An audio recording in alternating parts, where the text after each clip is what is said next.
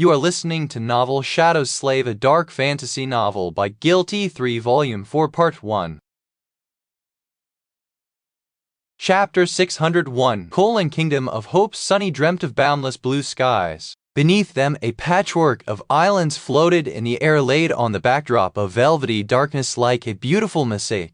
Some islands were verdant and green, some were desolate and empty, and some were covered by ancient ruins, the weathered stones overgrown by moss. All of them were bound by colossal iron chains that rattled loudly as the islands rose and fell, hovering above the abyss, a scattering of pale stars shining somewhere far, far below them. In the center of the mosaic, an ugly wound gaped, a vast tear in space where nothing but emptiness remained. A lone island soared above that tear, 7 torn chains hanging from its slopes, a beautiful white pagoda standing on its surface in a mantle of clouds. Suddenly, the sun rolled backward, soon disappearing behind the eastern horizon. The skies darkened and then were illuminated again as a radiant moon streaked across them, swift enough to turn into a blurry trail of light. A moment later it was day again, and then it was night once more. The skies grew torn between light and darkness, time flowing in reverse with terrible speed. Sunny watched as the islands beneath him slowly changed their shapes as ruins rose from the ground and assembled into unwavering structures as the stars burning in the abyss grew brighter and brighter, new ones igniting each moment until the whole void was suffused with a furious white light. One after another, fallen islands rose from that annihilating light, the chains that had tethered them to the rest of the mosaic repairing themselves.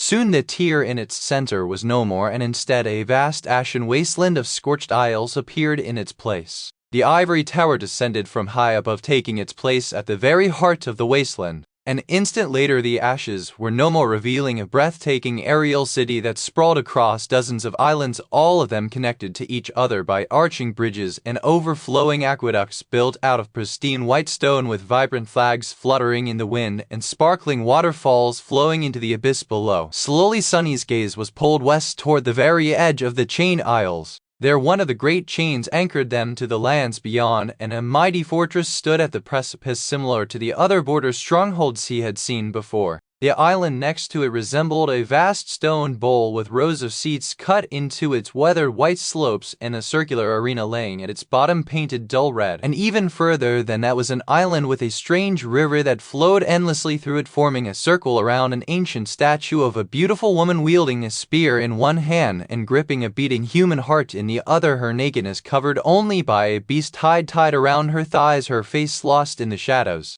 That was the island where Sunny found himself. And of course he was thrown straight into the damn river. Gee goddammit, why does this keep happening to me? Sunny was so angry that he didn't even feel any panic. Unlike the previous 2 times, the spell had decided to give him a cold and wet welcome. First on the forgotten shore, then at the sanctuary of Nakis. This time at least he had an idea of where he was and in which direction to swim if he wanted to reach the surface. Sunny strained his muscles to struggle against the strong current and finally realized that something was terribly, terribly wrong. His body refused to listen, or rather it did, but in a way that made no sense at all. His limbs didn't move as he willed them to, and instead of swimming he simply thrashed around, submerging deeper and deeper into the cold, dark water. His senses were all messed up too, so he couldn't even understand what had gone wrong. What the hell? Now Sunny finally was starting to panic a little. This went way beyond what he had experienced in the first nightmare. Back then the body given to him by the spell had felt almost the same as his own. This time, however, it was way too unfamiliar. Was this what Master Jet had warned him about? Sunny tried to keep calm and swim ashore, but moving through water, especially with such a strong current, was not an easy task. It required a lot of coordination and a fair bit of balance, which he simply lacked right now. No matter what he tried to do, his efforts only made things worse. He fell deeper and deeper into the river, drowning slowly. His lungs were already starting to burn from the lack of oxygen. They also felt as weird as the rest of him. His vision was already darkening. Sunny gritted his teeth, which suddenly sent a wave of pain through his mouth and jaw, and then stopped struggling, letting the current pull him down. Then he concentrated on his shadow sense, and as soon as his body struck the rocky bottom of the river, stepped through the shadows to appear near the stone statue. Sunny fell into the grass. Coughing violently, he tried to suck in a breath of fresh air, only to find out that even that was a struggle. His lungs were refusing to work as they were supposed to, and even though he managed to inhale, it was still not enough to chase the sensation of suffocating away. What is going on? Damn it! Sunny sprawled on the ground and closed his eyes, cutting off all of his senses to concentrate on trying to take control of the mess of his new body. Don't think. Thinking will only make things worse. This thing has to have instincts, you now have them too. He cleared his mind of any thoughts about breathing and oxygen, and soon his instincts did indeed take over. It was like the story of a centipede that was asked how it walked and fell down unable to move. As soon as Sunny stopped thinking about inhaling, his body did so on its own. Suddenly his lungs were full of sweet air and he was strong and vigorous once more. Oh, thank God! Sunny did not move for a few moments, breathing deeply, and then tried to understand what type of a vessel exactly had the spell chosen for him before he could. However, a beautiful voice suddenly sounded above him, full of curiosity and amusement. What a strange thing you are! Sunny opened his eyes and struggled to rise to his feet, turning his head swiftly in the direction of the speaker. When he did, he froze. In front of him, kneeling near the statue, was perhaps the most beautiful woman he had ever seen. She had soft skin and a delicate, exquisite face, her chestnut hair streaming down her shoulders like lustrous silk. Her eyes were suffused with light and shone gently like two silver stars. Sunny had seen a lot of stunning beauties in his lifetime, but no one could even remotely compare to the quiet, breathtaking grace of this stranger. Just one look at her made his heart race and his face flush. She was more like a fairy than a mere mortal, and maybe she was. The beautiful woman was wearing a simple red tunic that left her shoulders bare and wielded no weapons. Despite that, her presence was vast and permeated the whole island. It was as though the blades of grass bent slightly to be closer to her. The rays of sunshine changed their path to caress her skin, as if she didn't exist in the world, but instead the world existed around her. And something about her felt strangely familiar. Sunny opened his mouth stunned and said, "Oh, greetings." Or at least he tried to. However, what came out of his mouth instead was a hoarse, bestial growl. What the he tried to speak again, and once more his mouth produced a low, threatening snarl. The woman frowned. "One of Shadow God's creatures, how curious. I didn't know that there were any of you left here in the kingdom of Ho." Sunny stared at her dumbfounded. Then he lowered his eyes and finally looked at himself. Oh crap, well, at least one of his desires had come true. Sunny wasn't short anymore. In fact, he was at least 2 meters tall. The problem, however, was that he wasn't a human. His skin was like gray, the color of stone. His legs were long and digitigrade, bending backward and ending with powerful, sharp claws. He had 4 arms, each longer and stronger than that of a human, and a long, twisting tail. His face was like that of a demon, with sharp features and a mouth full of terrifying fangs. 2 curved horns were growing from his forehead, and his hair was long, black, and coarse. His eyes were fully black with no irises and 2 vertical furious pupils. What's worse, Sunny didn't seem to possess the vocal cords of a human. He couldn't speak. Oh crap! The beautiful woman looked at him and smiled. Her smile was dazzling and breathtaking, but made Sunny feel cold and scared for some reason. "You shouldn't have invaded my lands, little creature. But don't worry, I will gift you a death most glorious. This I promise before the gods." She rose, standing tall in front of the ancient statue. "After all, I Solvain am nothing if not merciful." Chapter 602. Swarm of shadows slowed down their lady. Sunny tried to take a step back, but ended it staggering and almost falling down. Somehow he managed to keep his balance, crouching as his talons dug into the ground. His 4 arms rose, sharp claws aimed at Solvain. All that talk of glory and death made him very, very tense. "Solvain, wait! Solvain?" A low growl escaped from Sunny's mouth as he realized who was standing in front of him. So this beautiful, graceful woman, she was the ghastly living corpse he had destroyed in the cargo hold of the crashed ship. Or rather would be. He had traveled into the past of the Chained Isles after all, or at least an illusory reenactment of it. It made sense that Solvain had not succumbed to her harrowing fate.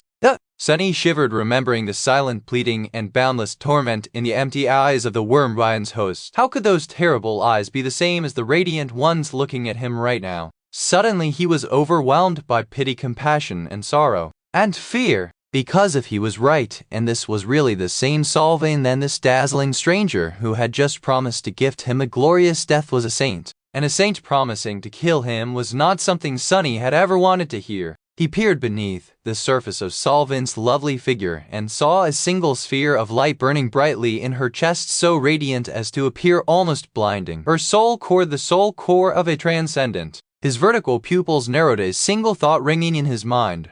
Sunny felt that his body was much more powerful than his own, inhumanly so, but without knowing how to properly control it, outrunning a saint was out of the question, if it had ever been. So his only hope was Shadow's step. He already started to fall into the shadows when a beautiful silhouette suddenly appeared near, a graceful hand falling from above to grasp one of his arms into an iron grip. If not for bone weave, his wrist would have shattered like glass. The hold of a saint was as inevitable and inescapable as death. Sunny couldn't escape into the shadows anymore, and summoning any memory would have taken too long to be of any use, all except for one. A ghostly stiletto suddenly appeared in his trapped hand and awkwardly shot upward, leaving a thin scratch on Savin's perfectly smooth silky skin. She glanced at the scratch, which was slowly welling with blood, a single crimson drop falling on the verdant grass. Her luminous eyes glistened. Is this fate then? A sacrifice of blood was made on the altar of war. Little Shadowspawn, how special you are. Ah, so be it. With that, she smiled radiantly.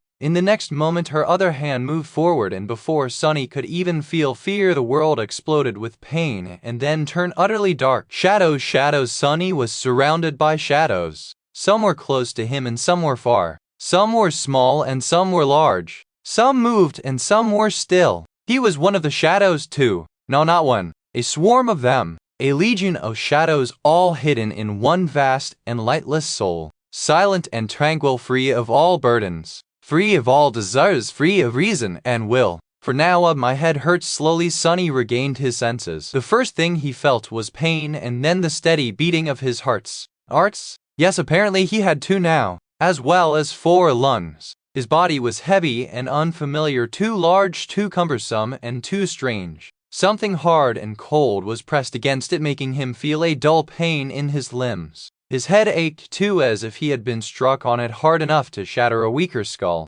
Well, he had been, had he not? The breathtaking beauty Sylvain hit him. She killed him. Damnation, why am I still in pain if I'm dead? What nonsense is this? Full of outrage, Sunny tried to chase the pain away. But it remained. Why wouldn't it disappear? It wasn't supposed to torment him still. Unless he wasn't dead, and the saint had not in fact killed him with one strike. Sunny hissed and opened his eyes. What he saw made him stare for a few moments and then laugh. Or rather, he wanted to laugh, but what came out of his mouth instead was a chilling, deeply disturbing, uneven wail. Oh gods, this is just too on the nose. Really, come on. Sunny was so amused because the hard and cold things pressed painfully against his body were the sturdy bars of an iron cage. He was in a cage again, and there was a steel collar wrapped around his neck. Sunny was once again turned into a slave. Hey Spell, is this funny to you? Are you happy with yourself, you wretch? His new cage was way smaller than his previous one in the Night Temple. In fact, it was barely large enough to fit his lanky body with all its limbs, claws, and horns.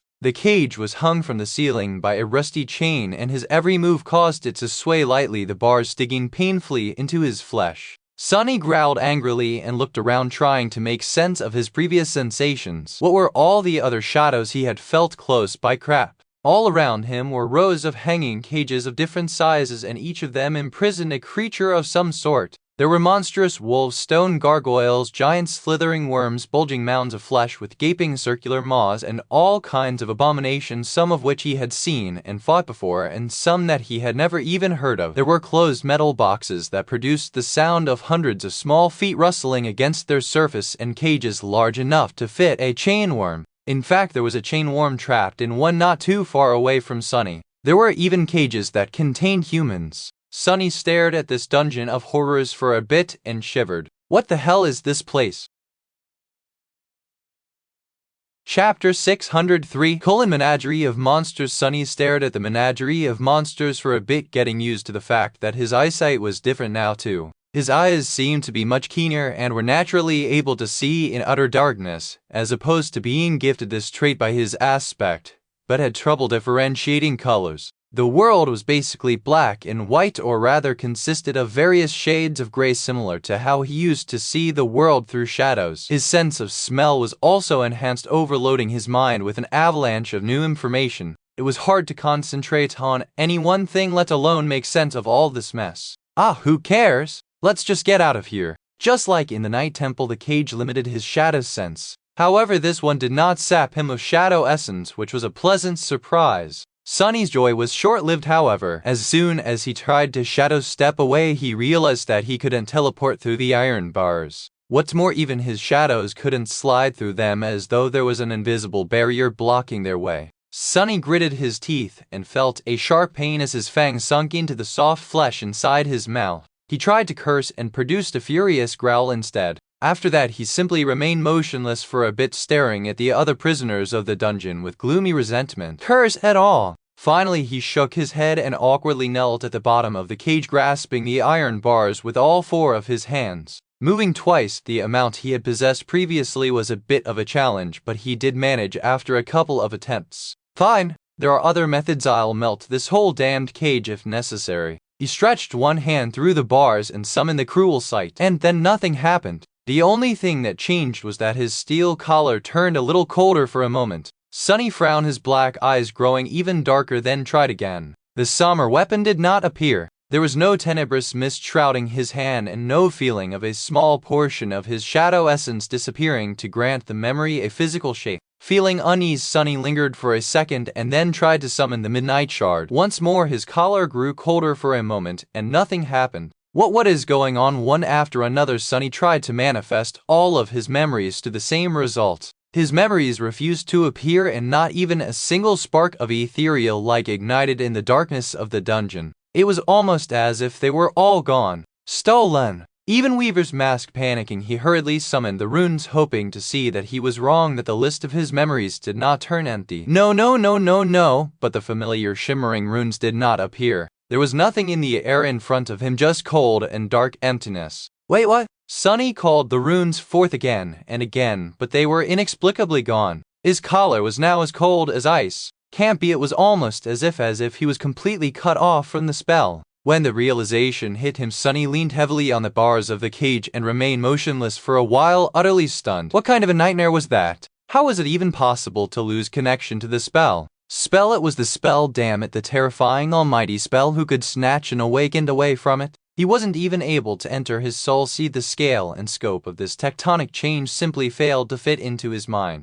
Sunny had spent so long living with the spell that he almost didn't remember what existing without it felt like. It was as though an integral part of his being was suddenly taken away, leaving him hollow and incomplete. I don't understand. He was still trying to cope with this new reality when heavy footsteps suddenly resounded in the ghastly dungeon. Raising his head, Sunny saw a giant of a man walking between the hanging cages, his powerful figure radiating a sense of vast, solemn strength. The man was wearing a worn leather armor and a tattered red robe, its edges frayed and torn. On his back, a barber's curved blade hung wide and heavy enough to split any abomination in half, and on his belt heavy chains rattled with each step. The giant's face was hidden beneath a hood, but Sunny didn't need to see it to know that he was looking at an ascendant, and that ascendant was walking straight to his cage. Now is my chance, but to do what exactly? Sunny was not accustomed to his new monstrous body and was devoid of the ability to summon memories. He was unarmed and defenseless. He didn't even know if his aspect still worked. What was he supposed to do?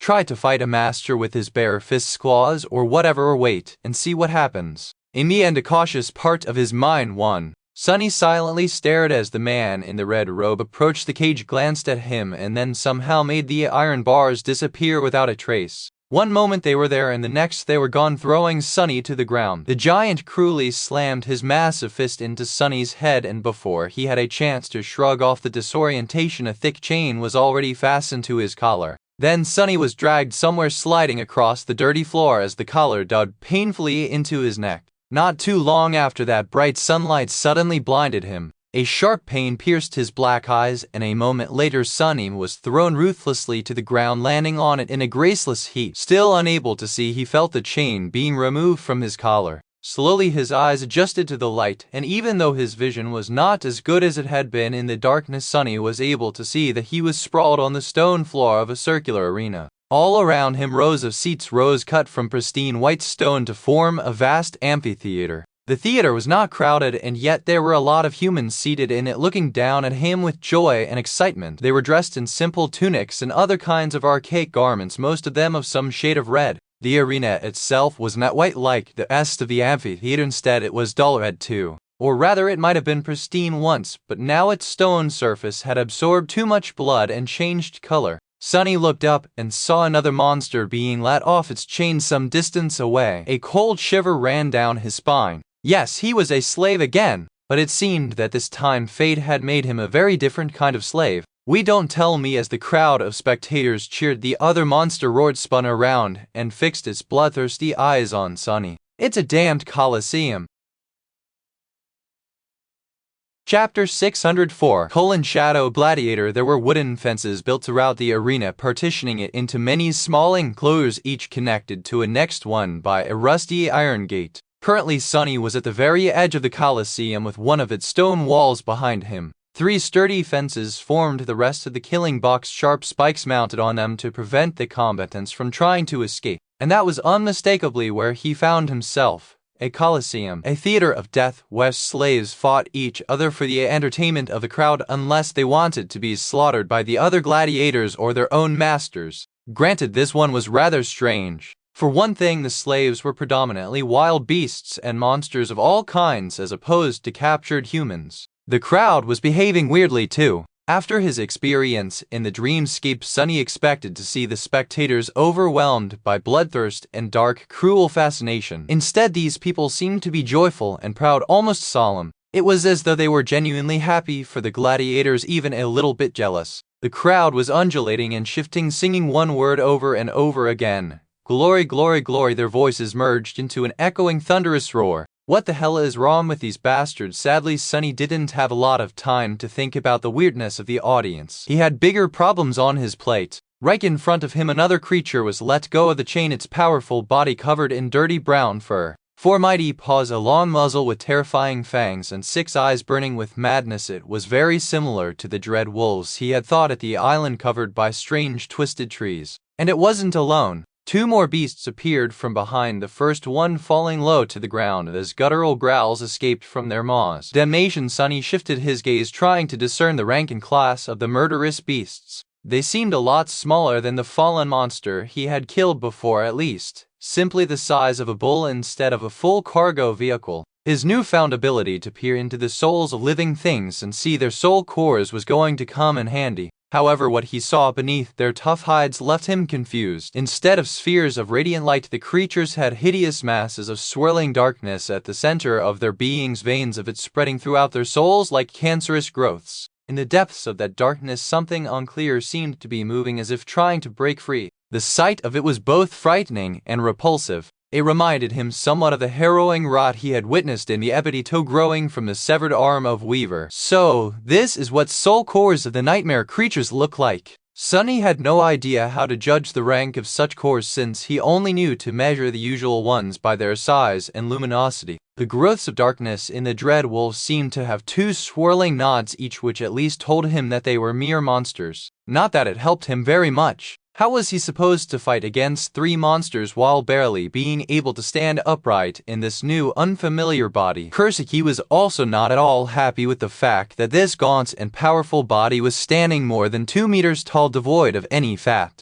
and stark naked with all his stuff hanging loose for everyone to see or bite off. Plus, there were a lot of women in the crowd. Hiding his discomfort, Sunny stared at the wolves, his black eyes full of menacing resentment. His lips parted, revealing sharp fangs that were in no way inferior to that of the monstrous beasts. A low growl escaped from his mouth. "Come on, look how big and scary I am. You wouldn't want to fight a scary demon like me, would you? One would have to be insane to attack such a monstrosity." Sadly, this was exactly what nightmare creatures were. Insane. The wolves lunged forward, madness burning in their bloodshot eyes, their maws opened, foam glistening on jagged fangs. The crowd roared. "Damn it all!" Sunny commanded the shadows to wrap themselves around his body, which suddenly turned black and lustreless as though cut from obsidian. Thankfully, at least that part of his aspect still worked. Almost instantly, his might quadrupled, and so did his speed. He dashed through the darkness and appeared from the shadow of one of the wolves, his 4 hands shooting forward to grab the beast's sharp claws, sinking into the soft flesh.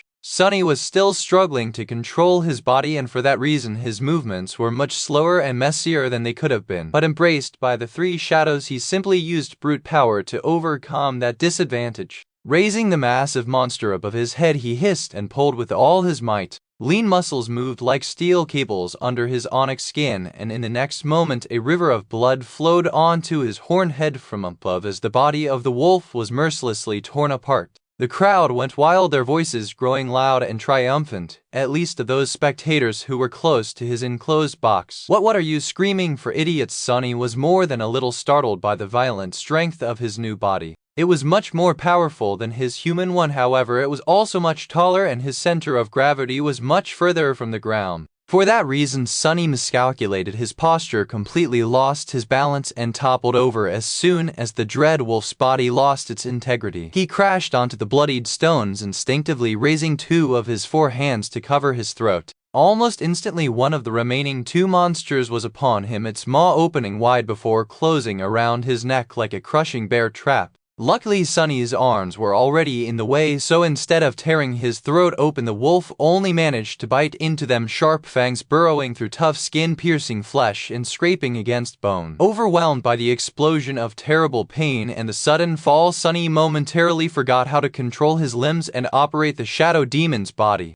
The second wolf jumped on him, tearing his abdomen with long claws. Arg, not good. This was not good. He was pinned to the ground, defenseless, seconds away from being disemboweled and having his head torn off. And he couldn't even remember how many hands he had and what to do with them. Sonny shuddered, then opened his mouth and roared. His bestial scream washed over the wolves, momentarily stunning them. Then he moved his two upper hands, grasping the first wolf by the jaws, and simultaneously threw his lower arms around the second one. Twisting his body, Sonny threw the monster digging into his abdomen off and pinned it to the stones, at the same time pushing them all away from his neck. Growling menacingly, he pulled the jaws of one of the monsters apart while crushing the other in a devastating embrace. The three of them struggled furiously for a few moments, more and more gashes and lacerations accumulating on Sonny's body. The pain flooded his mind, clearing it of all unnecessary thoughts. All that remained was a cold and murderous will to kill. He strained the muscles of his demonic body to the limit and finally felt the spine of one of the wolves snap in his embrace, and at the same time the lower jaw of the other one separate from its skull. A pitiful wail assaulted his ears, and he threw the paralyzed monster away, ripping the other's jaw off entirely.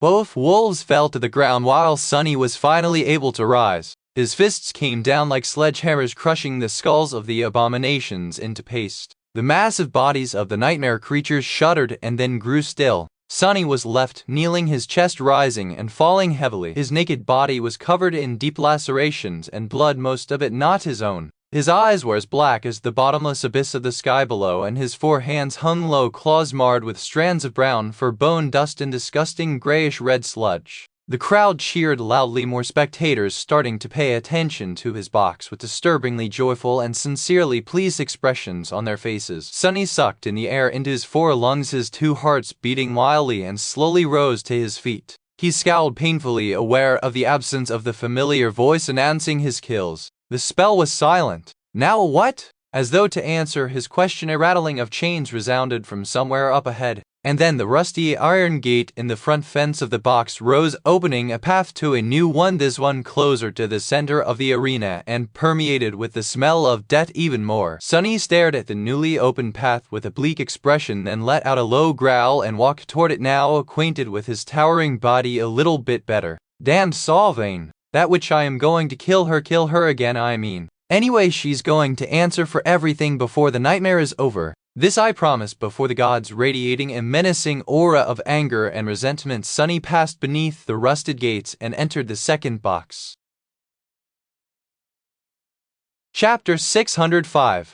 Hideous Demon. As Sonny was walking toward the next enclosure, he had a few seconds to think. The first thing he realized was that despite the fact that the spell remained silent, he had in fact received the shadow fragments from the three dread wolves. The feeling of his cores and thus body growing a tiny bit stronger was there, even though it was hard to sense the minuscule change in all the chaos. Strange, this is all so strange. His connection to the spell seemed to be gone, cut by the steel collar on his neck, and yet not all of his powers disappeared. Sonny couldn't access his soul, see and summon memories or runes, but he still possessed the ability to absorb fragments. He was also able to command his shadows to augment his body, as well as use Shadow Step, even though its range seemed to be limited by the walls of the arena. What did it all mean? Well, from the look of it, while the spell was gone, his aspect remained. There was a lot of meaning hidden in this simple fact, but Sunny had no time to unpack it. What else was his aspect capable of? Walking under the rusty gates, Sunny hesitated for a split second and then summoned the Soul Serpent.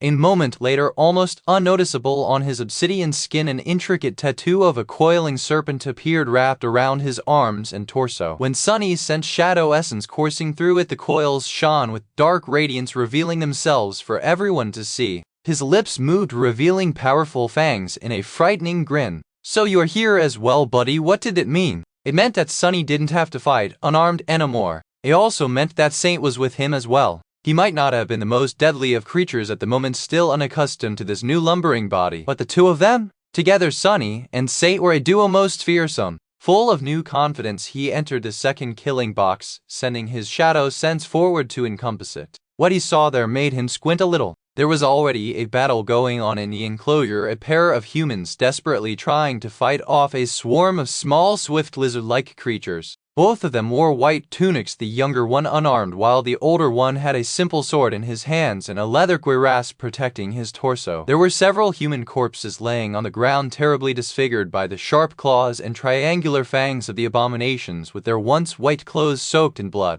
Sunny shifted his gaze and saw the vile darkness spreading through the souls of the lizard-like gremlins. From the look of it, they were all awakened, the same as the wolves he had fought. Sunny measured the strength of the monsters during the battle and judged their rank to be the same as his. The younger man was an awakened as well, with a single radiant soul core, while the older one had none at all. He was a mundane human. As Sunny watched, the older warrior was finally overwhelmed and fell to the ground, the gremlins easily tearing through his cuirass and sinking their claws and teeth into the soft flesh beneath. The young man screamed and dashed to help him, but it was already too late. Even though the awakened youth managed to kill several beasts with his fists and push the others away, his partner was already mortally wounded. He shuddered, a river of blood flowing from a ghastly gash in his neck, and weakly pushed the hilt of the sword into the younger man's hands. The crowd went wild, happily chanting the same damned word, "Glory, glory, glory." The last surviving human raised his head, pain and sorrow mixing with hatred in his light blue eyes. He didn't get to dwell on his loss for long though, because the remaining gremlins were already rushing to tear him apart.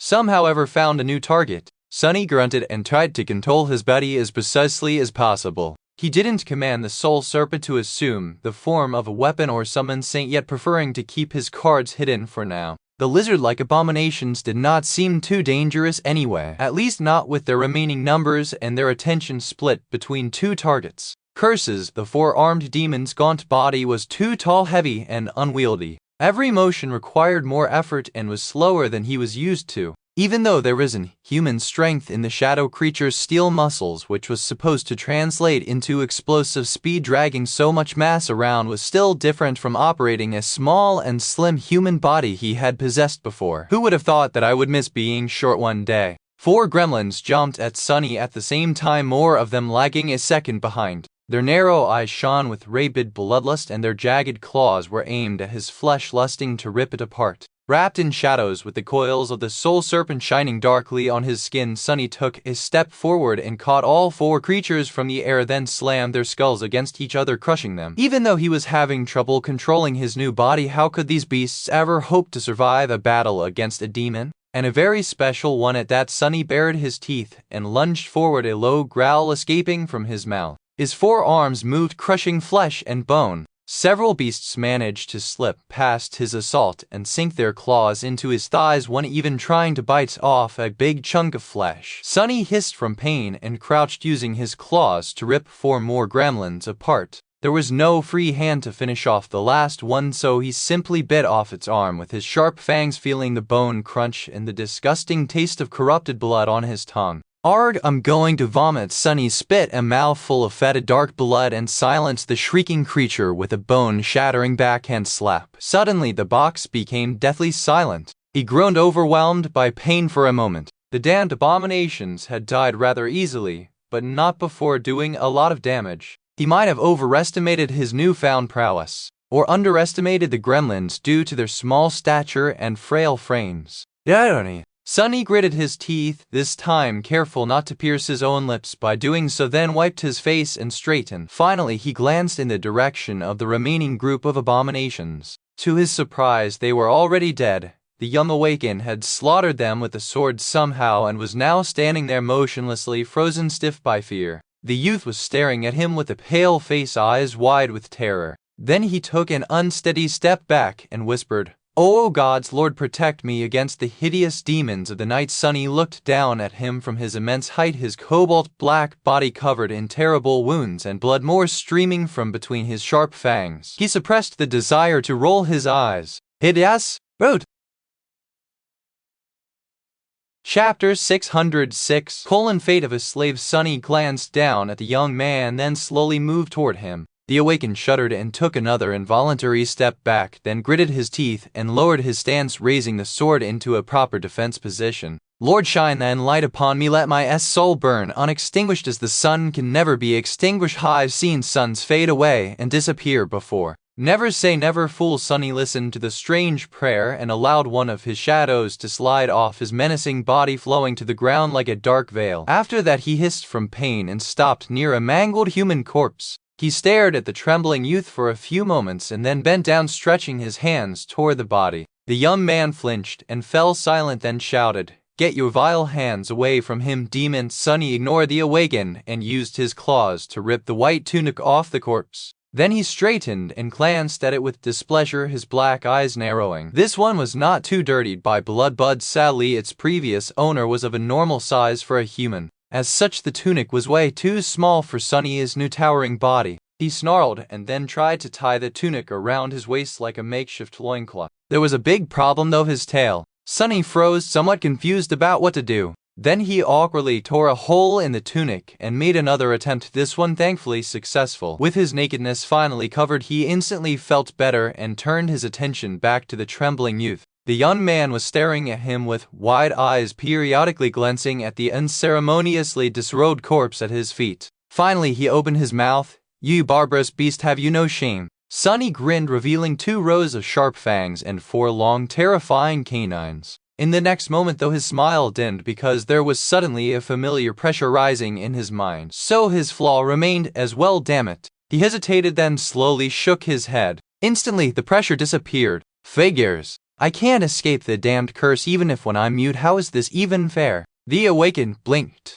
"No, of course not. Why would a demon know shame? It's wait you. You can understand me?" With the spell gone, its magical ability to translate any language in the nightmare was gone too. However, Sunny found himself able to discern what the young man was saying, as well as the only word the spectators seemed to know, even if it demanded some effort. The language they spoke was not exactly the same as the ones he had learned before, first in the academy and later during his travels in the dream realm, but similar enough to make out some of the words. He was able to deduce the rest. Sunny stared at the youth from above, then nodded darkly. The young man blinked. "Wait, you are not one of the corrupted then? What kind of a creature are you?" Sunny scowled. The word meant something that was tainted, infected, changed, and perverted, a being cursed with some form of corruption. But what exactly was the awakened asking? Was he referring to the nightmare creatures perhaps? He hesitated, then shook his head again and pointed to the coils of the soul serpent glistening on his skin. The youth frowned, confused. "Is snake a serpent? Can that demon be Shadow's kin?" No wonder the warriors hunted him down then. Their god and Shadow are old enemies. Is he talking to me? Or to himself? Sunny lingered for a moment, then took a step forward. The awakened flinched, torn away from his pondering, and raised his sword higher. "Stay away, demon, or I will." He felt silent when the gaunt, towering monstrosity walked past him with absolute indifference. Sunny wasn't going to fight the youth unless the fool chose to attack first, of course. Made into a gladiator or not, he was not going to play the part of an obedient slave. He had no qualms with killing humans, but not to satisfy anyone's thirst for entertainment, especially not of anyone wishing to be his owner. They would have to come down in person if they wanted to force him. He studied the dead humans, men, women, young and old. The only thing in common they had was the color of their white garments. Some had been unarmed and some had wielded weapons. The weapons were what he was really interested in. There was a couple laying on the red stones, none of them bearing any enchantments. He picked up a battle axe, glanced at it, and then threw it back to the ground. What was the point of having a mundane weapon? His claws were sharper and far more devastating. Luckily, the young man seemed to have decided against using the sword against him too. He just stood there staring at the corpses, a dark and inconsolable expression on his face. The steward of the arena, whoever that was, did not seem to want them to kill each other as well. With a sound of scraping metal, another rusty gate rose, opening the path to the third box, this one even closer to the center of the Colosseum. Sunny and the young awakened glanced at each other warily and then walked toward the gate together. Sunny's next cage was larger and more comfortable. Well, he at least could stand up straight in it. Not that he was in any mood to do so. In the end, he had been forced to fight his way through 7 killing boxes, the last circular one at the very heart of the Colosseum. In each box, a new nightmare creature or a group of them awaited, those abominations who had prevailed in their own battles at the outer circles of the arena. In this way, only the strongest and the most ferocious of the enslaved creatures had a chance to reach the center. The further they went, the louder the cheers of the spectators became. And on the final stage, their salvation awaited. Kill the final enemy and get the chance to live another day, only to be forced to go through this meat grinder again, undoubtedly. Collecting more wounds, more kills, more glory. Sunny had received a lot of injuries. As for the glory, he wasn't so sure. Currently, he was sprawled on the bottom of a hanging cage, his body a map of gashes, lacerations, and bruises. Everything hurt, but at least he wasn't bleeding. That was the benefit of losing his chance to receive Shadow God's lineage. He was slowly healing. In the cage next to him, the awakened with light blue eyes sat, an empty and hollow expression on his smooth, youthful face. The young man had somehow managed to survive as well, but grew quiet and despondent after they were brought back to the dungeon. Sunny didn't blame him. He was a bit desperate too. Yes, they had survived today, but just barely. And who knew how many such days there were going to be in the future? Somehow he had a disturbing feeling that once someone had entered the arena, they never left it alive. Sunny closed his eyes, exhausted. So what if his fate was to die as a slave in this cursed Colosseum? Fate was not something immutable. It was just very, very hard to change. Was he or was he not the heir to the demon of fate? If anyone could do it, it was him. Chapter 607. Shifting sand. Caged in the darkness, Sunny had a lot of time to think. All around him, a horde of nightmare creatures waited for their turn to be slaughtered in the blood-soaked arena, a few unfortunate human slaves among them. Here in the nightmarish dungeon, both abominations and people were the same, equal in the face of inevitable death. His thoughts returned to the very start of the trial, to the announcement the spell made. 5 brave ones, someone else had entered the nightmare with them, and Sunny had a good idea who. Mordred, the Prince of Nothing, still lived against all odds and had found a way to reach his goal. Perhaps his reflection had hidden in the eyes of Saint Cormac and then slid unnoticed into either Effie's or Kai's. Was one of his friends dead? No, that didn't make sense. If Mordred had devoured one of the souls aboard the ancient flying ship, then someone would have noticed. The Fire Keepers were a close group and knew each other too well to miss a sudden change in the demeanor of one of them. As for Effie and Kai, if they had fallen victim to Mordred's terrifying ability, then there would have been only 4 souls entering the nightmare. But who was to say that the Prince of Nothing had to invade a soul once his reflection jumped into the person's eyes? Maybe he could just hide in the reflections, biding his time and waiting for an opportunity to find a better vessel. And speaking of vessels, Sunny studied his monstrous body, his black eyes full of a somber apprehension. Why had he been sent into a body of a demon? The spell was supposed to find suitable vessels for the challengers. Had he been made into a hideous abomination because of his 3 shadow cores? After all, it was hard to find a human with a soul worthy of a divine aspect. If so, was Mordred in the body of a terror right now? Hidden in the darkness, Sunny shivered. Yes, this was most likely the case. This fact had the potential to either reveal itself to be a blessing or a curse. In theory, all 5 of them had the same goal, to resolve the conflict of the nightmare and ascend. So having a terrified on their side would be a boon, no matter how much resentment Sunny had for the bastard. He also suspected that Mordred wielded the ivory knife, increasing their chances of success even further. But Sunny also remembered what Master Jet had told them: not all of the awakened trying to conquer the trial of the spell had to pursue the same goal. Sometimes their solutions and ideals clashed, making them enemies. The idea of having Mordred as an enemy in this already insurmountable hell scared him. The Prince of Nothing was maybe the most dangerous opponent he had ever faced. Would Mordred turn on the other 4 humans that had entered the seed? It was impossible to tell.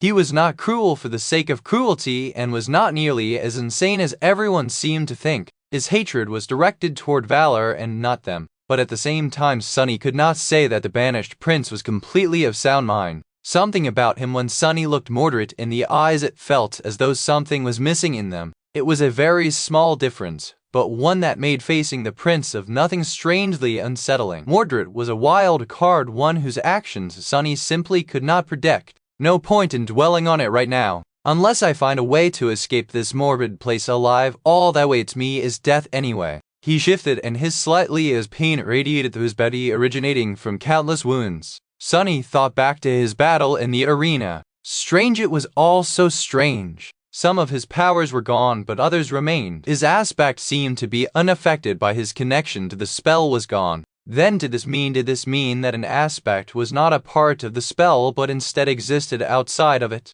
Trapped in an unbreakable enchanted cage, Sunny scowled. A long time ago, back when he had passed the first nightmare and received his aspect, it had felt as though the power was coming from somewhere deep within him as opposed to from an external source. Was the spell only awakening the inherent powers that were locked inside human souls and not creating them? Wait a minute, come to think of it, Toro of the Nine had claimed to be an awakened, and while the youth sitting silently in the nearby cage had not said it, he was an awakened too. But in this ancient past the gods were still alive, and so were the demons. Their terrible war had not started yet, and Weaver had not disappeared to create something that would spell doom for both the 6 gods and the 6 demons to create the nightmare spell. If Sunny's suspicions were correct, of course, then meant the nightmare spell had not even existed yet in this era, but awakened dead, as well as nightmare creatures, or the corrupted as the youth had called them. Sunny's vertical pupils narrowed. Were the nightmare creatures not created by the nightmare spell as well? What the hell? The very idea seemed strange and ridiculous. The spell had appeared in the waking world, causing the first nightmare creatures to be made from the bodies of those infected by it, and for the first generation of the awakened to be born. It summoned those awakened into the dream realm, which was populated by the abominations, and pushed them towards seeking out and challenging the seeds of nightmares. Unless a seed was conquered, it eventually opened a path for more monsters to enter reality. The very idea of nightmare creatures' aspects and awaken was inseparable from the spell, and yet somehow it was. What does it all mean? Sunny ground his fangs, overwhelmed by a myriad of thoughts and a lot of confusion. It seemed as though the very foundation of his worldview had suddenly turned out to be built on shifting sand. He closed his eyes and scowled, feeling a dull headache approaching, then raised 2 hands and rubbed his face, careful not to slice it open with the claws. Suddenly the cage next to his swayed. The young awakened stood up and grabbed the bars, staring into the darkness. A few moments later he said hoarsely, "Demon, hey, demon. Wake up! They're coming." Chapter 608. Reincarnated as a demonic gladiator in a magical world. Glory, glory, glory. Sunny growled, falling to the ground, the heavy body of a stone gargoyle pressing him down, its claws buried in his chest. A dark radiance rose from his skin, the scales of a coiling serpent becoming more visible, and then one of the forearms of the abomination shattered, pulled apart by his hands. The creature roared, its tail shooting forward like a spear.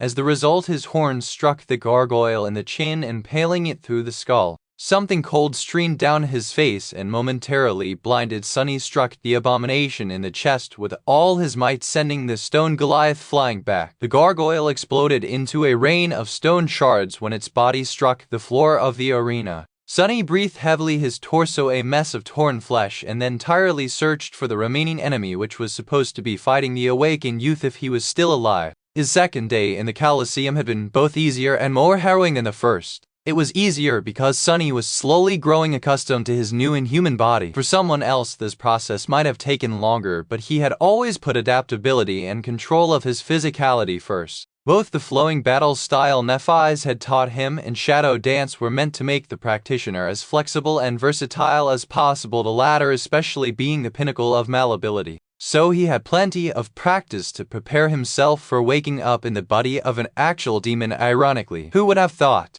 But this day's battles were also much more lethal. At first Sunny had thought that his luck was just this bad, but after he and the young awakened had barely survived the first 2 boxes, the youth shared a bit of knowledge that put everything into perspective. Apparently, by surviving the previous day's slaughter and making their way to the center of the arena, the 2 of them earned the privilege of being added to the main herd of gladiators. In other words, everyone and everything they faced today had won 7 consecutive fights in the past as well. This was the cream of the crop of the enslaved combatants, more or less. And the final stage was also going to be different animation. He sensed two swift shadows some distance away, then finally saw them. His eyesight wasn't the best in daylight, so Sunny relied on shadow sense more and more. The kid was still alive, wielding his simple sword and a rusty shield that he had picked up in their second fight. He was dancing around the gargoyle, showing a good grasp of combat technique and more than a little bit of talent. The young man was inexperienced but incredibly talented. His battle prowess was perhaps on par with what Sunny himself had shown on the Forgotten Shore,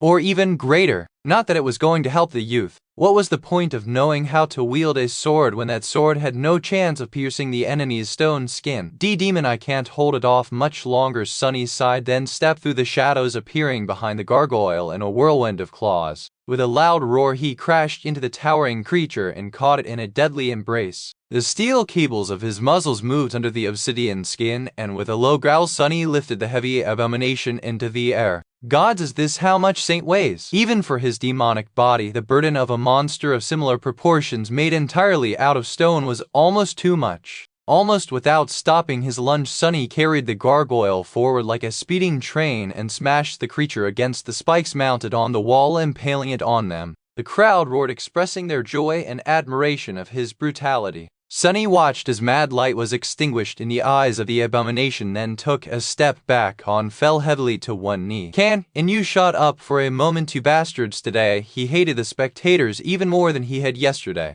The awakened youth was already beside him, staring at the dead gargoyle with a dark expression. Then he glanced at his sword and finally at the four-armed monstrosity near him. Demon, you don't look too well. Sunny's look was at him with his black eyes, no recognizable human expression on his strange bestial face. No way you noticed? Damn, what a fool. Sunny indeed did not look too well. In fact, he looked terrible, with his obsidian skin torn in many places and sliced muscle tissue visible beneath. The most disturbing thing about it was the fact that his mangled flesh was awash with crimson blood, but none of it flowed out of the wounds as if possessing a will of its own. He had not fared as well as he had thought he would in the battle against the gargoyles, in large part because the monsters had turned out to be much more powerful and swift than the similar creatures he had fought before in the future. Although Sunny was reluctant to do so, he suspected that he would have to reveal at least one of his two hidden cards, the Soul Serpent or Saint, before too long. The youth hesitated for a few moments, then suddenly stepped forward and put his hand on Sunny's torn chest. Sunny hissed, shocked by the unexpected gesture. Don't move, demon, I am trying to help you. What the hell? Suddenly the young man's light blue eyes shone with cerulean light, and his curly blonde hair moved as if brushed by an otherworldly wind. A warm sensation spread from his palm into Sunny's aching body. Slowly the pain receded, and at the same time the torn fibers of his flesh started to repair themselves, growing back together. In a dozen seconds or so, miraculously, the terrible wounds on his body had almost closed. The young man, however, paled considerably and stepped back, his breathing fast and rugged. It seemed as though his soul essence was largely drained. Well, I'll be damned, a fool. Was a healer. Sunny couldn't know whether to laugh or cry. On one hand, awakened healers were incredibly rare, and having one as his only ally was of tremendous benefit. On the other hand, his only ally in the battle arena also turned out to possess an aspect that was absolutely useless in a fight, so there was that as well. The iron gates rattled, opening the path to the next killing box. Sunny hesitated for a few moments and then rose to his feet. No, this is good. I can kill anything the slavers throw at us. He just has to keep me alive. He glanced at the pale youth, then nodded curtly and headed toward the gates. Before walking through them, however, he stopped and tore off the long tip of the dead gargoyle's tail, then handed it to the young man. The stone spike of an awakened nightmare creature was bound to perform better than a mundane weapon, at least. The awakened stared at him for a bit, then sighed and dropped the sword onto the ground. They walked through the gate, and Sunny's face instantly darkened. I know that smell. The chain worm he had seen before in the dungeon was already crawling through the other gate, its terrifying maw dripping with black blood. The crowd began its chant again, ecstatic to see the fallen demon advance to the next box. Glory, glory, he sighed, full of dread and hatred. All right, bastards. I'll show you glory. Chapter 609. Glory's Sunny tore the chain worm apart, pieces of flesh and puddles of blood covering the red stones of the arena like a ghastly carpet. Then, shrouded in impenetrable shadows, he thrust his hands into the mangled carcass of the slain abomination and ripped 3 bloody soul shards out. Ironically, killing the fallen demon had not been too hard for him. A long time ago, Master Rowan had described these vile creatures as incredibly formidable and deadly opponents, someone that even he would not have wanted to face alone. But that was because Master Rowan was a human. Chain worms fed on metal, and as such steel weapons and armor were useless against them. Sunny would have been in trouble if he was still in his human body and most of his arsenal of memories suddenly became ineffective. However, he was a demon now. One of the shadow spawn or shadow's kin or whatever it was he had been turned into. His claws, his fangs, and his shadows were the perfect weapon to destroy such abominations. Of course, fighting against a creature one rank higher than him was not easy, but augmented by 3 shadows he had managed to dismantle the massive abomination without too much trouble. In fact, killing the chain worm had been much easier than killing Master Pierce. He wasn't even wounded, at least not seriously.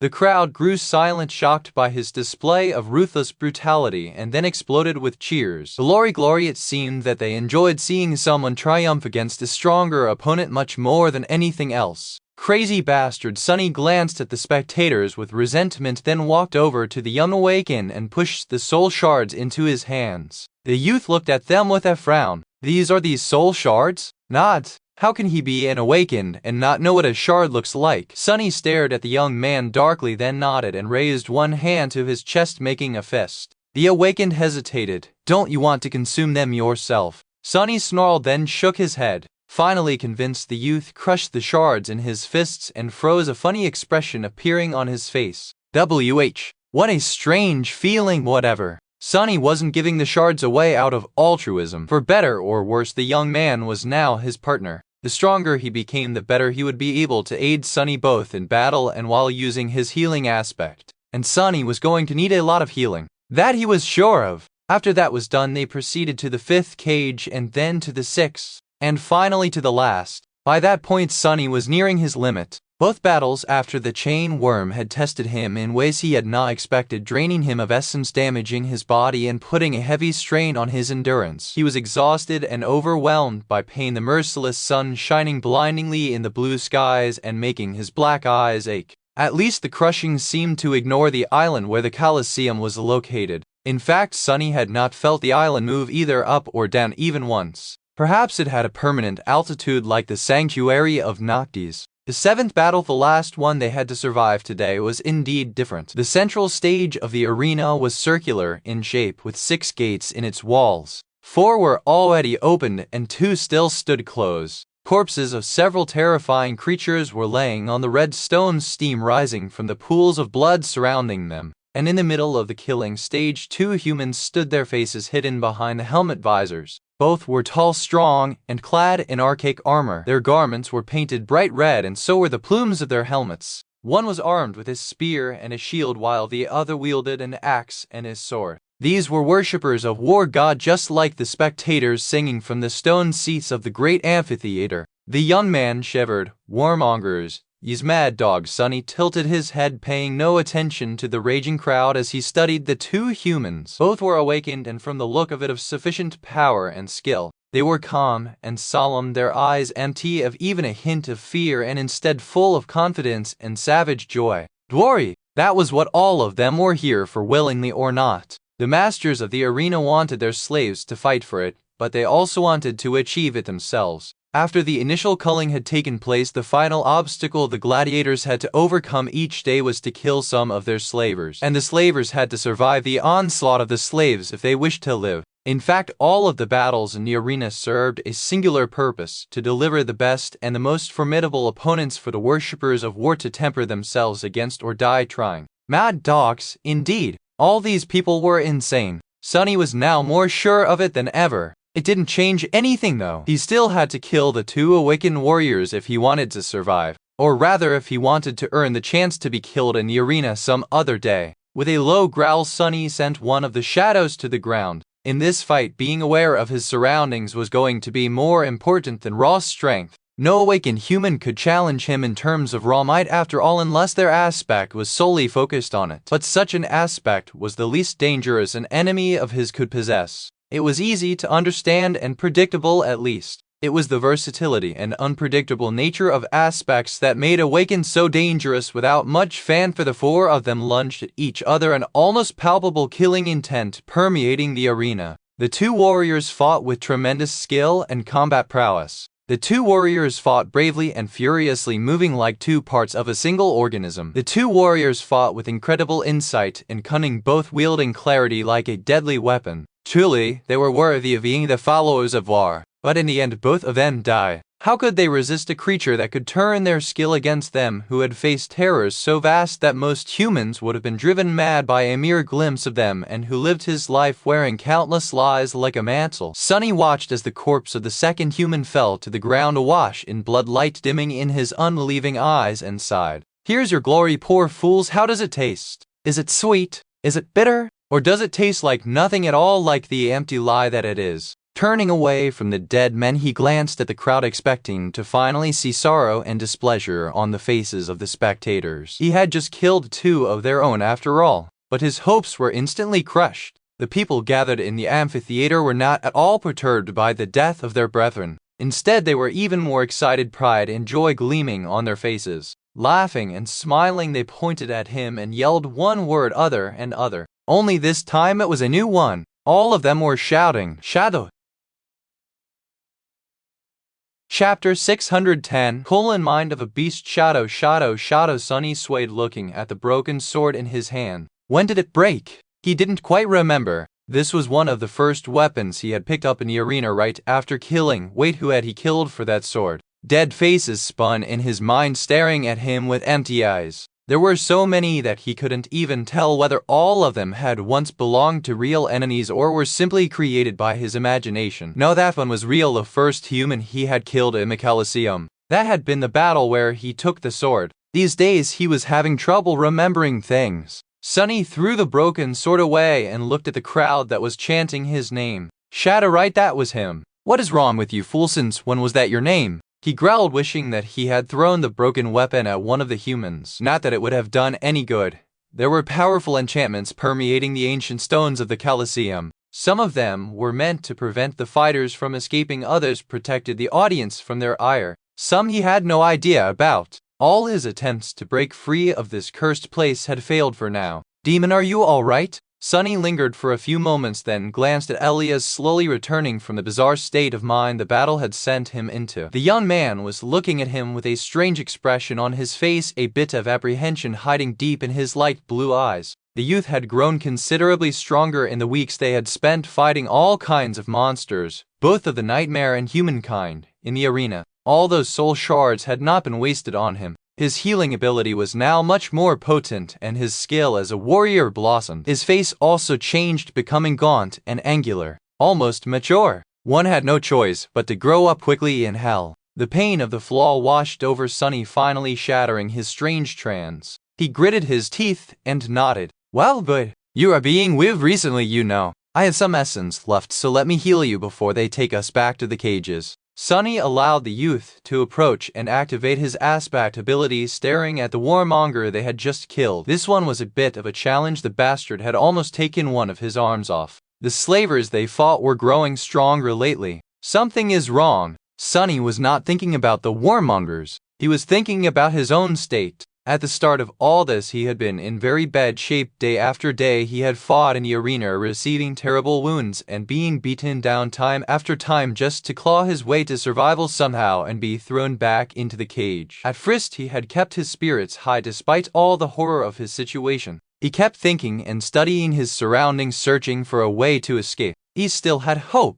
But after a while, when nothing had worked, the weight of pain, torment, and hopelessness had grown heavier and heavier, and then heavier still. A seed of despair had taken root in his soul, and once there it grew uncontrollably, threatening to break him into pieces. Sunny had not broken, but he had to search for a way to survive in the arena without losing pieces of his flesh each time, to bide his time until an opportunity to escape presented itself. He had found that way in Shadow Dance. The idea had been kept in the depths of his mind for a long time, but only now, faced with this soul-crushing despair, had Sunny summoned it into the light. He had decided to try and expand the purview of his battle style to include not only shadowing humans but also nightmare creatures. The result was a resounding success. Armed with a demon's body, Sunny had found it surprisingly easy to peer into the very essence of how the mad abominations carried themselves in battle, how they used their monstrous bodies and vile abilities to tear, ravage, and obliterate everything in their path. And then he had stolen it.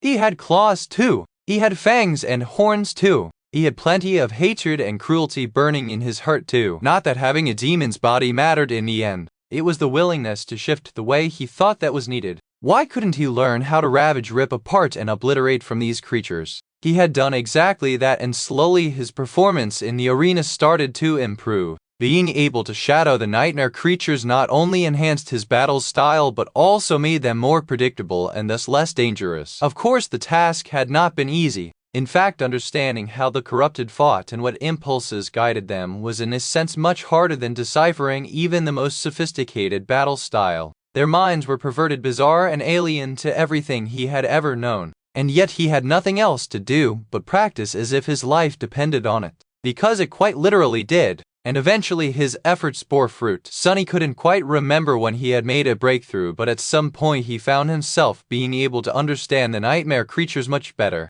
From that point onward, his mastery of shadow dance, which had been stagnating since the Dreamscape tournament, finally started advancing once again. And with frightening speed. Now Sunny was able to use shadow dance to assume the shape and form of all his enemies, at least in his mind, and thus know how they were going to try and destroy him. By knowing that he had been able to anticipate and kill them first instead, one after another, day after day, week after week, and here he was, barely remembering who he was. As Elias healed his wounds, Sunny stared at the dead warmonger, his scowl growing deeper and deeper. Am I becoming a nightmare creature? The thought sent a cold shiver running down his spine. How did one become corrupted anyway? Sometime later, back in the cage, Sunny stared into the darkness, scared. This was not a danger he had anticipated. Thrust into the terrible meat grinder of the arena, he had been so focused on surviving the terrifying battles that the possibility of having his very self annihilated piece by little piece had never occurred to him. What exactly was happening to him?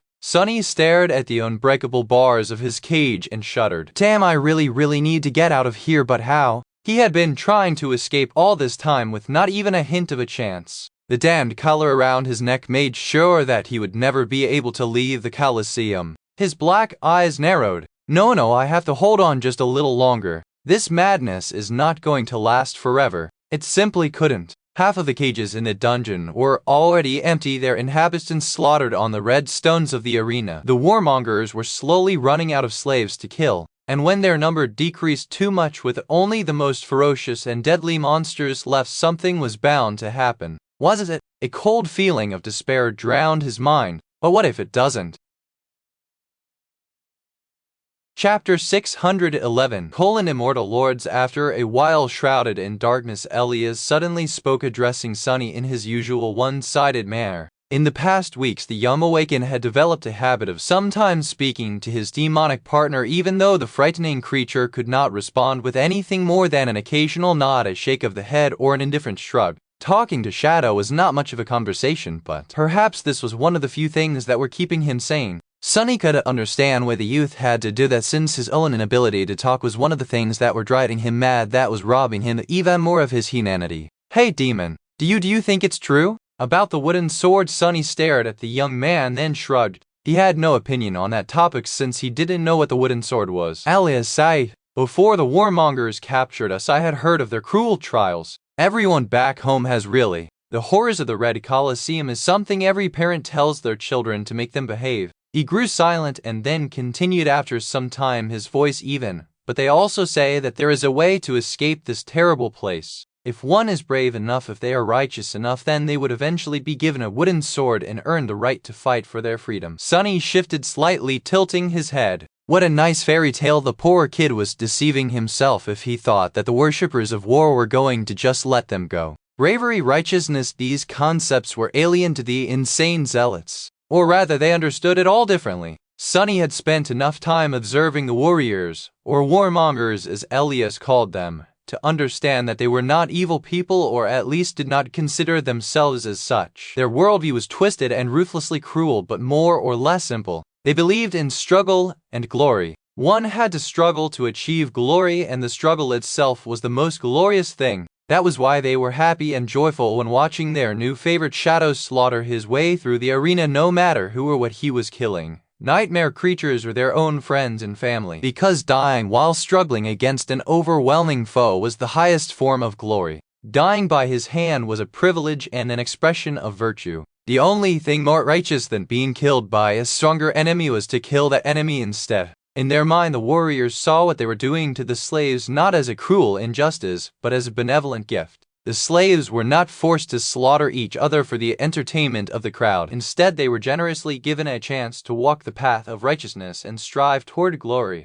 That was why Sunny didn't think that any of the slaves would ever be allowed to walk free of the Colosseum. Doing so would be the greatest sin, a shameful offense that the warmongers in their perverse benevolence would never visit upon their prisoners. To them that would have been the vilest form of cruelty. Damned lunatic Sunny was not sure that all followers of War God were this bizarre. In fact, he was pretty certain that this murderous sect had been born here in the Kingdom of Hope. The slavers he had met in the first nightmare worshipped the same God, but were nothing like these battle-worn zealots. The Kingdom of Hope was a very strange place throughout, from what little he had gathered from Elias's words. Sunny now knew that he had been sent into a time period around 1,000 years after the destruction of the real kingdom by Sun God. Now only the name remained. People inhabiting these lands did not even know who the demon of desire was really, only that she had been punished by the gods and imprisoned in the ivory tower, and that their duty was to guard her prison. In this duty, the people of the kingdom were led by 7 lords, or rather 5, since 2 had already perished.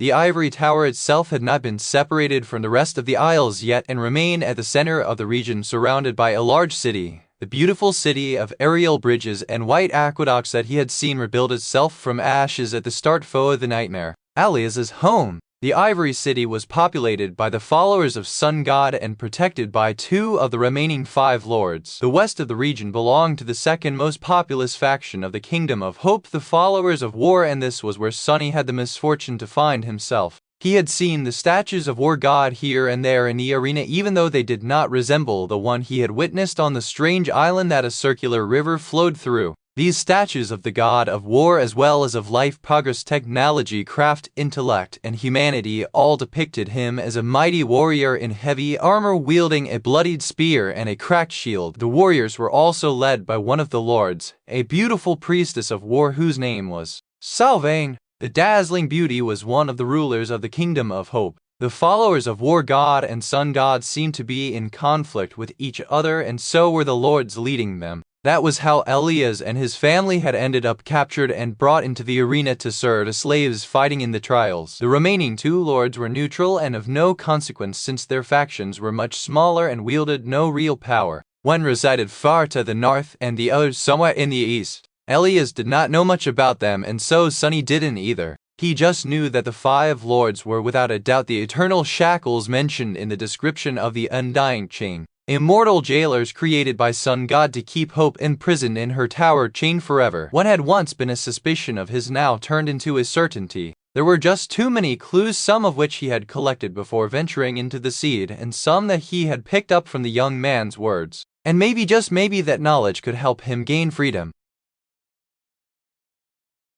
Chapter 612. Red Colosseum wooden sword fight for their freedom. Sunny shifted slightly, causing his cage to sway, and glanced at Elias. The youth was not in a talking mood anymore and just sat quietly staring into the darkness. There was something, a hint of meaning in what he had said. Sunny tried desperately to catch that meaning, but for some reason his thoughts kept returning to the statues of War God. He had seen 2 depictions of the fearsome deity in the Kingdom of Hope. One was a warrior in heavy armor wielding a bloodied spear and a cracked shield, both presumably representing warfare and battle, and the other was a woman wearing nothing but a beast hide around her waist, holding a spear in one hand and a beating human heart in another, the spear representing her dominion over war technology and craft, perhaps the heart representing her connection to life and humanity. Why were these statues so different? Sunny was still exhausted after the furious battles of the past day, his thoughts slow and feverish as they often were these days. Frustrated, he rubbed his face, then scratched at it with sharp claws, slicing the skin apart. The pain washed the fog shrouding his mind away, allowing him to think clearly for a few minutes. The altar of War was what Selvin had called the island where the primeval statue of the goddess of life stood. And that was the right word. This depiction of the deity seemed much more primal, bestial, ancient. The statue itself seemed incredibly ancient too. Much older than the statues of the mighty warrior were. In fact, it seemed as ancient as the Red Colosseum itself, or perhaps even older. Old enough to have been created before the Kingdom of Hope was shattered and turned into the chain of floating islands by Sun God as it was today and would be thousands of years into the future. Why would Hope have a monument to one of the gods in her domain? Well, the idea itself was not that strange. Gods and demons had not been always at war after all. In fact, the prince of the underworld had a shrine to the goddess of the black skies, Storm God, in his very tower, despite the fact that later she would become his mortal enemy. So that question was not important. The important thing was that Sunny couldn't stop thinking about the statue for some reason. As ancient as the Red Colosseum itself, suddenly Sunny tilted his head. The white amphitheater and the arena it surrounded were the derelict of the true Kingdom of Hope as well. He had realized that fact a while back, partially from how they looked and partially from how deep and ancient some of the shadows hiding in the corners of the dungeon felt. In fact, Sunny suspected that the theater had not always been a battle arena. It reminded him of the giant quarry at the roots of the Hollow Mountains, where the 7 heroes of the Forgotten Shore had excavated stone to build the mighty walls of their city and the Crimson Spire itself. Ivory City had to have been built out of something too, so this place must have been a similar quarry once and had served as the source of the white stones used to construct those aerial bridges and aqueducts. Later it had been turned into a theater, and later still the warmongers usurped that theater and made it into an arena, soaking the ancient stones with so much blood that they turned red. His black eyes narrowed. This is it, this must be it. All this time Sunny had been tormented by one paradoxical question, a question that was of utmost importance for his attempts to gain freedom. If this was an era where the nightmare spell did not exist yet, then how could Solvan put him on a leash capable of severing his connection to the spell? The collar was a simple piece of enchanted metal with no lock or any other way of opening it. It was almost impossible to damage or destroy, but the enchantment itself was not very complicated. Sunny could feel that it wasn't. What it did, however, was tie him to the vast and incredibly powerful enchantments of the arena itself. Those enchantments were harnessed by the warmongers to maintain the cages, prevent the slaves from escaping by any means mundane or magical, and ensure that they behaved while being transported to and very rarely back from the arena. His inability to connect to the spell almost seemed like a side effect of these measures. But what could even interfere with the spell, let alone accidentally? And now he felt as if he had found the answer. If the Red Colosseum was indeed not built by the warriors but only usurped by them, then it was indeed very clear. Sorcery of another demon could. If the demon of desire was the original creator of the theater, then the enchantments left behind by her would probably do the job of messing with the spell weaved from the strings of fate by her older sibling. Sunny shifted, grasping the bars of the cage. Suddenly a powerful emotion burst in his chest, filling his muscles with renewed strength and his mind with desperate resolve. Hope!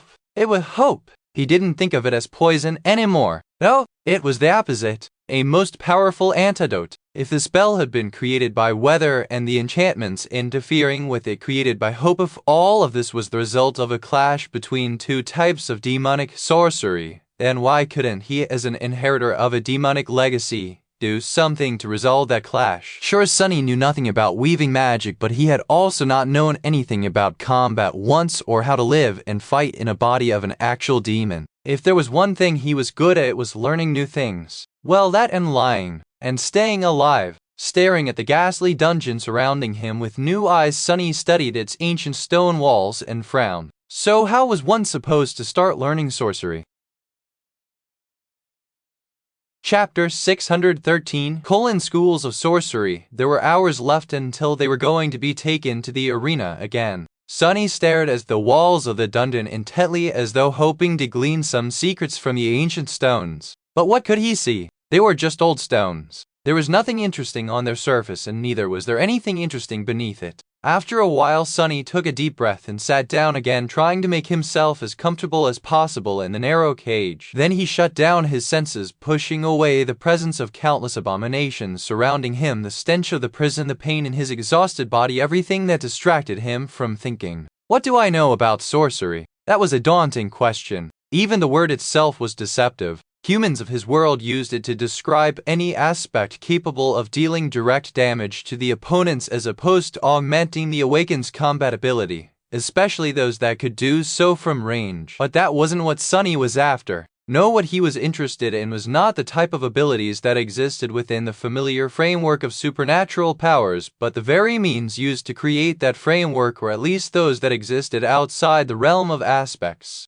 That to him was true sorcery. But there are different kinds of such sorcery as well. What are the ones that I've witnessed? 3 came to mind. The first one he was familiar with the best, the spell weave, which he believed to be Weaver's own sorcery. The spell itself was created from it, as well as all the magical items that the spell gifted to the awakened, memories and echoes. This was the magic that all humans knew and most believed to be the only kind there is. Sunny, however, had already learned that sorcery was not synonymous with the spell, and that there were ways of creating magic different from spellweave. The first of them he had witnessed inside the Echo of Saints, which had remnants of a much more primitive weave hiding beneath the usual pattern of ethereal strings before he turned her into a shadow. Later he encountered the same type of alien weave within the walls of the Ebony Tower. This type of sorcery belonged to the Prince of the Underworld Weaver's younger sibling. The similarity between them was hard not to notice, but Sunny didn't know which of the demons had copied which, whether Weaver perfected the sorcery created by their brother, or whether the youngest child of the unknown had based the method of his craft on the eldest's invention. Judging by these 2 types of sorcery, it was easy to imagine that all of them involved some kind of a weave. However, that conclusion would have been wrong. Sunny knew this because of the 3rd type of magic he had encountered, the miraculous creation of Sun God. The obsidian knife he had taken from the white altar of the sanctuary of Nakis before leaving for the night temple, and was now resting inaccessible on the bottom of the covetous coffer. The black knife had no weave hiding beneath its surface. Instead, it was full of blinding radiance, as if encompassing a boundless ocean of soul essence, with a single string of fate placed into the pristine light as it folded on itself endlessly and formed a never-ending circle. That was the sorcery of Sun God, if a deific miracle could even be called sorcery. In any case, the obsidian knife, and later the wooden one he had used to kill Solvane, proved that one didn't have to base their magic on a weave of some sort. This was just the unique way Weaver cast his, and their brother followed. So Hope's sorcery might have been completely unique too. Trapped in the iron cage, Sunny frowned. How was he supposed to search for something that could have looked like anything? Come to think of it, there was another type of sorcery that he had encountered, or rather several different ones, all united by the same method of creation, runic magic. The first time he had seen it was underneath the ruined cathedral of the Dark City, in a small cell where a corpse wearing Weaver's mask had been chained within a broken circle. That circle was carved into the stone floor, surrounded by countless symbols that Sunny had not recognized. The gateway within the Crimson Spire was surrounded by a circle of runes too, as well as the stone arch on the last level of the Ebony Tower, and the one connected to it situated in the beautiful white gazebo on the Ivory Island. Another place where he had encountered sorcerous runes was the Night Temple. There they had been either inscribed by someone from Clan Valor, or at least found and repurposed by them. So basically he was familiar with 3 general types of creating sorcery. One was the spellweave, as well as a version of it used by the Prince of the Underworld. The other was the divine miracles of Sun God, which he couldn't even begin to understand. And the last one was based on the inscription of runes, and seemed to have been mostly used by humans, here in the Kingdom of Hope and on the neighboring Forgotten Shore. How there was a small discrepancy, however. Why was the portal in the Ebony Tower created with runic magic instead of the primitive spellweave like everything else in there? Was it perhaps because the connecting portal on the Ivory Island had been the Prince of the Underworld had built the tower in the sky below long after Hope had built hers after all? In fact, he had done so after his sister was already imprisoned to harvest the divine flames that had destroyed her domain. It would have made sense for him to use runic magic to invade an already existing system of portals that had been based on it. So is Hope perhaps the source of runic magic, or at least a user of it? Sunny sighed, feeling spent and tired, then closed his eyes. He had to sleep at least a little to allow his body and mind some rest before tomorrow's battles, especially now that he had not only to survive them but also do so while searching for any sign of hidden runes throughout the arena. Chapter 614. Hope's canvas. A new day brought with it a new portion of pain, hardship, and despair. Sunny and Elias were dragged into the arena, the same ascended warmonger gutting them by the chains attached to the collars. Sunny stumbled forward, his gaze locked on the man's broad back. The jailer was incredibly tall for a human, his height more than even that of the shadow demon Sunny was currently inhabiting. His figure was solemn and powerful, a sense of terrifying strength radiating from it in almost physical ways. The Apostle of War wore the same ragged leather armor and a tattered red robe, his features hidden behind a deep hood. In all these weeks, Sunny had never seen his face or heard him speak. The great blade on the ascended warrior's back looked special too. It was definitely enchanted with very powerful magic. Now that Sunny turned his thoughts to the nature of sorcery, he was silently studying the line of runes inscribed along the edge of the heavy weapon. Runic magic again, that made sense. How else were these ancient people supposed to enchant their weapons? It was not like they could rely on memories and spellweave. That said, magical weapons seemed to be much rarer in the Kingdom of Hope than in the waking world. Most of the awakened Sunny had fought in the arena wielded either mundane ones or those possessing weak, primitive enchantments. It was the far cry from the powerful memories he was used to, although Sunny did not know if that was the nature of this era or just another sign of the ubiquitous regression that seemed to reign in what remained of the Kingdom of Hope. Everything here seemed devolved, worn out, and on the verge of falling apart. The whole region was obviously in decline and had been for some time now. While studying the runes on the great blade, he also noticed that it had a few new nicks. The leather armor of the silent giant had more scratches than before as well. It seemed that the Ascended was participating in the battles in the arena himself. I guess I'll have to fight that monster too eventually. Finally, a rusty iron gate appeared in front of them, blinding sunlight streaming through its bars. The rumbling voices of the crowd echoed from the stone walls, washing over him like a cursed tide. The gate swung open and the chains came off of their collars. Sunny and Elias entered the first killing box and watched as their opponents crawled out of a similar tunnel. The young awakened brandished his weapon, a short spear fashioned out of a long twisting horn, and forced out a weak smile. "What? Luck is on our side today, demon. These creatures are called burrowers. On solid stone, their main advantage is gone. Just don't let them swallow you," Sunny snarled, then dashed forward with a roar.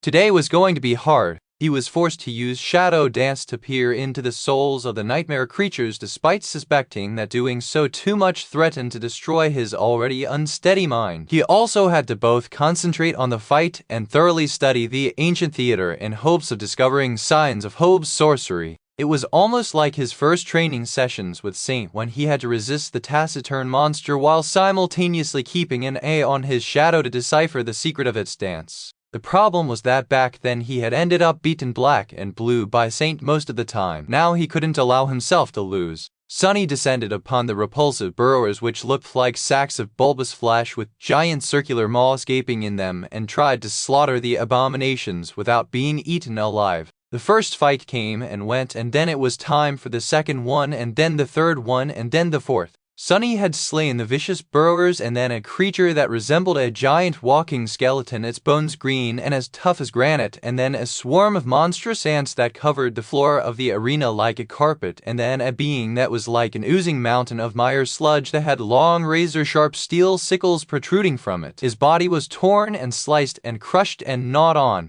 Elias had healed the most terrible wounds, but the rest remained not worthy of having precious soul essence wasted on them yet. Sunny was once again overwhelmed by pain, rage, and the desperate need to fight for his survival. Everything else disappeared. The only thing that remained was battle, blood, and murder. And fear. However, today that wasn't enough. He fought through the battle fog that encompassed his mind and kept searching, studying every corner of the red Colosseum, the floor of the arena, the walls surrounding it, the rows of seats rising above, in search of intricately engraved runes. But all he saw were the statues of war god, the jubilant faces of the spectators, and the weathered surface of ancient stones. There was no hint of any engravings anywhere. Where are you? Where? The fifth battle almost cost him his life. While fighting against a familiar foe, a giant worm-like creature that possessed a seemingly endless reserve of vitality, Sunny had tripped on the uneven surface of the floor of the arena, lost his balance, and tumbled down. If not for Elias, who fearlessly jumped forward and pulled the attention of the terrible abomination to himself, he would have been viciously mauled or even lost his life. Back when Sunny had fought a worm like that the first time, the creature eventually succumbed to the soul damage continuously dealt to it by the cruel sight.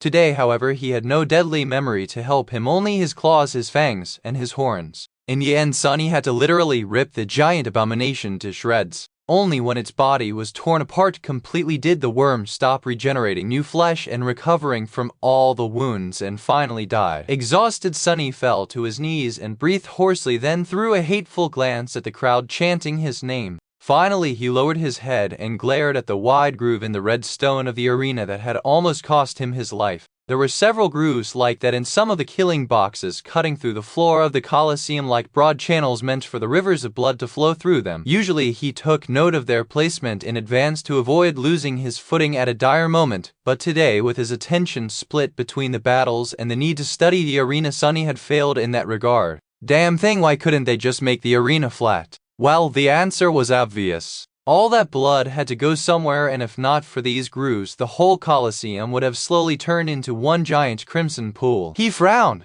Wait, that doesn't make sense though. Sunny lingered, noticing that the gate to the sixth box was already opening. The grooves were as ancient as the red Colosseum itself, which meant that they had been here long before the warmongers started holding their demented trials here, long before the name Red Colosseum was even given to it, which meant that these grooves had been cut through the stone back when it had still been pristine white and had no blood spilled on it. So serving as channels that took away blood could not have been their purpose. Sunny's lightless eyes narrowed. Suddenly he realized his mistake. All this time he had been looking for the sorceress runes while expecting them to look like they had the previous times he encountered them, intricate, small, and numerous, arranged into shapes and patterns. And yet he had found nothing. But in fact, the runes were right in front of him the whole time, or rather beneath his feet. He was just too small and insignificant to notice them, like an ant crawling across a vast painting and failing to see the whole image for what it was. There were no circles of intricate runes carved anywhere in the Colosseum. Instead, the whole vastness of the ancient arena was a runic circle, a canvas Hope had used to create her sorcery.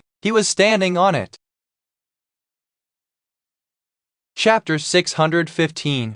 Ancient runes. The runes Hope had used were not small, intricate, and elaborate. Instead, they were giant, spanning the whole width of the blood-soaked arena, and guided torrential floods of soul energy instead of thin streams of it to create the unimaginably powerful enchantments. Once Sunny knew where to look, it didn't take him long to start noticing a pattern and meaning in the placement and direction of the grooves cut in the ancient stone. The problem was their scope was too great to be perceived from the floor of the arena. He would have been able to see the entirety of the grooves perhaps from the very top of the amphitheater, but fighters were never allowed to leave the battlefield unless it was to return to the dungeon. In the absence of an aerial view, all he could do was to try and compile the disjointed pieces of the puzzle in his mind. By now, Sunny had fought in most of the killing boxes in the arena except for a few. After defeating another group of warmongers and being thrown back into the cage, he spent the entire night trying to remember each of the stages he had shed blood on and the pattern of the grooves on their floor. It was like assembling a complicated puzzle, only instead of the actual pieces, all he had were fragmented memories of them. Luckily, his memory had always been good. In fact, after becoming an awakened and having the opportunity to interact with a lot of different people, many of whom were very smart and educated, Sunny realized that his ability to instantly memorize things were somewhat unnatural even among them. Before, he had just assumed that everyone could do the same. Still, he had to have paid attention to a thing in order to remember it, which was not the case with all of the grooves, only those that had happened to appear in his way. Plus, he was also having trouble determining how the irregularly shaped killing boxes were situated in relation to each other, since that wasn't something he had thought about before. The task of creating a perfect three-dimensional replica of the entire arena in his mind was not an easy one. Over the next few days, he was somewhat distracted while fighting the nightmare creatures in the Red Colosseum, confounded by the fact that their enemies were growing stronger and stronger as all the weaker slaves were being slowly slaughtered. His performance suffered,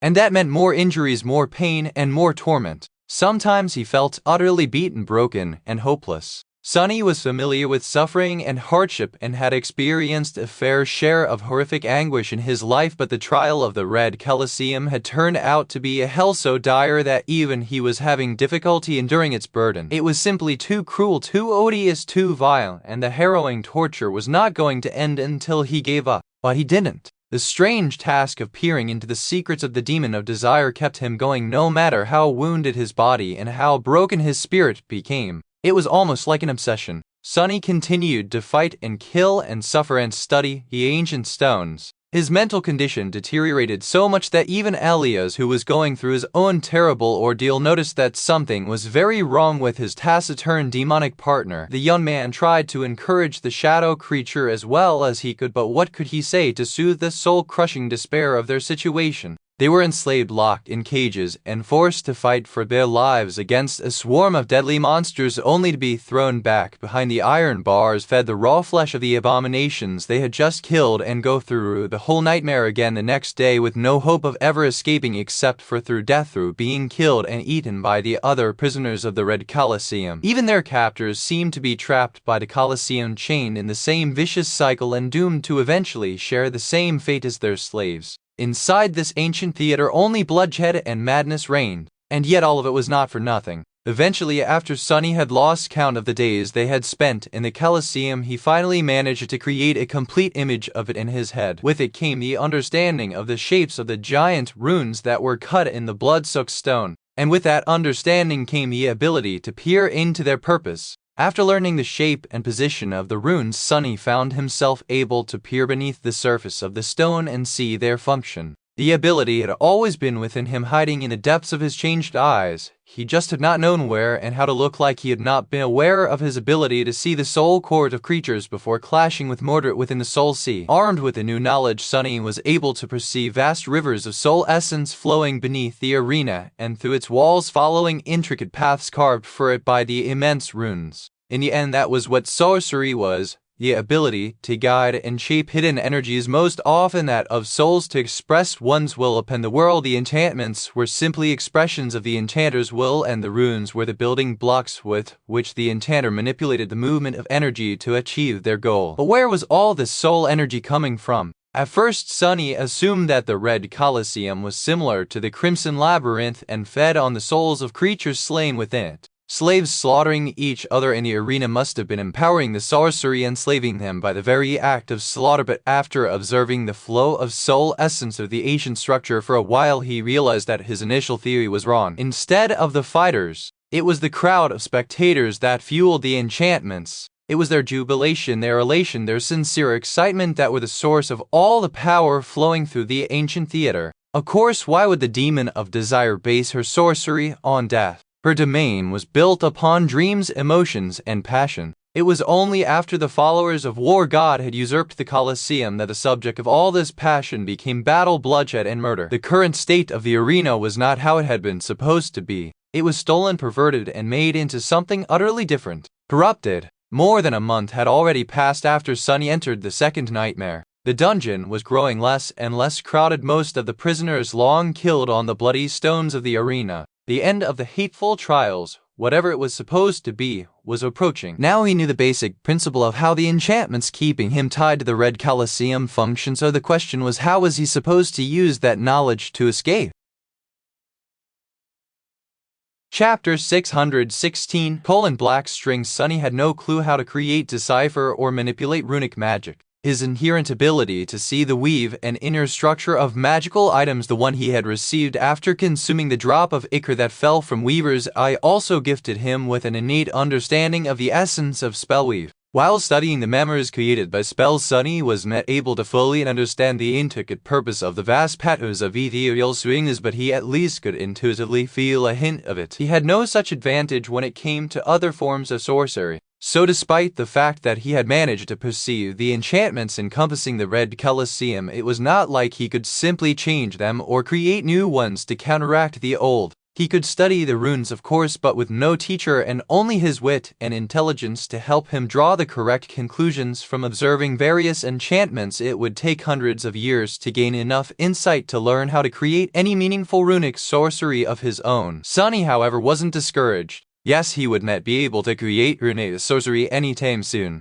but destroying things was always much easier than making them. Locked inside the narrow cage, surrounded by the smell of nightmare creatures and filth, Sonny stared into the darkness and thought. Destroy the enchantments of the Red Colosseum. In theory, it was simple to achieve. He just had to break enough runes to disrupt the paths they created for the soul energy. The problem with that, however, was that the runes Hope had used were giant and carved into nearly unbreakable stone. Sonny doubted that he would be able to do enough damage to the arena to cause its sorcery to fail. Causing a smaller and temporary disruption, however, was not entirely impossible. He felt that he would be able to achieve that much, at least perhaps enough to free himself of the binding enchantment for a second or few. Would several seconds of freedom be enough to escape this cursed place? It was going to have to be. As he waited in the darkness, a seed of a desperate plan started forming in his mind. At some point, Sunny straightened and sat cross-legged at the center of the cage, causing it to sway lightly.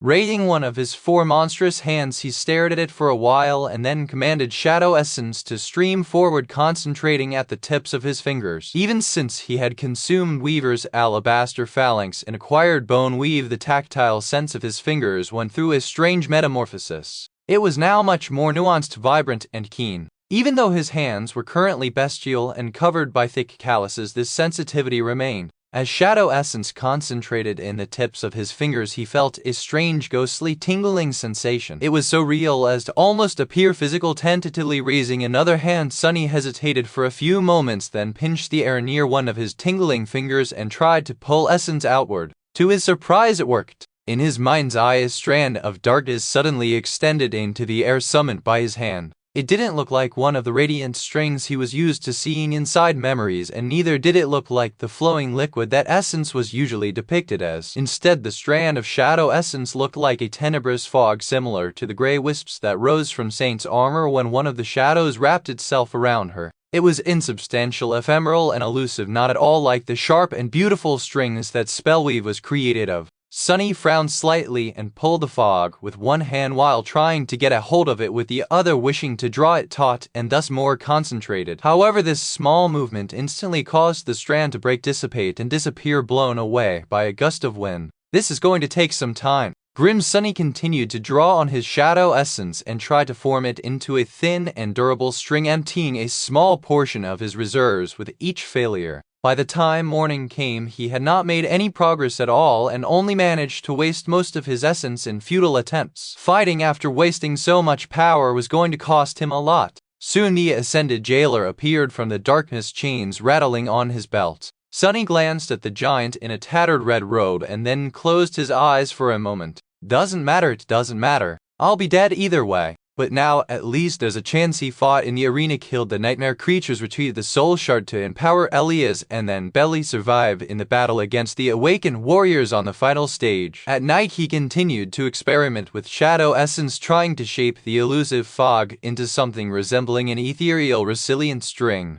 When his essence ran dry, he slept for a few minutes and then woke up with a startle to start all over again. When the morning came, he fought. When the murdering was over and done with, hidden in the darkness, he tried to weave strings out of the effervescent fog. The idea itself seemed ridiculous, mad, and impossible. How could something so intangible become something strong, durable, and distinct? He sundered flesh and had his flesh sundered, then struggled to create something out of nothing, day after day, night after day. Time lost any meaning. Sunny had already been struggling to hold on, but now, drained by the lack of sleep, the constant pressure of trying to shape essence into a magical string, and the need to fight in the arena with his reserves half empty because of it, he was slowly sliding into the dark and bottomless abyss. And yet he persisted in his obsession, teaching his fingers to feel the smallest fluctuations of the fog, to guide and shape it, trying one approach after another endlessly without resting or giving up. And by the time his second month in the Red Colosseum was coming to the end and most of the cages in the lightless dungeon hung empty, Sunny suddenly straightened, staring at his cut, trembling hands. Between them, a single ethereal string hovered, black as night, thinner than a hair, and as sharp as a diamond blade. A low growl escaped from his mouth.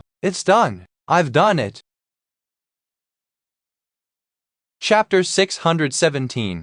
Simplest weave. Sunny remained motionless for a while, then shifted slightly, causing the chain of his cage to rattle. Attracted by the sound, Elias woke up from his restless sleep and stared into the darkness, a tired expression on his young face. "Dira? What happened?" In the next moment, he heard the sound of a heavy body slamming against the iron bars and then another crash. His partner's cage swung widely, and at the highest point of its swing, a long arm suddenly shot from between the bars, claws scraping against metal as Sunny took hold of the youth's own gibbet. Elias flinched. What are you doing?" Sunny growled, trying to express his intention as best as he could. The unawakened didn't know how to read the runic language. He knew how to write, so this was the only way of communication between them. Luckily, an honest effort to answer truthfully was enough for the flaw. It didn't punish Sunny for not being able to deliver the truth as long as he really tried to. Their cages hung diagonally connected by his hand. Sunny groaned, straining his muscles to pull them even closer together. Then, staring at the young man's pale face, Sunny took hold of the bars with 2 more hands and stretched the 4th one to grab the awakened by the throat. Elias's eyes widened slightly, but he didn't even try to struggle. The youth simply looked at him, no fear written on his gaunt and emaciated but still childishly soft face. Instead, there was only confusion and trust. Sunny sighed. "What a fool! If I wanted to, I could have snapped his neck right here and now." Of course, he had no such intentions. Instead, Sunny brought the youth closer and stared intently at the steel collar wrapped around his neck, studying it. He couldn't really see his own, so this was the next best thing. Elias remained motionless for a while, then said, "I don't know what you are trying to do, demon, but you better stop it before the priest comes to check on the noise." Sunny scowled, then let go, causing their cages to swing away from each other. Elias was right. There were mere seconds left before the Ascended showed up, judging by how long it had taken the solemn giant to appear before.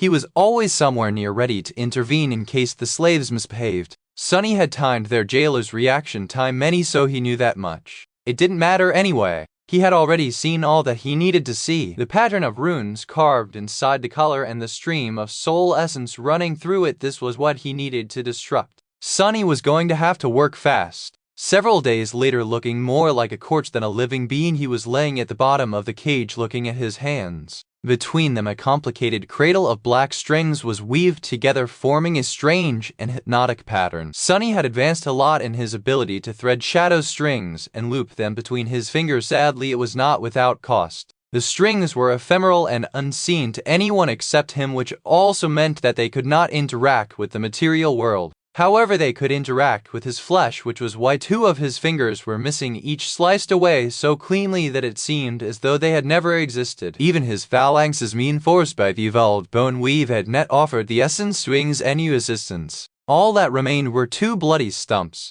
The rest of his fingers were cut and mangled, but still in place. Considering that there were 18 of them left, he still had more than a human would. Not that it diminished the pain he was constantly experiencing. It would have certainly been helpful to have a tool to work the black strings instead of doing it with his bare hands, something like a needle perhaps. Coincidentally, he had one of those in his possession, a needle used by Weaver themselves no less. But it was locked away in his soul seas, safely kept and utterly inaccessible inside the covetous coffer. So he just had to endure and be very, very careful lest the number of his fingers diminished even further. There was another problem though. Sunny had inherited an intuitive understanding of the guiding principles of spellweave, but it was not like he really knew what to do. All he had was his memory of the spellweave patterns he had seen before and a vague feeling of the purpose behind them. This was not enough to master sorcery, but it was at least a start. Each memory he had studied before had unique enchantments, so he couldn't draw parallels between them and extrapolate how their weaves produced the desired effects. There were magical qualities that all memories shared, however, the ability to be summoned and dismissed, the ability to repair themselves unless completely destroyed, and the connection to the owner's soul.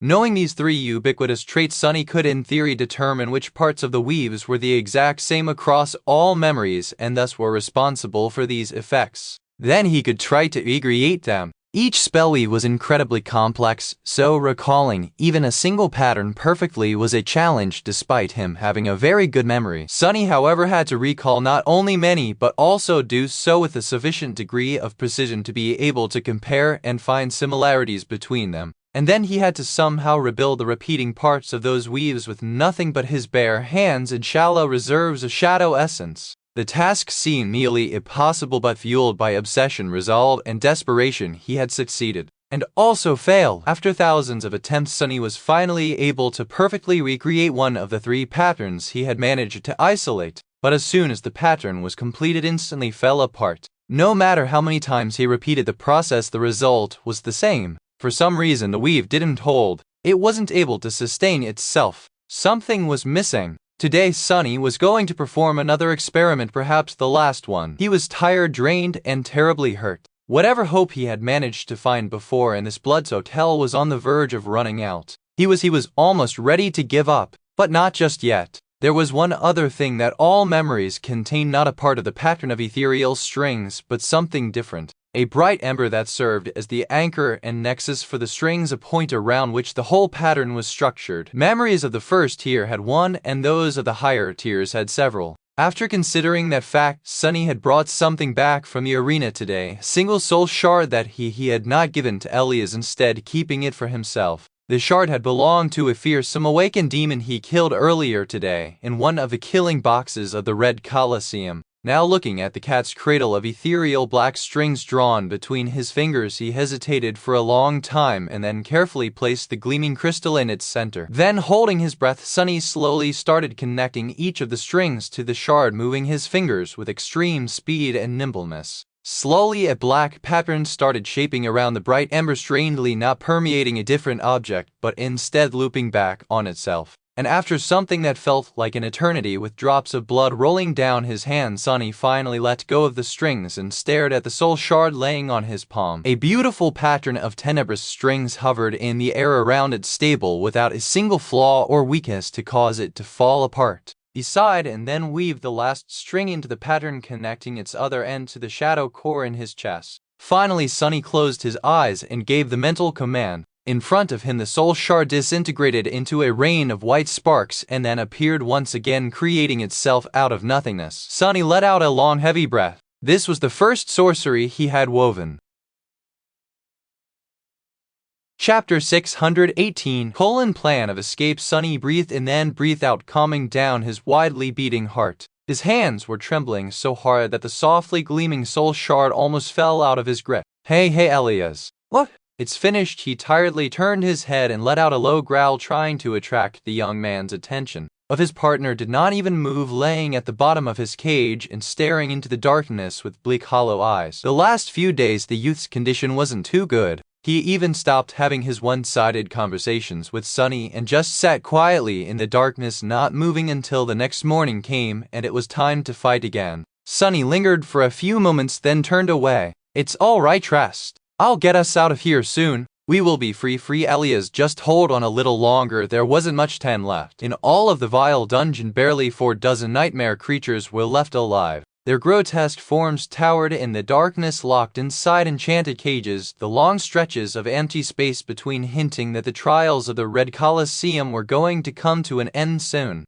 And then Solvin and her followers would spend another decade hunting down a new hecatomb of monsters to sacrifice to their bloodthirsty god. Sunny's mouth twitched. Who cares? They are all just illusions anyway. The real Solvin is long dead. The real Elias is dead too. Who cares what happens to them? He stole a glance at the crestfallen youth and then looked away. But were they really? Forcing his trembling hands to grow steady, Sunny hesitated, then studied the soul shard he had just enchanted. He didn't know what the spell used to create the embers serving as anchors for its weaves. Whatever it was, there certainly was a connection to soul cores. After all, the tier, and subsequently the number of nexuses a memory spell weave possessed, was directly tied to the number of soul cores that the source of the memory had. However, those embers weren't actual soul shard, most likely, since shards were harvested from the carcasses of nightmare creatures, even if the kill had produced a memory. Sunny didn't care though. Without a better alternative, all he could do is use one in place of the other. He steadied himself, looked upon his demonic figure through the eyes of the shadow, and then dismissed the soul shard once again.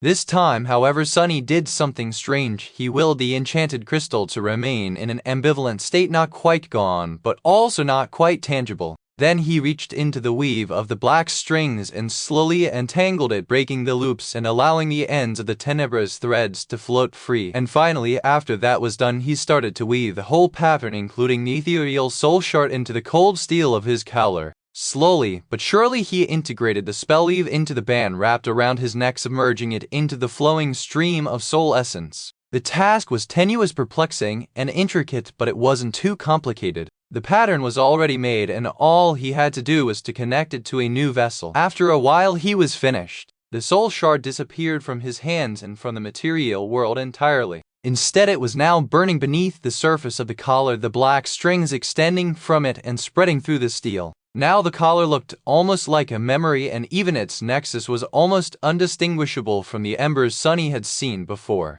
Of course, there was a second enchantment inside of it, this one much more complex and elaborate, crafted from ethereal runes. It was all a proper mess, just like he wanted it to be. Sunny held his breath and then tried to dismiss the collar. The band of metal around his neck shimmered and suddenly turned extremely cold. Inside, two energies clashed with each other, both enchantments momentarily failing. He felt a sudden shift, a sudden change in the air and inside of him, as though a long-forgotten part of his being had awakened from a long slumber. Full of fear and excitement, Sunny did something that he had done countless times before but never knew to value. When he summoned the runes, familiar symbols appeared in the air in front of him, their sight as sweet as honey. Name, sunless. True name, lost from light. Rank, awakened too. Sunny turned away from the runes and peered into the collar, observing the battle of the two enchantments within. Simultaneously, he grabbed the steel with two of his hands and threw all his monstrous strength into trying to pull it apart.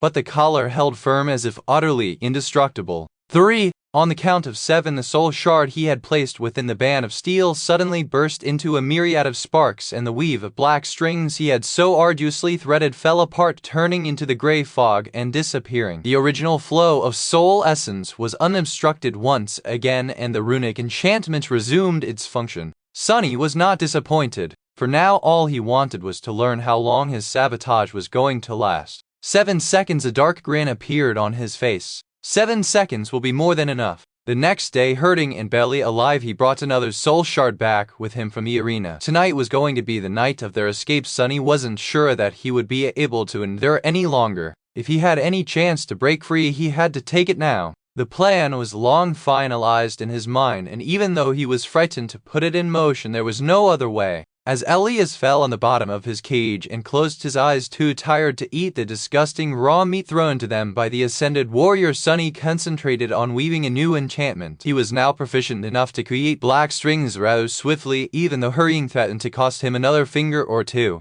Still, in a few hours, he had threaded enough to repeat the simple weave of a summoning enchantment. Following the same steps that he had taken yesterday, Sunny created the pattern around the soul shard and then integrated it into the collar. The two enchantments clashed again, gifting him several short moments of freedom. This time, Sunny did not waste any of them. As soon as the enchantment of the collar was disrupted, breaking his connection to the Red Colosseum, he took a deep breath and fell through the shadows. A moment later, Sunny found himself standing on the cold stone floor, a couple of steps away from the swaying empty cage. He was free for 6 more seconds at least. Chapter 619: 7 seconds. 7. Sunny stepped through the shadows and appeared outside of the cage, his towering figure finally free and unconstrained by the suffocating iron bars. He staggered as excruciating pain spread through his mutilated flesh, a myriad of badly healed wounds reminding him of their festering existence, and hissed. Elias suddenly moved, confused by the direction from which the familiar hiss came. Then he grabbed the bars and stared at Sunny with wide eyes. How all of a sudden he could see his partner clearly in the darkness, because the obsidian body of the shadow creature had become enveloped by a storm of swirling sparks of light. Sunny had begun to summon his memories: the undying chain, the cruel sight, the midnight shard, the prowling thorn. 6. The Stygian serpent drawn on his skin suddenly moved, slithering forth to turn into a fearsome black odachi. Its sharp tip appeared in the air above one of Sunny's hands and grew swiftly, forming into the length of the great blade. At the same time, 2 ruby eyes ignited in the depths of his shadow with a furious light.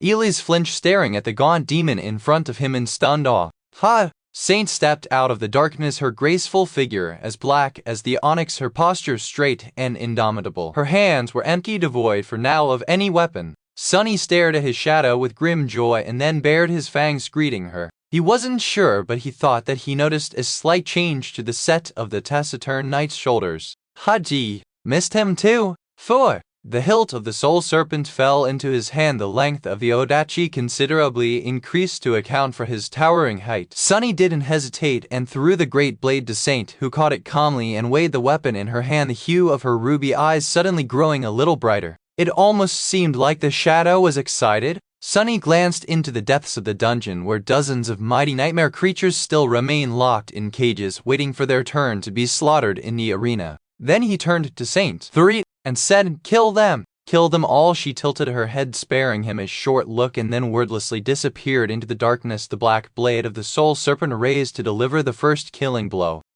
A moment later, something whistled through the air, and a bestial scream thundered in the silence of the nightmarish dungeon. Sunny wasn't paying attention, though the plan was already in motion and his efforts were required somewhere else. The familiar voice whispered into his ear, making him shiver. "You have slain." Oh, how he longed to hear it once more. "Your shadow grows stronger." In one of Sunny's hands, a somber short sword appeared, weaved out of tenebrous fog. What? In another, a stalwart Takai manifested itself. Sunny gripped the hilt of the midnight shard with both of his upper hands, leaving the cruel sight in one of the lower ones. The undying chain finally finished appearing from a whirlwind of white sparks covering his body with a carapace of bleak steel. Its shape changed to accommodate Sunny's monstrous body, new plates of perfectly fitted armor encompassing his digitigrade legs, his forearms, and even his long tail, a sharp metal spike protruding from the tip of it. His gauntlets ended in vicious steel claws, and his helmet had 2 holes at the top for his curved horns to fit through. Instead of a gaunt creature with a terribly mangled body, a fearsome steel Goliath now stood amid the empty cage's jagged horns crowning the featureless steel plane of his face. What?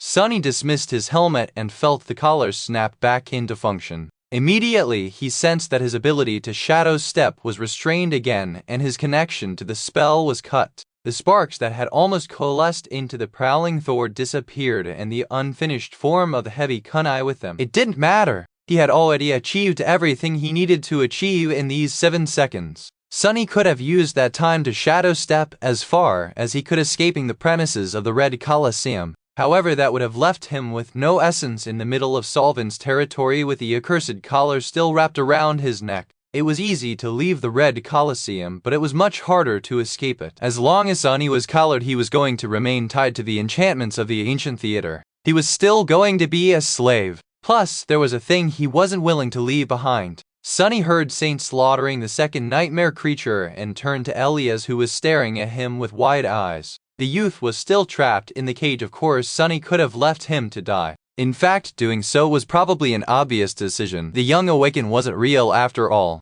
Only maybe he was. Sunny had no idea whether these people were illusions or not. That was what the government and the common knowledge had told him. What was that knowledge? The truth? He wasn't sure. All he knew was that the shadows of the Mountain King and the old slayer he had killed in the first nightmare were still in his soul, undistinguishable from all the rest of the creatures he had slain in the real world and the dream realm. An illusion created by the spell. If that was what they were, might as well have possessed a soul and a shadow. If so, were they so different from real people? In any case, it didn't really matter. In reality, Elias was of Livia. His partner, Sunny, was determined to save him as well. The 2 of them were fated to die in the arena. Well, fate could go screw itself. They had kept each other alive in the Red Colosseum, and now both of them were going to escape it together. That was his furious, adamant resolution. Plus, Sunny really needed Elias for his plan of escape to work. The problem, however, was the cage. It was forged out of the same indestructible alloy as their collars. So getting the youth out of it was not going to be easy. With a low growl, Sunny jumped onto the hanging cage, grabbing the bars with the curved talons on his feet, and swung the midnight shard. He wasn't aiming at the cage itself. Instead, he was aiming at the chain attaching it to the ceiling.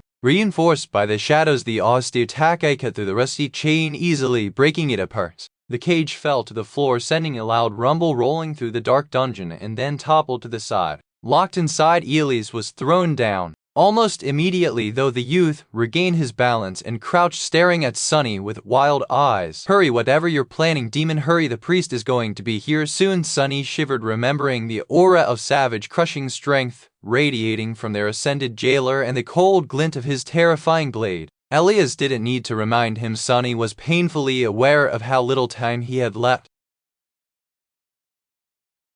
Chapter 620.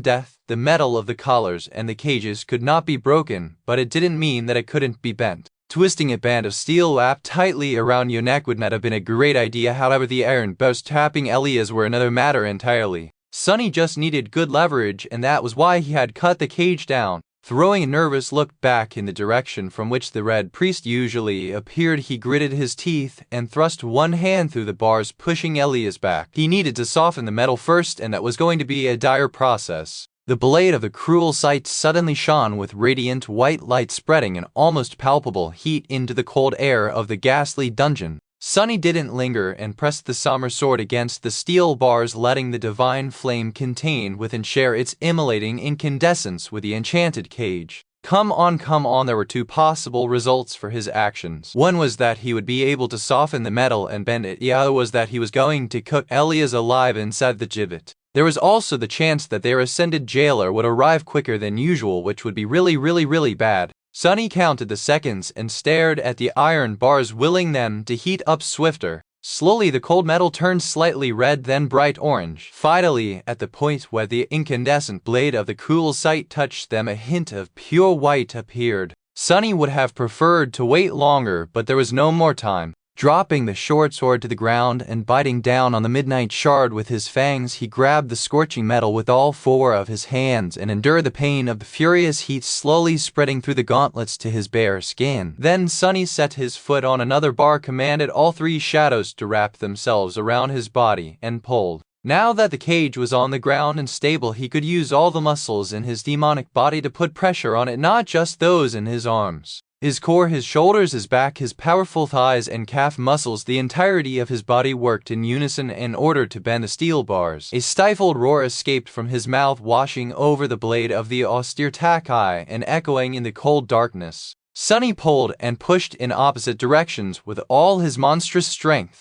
Already a demon and augmented by the three shadows, he was terrifyingly powerful, and yet the incandescent bars refused to budge for a few seconds at least. Then, when his muscles seemed to be on the verge of exploding from the inhuman strain, the metal finally gave in. With a metallic groan, one of the bars started to bend slightly at first, and then more and more. Yes, Elias, however, did not seem to share Sunny's jubilation. Instead, he paled, a frightened expression appearing on his face. Without saying a word, the youth raised one hand, pointing to somewhere behind his partner's back. The priest, and just then Sunny felt a mighty shadow flying toward him from the edges of his shadow sense, growing closer and closer with harrowing speed. Damnation, he ascended arrived a few seconds earlier than he should have. Without turning around, Sunny pulled on the incandescent bar one last time, creating enough distance between it and the next one for the youth to squeeze through. Then he reached inside the cage, grabbed the young awakened, and roughly pulled him through the narrow breach. He already could hear the heavy steps behind him. Crap.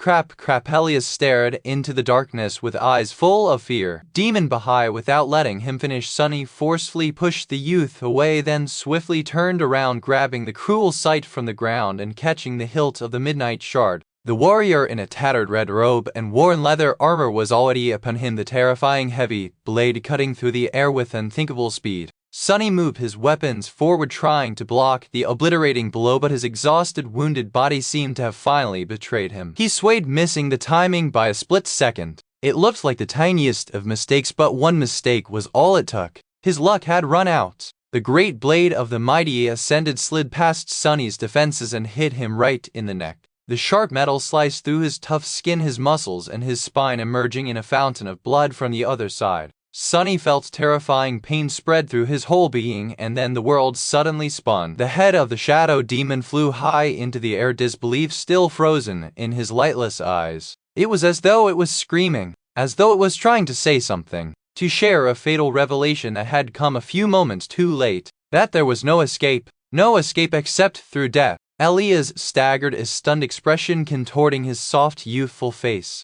Demon you in front of him, the legs of the decapitated demon buckled and his towering body, still clad in bleak steel, fell heavily to its knees. Just like that, his partner was gone. His partner's nightmare was over. The young man froze for a moment, then turned to the indifferent murderer, sorrow and wrath mixing in his hollow, tired, light blue eyes. Uil killed the priest of war remained silent, disinterested in the rambling of the young slave. He turned to Elias and made a step forward, raising the monstrous blade once again. It was all over, or perhaps not, because at that moment the decapitated body suddenly stirred and attacked the indifferent slaughterer, the radiant blade of the cruel sight entering the man's abdomen while the tip of the midnight shard pierced his chest. At the same time, the tail of the dead demon shot over his shoulder, penetrating one of the red priest's eyes with a long steel spike. Laying on the filthy stones a few meters away, Sunny's head observed it all with a terribly pain expression. Hurt, Scrap, dying really hurts. Yes, having your head separated from your body was not the most pleasant of experiences. In fact, it was probably one of the worst.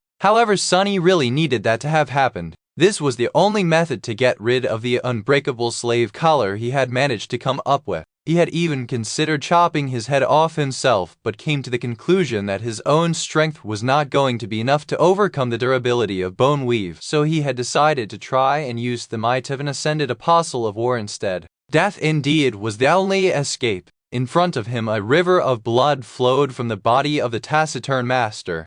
The Red Priest had lowered his guard, thinking that the shadow demon was dead, and received not one but 3 whole fatal wounds as the result. Honestly, he should have been more careful. The dead were often the most troublesome of enemies after all. As the body in the tattered red robe slowly toppled and fell to the ground, the headless body of the demon raised one hand, hooked a claw beneath the slave collar, and tore it off its severed neck. The band of metal rang as it hit the floor. Sunny was not dead, of course, thanks to the undying enchantment of his transcendent armor. For as long as it was active, he would remain alive and even in control of his body. This was the good part. The bad part was that the enchantment was devouring his essence with an inconceivable speed, and in the next few seconds, when his reserves ran completely dry, Sunny was really going to die. Before that happened, the headless demon took a few unsteady steps forward, nonchalantly picked up its head, and awkwardly placed it on his neck. Then he approached Elias and fell to his knees in front of the petrified youth. "See, come one fool, I don't have much time." Due to the fact that his mouth wasn't currently connected to his lungs, Sunny couldn't even growl to pull the young awakened out of his stupor.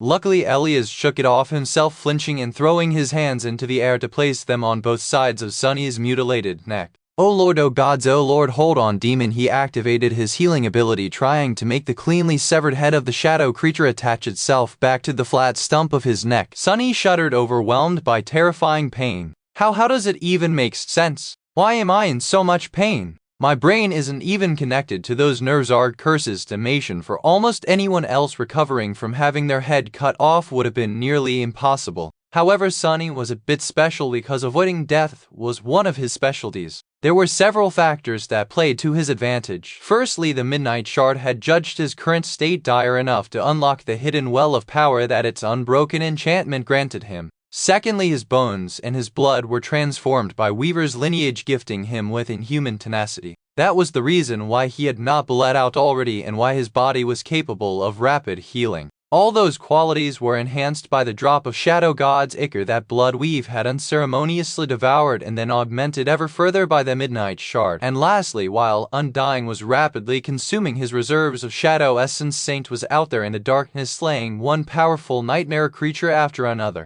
She was wielding the Black Odachi, whose Soul Reaver ability transferred a portion of essence of all creatures slain by the serpent in either its soul weapon or soul beast form. So with each mighty abomination Saint killed, Sunny received a considerable amount of essence, thus allowing him to keep the undying enchantment active longer. Was it going to be long enough for him to survive though? That was what he was going to find out. Torturous seconds passed, with Elias desperately trying to heal the harrowing wound and Sunny desperately observing his reserves of shadow essence plummeting further and further. The rate with which the undying chain was eating through his essence was much faster than the rate with which Saint and Serpent replenished it. He was only able to slow down the inevitable, not stop it. His whole being was overwhelmed with agony and pain, but what else was new? Even though Sunny had never had his head chopped off before, he experienced similar tortures, if not worse. There was almost no shadow essence left in his cores, and then there was none. The undying enchantment deactivated, but Sunny was still alive.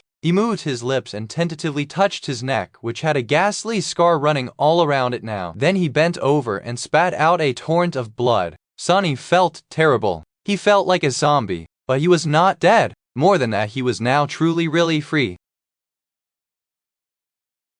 Chapter 621 Path to Freedom. Sunny remained motionless for a few moments, then hissed quietly, which made it feel as though his throat was being sawed open by tens of dull rusty knives. His head was once again attached to his neck, however that didn't mean that he felt fine. In fact, although he had avoided becoming a corpse, he still felt like one. Your shadow grows stronger. The dark dungeon suddenly grew silent. Saint must have finished off the last of the caged nightmare creatures, turning him and Elias into the last surviving captives of the Red Colosseum. No matter what happened from now on, the ghastly trials were over, finished before time by her hand. Sunny sensed a bit of shadow essence pour into his cores, replenishing the empty reserves a little, and scowled. That wasn't much. The young awakened had wasted all of his essence while healing Sunny as well. The two of them were not going to survive if they had to fight a prolonged battle, so they needed to flee the Colosseum swiftly and before the rest of the warmongers noticed their escape. Gritting his teeth, Sunny staggered and rose to his feet, then threw a somber glance at Elias, who was staring at him with wide eyes. The youth still had a collar wrapped around his neck. However, there was not much Sunny could do about that right now. It was not like he could behead the young awakened too. Hopefully his strength alone was going to be enough to deliver them both away from this cursed place. Now that he was connected to the spell and had access to all of his power, there were a lot of things that could be done. The damned zealots were going to regret ever capturing him. Elias opened his mouth, then asked in a shaking voice, "Eamon, how are you still alive?" Sunny tilted his head, grimaced, and decided to not move his neck too much in the future. Then he gestured at the breastplate of the undying chain. The young awakened frowned. "You're your armor? It's a relic? Wait, where did you even get this fearsome armor? And all these magical weapons?" Sunny sighed, then nodded and pointed at his chest again. Elias blinked a couple of times. "What do you mean they were inside of you all along? Why have you not used them in the arena then?" One of the demon's hands rose and pointed at the collar that now lay harmlessly on the filthy stones. The youth frowned. "Oh, I see. The war god's binding must have hidden you from the sight of the Lord of Shadows and robbed you of his blessings." But then Sunny sighed and pressed a finger against his lips, commanding Elias to be quiet. At the same time, Saint appeared from the darkness, drops of fetid black blood still dripping from the blade of the great Odachi. Her gaze was calm and indifferent as always. The youth stared at the taciturn demon for a few moments, then bowed respectfully. "You have my gratitude for coming to our aid, venerable lady." Shade Saint looked at the young man without showing any sign of having an opinion on being addressed in such a peculiar manner. Poor fool must be thinking that she is another shadow creature that came to rescue her kinme, that is. And judging by his reaction, he also seems to be convinced that she is my senior in a hierarchy of shadows, with the Hellwire teenagers always convinced that Sei is cooler than me. He was in no mood to disabuse the youth of this misconception though. Plus there was no time. A scorched kite shield manifested itself from sparks of light in Saint's hand, and at the same time a soul serpent turned into a stream of flowing darkness and reformed itself into a straight double-edged sword, this one akin to the weapon the graceful knight had wielded in the past. Sunny hesitated for a moment, then pushed the hilt of the midnight shard into Elias's hands. Holding the cruel sight in one of his own, he bent down and picked up the terrifying heavy blade of the Red Priest with the upper pair. Sunny didn't know what enchantments exactly the two-handed cleaver possessed, but since it had managed to slice through his adamantine spine without too much trouble, they had to be exceptionally powerful. Then he took a deep breath and sent his shadows forth along the familiar corridors of the underground part of the Colosseum and beyond them to find a way to freedom. Sunny was good enough in a fight to survive in the arena and even earn the love and admiration of the damned lunatics who spectated the slaughter and worshipped it, but his true calling was to remain hidden in the darkness, move unseen, and strike at unsuspecting enemies from the shadows to kill them in one fell blow. The task of escaping the Red Colosseum unnoticed was much easier for him than that of conquering it. As all three shadows glided into the darkness, the skin of the four-armed demon he inhabited turned from obsidian black to pale gray once again, and Sunny swayed, sensing his strength and resilience vastly diminish. He gritted his teeth and then gestured for Elias to follow. While Saint disappeared into the darkness, the two of them headed toward the exit from the dungeon. They walked through the silent corridors, sensing the cold wind blow past, washing the stench of the dungeon off their aching bodies. Since it was night and the battles were not supposed to continue until the morning, the Colosseum was mostly empty, devoid of the jubilant crowds that filled it during the day. Here and there, Sunny and Elias still encountered the warmongers, those who perhaps had duties to maintain clean and prepare the arena for the next day's slaughter. However, everyone they saw had already met Saint. Following in the wake of the taciturn demon, the two of them found only corpses. The followers of war had been killed ruthlessly and noiselessly, each requiring just one strike.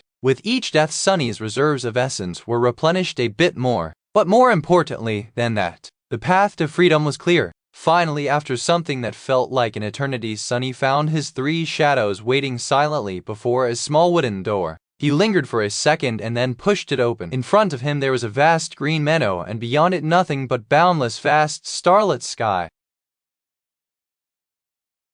Chapter 622. Wooden Sword. The dawn was approaching, which meant that they didn't have a lot of time left. Sunny and Elias had to leave the cursed island of the Red Coliseum before the night ended and the crowds of war god worshippers arrived to spectate the sacrificial slaughter on the blood-soaked arena. Once they were elsewhere, pursuing them would become much harder, not only because the ancient magic of the Demon of Desire would remain far behind them, but also because the warmongers would have to split their forces to search all the neighboring isles. The further the two of the escaped, the wider net their pursuers would have to throw. By then the zealots would have to deal with the crushing as well. Sunny wasn't familiar with the western reaches of the Chained Isles, which belonged to the followers of war, since he had never traveled in this direction before. They could try to escape northeast toward the Hollow Mountains and the Night Temple, but that region was unfamiliar to him as well. Directly to the east, a long distance away, lay the Every City where Elias hailed from and the Prison of Hope.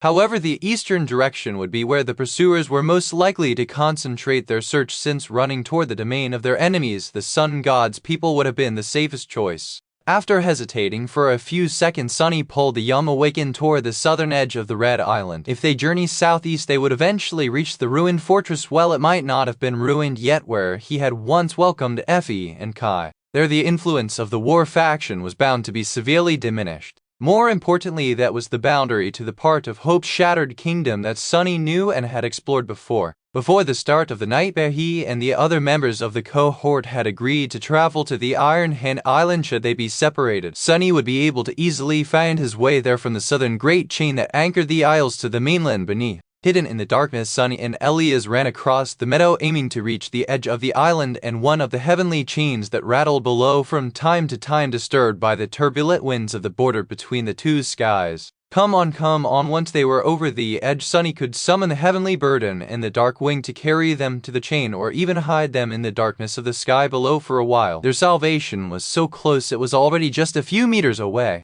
But then his heart suddenly grew cold. No, in the end it wasn't close enough. Just as they reached the edge, a quiet sigh resounded from the darkness, and suddenly Sunny was laying on the ground, his vision blurred and his whole body numb. There was no oxygen in his lungs, and no matter how hard he tried to inhale, it was of no use. His chest seemed to be on fire. A few seconds of agony later, the shock of the terrifying impact that had cracked the breastplate of the undying chain and sent him flying to the ground began to fade, and Sunny was able to finally draw in a hoarse, desperate breath. "See, curses." He moved his arm, reaching for the hilt of the Red Priest's cleaver that lay near, buried in the soft grass. However, before his fingers closed around it, a delicate foot stepped on his wrist, and suddenly it was as though the weight of a whole world descended upon him. Sunny groaned, then gritted his teeth and looked up at the harrowing creature that had attacked them from beyond the edge of the island. It was a graceful, breathtaking beauty wearing a simple red tunic, her face tender and solemn, her dazzling eyes shining like two silver stars.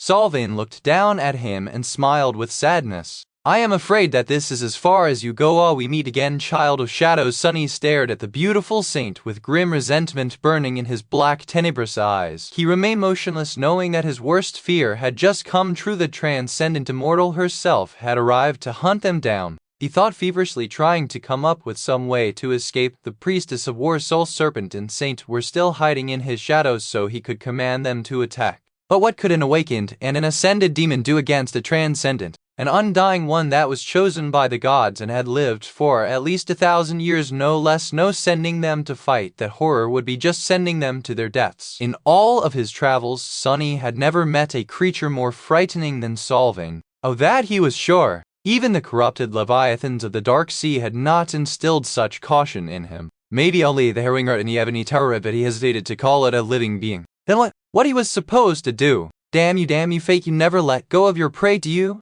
Sunny gritted his teeth, then growled and tried to strike at Solvain with a cruel sight. However, the beautiful woman simply swatted it away, breaking his fingers and sending the somber blade flying over the edge of the island. She shook her head. "No, not like that, little demon. You deserve a better." And then Sunny felt himself being lifted into the air and then thrown to his knees. A moment later, a stifled scream announced that Elias too had not escaped the immortal transcendent. His gaunt figure fell near him, a pain grimace contorting the young man's young face. Soon the unassailable power that pressed Sunny into the ground disappeared, and he was able to breathe again. Looking up, he saw Solvan standing in front of them, his silken skin caressed by the gentle starlight. She looked at them with an inexplicable expression, her long chestnut hair dancing softly in the wind. There has to be something I can do. Think the transcendent priestess smiled, the world itself growing brighter from her mesmerizing smile. Ah, the trials of life are over. I congratulate you, champions. Although some of your foes were vanquished under the cover of darkness instead of in the bright light of day under the gaze of the gods, you have defeated them nevertheless.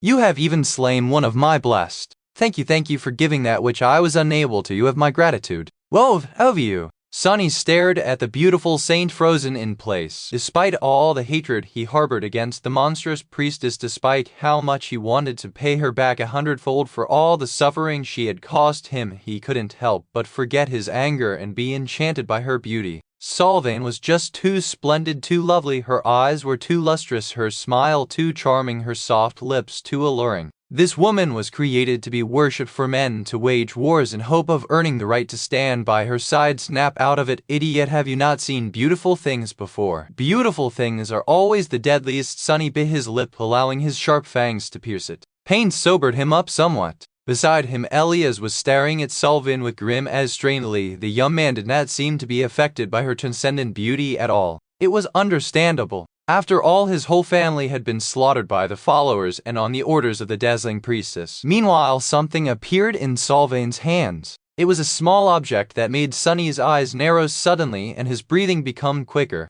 The saint sighed and stretched her hand forward, a simple knife carved out of a single piece of wood laying on her open palm. The trials of life are over, and so I offer you this gift and the right to fight for your freedom, to struggle for your life, as life is an eternal struggle. Will you accept, champions? Will you take this wooden blade and wield it? It is all I can give you. Sunny's heart skipped a beat. I'll be damned. The fairy tale about a wooden sword Elias had once shared with him had actually inexplicably turned out to be true. And more than that, Sunny recognized the sword instantly. He had already held that wooden knife once, a long time ago, far in the future. This was the knife he had killed Solvane with.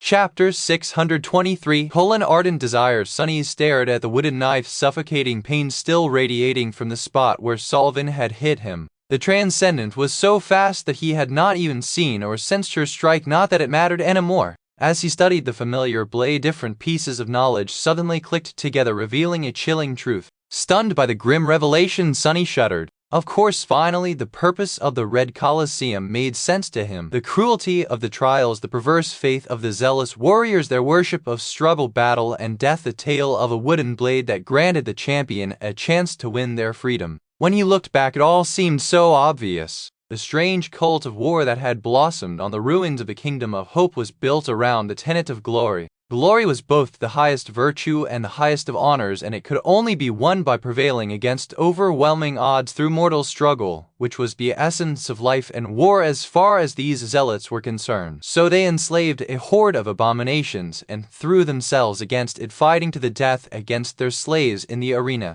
With each battle, the weak were slaughtered and the strong got to live and fight against more powerful enemies the next day, all under the beaming gazes of the jubilant crowd. Those who died perished in the pursuit of glory, and those who lived came closer and closer to earning it. That was the sacrificial ritual the followers of war performed every decade or so, spilling blood in the name of their glorious dream. However, there was one problem with this demented arrangement. A glaring flaw that made the trials of the Red Colosseum seem futile, hollow, and senseless. What was the end of all this? Was everyone participating in the battle destined to die? Would there be no victor? What happened to the person or creature left standing at the very end, devoid of enemies to struggle against? Where was their glory? Now, looking at the wooden knife that contained Selvin's death, freely offered to them by the immortal transcendent herself, Sunny finally understood everything. That last champion would indeed be gifted a wooden blade and a chance to fight for their freedom, just like Elias had learned from the fairy tales in the Ivory City. They just had to overcome one last enemy, to fight against Solvane herself. This whole feverish hell, the Red Colosseum, the blood-soaked arena, the cult of murderous glory she had built, existed for one single purpose: defend, or rather create a warrior capable of killing that saint. Eternal Solving, undefeated Solving, wanted to die. The madness of this nightmare was born out of the 1,000 years of immortality the beautiful priestess had endured out of the desire to be free of her eternal duty as Hope's warden. However, Solving didn't just want to die. She wanted to die a glorious death, one worthy of a true servant of war. Or rather, she simply could not allow herself to give up. Giving up without struggle was a sin against her faith, her God, and her conviction. So the beautiful Transcendent could only allow herself to die if she was defeated. That was her goal. Finding someone valiant enough to kill her was Solving's most ardent hope, her deepest desire. Feeling a hint of vague suspicion, Sunny frowned. He was certain that he was right, that his reasoning and insight were correct, but at the same time there was still something out of place. Something still didn't make sense, he just couldn't say what. And there was no time to think. Solving was still offering them the wooden knife and a chance to save their lives. All they had to do was to take it and win. But he wasn't fooled. Her offer might have seemed like a gift, but it was just a death sentence. Sure, the knife contained a death, Solving's death, and would be able to slay her with one strike. At this point, Sunny was certain that there had been 7 knives, once each meant to kill one of the 7 immortals created by the Lord of Light. And this one, the wooden knife, was meant to kill Solving. However, taking it was only going to spell their doom. Wooden blade or not, the beautiful priestess was still a Transcendent. A servant of war with 1,000 years of battle experience, an ancient warrior who had fought and triumphed in battles too many to count. And despite her desire to be defeated, she would not throw this fight. Giving in without struggling with all her might was against Solving's conviction. Fighting against her was suicide. By his side, Elia's pupils widened dangerously. Feeling a small change in his partner's posture, Sunny shifted and glanced at him. What is this fool trying to do? The youth gritted his teeth and then slowly rose to his feet. His tattered tunic had long ago lost any remnant of its once pure white color and was now hanging like rags on his gaunt, emaciated body. Despite that, the young awakened looked full of resolve and determination, his eyes glinting with grim purpose. What are you doing? No, you fool! Despite the pain in his throat, Sunny growled loudly, trying to warn Elias of how fatal his actions were. But his call fell on deaf ears. Damn it, why can't I talk? For the first time since he had entered the nightmare, Sunny felt really desperate to speak. But he couldn't. The demon's body robbed him of the ability to converse with humans in any meaningful way. Panicking, he made a motion to stand up, hoping to grab the youth before the fool made a lethal mistake. But the pressure Solving had exerted on him was back, paralyzing the body of the 4-armed shadow creature. He groaned, suddenly unable to move, and struggled to even keep his head up. Chapter 624. A new day. Elias hesitated for a moment, and then looked at Sunny with a sad smile. It's all right, demon. Thank you for getting us this far. But now it is my turn. This is our chance. This is what we've been fighting for all this time, is it not? The tales my mother told me were all true. I'll free us both, you'll see. The Lord of Light will guide my hand. With that, he reached out and took the wooden knife from Solving's hand, his fingers wrapping tightly around its hilt. The priestess smiled radiantly and took a step back. His beautiful eyes shone with joy, and his voice resounded in the darkness of the dying night, full of longing and hope. Be brave, boy. The gods are watching. Sunny struggled desperately against the crushing force that pressed him into the ground, but it was of no use. A stifled roar escaped from his mouth. A few steps away, Elias straightened, calmly looked the transcendent beauty in the eyes, and then assumed a battle stance. He knew what he was doing. After all, the youth was as talented of a fighter as Sunny had been at his age, or maybe even better. 2 months of constant battles in the arena gave him plenty of experience, more than most would have acquired in a lifetime, and certainly no less than what Sunny had on the Forgotten Shore. No, that is not enough. But what if Elias really had a chance? Sunny had achieved many impossible things himself as well, and seen others do the same. Even in the direst of situations, there was always hope. That was a lesson he had learned against all odds in the hell of the Forgotten Shore, and later in the stone mausoleum of the Night Temple. Without wasting any time on doubt and hesitation, Elias sent his soul essence flowing in a raging flood and shot forward, moving with grace and speed that few awakened could ever hope to achieve. His hand flew through the air, swift enough to appear as an almost imperceptible blur. The strike was swift and cunning. However, it was just a feint. His true intention was to attack from below, and it was hidden almost perfectly. There was no sign of the fact that the young man was preparing to change the direction of the blow. He had learned well from watching Sunny fight. But if Sunny could see it, then so could Solving. His eyes narrowed. A split second before the wooden knife reached the transcendent's flesh, Elias suddenly stumbled, then slowed down. Taking a few unsteady steps forward, he swayed and suddenly toppled to the ground. A thin red line appeared across his chest and then burst open in a flood of blood. Above him, Solven sighed with sorrow and lowered her hand, a single drop of crimson falling from her delicate fingers. Her lips trembled, and then a barely audible whisper reached Sunny's ears. "Not today." He didn't hear it though. Frozen, Sunny stared at Elias, who lay motionlessly on the ground, the grass soaking in his blood. The young man's unmoving face was turned to him, his light blue eyes still open. However, those eyes, which had been bright and lively once, were now dull and empty, reflecting the boundless darkness of the night sky. Elias's face seemed almost hazel. The youth was finally free. Sunny roared, struggling furiously to stand up, but all he achieved was damaging his mangled body even further. Without paying any attention to that pain, he continued fighting against the invisible chains holding him down, feeling the ground itself shift beneath his knees. I'll kill her, I'll rip her to shreds." Solven remained motionless for a while and then silently bent down to pick up the wooden knife from the youth's bloodless fingers.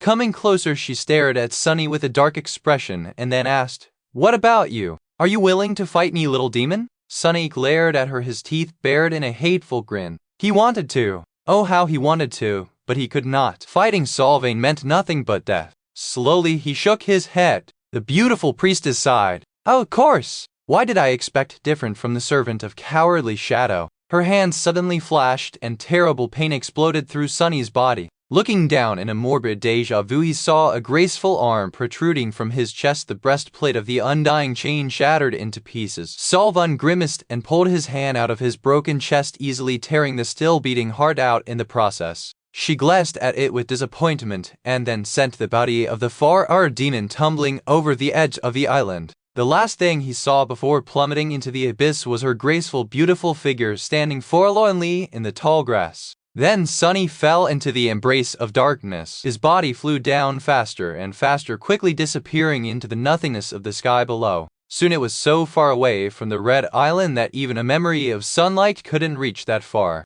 His chest was torn open and his heart was violently ripped from it, leaving behind a harrowing wound. After falling for a while, Sunny sighed. Luckily, this strange body of his had two hearts, and while anyone else would have succumbed to blood loss after having one destroyed, he possessed blood weave, which kept him alive despite receiving such a ghastly wound. It didn't feel too good though. In fact, the pain was terrible, but it could not compare even a little to the anguish he felt in his soul. Sunny closed his eyes. "I'm sorry, Elias. I failed. But don't worry. I'll kill her on your behalf one day. Kill her again. I'll kill her as many times as it takes to erase the very memory of her from existence. Just you wait." He gritted his teeth, then summoned the heavenly burden, and then thrust the black needle into his flesh. Dark wing appeared on his shoulders, swiftly turning into a blur. Sunny's fall slowed, then slowed some more, and finally turned into flight. He was flying into the darkness, moving further and further away from the red Colosseum. Far above, the eastern horizon had already turned pale lilac, announcing the arrival of a new day.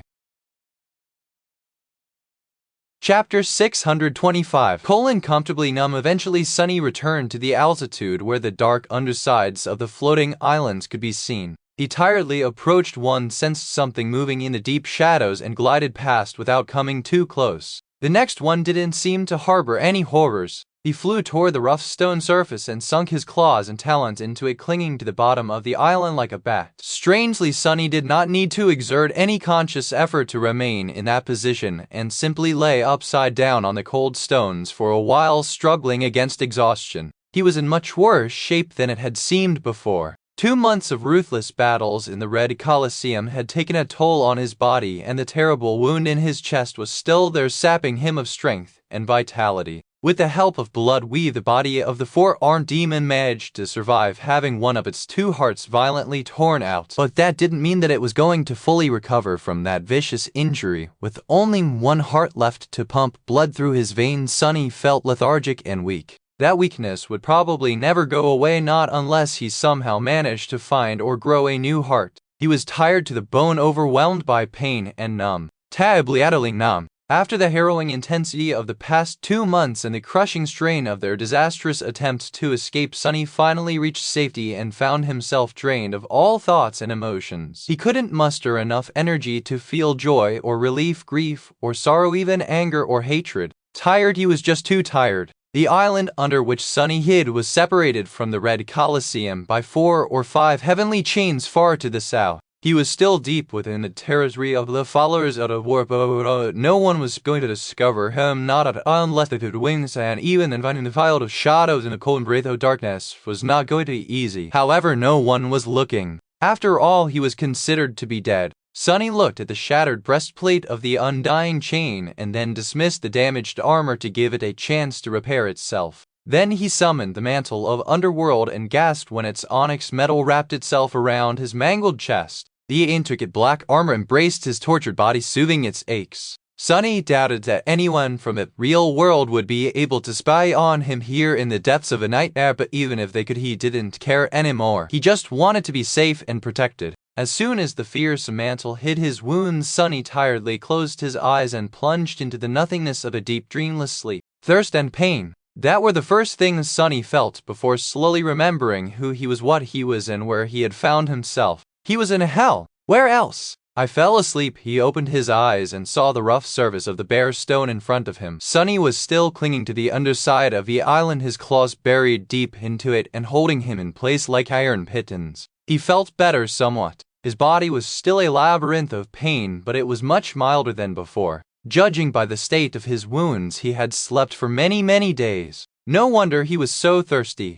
Sunny shifted slightly and freed one of his 4 hands, then summoned the endless spring and drank a few gulps of water. Then he turned his head and stared into the darkness, indifferent to everything. His body was healing, but his mind was still empty and numb, exhausted of its ability to feel anything. All that remained was cold rationality, but even that part of him was dull and apathetic, devoid of any interest and desire. He just didn't care about anything or anyone right now. The mere thought of caring seemed exhausting. After a while, Sunny sighed. What should I do? Despite everything that had happened, his immediate goal remained simple and straightforward. He had to traverse the whole Kingdom of Hope and reach the Iron Hand Island to regroup with the cohort. Once they were together, if the others were still alive, they would know what to do. Sunny didn't feel particularly motivated to attempt the perilous journey, but he knew that he had to. It was a simple enough objective. At least in his current state, he felt reluctant to think about anything arduous, obtuse, or complicated. All he had to do was to move southeast for a while and then turn north. Maybe his condition would improve by the time he reached the eastern edges of the Chained Isles. The road, however, was not going to be easy. Sunny was going to have to sneak through the vast territory of the warmongers without being seen, reach the southernmost boundary of the region, and then retrace the path he had taken to welcome Effie and Kay almost all the way back to the sanctuary of Nakis. It was also unclear who ruled the eastern territories in this era, or if they were wild and overrun by nightmare creatures like they would be in the future. He grimaced, remained motionless for a while, and then summoned the covetous coffer. Catching the frightened box before it plummeted into the sky below, Sunny freed one more hand and took a handful of synth-pass tubes out of the coffer, then dismissed it. Consuming the tasteless sludge to replenish his strength, he summoned the runes and finally took a proper look at them for the first time in months. Name: Sunless. True name: Lost from Light. Rank: Awakened. Class: Demon. Shadow cores: 3/7. Shadow fragments. His pupils narrowed. But there was no mistake. The runes read, Shadow Fragments, 2223/3000. Sunny stared at the number, then hung his head back and tried to chuckle, producing a disturbing bestial snarl instead. His throat pulsed with sharp pain, but he shrugged it off and bared his teeth in a dark, bitter grin. When entering the nightmare, Sunny had less than 300 fragments collected, which meant that he had accumulated almost 2,000 of them in the Red Colosseum. In fact, in those 2 months he had probably slaughtered more nightmare creatures and humans than in the previous 2 years, his whole life as a carrier of the spell. Was this the price of glory?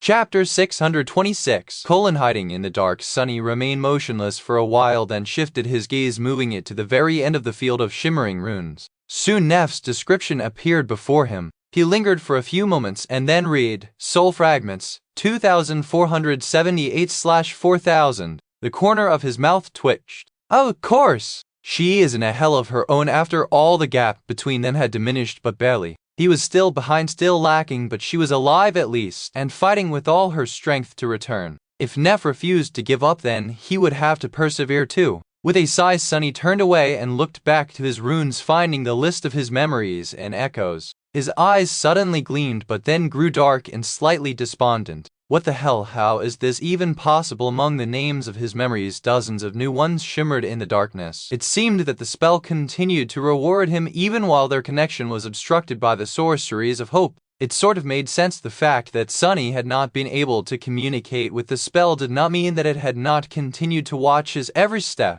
He was inside one of its nightmares after all, which created a swarm of questions on its own. Not caring to consider them, Sunny silently counted the new memories. 39. There were 39 of them, and yet there was not a single echo he had received after slaughtering nearly 1,000 nightmare creatures. Not even a hint of one. Doesn't make any sense, none at all. What is this, a joke? It seemed that his luck when it came to memories had been incredible, while his luck when it came to echoes had been beyond terrible. He should have received 4 of 5 at least, but he had not. Sunny stared into the darkness for a while, his expression glum. Then he sighed. Well, doesn't matter. It's a pity that I did not receive an echo of the Red Priest though. I would have made him into a shadow, just to get a chance to kill that bastard again. He studied his new memories, slowly reading their names and descriptions. A few were good and a couple was splendid. The rest, however, were worse than what he already had in his arsenal. Their only use was to feed Saint. This time, however, he did not hurry to give them away as sustenance for the taciturn demon. Instead, Sunny hesitated for a long time and then dismissed the runes. He had other plans for these memories. Each of them possessed a unique weave, one that he would be able to study and experiment with while not fearing to damage or destroy an actually valuable instrument. He would be able to use Wee's needle now too, instead of cutting his fingers on the ethereal but perfectly sharp strings. Satisfied with that decision, Sunny finished the last of synth-pass tubes he had taken out of the covetous coffer, indifferently dropped them into the dark abyss of the sky below, and sent one of his shadows to scout out the situation above. The sun was rolling toward the horizon and the night was swiftly approaching. That meant that he would have to move soon. Over the next few days, Sunny traveled southeast, staying in the darkness of the sky below during the night and finding shelter on the undersides of the floating island during the day. He was still weak because of his injuries and had to make frequent stops to rest and sleep, which slowed him down considerably. In the course of these days, Sunny made several stunning discoveries. The first one was rather pleasant and beneficial to him. As it turned out, there were far fewer nightmare creatures populating the Kingdom of Hope in this era than there were in the future. That included the harrowing abominations that dwelled on the dark side of the islands. Their absence made the task of remaining below the isles far easier for him. Of course, there were still some monstrosities hiding in the darkness, but not nearly enough to make it too hard to avoid them. In retrospect, that made sense. These lands were not completely devastated yet, and there were plenty of humans living on the levitating islands. It was because of them and their efforts that the population of nightmare creatures was so low. It was also the reason why it took Solvan and her zealots a full decade or more to gather enough abominations to hold the accursed trials. The second discovery he made was far less fortuitous and also had to do with the human inhabitants of the Kingdom of Hope. He was still in the territory of the worshippers of war, which made it all but impossible to appear on the surface of the islands during the day unnoticed. But the dark side wasn't completely safe either. Not once and not twice he saw humans traveling either across the heavenly chains or through the sky below. Hidden in the shadows, he observed several flying ships sail through the boundless darkness, some adorned with sails of pristine white, some of vivid red. He even witnessed 2 vessels locked in furious battle, arrows and pieces of burning wood falling into the abyss like rain. In the end, the ship with white sails ran into the red one, splitting the vessel in half and sending the captain and the crew to their deaths in the sky below. These ships looked simultaneously similar and different to the one the firekeepers had repaired and guided to the Ebony Tower. They were much smaller and slower and didn't have a magnificent tree growing around their masts. The vessel Sunny had spent several weeks on looked much more ancient in comparison, like the original in front of lesser copies. The third discovery Sunny made was perhaps the most shocking. The crushing did not exist in this era. The islands rose and fell as usual, but no matter how high they climbed, no deadly force assaulted them, threatening to destroy anything too weak or too slow to run away. Many of the nightmare creatures Sunny had studied before hunting them down in the future were somewhat different here from what he knew. He had understood that fact in the arena and confirmed it while observing the islands through the eyes of his shadows after escaping it. Now he learned why. The crushing did not yet exist, and for that reason the nightmare creatures had not gone through thousands of years of adaptation to learn how to survive its burden. Neither their bodies nor their behavior changed to accommodate the deadly force that would terrorize the entire region in the future yet, and that was why he had found them to be both familiar and strange. Armed with that knowledge, Sunny slowly made his way south, leaving the Red Colosseum and St. Sylvain further and further behind. His wounds slowly healed, and soon he felt that he would not be entirely useless in the fight anymore. That was just in time because his days of peace were about to come to an end. Chapter 627. Needlework. It took Sunny almost 2 weeks to approach the southern boundary of the Chained Isles. The further from the Red Colosseum he went, the less presence the warmongers had there. With Sylvain's militant order occupying the western reaches of the Kingdom of Hope and the followers of Sun God in control of its center engaged in a centuries-old conflict with each other, the south remained desolate and neglected. That made Sunny's life a bit easier, but also caused him to lower his guard a little. He still had to remain vigilant though, because there were more and more unsightly horrors hiding in the deep shadows of the dark side as he traveled away from human settlements. On one of these days, Sunny found himself clinging to the underside of a small floating island as he waited for the arrival of night. He had already rested and dined on several tubes of synth paste, so for now there was nothing much for him to do. As had been his habit for the past week or so, he summoned one of the memories from the Colosseum and studied its weave, trying to peer into the secrets of the complicated pattern of ethereal strings. Armed with his innate intuition and the ability to compare different memories to each other, he was making tortuously slow progress in his understanding of sorcery, or at least of this type of it. Weaver's sorcery seemed elegant, strange, and marvelous, but also inhumanly complex and elaborate. Sunny doubted that he would be able to comprehend its foundational principles anytime soon. And even if he did, his human mind was simply unable to encompass the whole of the infinitely convoluted patterns, let alone create one from scratch. Maybe if he had a powerful supercomputer instead of a brain. In any case, he was not going to be creating his own memories just yet, or maybe ever. That didn't mean that he couldn't do anything though. Sunny might not have had the capacity to create new weaves, but he had already proven his ability to copy those that already existed. He had reproduced the simplest and most common of them, the pattern responsible for storing memories in his soul and then summoning them back through essence in the dungeon of the Red Colosseum. With enough time and preparation, he would be able to copy other enchantments of the familiar weaves too. Creating anything meaningful was going to take a while though, but that was not what Sunny was currently trying to achieve. Instead, he wanted to expand his sorceress repertoire from 1 trick to no less than 2 tricks. He was experimenting with his memories in hopes of learning how to modify and change an existing enchantment. Right now, Sunny was holding a slim dagger in one hand and a small silver bell in the other. The silver bell was the first memory he had ever received, and also the simplest, while the slim dagger was one of the weapons he had won in the arena. Its enchantment was rather straightforward. It made the weapon utterly noiseless. It didn't ring when struck against armor or another blade, and didn't even rustle as it entered the enemy's flesh. Sunny had chosen these 2 memories for the experiment because at the core their enchantments were very similar. One was that of sound amplification, while the other was that of sound nullification. He wanted to change the latter into the former. In other words, he wanted to turn the silent dagger into a very noisy dagger. Not because that would be very useful, but to prove that he was capable of modifying enchantments. After studying the spellweave of the silver bell for many days, Sunny was close to memorizing the staggering complexity of the pattern of strings entirely. Since the bell had only 1 enchantment, it was easy to isolate it from the parts of the pattern that were common to all memories.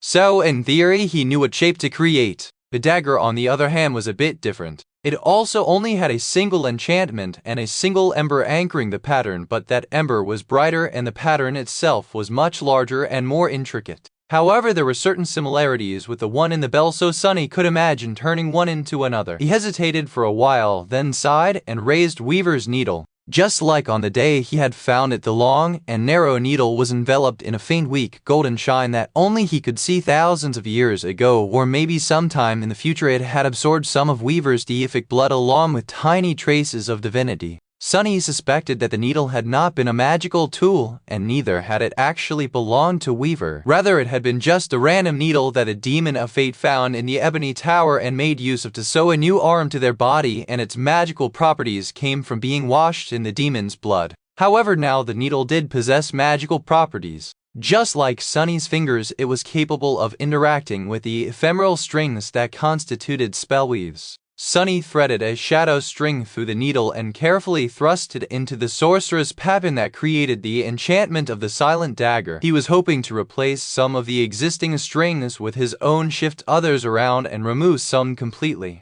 At first, everything went well. Sunny was on the verge of getting excited, but then the same thing that happened with all his previous experiments repeated itself. At some point the strings trembled, and then the whole pattern tore and collapsed, turning into a chaotic mess of ripped and fluttering threads. Sunny hurriedly retracted his hand, afraid to lose it, and watched as the slim dagger shimmered and disintegrated into a rain of dim sparks. A few moments later the spell spoke solemnly. "Your memory has been destroyed." Sunny grimaced and closed his eyes. Damnation, another one. Then, however, he suddenly shifted and turned his head up, staring at the stone surface above him as if trying to pierce its solid mass with his gaze. Up above on the surface of the small island, one of his shadows had noticed movement.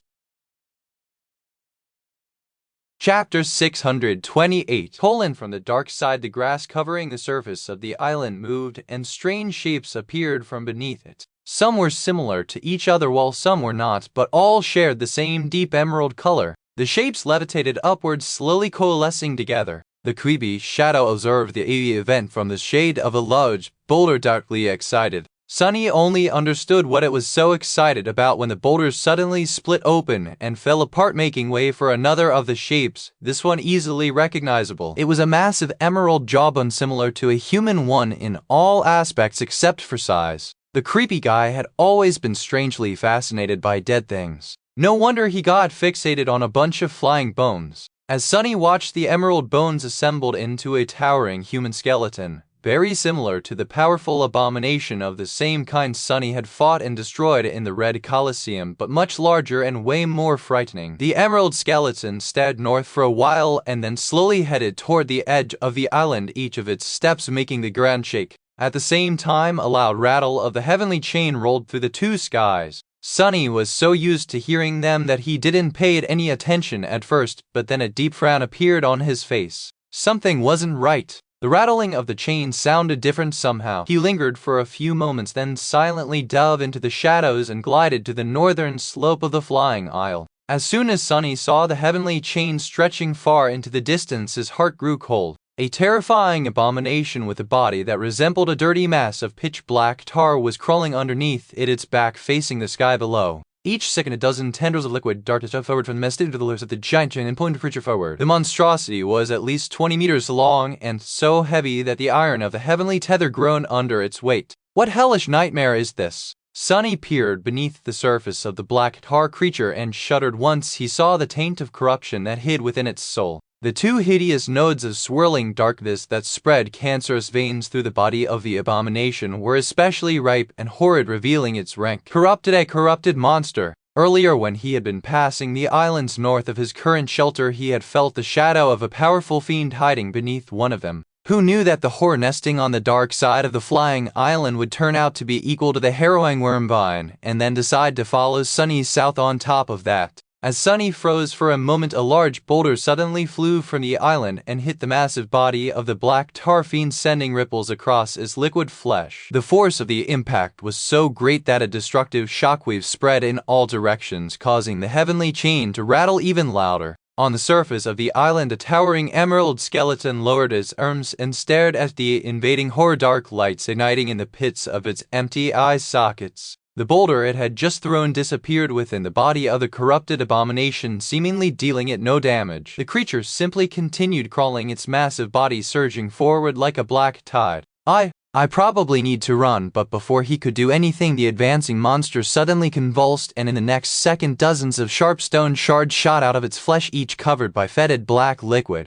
Some rained on the emerald skeleton, and some hit the slopes of the island, causing large chunks of weathered stone to be turned into dust. Sunny barely managed to dodge one of them and stared with resentment at the small crater that appeared in place of his hiding place. Sure, he was an incorporeal shadow right now, but he would not make the mistake of assuming that a corrupted abomination had no way of wounding him. Who knew what this horror was capable of? And just as this thought entered his mind, he noticed that there was a thin layer of black tar spread around the point of impact, and dozens of similar ones nearby. As he watched, the foul liquid started to move, coalescing into small dark blobs. Some of them began crawling up toward the emerald skeleton, but some froze for a moment and then flowed toward him as though sensing his location. Crap! Sunny hurriedly summoned back the creepy shadow and lunged away, gliding through the shadows as fast as he could. By the time he reached the bottom of the island, the black tar monster was already upon the skeleton. Numerous tendrils of darkness shot forward, enveloping the towering abomination. Despite all its might, the emerald skeleton was instantly trapped and pulled inside a mass of liquid darkness. It struggled desperately, but to no avail. Seconds later, its massive figure disappeared within the body of the dark side fiend without a trace. Now just forget about me, Hellspawn. I'm too small and inconsequential anyway. Sunny was already on the southern slope of the island, rushing toward the other heavenly chain that led away from this damned place. Somewhere above him, the giant mass of liquid darkness rippled, perhaps grinding the ancient emerald bones into dust, and then the corrupted fiend suddenly surged forward with incredible speed, heading for the very same chain. Or rather, for the swift shadow that hoped to use the chain to escape. Luckily, Sunny reached it first. He burst from the shadows, flying across the span of empty air, and landed on the surface of the heavenly tether in a roll. Without wasting a single moment, Sunny pushed himself off of the cold iron surface with all four arms, wrapped the shadows around his body, and ran. As dull pain spread through his chest, the mantle of the underworld turned as light as a feather. Just a few seconds later, the chain swayed wildly beneath his feet, announcing that the black tar monster had reached it too. Curses! There were a few hundred meters of giant sunlit links in front of him, and only past that was the heavenly tether, submerged into the darkness of the sky below and shrouded in shadows. I'll make it, truly, I will. Sunny growled, bared his fangs, and ran. Chapter 629. Pursuit. Sunny's upper arms were much longer than that of a human. Bending down, he fell on all fours and broke into a bestial gallop, flying forward with incredible speed. With each jump, the saving darkness grew closer and closer. The links of the heavenly chain rattled and swayed wildly beneath him as the black tar fiend pursued. Sunny could have tried to find safety in the depth of the sky below, but his speed and maneuverability in the air would have been severely diminished. If the abomination decided to expel another rain of tar-covered projectiles, he would be shredded, torn to pieces, and consumed. Besides, there was no saying if the harrowing creature could follow him into the abyss. His best chance was to reach the segment of the chain submerged in darkness, glide across it as a swift shadow, and escape to the next island. Behind him, the mass of liquid darkness rolled forward with staggering speed, hundreds of black tendrils shooting out of it every moment to form a ceaseless tide. The distance between them grew smaller and smaller and smaller still. Oh gods, just a split seconds before the tendrils of darkness descended upon him, Sunny finally reached a sufficiently low altitude and dove into the shadows, turning into one of them and rushing forward across the giant chain. The space where he stood just a moment ago was instantly enveloped by the foul flesh of the tar monstrosity, which then lunged after him, somehow starting to move even faster. A strange, deafening sound that resembled a gurgling wail escaped from the depths of the mass of liquid darkness, causing Sunny's whole being to writhe in pain. It washed over the world like a wave, penetrating deep into the darkness of the sky below and the radiance of the sky above, and making both shudder. Sunny fled across the border between two skies, and the harrowing creature from the dark side followed. Soon the length of the heavenly chain that was shrouded in shadows came to the end, and he escaped them at a terrible speed, sliding across the metal of the links and barely keeping himself from plummeting down. A tide of black shifting tendrils fell at him almost instantly, but hit only ancient iron. Sunny had stepped through shadows, appearing a couple of dozen meters away, and then once again teleporting to the surface of the island that loomed above him now. That last jump ate a lot of his essence, but he had no other choice than to make it. Falling to the ground, Sunny grabbed at his chest, which was pulsating with dull, crippling pain, and groaned. Then he threw himself up and continued running. Behind him, the tendrils of black terror were already above the edge of the island. Sunny found himself among remnants of an ancient battlefield. Carcasses of broken ships lay forlornly on the barren earth, their blackened hulls covered with scorch marks and gaping with empty darkness. Here and there, pieces of rusty weapons and armor protruded from the ground, covered with ash. The ground itself was shattered and uneven, littered with pockmarks of deep craters. Knowing that he would never escape the giant fiend on foot, Sunny alternated between galloping and jumping through shadows for short distances, sometimes chaining several jumps in a row. By exerting every fiber of his demonic body to its limit, he managed to stay ahead of the pursuing abomination for now, even if it was just barely. Behind him, the monstrous creature barreled through wreckages of the fallen ships, breaking them apart with a thunderous cacophony of crashes. Its tendrils ripped the wooden hulls apart like paper, sending clouds of ash and debris flying through the air. On the opposite side of the island, Sunny saw the remnants of a colossal pyre, thousands upon thousands of charred human bones arranged into a solemn pyramid to form it. These were perhaps the remains of the warriors that had fought in this battle and once crewed the broken ships. What had brought them to this island, and what had they fought for? Who had won the terrible battle, and at what cost? Had this pyre been meant to honor fallen heroes or dispose of dead enemies?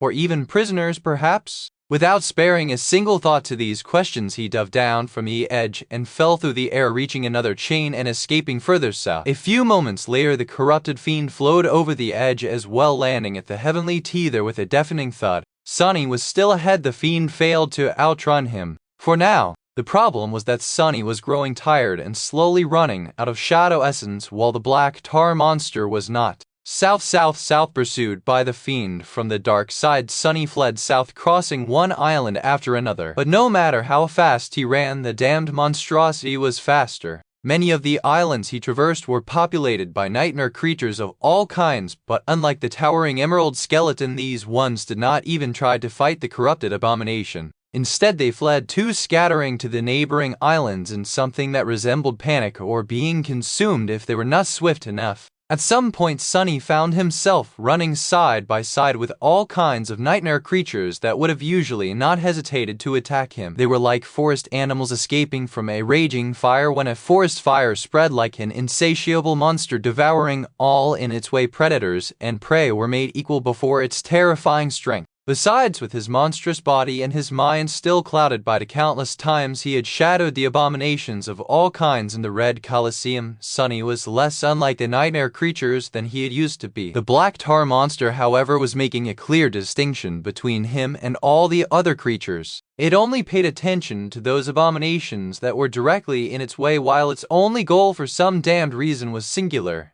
to catch and consume Sunny. Curse it all, what's so special about me? Was it the fact that he followed the path of ascension instead of corruption? Was it his nature as a shadow? Or maybe was it the flame of divinity that burned in his soul and flowed through his veins? Was that flame an irresistible lure for a creature like that? There was no answer. All Sunny could do was run. Run as his chest became consumed with pain and his soul became empty and barren, devoid of any essence at all. Some time later, he escaped from the shadows one last time and fell on the emerald grass of a new island, almost completely spent of essence and sapped of all stamina. He was done for. His single heart was beating wildly in his aching chest, drowning as it tried to do the work meant for two. His 4 lungs were on fire. This was it. This was as far as he could go. Sunny drew in a hoarse breath and then slowly rose to his feet. His eyes shone with grim darkness. So be it good. Come and get me, beast. Let us see which one of us is stronger. I have killed creatures mightier than you before. Granted, during the battle with Wormvine he had months of preparations and a whole cohort of fire keepers supporting him. Sunny used the last of his essence to summon the cruel sight and turned around ready to face the assault of the black tendrils. However, something was off.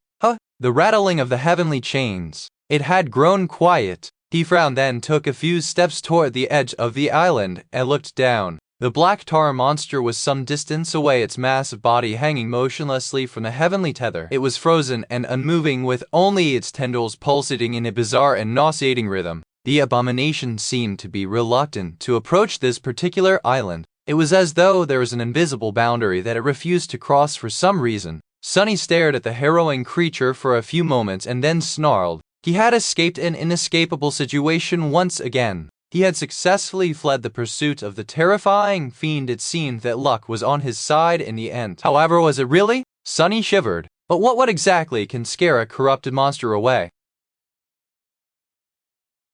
Chapter 630. Wicked Warlock of the East. Sunny stared at the terrifying fiend for a few moments, then suddenly grimaced, clutched his chest, and fell to one knee. A bestial growl escaped through his sharp fangs.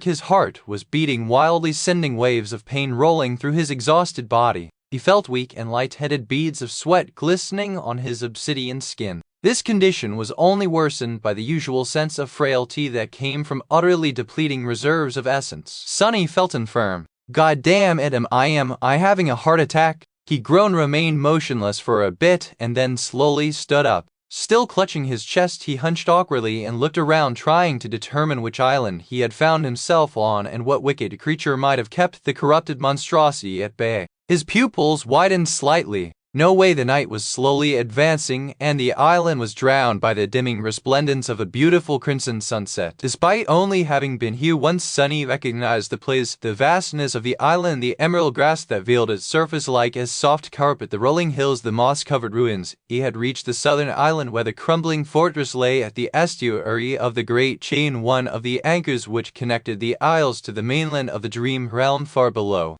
Well, the fortress had been ruined in the future. Currently, it may have been still standing. Such luck! Sunny was glad to learn that he had arrived at the southernmost point of the chained isles during his mad escape from the Black Tar Fiend. However, he was still uneasy about the fact that the abomination refused to approach it. He was in no condition to fight anything, let alone a creature capable of scaring a corrupted monster. But what choice was there? Sunny glanced at the massive body of the terrifying abomination that loomed in the distance, then toward the center of the island. The choices really were simple. He could either jump back on the heavenly chain and try his luck in a battle against the Black Tar Fiend, or remain on the island and risk meeting the unknown horror. He hesitated for a bit and then started limping away from the edge. Yes, an unknown danger was almost always worse than that which was familiar, but who knew, maybe he was going to get lucky. Maybe the unseen horror was going to turn out friendly and nice. Yeah, why not? Sure. Statistically speaking, a thing like that is bound to happen one day. By the time Sunny reached the center of the island, the night had already descended upon the world, and a full moon was climbing up the velvet surface of the starlit sky. The hills became shrouded in darkness, which hid and protected him, and there was a little bit of shadow essence now filling his three cores. The pain in his chest had subsided somewhat, but Sunny still felt weak and feverish. He was heading toward the southern edge of the island to take a look at the current status of the boundary fortress, and studied his surroundings carefully in search of any sign of danger. If there was indeed a terrible threat somewhere on the island, it would be better to discover it before it had the chance to discover him first. Cresting the top of a tall hill, Sunny suddenly froze and then crouched down. Safely veiled by the shadows, he looked at a shimmering white light that danced some distance away in the center of a small valley that was formed by the hill he was standing on and several others. What is this? He hesitated for a moment, then commanded the gloomy shadow to slide off from his body and get closer to the source of light. However, the shadow hesitated too. Sunny blinked. "What the hell are you waiting for? Get down there, you can run away if things go wrong." The gloomy shadow gave him a long look, then shook its head resentfully and timidly glided forward. Soon Sunny saw a strange picture. In the center of the valley, a small fire burned, its color entirely white. In front of it, a lone human figure sat. The human's head was hung low, his face obscured by the falling hair. He was naked above the waist, his pale skin covered with dry blood. However, there seemed to be no wounds on the stranger's body. In fact, there was not a single scar on it. On a stone in front of him, a diamond sickle lay, its blade painted crimson. The image of the bloodied man, half of his body illuminated by the warm light of the dancing flame, half washed in the cold pale moonlight, was eerie and strangely beautiful. Sunny found himself slightly hypnotized by the solemn mystery of it all, almost to the point of forgetting the danger he was in. After a while, the man let out a deep sigh, and then suddenly spoke in a bright and melodious voice. "Who is it there hiding in the shadows? Don't be so timid, friend, come out. Share the warmth of this fire with me if you wish. The night is cold and dark." A sonorous laughter rolled across the valley. "Oh, don't be scared. I won't eat you." Sunny shivered. "Keep your voice down, fool. There's something horrible hiding on this island." But then he thought for a moment and shuddered. Unless the man himself was the unknown horror. The horror in question, meanwhile, raised his head, finally revealing his face. It was young and beautiful, with smooth silken skin, high cheekbones, and exquisite features. The man's smile was carefree and pleasant, his eyes bright and humorous. There was a symbol of a crescent moon drawn on his forehead. Sunny recognized him immediately, of course. It was the exact same face he had seen 1,000 times depicted on each of the miraculous coins. However, Sunny had no time to pay this revelation any attention because something else drew all of it. It was the fact that the young man shifted slightly, turned his head and looked directly at him. Not even at the gloomy shadow that hid some distance away from the fire, but at the distant top of the hill where Sunny himself crouched in the shadows. "See crap," the young man beckoned him with a finger, still smiling. "Come, come. It is rude to refuse a sincere invitation, especially one coming from such a nice person as me. Oh, where are my manners? I didn't even introduce myself," rejoiced stranger. "You are in the brilliant presence of Noctis, the great sorcerer of the East."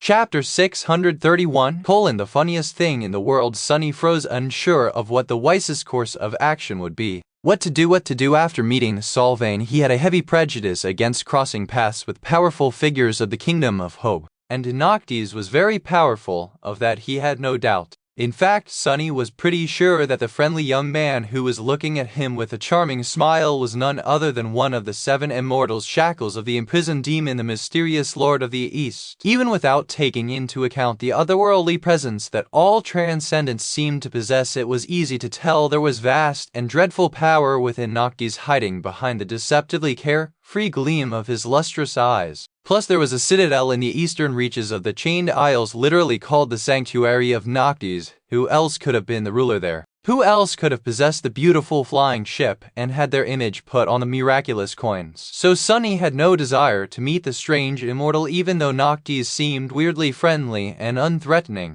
Actually, that only made him more terrifying. But was there even a choice? It was not like Sunny was in any shape to escape from a saint, let alone an immortal sorcerer that even corrupted abominations seemed to be wary of. He hesitated for a bit, then sighed, rose, and headed toward the crackling fire, noticing that Noctis hummed in satisfaction and then slightly moved his hand. Immediately droplets of dew flew from the grass, forming a clear stream that swirled around his body, washing the dry blood away. An exquisite silk cloak rose from the ground, wrapping itself around him. The diamond sickle whistled through the air, shaking itself clean, and hung itself on the sorcerer's belt. Sunny continued walking, still clutching his aching chest, and observed the bizarre occurrence with a deadpan expression. "Damn, why don't I know how to perform tricks like that? That would make life so much easier." Finally, under the gloating gaze of the vindictive gloomy shadow, he walked into the circle of light and couldn't help but tremble when the saint threw a curious glance at him. It was hard to remain calm in front of a being that could obliterate you with one finger.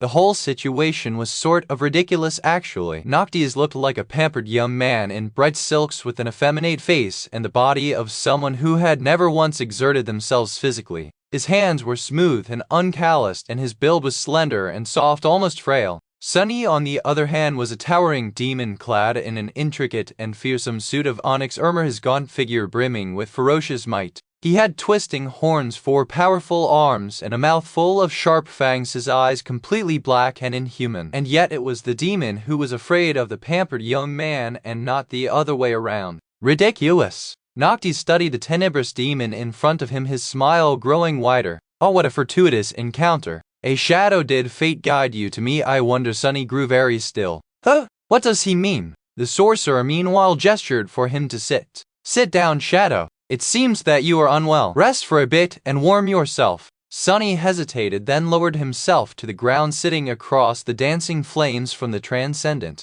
He gleaned at Noctis' soul to make sure that he was right to call the young man so, and saw a single resplendent core shining in his chest. That was a soul of a saint indeed. Noctis remained silent for a while and then asked, "Say, Shadow, what is your name?" Sunny lingered, then stretched a hand forward and scratched 2 runes into one of the stones surrounding the fire. Sorcerer's brows flew up.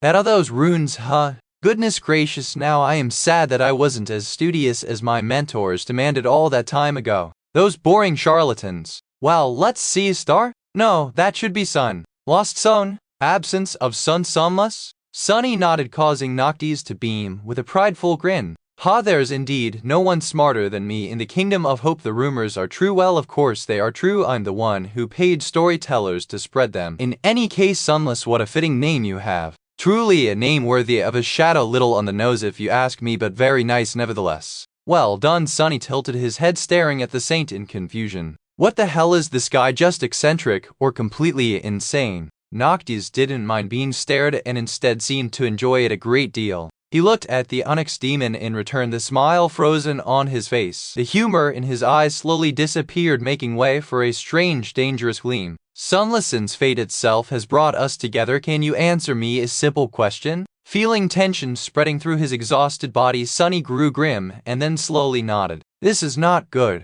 Not good at all, damn it. Why is everyone in this place crazy? Noctis leaned forward and said, his voice deceptively calm and friendly, tell me, do you perhaps have a knife cut from a single piece of black obsidian in your possession? Sunny shivered. How the hell does he know? But there was nothing he could do. The question had been asked, and now he was compelled to answer. He struggled against the flaw for as long as he could, then gritted his teeth and nodded again. The immortal sorcerer stared at Sunny for a few moments, his lustrous eyes reflecting moonlight like two shining pools of pale blue radiance. Then he suddenly threw his head back and exploded with joyful laughter as though he had just heard the funniest joke in history. Noctis laughed so hard that tears appeared in his eyes, glistening in the moonlight like crystals. Finally, he satiated his mirth and glanced at Sunny once again, the carefree smile returning to his face. Ah, Sunless, fate is the funniest thing in the world, don't you think? You and I have a feeling that we are going to be great friends, Sunless. Believe it.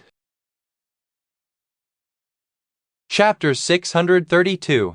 Broken heart. Sunny froze, his tired body tensing up. His vertical pupils narrowed and breath escaped through his gritted fangs with a hissing sound. Damnation, despite the strange reactions of the eccentric saint, he wasn't fooled. Out here in the Kingdom of Hope, there was no power greater than that of the immortal wardens that guarded its imprisoned queen. And the only weakness the immortals had were the knives that held their fates hostage. The obsidian knife was a weapon that could destroy one of the eternal shackles, and as such it was a priceless treasure. The very concept of value was too mundane and pedestrian to be applied to it. And he had just revealed the fact that he possessed one to an infinitely more powerful being, to one of the very immortals whose lives the knife could reap. It didn't matter if the obsidian knife was meant for Noctis himself or one of the other shackles. If it contained his own fate, then the sorcerer would stop at nothing to gain control of it so that no one else could. If it contained another's, he would be able to exert influence over one of the wardens or dispose of them completely. Noctis would undoubtedly try to take the knife, but inexplicably the sorcerer did nothing of the sort. Instead, as Sunny stared at him in confusion, Noctis relaxed and started to hum a joyful melody. Then he suddenly clapped his hands in excitement. Ah, Sunless, how fortunate it is that I've met you. His smile dimmed a little and his eyes for a moment grew dark and terrifying. Before we met, you see, I was prepared to do something rather drastic. But now there is no need. The divination truly worked. He remained silent for a few moments and then seamlessly switched back to his usual carefree persona. This wonderful occasion demands a celebration. Yes, we simply must celebrate while you're still alive, which won't be for long, regretfully, so better keep it simple. Sunny flinched. What? Meanwhile, something rustled in the air and a figure of a very tall man suddenly appeared out of the darkness. Sunny tensed, surprised that the stranger managed to approach them unnoticed. Why had he not sensed the bastard? The figure calmly stepped into the light, revealing itself to not be a man at all. Instead, it was a wooden mannequin carved into a semblance of a man wearing an elegant livery with embroidered sleeves and hem. It had simple features and held a tray with grapes, fresh fruit, and several beautifully painted amphoras of wine. The mannequin looked disturbingly familiar. In fact, it bore a close resemblance to a far less feral, ancient, and corrupted version of a sailor doll who had been the nightmare creatures populating Shipwreck Island before Sunny and the Firekeepers eradicated them. The strange sailor doll placed the tray in front of them, stepped back into the darkness, and froze, becoming undistinguishable from a dead piece of wood. Noctis smiled and reached out for one of the amphoras. Sunny's thoughts, meanwhile, were in turmoil. What the hell does he mean I won't be alive for long? He opened his mouth, then closed it in frustration and hurriedly traced several runes in the ash. What? The sorcerer scowled as he tried to read them, then gave him an unapologetic smile. Why are we keeping it so simple? Yes, of course you would be confused. See, usually I would have thrown a great feast to celebrate the occasion. I am the most gracious person in the Kingdom of Hope after all, but sadly we will have to be satisfied with this shameful. Sunny furiously shook his head and then drew several more runes. Sunless. Dead. Why? Noctis stared at him with surprise. Well, aren't you dying? That broken heart of yours is giving out. I thought that this was why you came here to spend your last few days near his resting place. Sunny blinked a few times, trying to digest what he had just heard. Was his one remaining heart really failing? It did feel like it was on the verge of tearing apart during his escape from the black tar monster. It continued to ache dully still, and whose resting place was Noctis talking about? No, that was not important right now. He erased the previous runes and traced 2 more. Heart. Broken. Noctis frowned. Wait, do you? Do you perhaps not want to die? I didn't say anything before in order to respect your wishes, but if dying peacefully was not your intention, then why are you wasting time drinking wine with me? Zamas, are you crazy? Sunny stared at him for a few moments, unamused, his eyes full of resentment. Then he ground his fangs and wrote, No, don't know. Maybe. Help. The sorcerer scratched his head. You are a very strange shadow, Sunless. Well, mending a broken heart is not easy. And yours is not only broken, you also seem to have misplaced one. Until you replace the lost heart, there is no point in healing the one that remains. It will just break apart again. But where would a shadow creature like you find a suitable heart in this god-forsaken land? He sighed. The servants of shadow are all gone, and so are the servants of heart. Without them, only the greatest of healers would be able to build a heart worthy of a shadow demon from scratch. Noctis looked down dejectedly. But then a mischievous smile appeared on his face. Luckily, I am the most gifted and renowned healer in the Kingdom of Hope. For me, creating a new heart for you won't be much of a problem. But Sunless, despite the fact that you and I are dear friends, a favor like that is not something to be given lightly. I wouldn't want to put a strain on our friendship, you know. So you will have to do something for me too. That would only be polite, don't you think? Sunny had a feeling that he was being swindled. After all, he was an accomplished swindler himself. However, that didn't really matter. The part of Noctis' words about the inevitable failure of his one remaining heart at least rang true. Perhaps if Sunny managed to not put any excessive strain on it in the future, things would be fine. But what were the chances of him having a peaceful life in a nightmare? 0. He desperately needed a functioning heart, and better yet, 2 of them. Only then would he be back to his full strength and ready to face the challenges that lay ahead. Sunny sighed and drew several runes, already suspecting what he would hear. He wants the damned knife, doesn't he? That bastard. Damlas. What? Noctis looked at him for a few moments, then smiled. What he said next, however, was not what Sunny expected to hear. The sorcerer suddenly turned around and gestured south. Oh, it's nothing much really. You see, there's an abandoned fortress on the edge of this island. All I want is for you to climb inside and remain there until dawn. Actually, it will be best if you can fall asleep. So a little nap in exchange for a new heart. Doesn't sound too bad, does it? I mean, it's just a few hours of sleep, really. What's the worst that could happen? The gloomy shadow grabbed its head in utter despair. Chapter 633.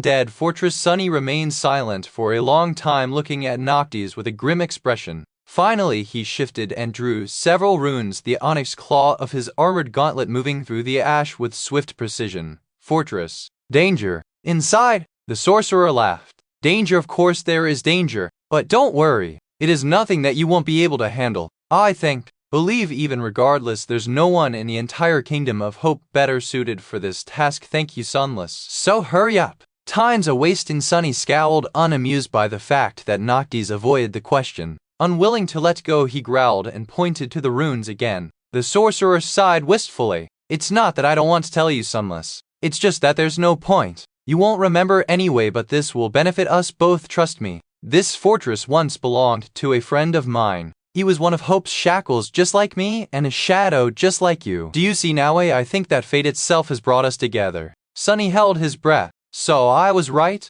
Noctis is indeed one of the immortals. And more than that, one of the original 7 had been a follower of Shadow God. Only 5 wardens were still alive, and none of them held dominion over the south, so it was safe to assume that this Shadow Lord was dead. Suddenly, the sorcerer's comment about this island being someone's resting place made more sense. If so, maybe there were some relics that the Transcendent of Shadows left behind in the fortress. That changed things a little. Sunny hesitated for a while and then gestured to his chest. Noctis smiled. What? Surely you are not doubting my skill. Rest assured, Sunless, I'll create a wonderful new heart for you. I'll even replace the fingers you seem to be missing as a bonus. Unless not having fingers is your preference, of course. Sunny stared at him for a few minutes, then sighed and stood up. Picking up a bunch of grapes, he glanced at the eccentric sorcerer one more time and then headed south toward the edge of the island where the abandoned fortress stood. You won't remember it anyway. I wonder what the hell did he mean?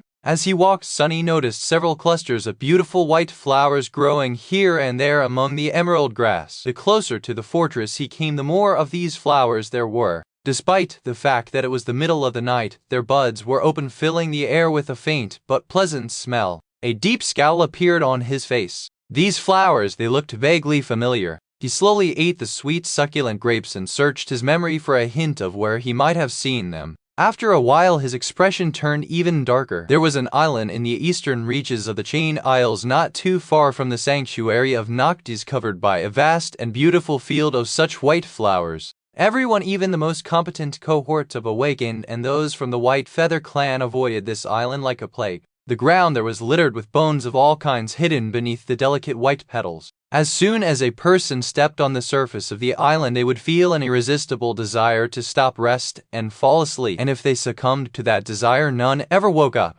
Sunny silently cursed. Is that bastard trying to kill me? But for some reason he had trouble believing that Noctis simply wanted him dead. A saint had far easier ways to kill and awaken, let alone someone as tired and weakened as him. There was no need to go to such lengths. So what the sorcerer had said must have been true, or at least close to it. He believed that Sunny was uniquely suited for the task and had a good chance of accomplishing it alive. But why? What was so special about Sunny? What could he do that even a transcendent could not? Was it because he was connected to Shadow God as the previous owner of the fortress had been? Full of dark thoughts, he crested another hill and saw the familiar silhouette of the Boundary stronghold not too far away. It was in much better condition than it had been in the future. In fact, it almost looked tall, if not for the moss covering its walls, the lack of lights, and the deathly silence that enveloped it. Sunny would have thought that the castle was still inhabited by humans. The tall walls, built of gray stone, rose high into the night sky, and the massive gates were closed shut. The ancient fortress was bathed in the pale moonlight, looking somber and foreboding like a cursed tomb. Sunny grimaced. Not ominous at all. Still clutching his chest, he made his way down the hill and approached the menacing stronghold. Its walls had not crumbled yet, so the path he had taken to get inside the last time did not exist yet. Full of grim unease, Sunny thrust his claws into the ancient stone and started climbing. These walls were nothing compared to the Great Wall of the Dark City. Getting to the top was not going to be hard even for a human. And currently he wasn't even human. He was a demon, be it a dying one. Soon he finally reached the top of the wall and crouched on its lip, looking down into the empty courtyard. Here the signs of abandonment were more pronounced. There were dust and dirt everywhere, with weeds growing through the ancient cobblestones. The fortress was desolate and hollow, devoid of anyone to inhabit and take care of it. He hesitated with a decision for a bit, and then reluctantly sent two of his shadows away to explore the stronghold. If there was indeed a powerful creature nesting inside, they would surely find it. Minutes passed in tense anticipation. The shadows glided through the empty corridors and halls of the abandoned stronghold, to its towers and dungeons. However, no matter where they looked, they did not find any sign of life. What they did find, however, were corpses. Here and there, human skeletons lay still, dressed in archaic garments and armor. There was no sign of struggle around them, no tears on their clothes, and no apparent wounds on their bodies. It just seemed as though the former garrison of the stronghold had lowered themselves to the ground and died for no reason whatsoever. All of it was just too eerie. Cursed all, cursed the damned immortals, and cursed this damned place. Sunny almost turned around and ran, but then his chest pulsed with pain, reminding him of the reason for why he had come here. With a deep sigh, he jumped down from the lip of the wall and walked toward the main structure of the fortress. Time to find me is soft bed. Sunny entered the donjon, summoned the shadows back, and walked through the silent halls on his way to the higher levels of the massive tower. Once there, he walked around for a bit, searching for a suitable room, and soon found one that seemed to be both comfortable and well protected. Unceremoniously throwing a corpse in a rotten nightgown off the bed, he lay down in its place and tiredly closed his eyes. Sure, this place was beyond creepy, but he was in fact tired to the bone and in desperate need of rest. Some sleep would do him good. What's the big deal anyway? I've slept in far worse places before. Falling into the embrace of oblivion, he summoned Saint from the shadows and gave her a mental command to watch over him. After hesitating for a bit, Sunny did the same with the Soul Serpent. Only once the two shadows assumed guard did he allow himself to relax. In the silence of the abandoned fortress, Sunny could easily hear the strained beating of his heart. However, he was too exhausted to pay it any attention. Just a few minutes later, he was already sound asleep. and just a moment before falling into deep slumber with his mind already half gone, he thought that he heard an unexpected sound somewhere close, but also far away. It was like the ringing of hooves on the cold stone floors. Chapter 634 Pillar of Flame. Sunny woke up just before dawn. He lay still for a while, reluctant to leave the warm embrace of the blankets. Then with a sigh he sat up and shivered in the morning cold. It was time to face a new day, and there was a lot to do. He had no excuses to laze about. A dull pain suddenly radiated through his chest. He looked down with a confused expression, studying the old scars covering his tan brown skin. I guess it's going to rain? Then an ivory arm suddenly appeared from beneath the blankets, caressing his firm muscles. Is it morning already? Sunny smiled, grasped the hand of his wife, and nodded. Yes, my sunshine. She sighed. All right, go get ready. I'll wake up the little devil. He remained motionless, leisurely enjoying the sight of the beauty he had somehow managed to coax into marrying a ruffian like him, dressing herself, careful not to disturb the round belly where their second child slept peacefully with not a care in the world. His smile grew a little wider. I said go today is not the day for your mischief, hoodlum. Have you forgotten? Sunny made a dejected face, then rose and dressed as well. When he left their quarters, the servants were already hard at work preparing for the day. When they saw him, each bowed respectfully and greeted him with warm voices. Being subjected to all this adoration and decorum, Sunny had to put on a face worthy of a lord as well. How bothersome! The servants were going to prepare everything for the upcoming journey, but one thing he had to do himself. That was something that Sunny would not allow anyone else to perform, not for the lack of trust, but simply because it was his duty. Entering the stables, he greeted his steed and went about feeding and watering the noble beast before putting the saddle on his wide back. Sunny might have become a lord of some renown and left his turbulent past behind, but the bond between a warrior and his horse was sacred. Just because the two of them didn't have to risk their lives on a battlefield anymore didn't mean that he would forget it. When all was done, he led the horse to the courtyard and attached the weathered wooden scabbard to the saddle, the cold steel of a beautiful sword hidden safely within. Then he stared at the scabbard for some time, massaging his aching chest with a distant expression.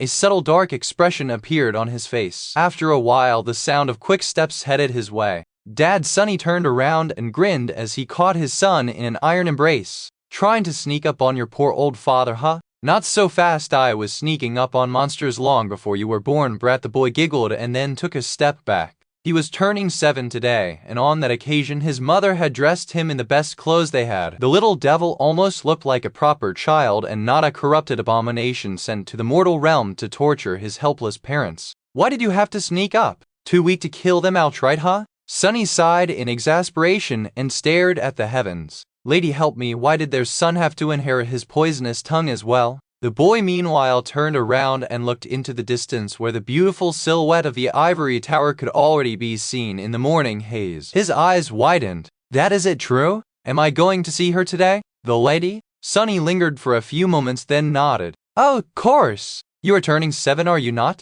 Today is a divine day, so you will meet our goddess. To introduce yourself and pledge yourself to her service. His son frowned. Bet she isn't really a goddess, is she? Won't other gods be angry with me? Sunny laughed.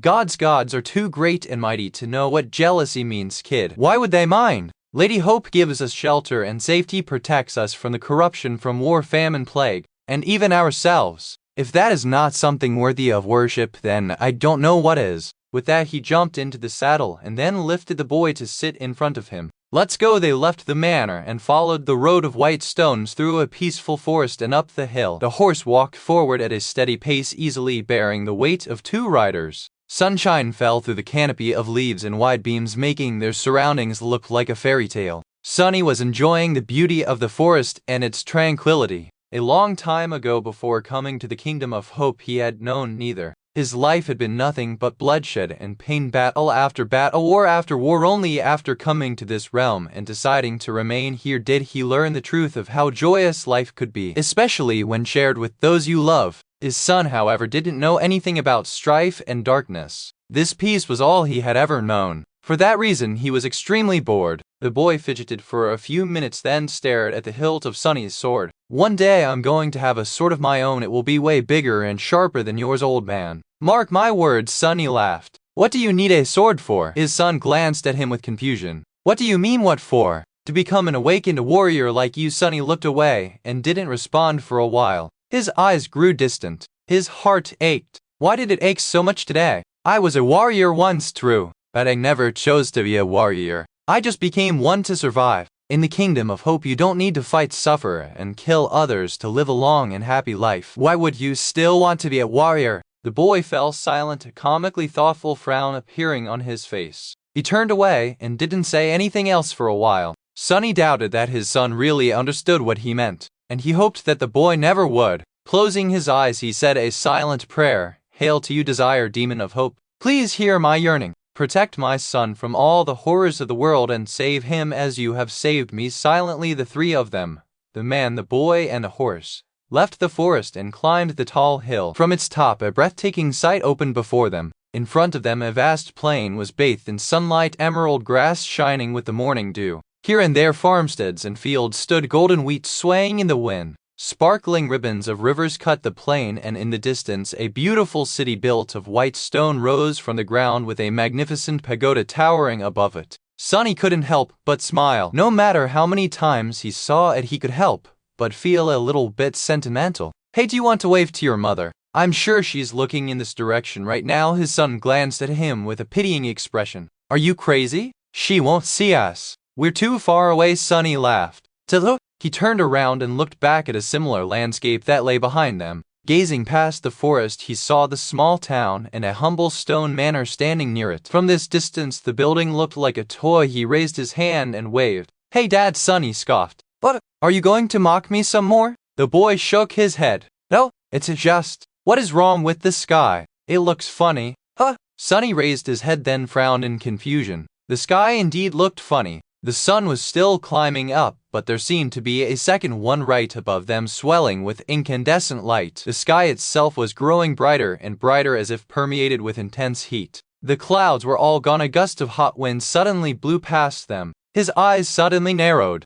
Wait, in the next second a colossal pillar of incandescent flame suddenly fell from the sky, piercing the plain and shattering the land like glass. A blinding flash drowned the world in white, and through it a terrible sound rolled across the forest. Deafened, Sunny felt his son screaming but could not hear his voice. At the point where the pillar of flame fell, the ground itself was split open and thrown into the air, colossal pieces of melted earth raining down fire, ash, and death. The hill on which they stood shook and then shifted, throwing Sunny off the horse. No, still dazed, he tried to find his son but failed. Instead, his gaze fell on the small town and the stone manor that stood in the distance. As Sunny watched in horror, the ground opened up with fountains of fire shooting into the sky. The houses were instantly devoured by the flames and incinerated, turning into clouds of ash. No, in the next moment the whole hill crumbled. The last thing Sunny saw before being smothered by the avalanche of scorching earth was the fragile figure of his son being swallowed by flames. No, and then he died. Pain. Why did his heart hurt so much? Sunny opened his eyes in the darkness and sat down, throwing the furs aside. He stared at his feeble chest, then touched it with a shaking hand, surprise. Since when did his chest start to ache during the night?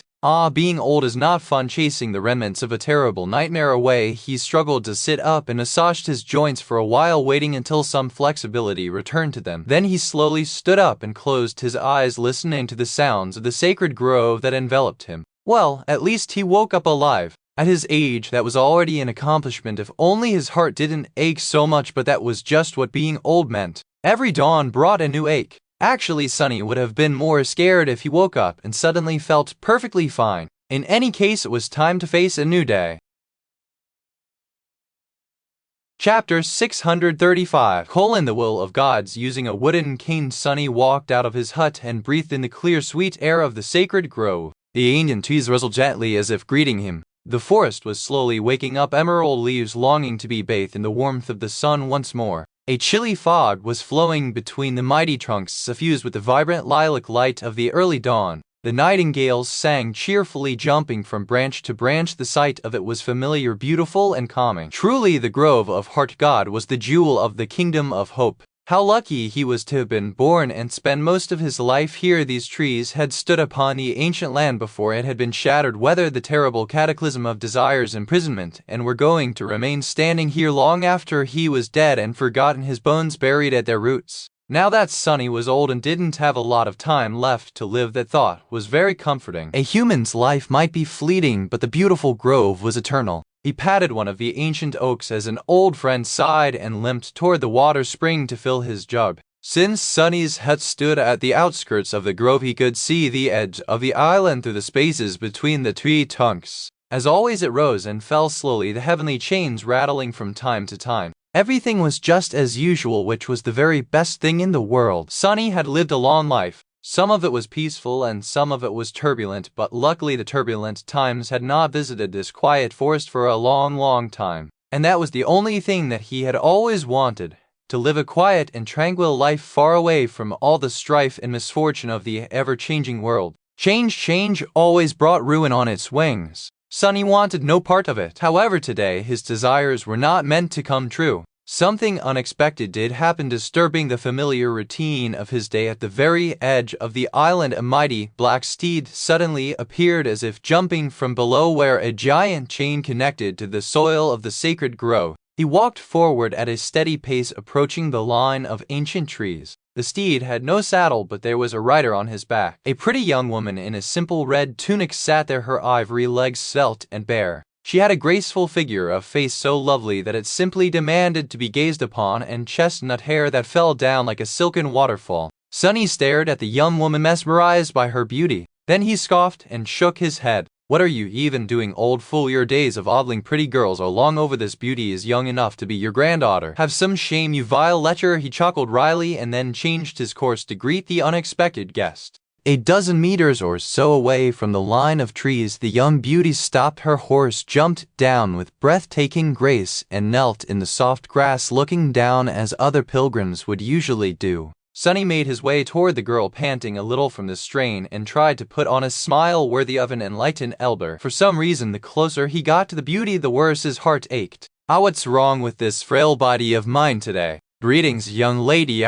Welcome. What brings you to the Heart Grove? Tell this old man your worries, maybe I'll be able to help." The beauty did not raise her head, still looking down as if to show her respect and reverence. Her voice, when she spoke, was melodious and calm. However, Sunny had been meeting pilgrims like her for many decades. All of them came here overwhelmed by sorrows and regret. That was why they sought out a passage to the sacred grove. This was a place of solace. He could sense a deep ocean of darkness hiding behind the facade of calmness the young woman had put on too. She said, "I seek audience with the lady of the grove." Sunny lingered for a bit, then sighed. So young and yet so troubled, how sad. Then he leaned on his cane and smiled. "Well, see out to yap edavabayao. How about that? I'll wait with you until the lady arrives." The young beauty didn't answer and simply continued to stare down, still like a statue. Her breathing was deep and steady. Even her scary black horse seemed patient and indifferent. Suddenly, Sunny felt a strange unease. He took a closer look at the girl and frowned. "Do I have dementia now? What in the name of hope is that?" His eyes seemed to be playing tricks on him. Sunny could swear that he saw a radiant sphere of light burning inside the young beauty's chest. Not that he was looking in that direction. Without any reason, his hand suddenly stretched sideways, his palm opening as if waiting to grasp something out of the air. Sunny stared at it in confusion. "Weird. What are you doing, stupid hand?" He awkwardly hid the willful hand behind his back and cleared his throat. Maybe he didn't quite recover from that terrible nightmare yet. As he did so, the young woman suddenly spoke, her head still bowed. "Tell me, have you ever seen the ivory tower?" What an unexpected question. Sunny grinned. "Oh sure. When I was a senseless youth, not much older than you. It might not look like it, but this elder was quite a wastrel. Once I ran away from home and went on an adventure. That was when I saw the Ivory City and many other things. But eventually I came back to this grove. There is nowhere better than home, I believe." He thought for a few moments and then said, "Why do you ask?" The young woman remained silent for a while. "I heard that there's an evil demon locked inside the tower, that the gods put her there as a punishment for her malevolence, corruption, and pride. Do you think it's true?"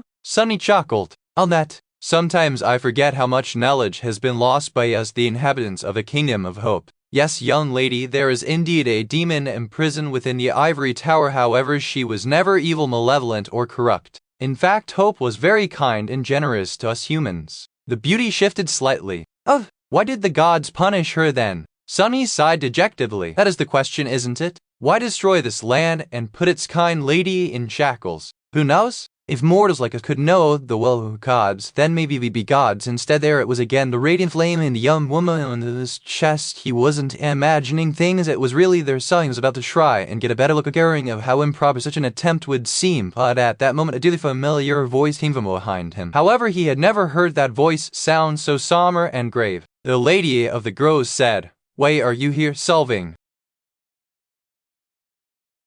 Chapter 636 Desecration. Why have you come here, Solving? Sunny turned around looking at the delicate woman who stood behind him, her dress woven out of simple green fabric, a girdle of tree bark wrapped around her thin waist. Despite looking only slightly older than their guest, with soft skin and sparkling hazel eyes, she had a calm and confident presence about her that brought peace and a feeling of safety to all who surrounded her. The woman looked beautiful, wise, and young. So young. She also resembled Sunny very much. As always, seeing her brought both warm joy and deep sadness to his heart. Sunny smiled, hiding his sorrow, then said in a tone most gentle and loving, "Hey Mom, we have a guest." The Lady of the Grove, his mother, looked at him for a short moment and then answered in a voice that rang with tension and urgency, "Get away from her, child." Now Sunny frowned, confused, then did as he was told, arduously pushing his old body forward with the help of the cane. His heart was sending pulses of pain radiating through his chest. Even walking was hard today. Behind him a dark smile appeared on the face of the young beauty whom his mother called Solving. She slowly rose from the grass and faced the Lady of the Grove, her radiant eyes burning with grim light. "You must know why I came here.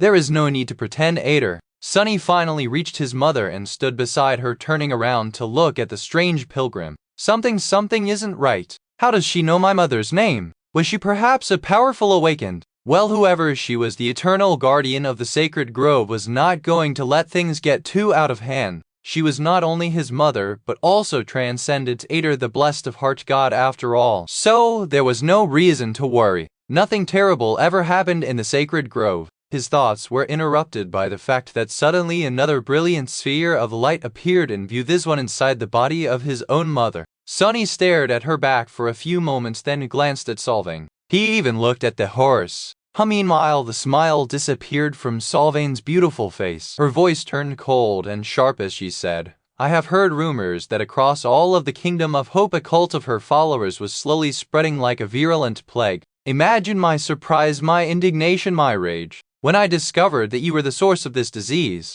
Sunny's face darkened.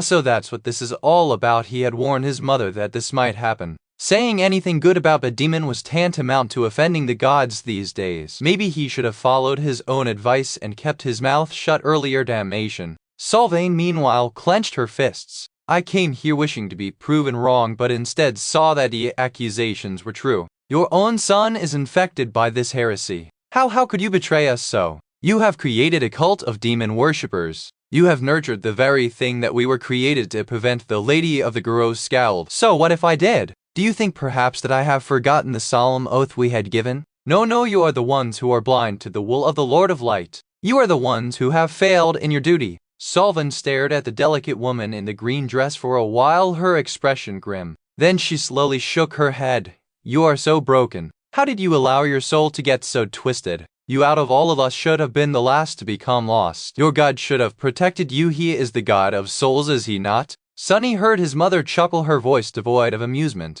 "Be done with it, Solvang. Did you not say that there was no need for us to pretend? Just say what you have come to say and leave this place. War isn't welcomed here." The young beauty in a red tunic remained silent for a long time, then slowly raised her hand. Sunny frowned, noticing that there was now a strange knife forged out of a single strip of dull metal in it. Where did it come from? His mother suddenly trembled. He had never seen her afraid before. "You wouldn't dare," Solving gritted her teeth. "You forced my hand, Ader. None of us wanted this. But in the end, they all agree." The Lady of the Grove fell silent, then shook her head. "You lie? Noctis would never abandon me." She took a step forward and smiled. "No one agreed. You are here of your own will, with none of the other chain lords giving their permission. Do you really think that they would allow something like that to happen? No matter which one of us falls, the one who remains will no longer be fateless. The balance of power between us seven will be no irrevocably broken, obliterated. Are you mad? Can you even imagine what kind of disaster will follow?" But then her voice trailed off and she stumbled. Her beautiful hazel eyes widened. Sunny shivered, feeling that just then something had gone terribly wrong. His mother stared at Solvane, her face growing deathly pale. And then she whispered, unless you do better than any of us. Oh, Solvane, how ruthless you are. Sunny felt his heartache growing stronger. There was a cold sensation grasping his chest, making him clutch at it with a pained grimace. Oh, what are they even talking about? I don't understand. What is going on? Ader of the Sacred Grove looked down for a long time, then spoke. Her voice was quiet and full of sorrow. I see now. I understand. I should have known that out of all of us you are the bravest. This sacrifice, Solvane. Even in the realm of shadows I won't forget it. With that she turned to Sunny, who was really confused by what was happening, and smiled sadly. And you, I'm sorry, child. Please forgive me if you can. With that, his mother faced the beauty in the red tunic and raised her delicate hand, a knife carved out of a single piece of wood suddenly appearing in it as though out of nowhere. Her voice grew firm and determined. However, Solvane, you should not have never challenged me on this hallowed ground. I won't give up without a fight, and neither will my grove. The young woman facing her smiled, her radiant eyes shining with a furious light. Prove it, Mom. Sunny crawled through the ash, suffocating on bitter smoke. Tears streamed down his wrinkled cheeks, evaporating because of the terrible heat. His heart ached, it ached so horribly, all of him was in pain. And all around him the sacred grove burned, enveloped by incinerating, raging fire. He could hear the screams of its inhabitants echoing in the dim darkness, humans and beasts alike burning alive as their whole world was being slowly turned into ash. How can this be? How? Pushing himself forward with the weak hands of a useless old man, he crawled toward the delicate figure lying on the ground a few meters, though so far away. He refused to die before he reached it. The ground was scorching his palms, which were now covered in terrible blisters, but he persisted, unwilling to give up. And then finally he reached her. The lady of the grove lay dead amidst the fire, shards of a strange iron dagger sizzling in the blood-soaked mud around her. Swallowing tears, Sunny awkwardly hugged her body and let out a stifled howl. Why did it feel so familiar? As though he had felt this pain once, a long time ago, already in another world. Why are you dead? Weren't you supposed to be immortal? How can this be? No, this is just a bad dream, a nightmare. I need to wake up, you old fool, wake up. But no matter what he did, he couldn't. Even if it was just a nightmare, he was trapped in it, unable to escape. Trapped in a nightmare? As this strange thought rang in his mind, a trunk of an ancient tree suddenly fell near by a whirlwind of fiery sparks and burning debris raising into the air. Sunny stared at, feeling his vision darken and his thoughts disappear one after another. He was coughing, unable to stop. He couldn't breathe. He was suffocating. How did this happen? The old man stared at the burning forest, his eyes aflame with grief and mad disbelief. How could the sacred grove be destroyed? Wasn't it supposed to stand tall, beautiful, and tranquil long after he was dead? Wasn't it supposed to outlive him? A sense of utter lightless sorrow and despair drowned his mind, just like smoke was drowning his lungs and pain was drowning his body. This is a nightmare, just a nightmare. It can't be real. No. That bitter thought was the last one that appeared in Sunny's mind before he fell into the searing darkness. And in that darkness, alone and hurting, he died. Pain, terrible, torturous pain. His heart was in pain, but so was the rest of him. Sunny couldn't open his eyes because they were glued together with dried blood. But if it did, it would be the dark walls. Lost and forgotten, far away from the light of the blessed sun, a familiar voice invaded his ears, making him shudder. You're awake.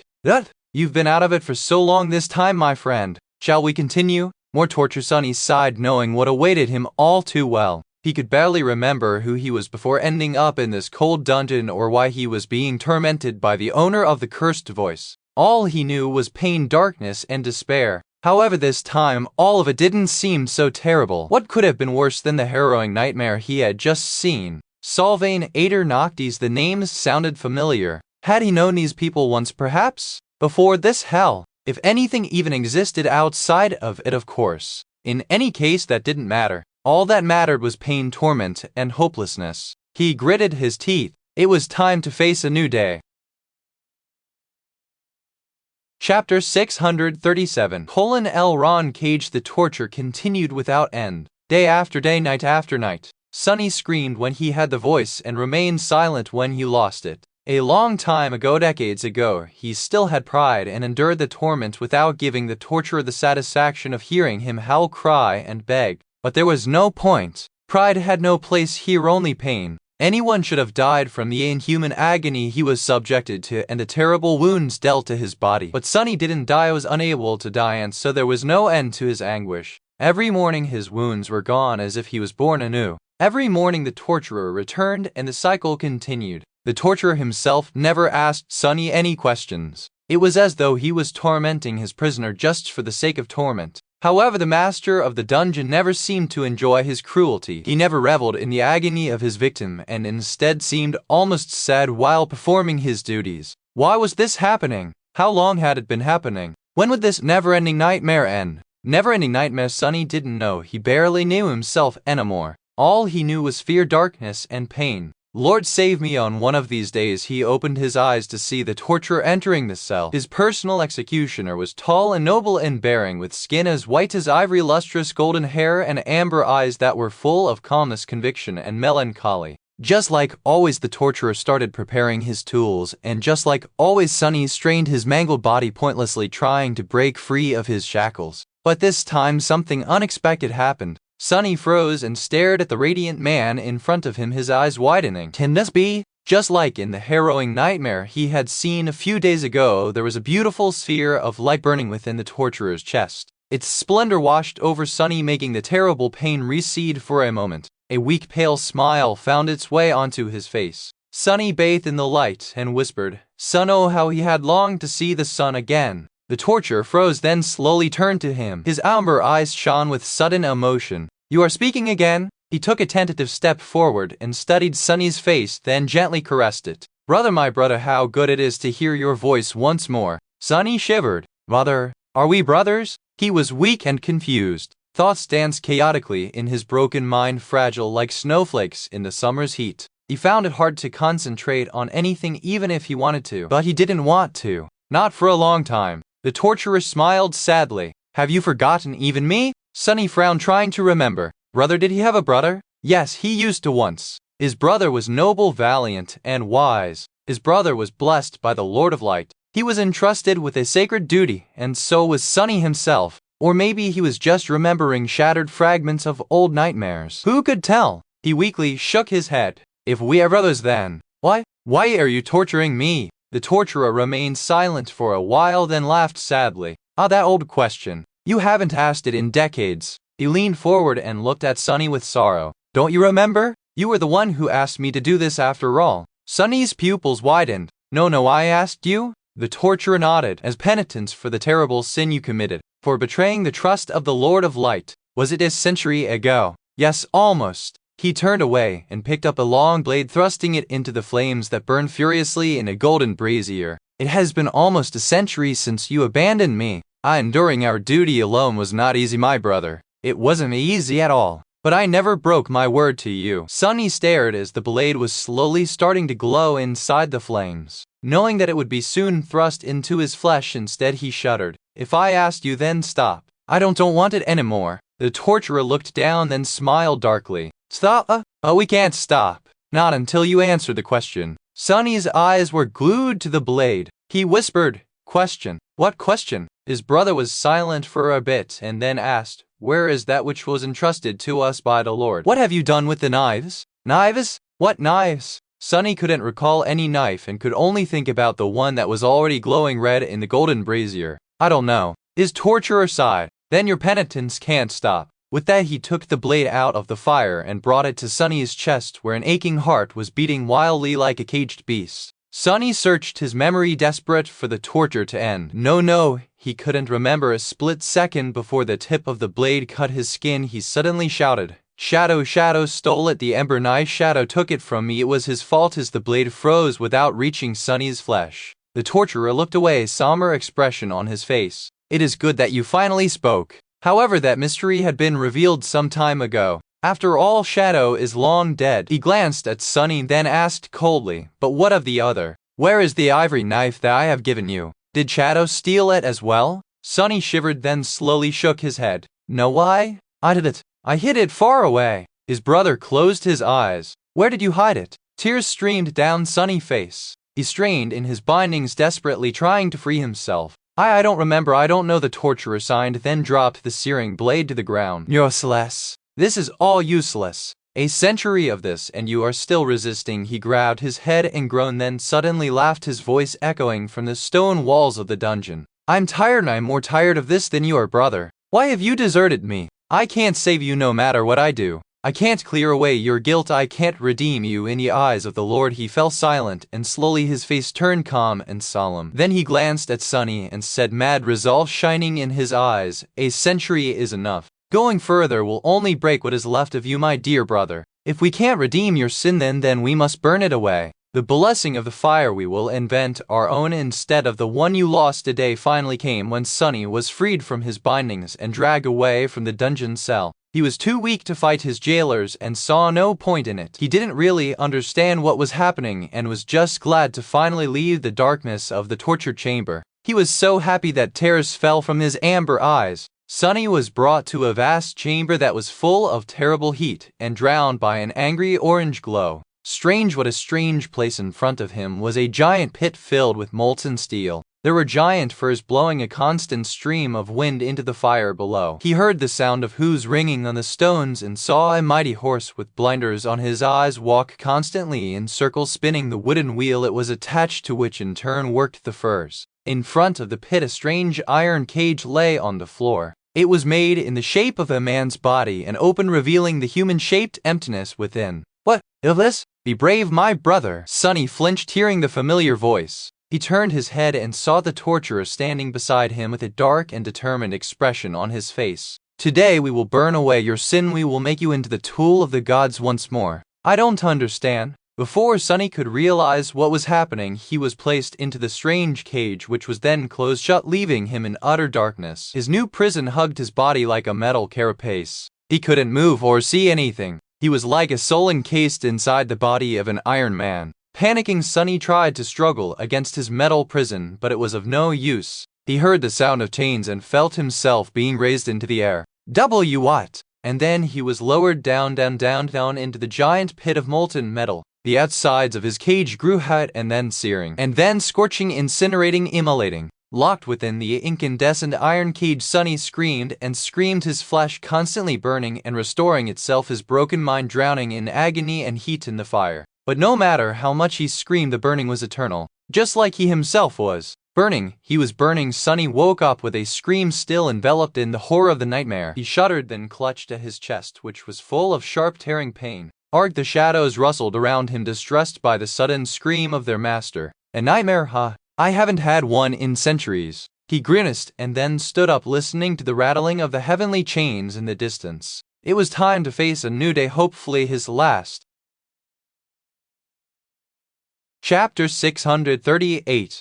Dream after dream, Sunny walked through the empty halls of his castle, shrouded in shadows. Wherever he passed, the pale radiance of moonlight disappeared, devoured by the tide of flowing darkness. His steps were silent, and so were his thoughts. Raising a hand clad in a glove of black silk, he traces his fingers across the intricate engravings, uncaring to remember the events depicted on the ancient stone walls. They were his triumphs and his victories, etched into the annals of history, but all of it was so distant and had happened so long ago, at the dawn of the Age of Heroes. He had been a hero once too, battling the remnants of the corruption across the mortal realms. He had been cunning and fearless, valiant and unrelenting, full of faith and hope. The Age of Heroes was over, but Sunny still remained. By now all of his servants and warriors had long left, taking the treasures he did not care about anymore with them. The halls of the castle were populated by shadows and nothing else. Well, except for one loyal fool who was too stubborn to get the hint. Sorry, kid.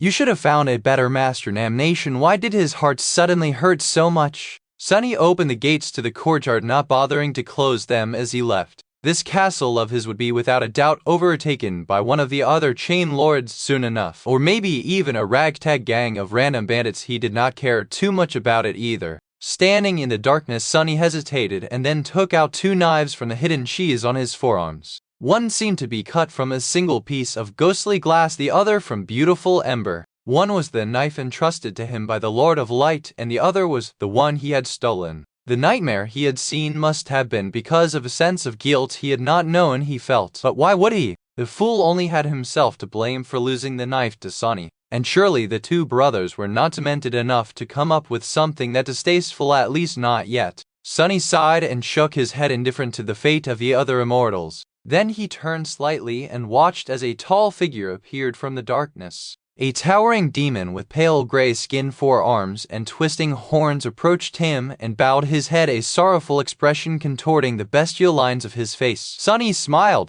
"Don't look so gloom, kid. You knew that this would happen eventually." The demon didn't answer. Not that he was able to. With another sigh, Sunny hid the ember knife in its sheath and handed the glass one to the tall creature, who hesitated for a few moments and took it with fear and reverence. "Be careful not to drop it. A god made that knife, you know. It is a very precious thing, precious enough that even you aren't suited to wield it. The others will eat you alive if they ever find out." He looked northeast, considering something, and then added, "Take it to the Temple of the Chalice and give it to the War Maiden. Tell her that we'll meet again in the realm of shadows. That is my last order to you, kid. After that you will be free." The demon clenched his fists, then slowly shook his head. Sunny chuckled. "And yet this is how it has to be. Now go, your master commands you." The creature looked down, then growled sorrowfully and disappeared into the darkness. Sunny watched him go. Soon the towering demon left the castle, crossed the hills of emerald grass, and climbed down to one of the chains leading away from the island.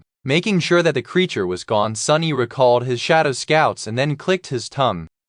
He didn't even look back once. What a heartless little imp. With that, he walked toward the gates of the castle, followed by a sea of shadows. As he walked, a beautiful black stallion rose from them, his mane as dark as night, with long horns protruding from its head, and his teeth resembling that of a wolf more than that of a normal horse. The stallion's eyes burned with menacing crimson flames. Sunny smiled. "Greetings, old friend. Will you let me ride on your back one last time?" He jumped into the saddle and sent his terrifying steed galloping across the land. They flew through shadows and raced across the chains that swayed between two lightless skies, jumping from one island to another, full of bliss and exhilaration of speed.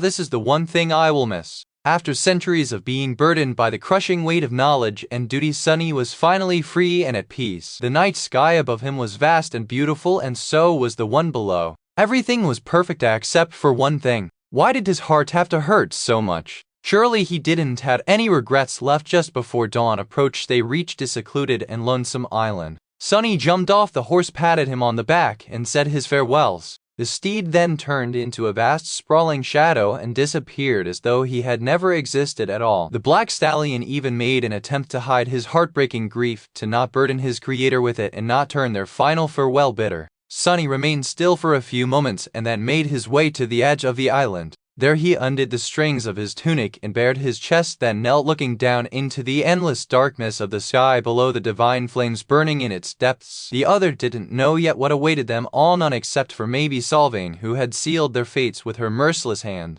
Had she known the consequences of her cruel choice? Or had she been simply too blind to see? In any case, Sunny wanted no part of what was to come. He had always prided himself on being a cheat and a coward, and so he chose an easy way out. The moon was already gone, and the sun had not yet risen. In this darkest of hours he was surrounded by nothing except shadows and the singing of the wind. A deep sigh escaped from his lips. "Came like dew, disappears like dew." With that, Sunny raised his hand and without even flinching thrust the beautiful ember knife through the intricate scales of the serpent that coiled around his chest. As terrible pain drowned his mind with agony, a pale smile appeared on his face. "Free!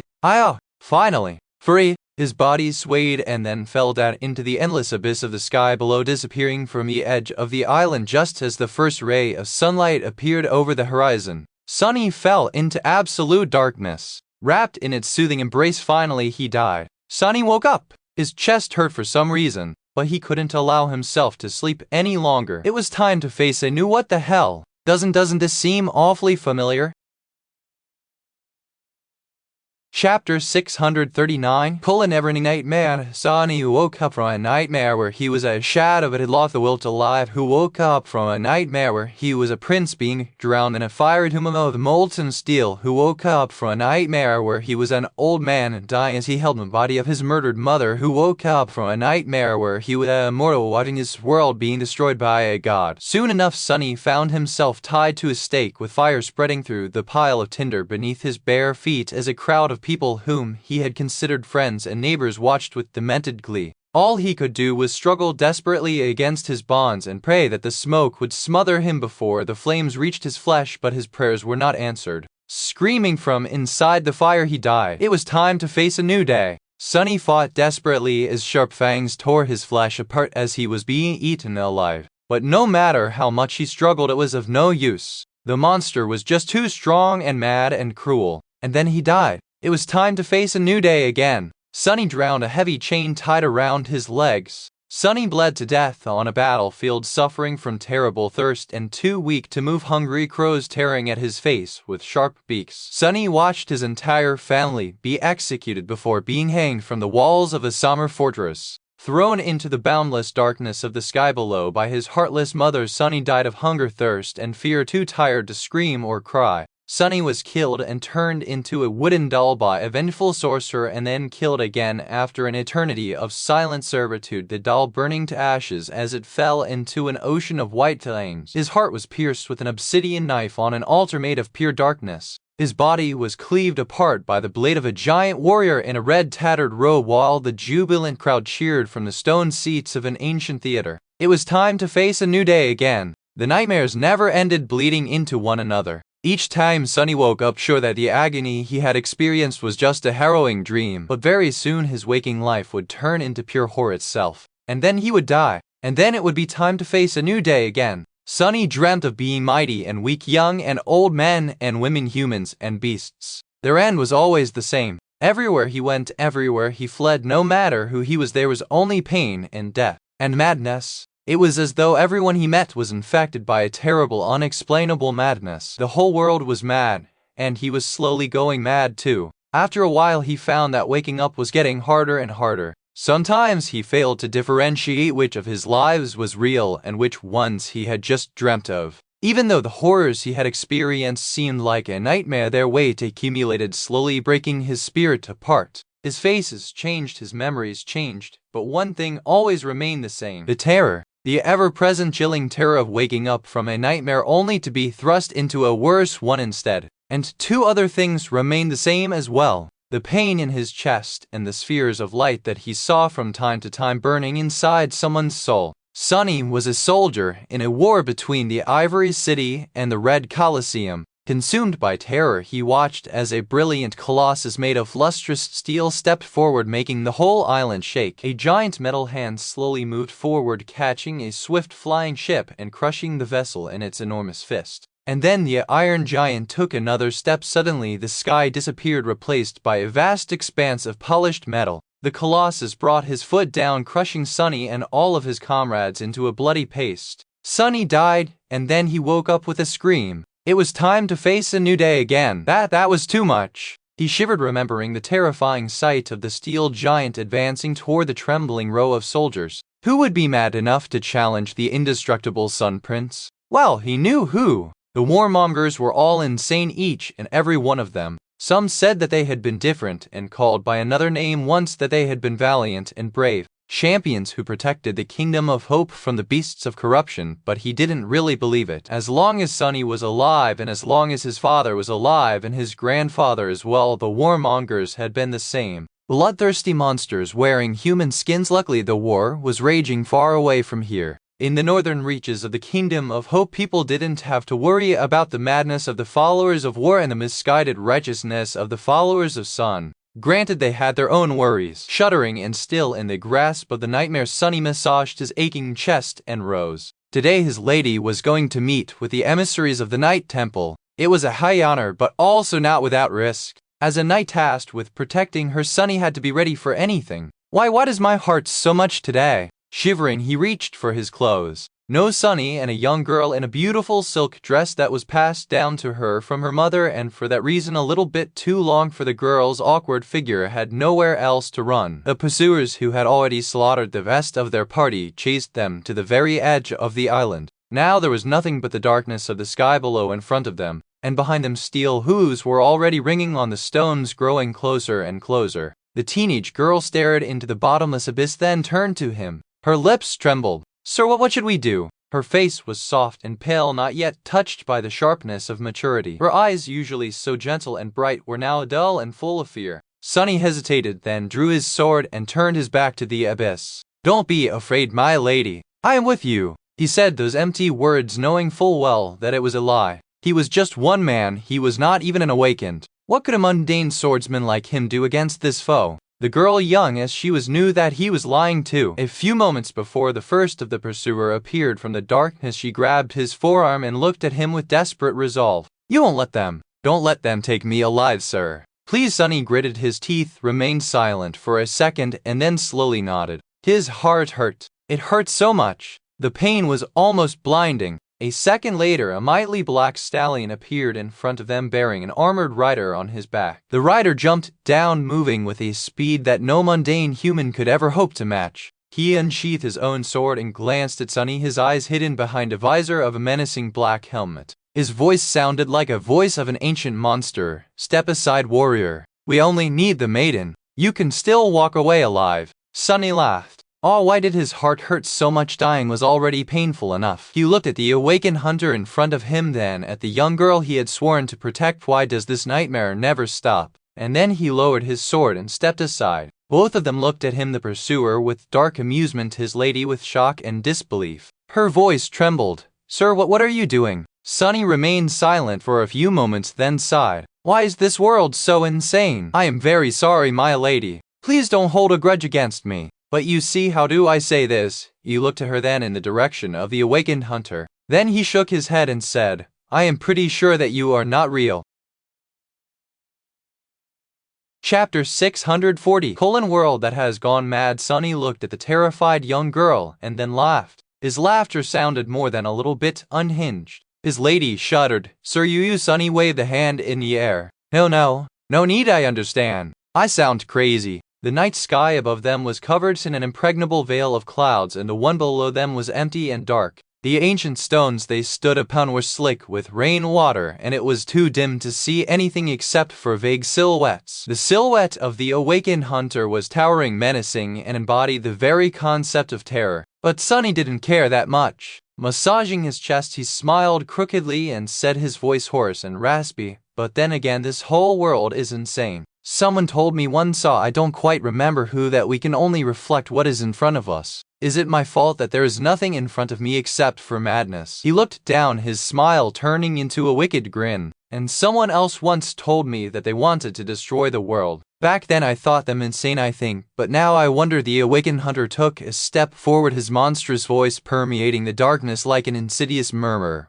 "Weak, so weak his mind is broken." Sunny laughed again. "Ah yes, I am very, very weak. But I am not weak enough, I guess. Somehow I have a feeling that I wasn't supposed to be able to last that long. Who would be able to endure that much pain, that much horror, and that much suffering without losing their mind completely?" He glanced at his sword, then at the approaching enemy. "And yet I did. Actually, while some of those nightmares, gods, how cruel they were, did hit a nerve, overall I am surprised to admit that they really weren't that bad." Sunny stared at the awakened hunter with a concerned expression, then scratched the back of his head. "Crazy, huh? It is almost as if after you have already been gutted once, nothing else can impress you that much. Or if you have already watched your mother die once, the second time won't be as well. Maybe it would. I don't know. I am a bit confused about what is real and what is not. Maybe I myself met real. There's one thing I'm sure about, though." The young girl slowly backed away from him, her face painted with fear. The awakened killer tilted his head a little, then asked with curiosity, "What?" Sunny shrugged. "Well, it's that real or not, I am really hard to break,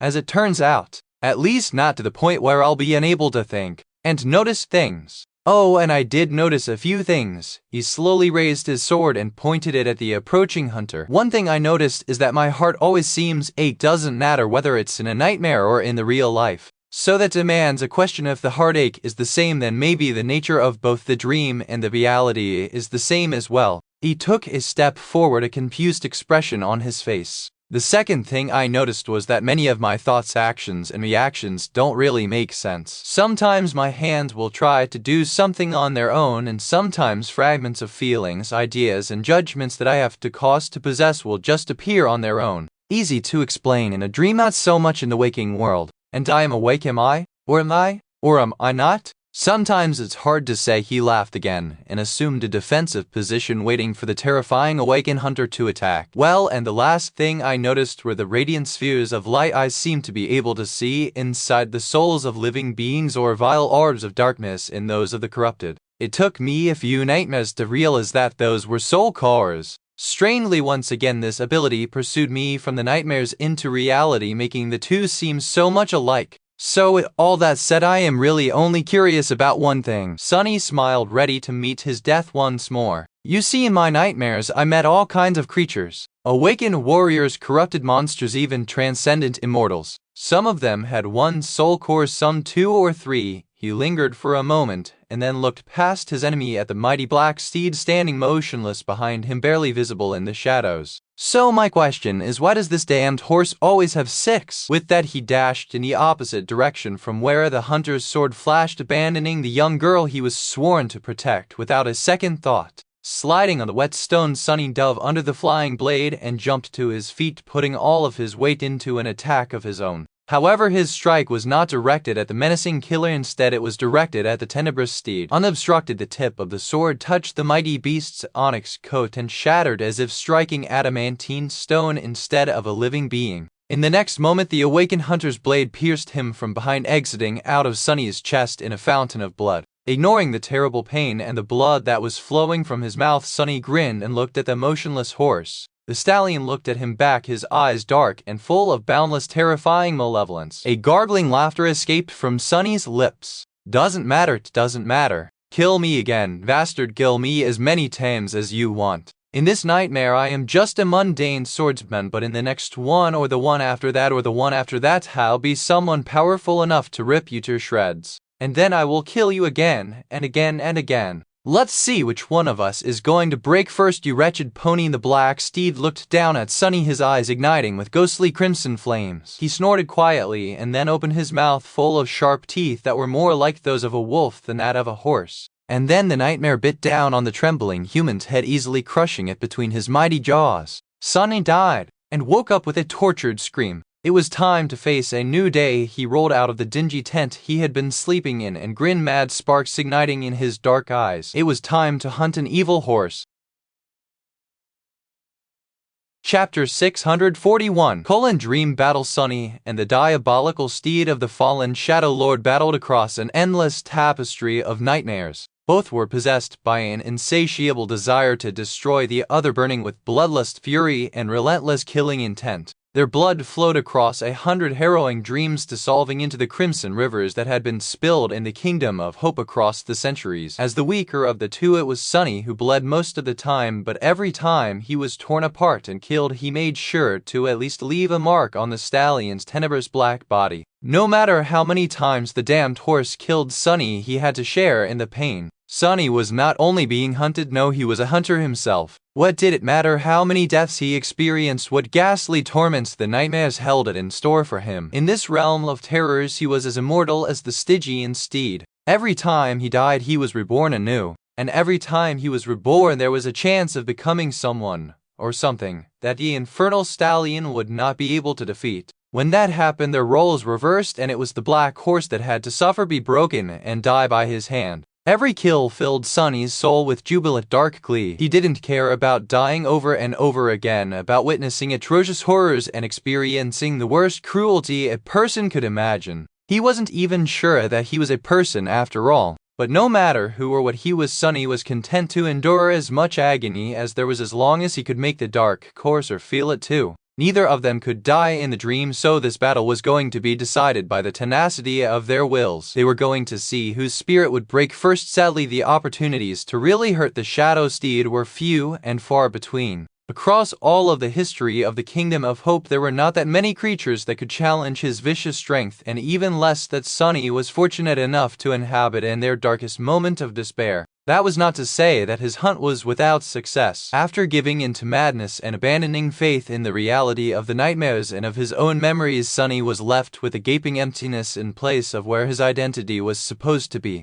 He knew very few things about who he really was and didn't really care to know more. It held no meaning for his goal of tormenting and killing the black horse over and over again. Nevertheless, a few constant things soon revealed themselves. His aching heart, his gift of gazing into the very souls of living beings, and his name. That was the only thing he managed to remember. Lost from Light. That was his name, and that was who he was. After Lost from Light managed to remember his name, it acted as an irresistible anchor that slowly pulled other things from the darkness of oblivion that shrouded his true self. Not actual memories, but far more useful things, skills, fragments of knowledge, insights, patterns of thought. Just like a body had a memory of its own, a soul had one as well. Knowing one's name, the true name, was a key to unlocking it. So he wasn't completely helpless against the infernal steed. What's more, Lost from Light discovered that he had a strange aptitude for this harrowing dream battle of theirs. Waking up in a new body after each death. Be it a man or a woman, a child or an elder, a human or a beast, a mundane creature or an awakened one that possessed unique and unexplainable powers, would have been utterly confusing and debilitating for any warrior. How could one fight if they didn't know themselves?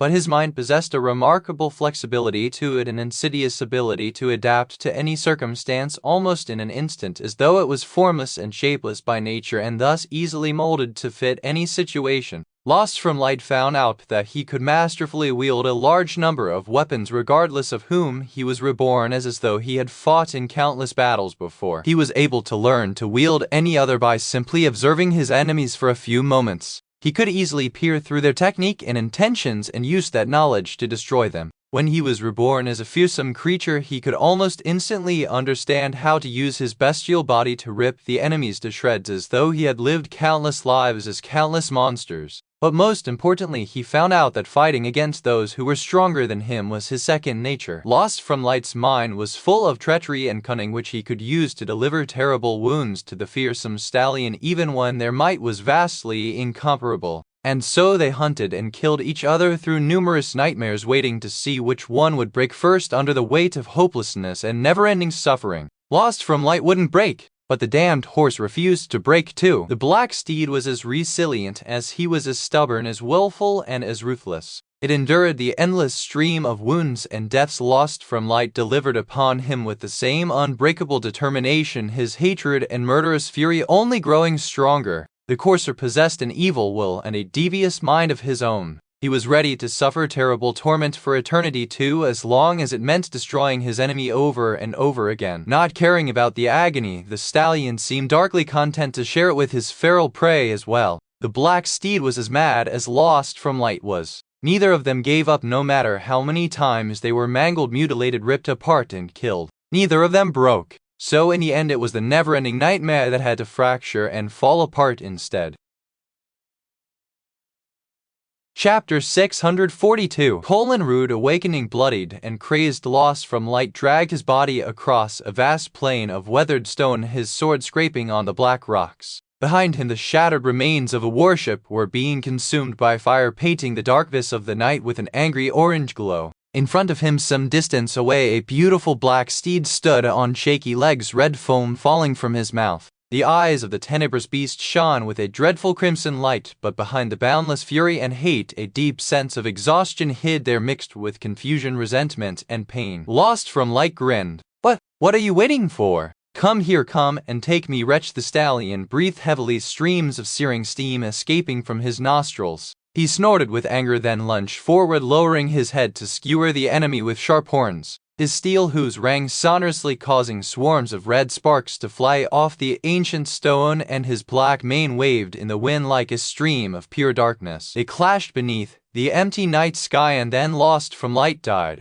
Or so he thought. Instead of dissolving into darkness and being reborn into a new nightmare, he fell to the ground, causing the whole world to shudder. What is this? Am I finally done for? He thought that he saw strange tears appear in the very fabric of reality. And then reality crumbled like a vast black veil. Everything around him, the stone island, the burning debris of the broken ship, even the lightless black sky, rippled and swayed as a silk curtain that was being crumbled by an invisible giant hand. A moment later, torn and broken, that curtain fell apart. It was a magnificent sight to see a whole world disintegrating right before your eyes. Some time later, Lost from Light found himself in a boundless darkness, surrounded by pure nothingness. His pain was no more. In fact, he didn't even seem to possess a body. Instead, he had turned into a formless shadow with 3 orbs of black fire burning furiously in its depths. Lost from light laughed. What happened? Don't tell me that you ran out of nightmares, beast. Oh, what will you do now? Instead of a response, something moved in front of him, behind him, all around him. Out there in the darkness, there was another shadow. But this one was deeper, vaster, and much more ancient. It was full of malevolence and hatred. As his voice echoed in the nothingness, the vast shadow suddenly surged forward, enveloping him. And then, lost from light, Sunny woke up. Sunny rolled out of the bed, clutching at his chest. His gauntlets scraped against the onyx metal of the mantle of the underworld, and in the next second, he fell onto the cold stone floor, looking around wildly, his eyes full of confusion and fear. Where am I? Another nightmare? He saw a terrifying snake coiled in a corner, pale moonlight glistening on its Stygian scales, and a graceful knight in black armor standing guard at the door. For a moment, Sunny panicked, but then remembered who they were. Soul Serpent? And then he remembered who he was. His pupils widened. I awake. The fragmented memories of the countless nightmares drowned his mind, each one more harrowing than the other. Some of them were already fading away like dreams usually did, but some remained almost as vivid and vibrant and terrible as when he had lived them. Sunny shuddered and let out a stifled shriek. For a few moments his sense of self grew fragile, the madness of his nightmare self clashing against his actual being. But then the real him, the one that was an awakened fighter instead of a nameless being locked inside a never-ending wheel of torturous nightmares, one over and absorbed the other somehow. It was a proper mess. But Sunny had no time to pay a lot of attention to the chaotic and without a doubt dire process of his different divergent selves melding together, because as soon as he fell to the floor he heard the painfully familiar sound. Loud, threatening, drawing closer and closer, the ringing of steel hooves on cold stone. What he was too disoriented and shell-shocked to gather his thoughts and understand what was happening.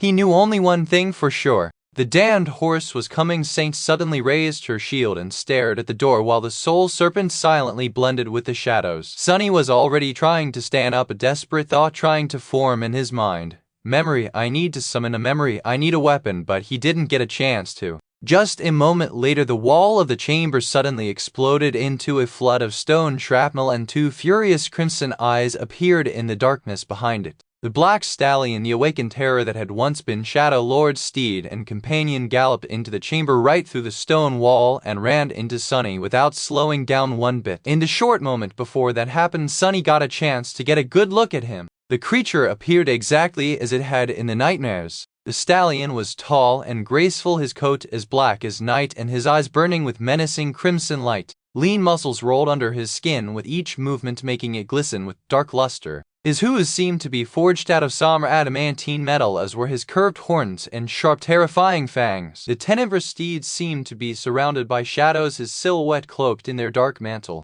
He was as beautiful as he was terrifying. More importantly, the terror was heading right for Sunny, with cold hatred burning in his dreadful eyes. A split second later, the stallion rammed him at full speed. The black horns failed to pierce the stone-like metal of the mantle of the underworld, but Sunny felt as though he was hit by a speeding train. His armored body was raised into the air and flung backward. The courser carried him forward on the sharp horns, and a moment later ran into the other wall of the room, shattering it with Sunny's back. Sunny felt another terrifying impact, and his vision momentarily went black. Surrounded by a cloud of stone debris, the 2 of them, the demon and the terror, fell out of the jagged breach in the keep's outer wall and into the cool night air, plummeting down from the height of the abandoned castle's main tower. Damned horse! Why can't you just die? Chapter 643: Clash of Shadows. Sunny and the black steed plummeted down in a cloud of shattered stone. Far below them, the courtyard of the boundary fortress lay shrouded in darkness. It was growing closer and closer, approaching with terrifying speed. Neither paid it any attention, however. The stallion bit down on Sunny's shoulder with all his might, his sharp fangs scraping against the stone-like metal of the mantle of the underworld. The fearsome onyx armor was an ascended memory of the 6th tier, a whole rank above the diabolical shadow, so the courser was not supposed to be able to damage it. However, to Sunny's shock and dismay, the metal plates actually groaned and bent, crushing his flesh. He roared with pain and anger, then thrust his 4 hands forward, ripping the terror's chest with his claws. Drops of blood fell down like rain. Intertwined, the 2 of them hit the cobblestones of the desolate courtyard. However, instead of being broken by the fall, both simply submerged into the veil of shadows, drowning it as if the ancient stones had turned into a lake of liquid darkness. For a moment, Sunny found himself floating in the tenebrous embrace of deep, unfathomable shadows. Usually, turning into a ghostly shade would have meant escaping to safety, but today his enemy was a similar creature himself. A vast and terrifying presence lunged at him from the darkness, full of fury and boundless, chilling, killing intent. The black steed had pursued him even into the shadows. However, this time Sunny was ready. He had never fought anyone or anything as a shadow, but he had been attacked in this form twice, first by the mirror beast and then by its insidious creator Mordred of Valor, the Prince of Nothing. Both were able to steal his own ability and use it against him. What did it mean? It meant that while Sunny could not damage mundane shadows, a shadow blade Kurt had been able to. He was capable of destroying other shadow creatures just like they were capable of destroying him. In his shadow state, Sunny was shapeless and formless, but that also meant that he could assume any shape and any form. It was just a matter of his will, mind, and imagination. As the vast presence that was the nightmare steed lunged at him, he moved to meet it, turning into a long, narrow blade made of darkness. They clashed, tearing each other's souls apart. Sunny's whole being was instantly drowned by terrible suffering, but he also felt a silent scream of agony escaping from the rippling shadow that was trying to enshroud him. Both the demon and the terror were thrown back into the corporeal world, Sunny rolling away on the cold stones, the tenebrous steeds sliding on them as his hooves struck sparks into the air. "Kill, I'm gonna kill you, bastard, just you wait," Sunny roared and rose to his feet, outstretching one hand to summon the cruel sight and another to summon the moonlight shard. Two burning crimson eyes streaked through the darkness, and he was hit in the chest again.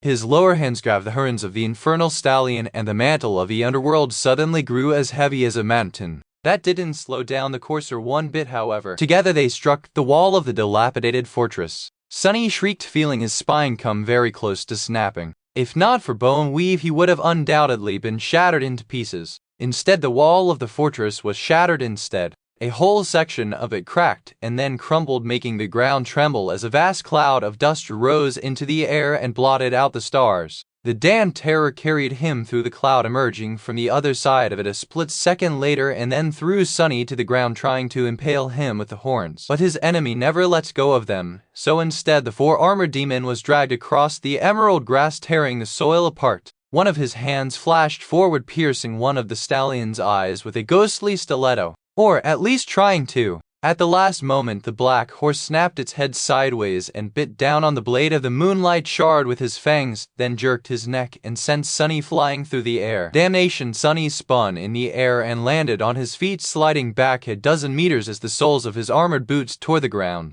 A moment later, he grasped the shaft of the cruel sight from the air and raised the somber spear, ready to strike the enemy. But the black steed had somehow disappeared and was nowhere in sight. His vertical pupils narrowed, and then Sunny spun, sensing a swift and vast shadow circling him from behind. The blade of the cruel sight suddenly shone with pure light, tearing the darkness apart. The nightmarish courser was forced back into the corporeal form and instantly came under attack. The tip of the spear bit deep into his shoulder, causing more blood to fall on the grass. Uncaring, the terror twisted and shifted his weight, standing on his front legs as both hind ones were thrown into the air, drawn like powerful springs. Sunny shivered, crying. The next moment, the black horse struck backward with both legs, catching him square in the chest. The breastplate of the mantle of the underworld rang mournfully as a thin net of cracks appeared on it. Stunned and blinded, Sunny was sent backward, flying above the ground with terrible speed. He collided against an ancient tree and went right through it, the thick trunk exploding into a cloud of splinters. Then he hit the ground and bounced from it, flew some more, then crashed down again and rolled for dozens of meters, blood shooting out of his mouth. Hurt hard, that hurt. His heart hurt too.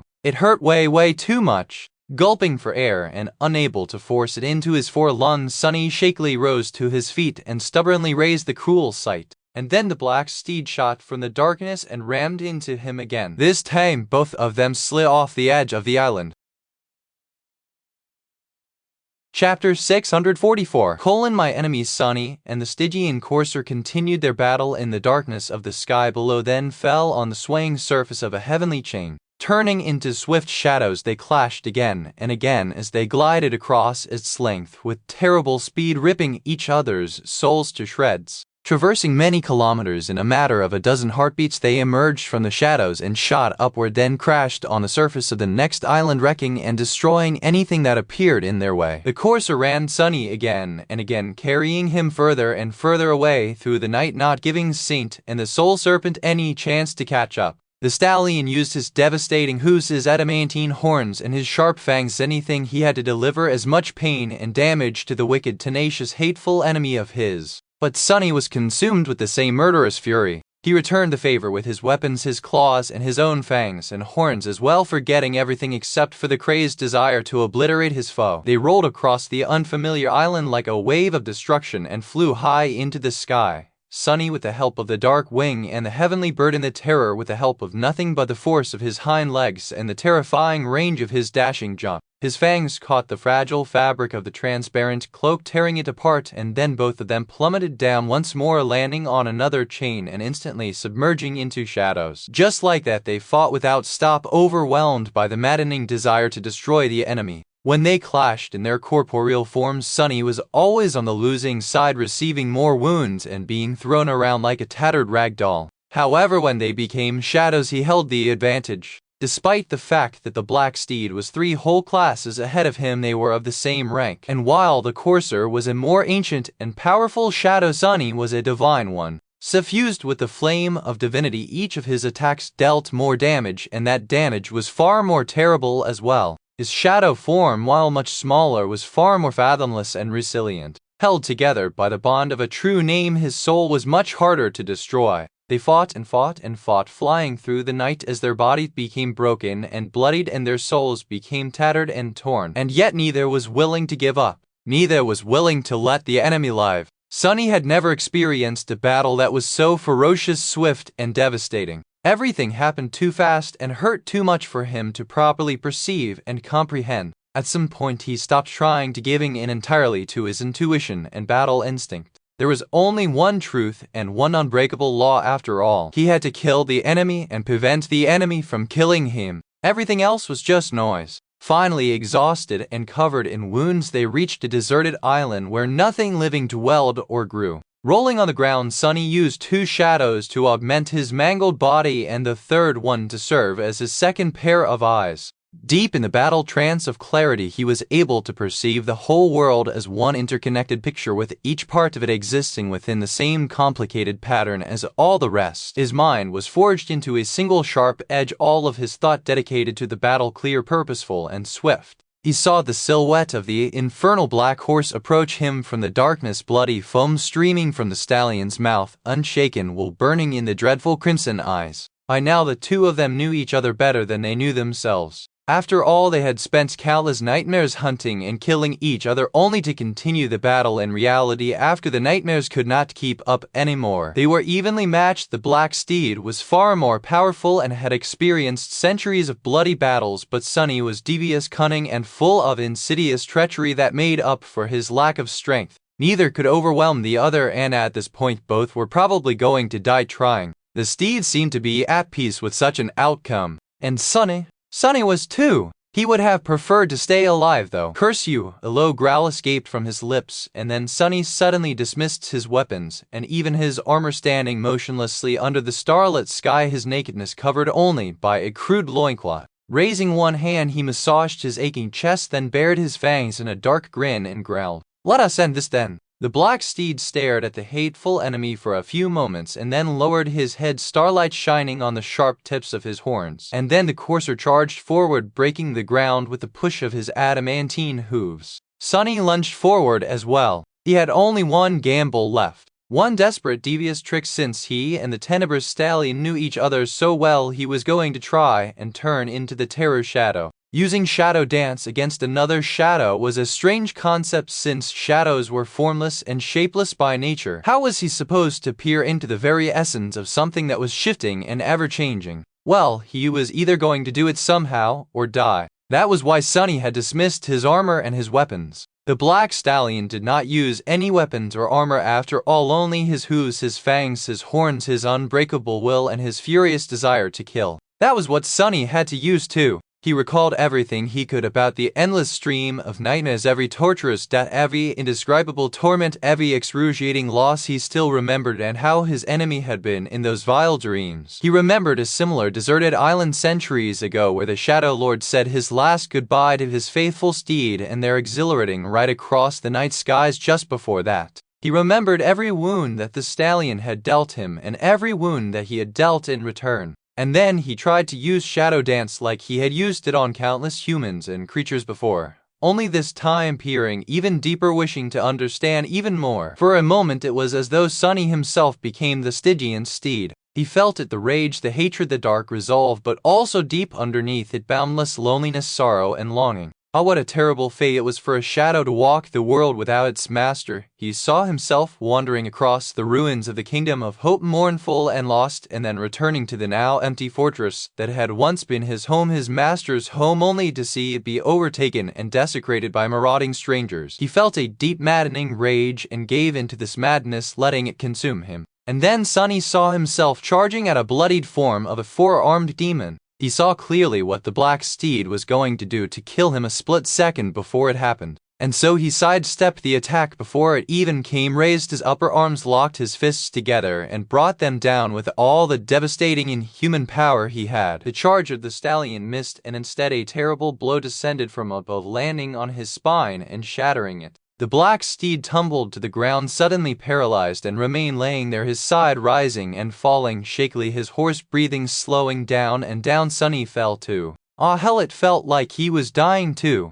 The pain in his chest had finally grown intolerable, as if his heart finally reached its limit. Turning his head, he stared at the dying horse, whose dreadful crimson eyes were slowly growing dim and cold. After a while, the madness burning in them was extinguished, and a shadow of a new emotion appeared in them. Confusion, pain, and sudden recognition. The black steed breathed in one last time, then let out a quiet whine and died. Sunny closed his eyes. He was so tired. I won. Well then, maybe it was time for him to die too. In the darkness, the voice of the spell whispered into his ear, its voice soft and solemn. You have slain an awakened shadow nightmare. Your shadow grows stronger. He felt a vast amount of shadow fragments flow into his cores, reinforcing them, and thought tiredly, strained. It doesn't feel like just 6 of them, but the spell was not done speaking. It remained silent for a moment, and then said, You have received a shadow. Your aspect, legacy, mastery level has increased. You have received the right to claim a legacy relic.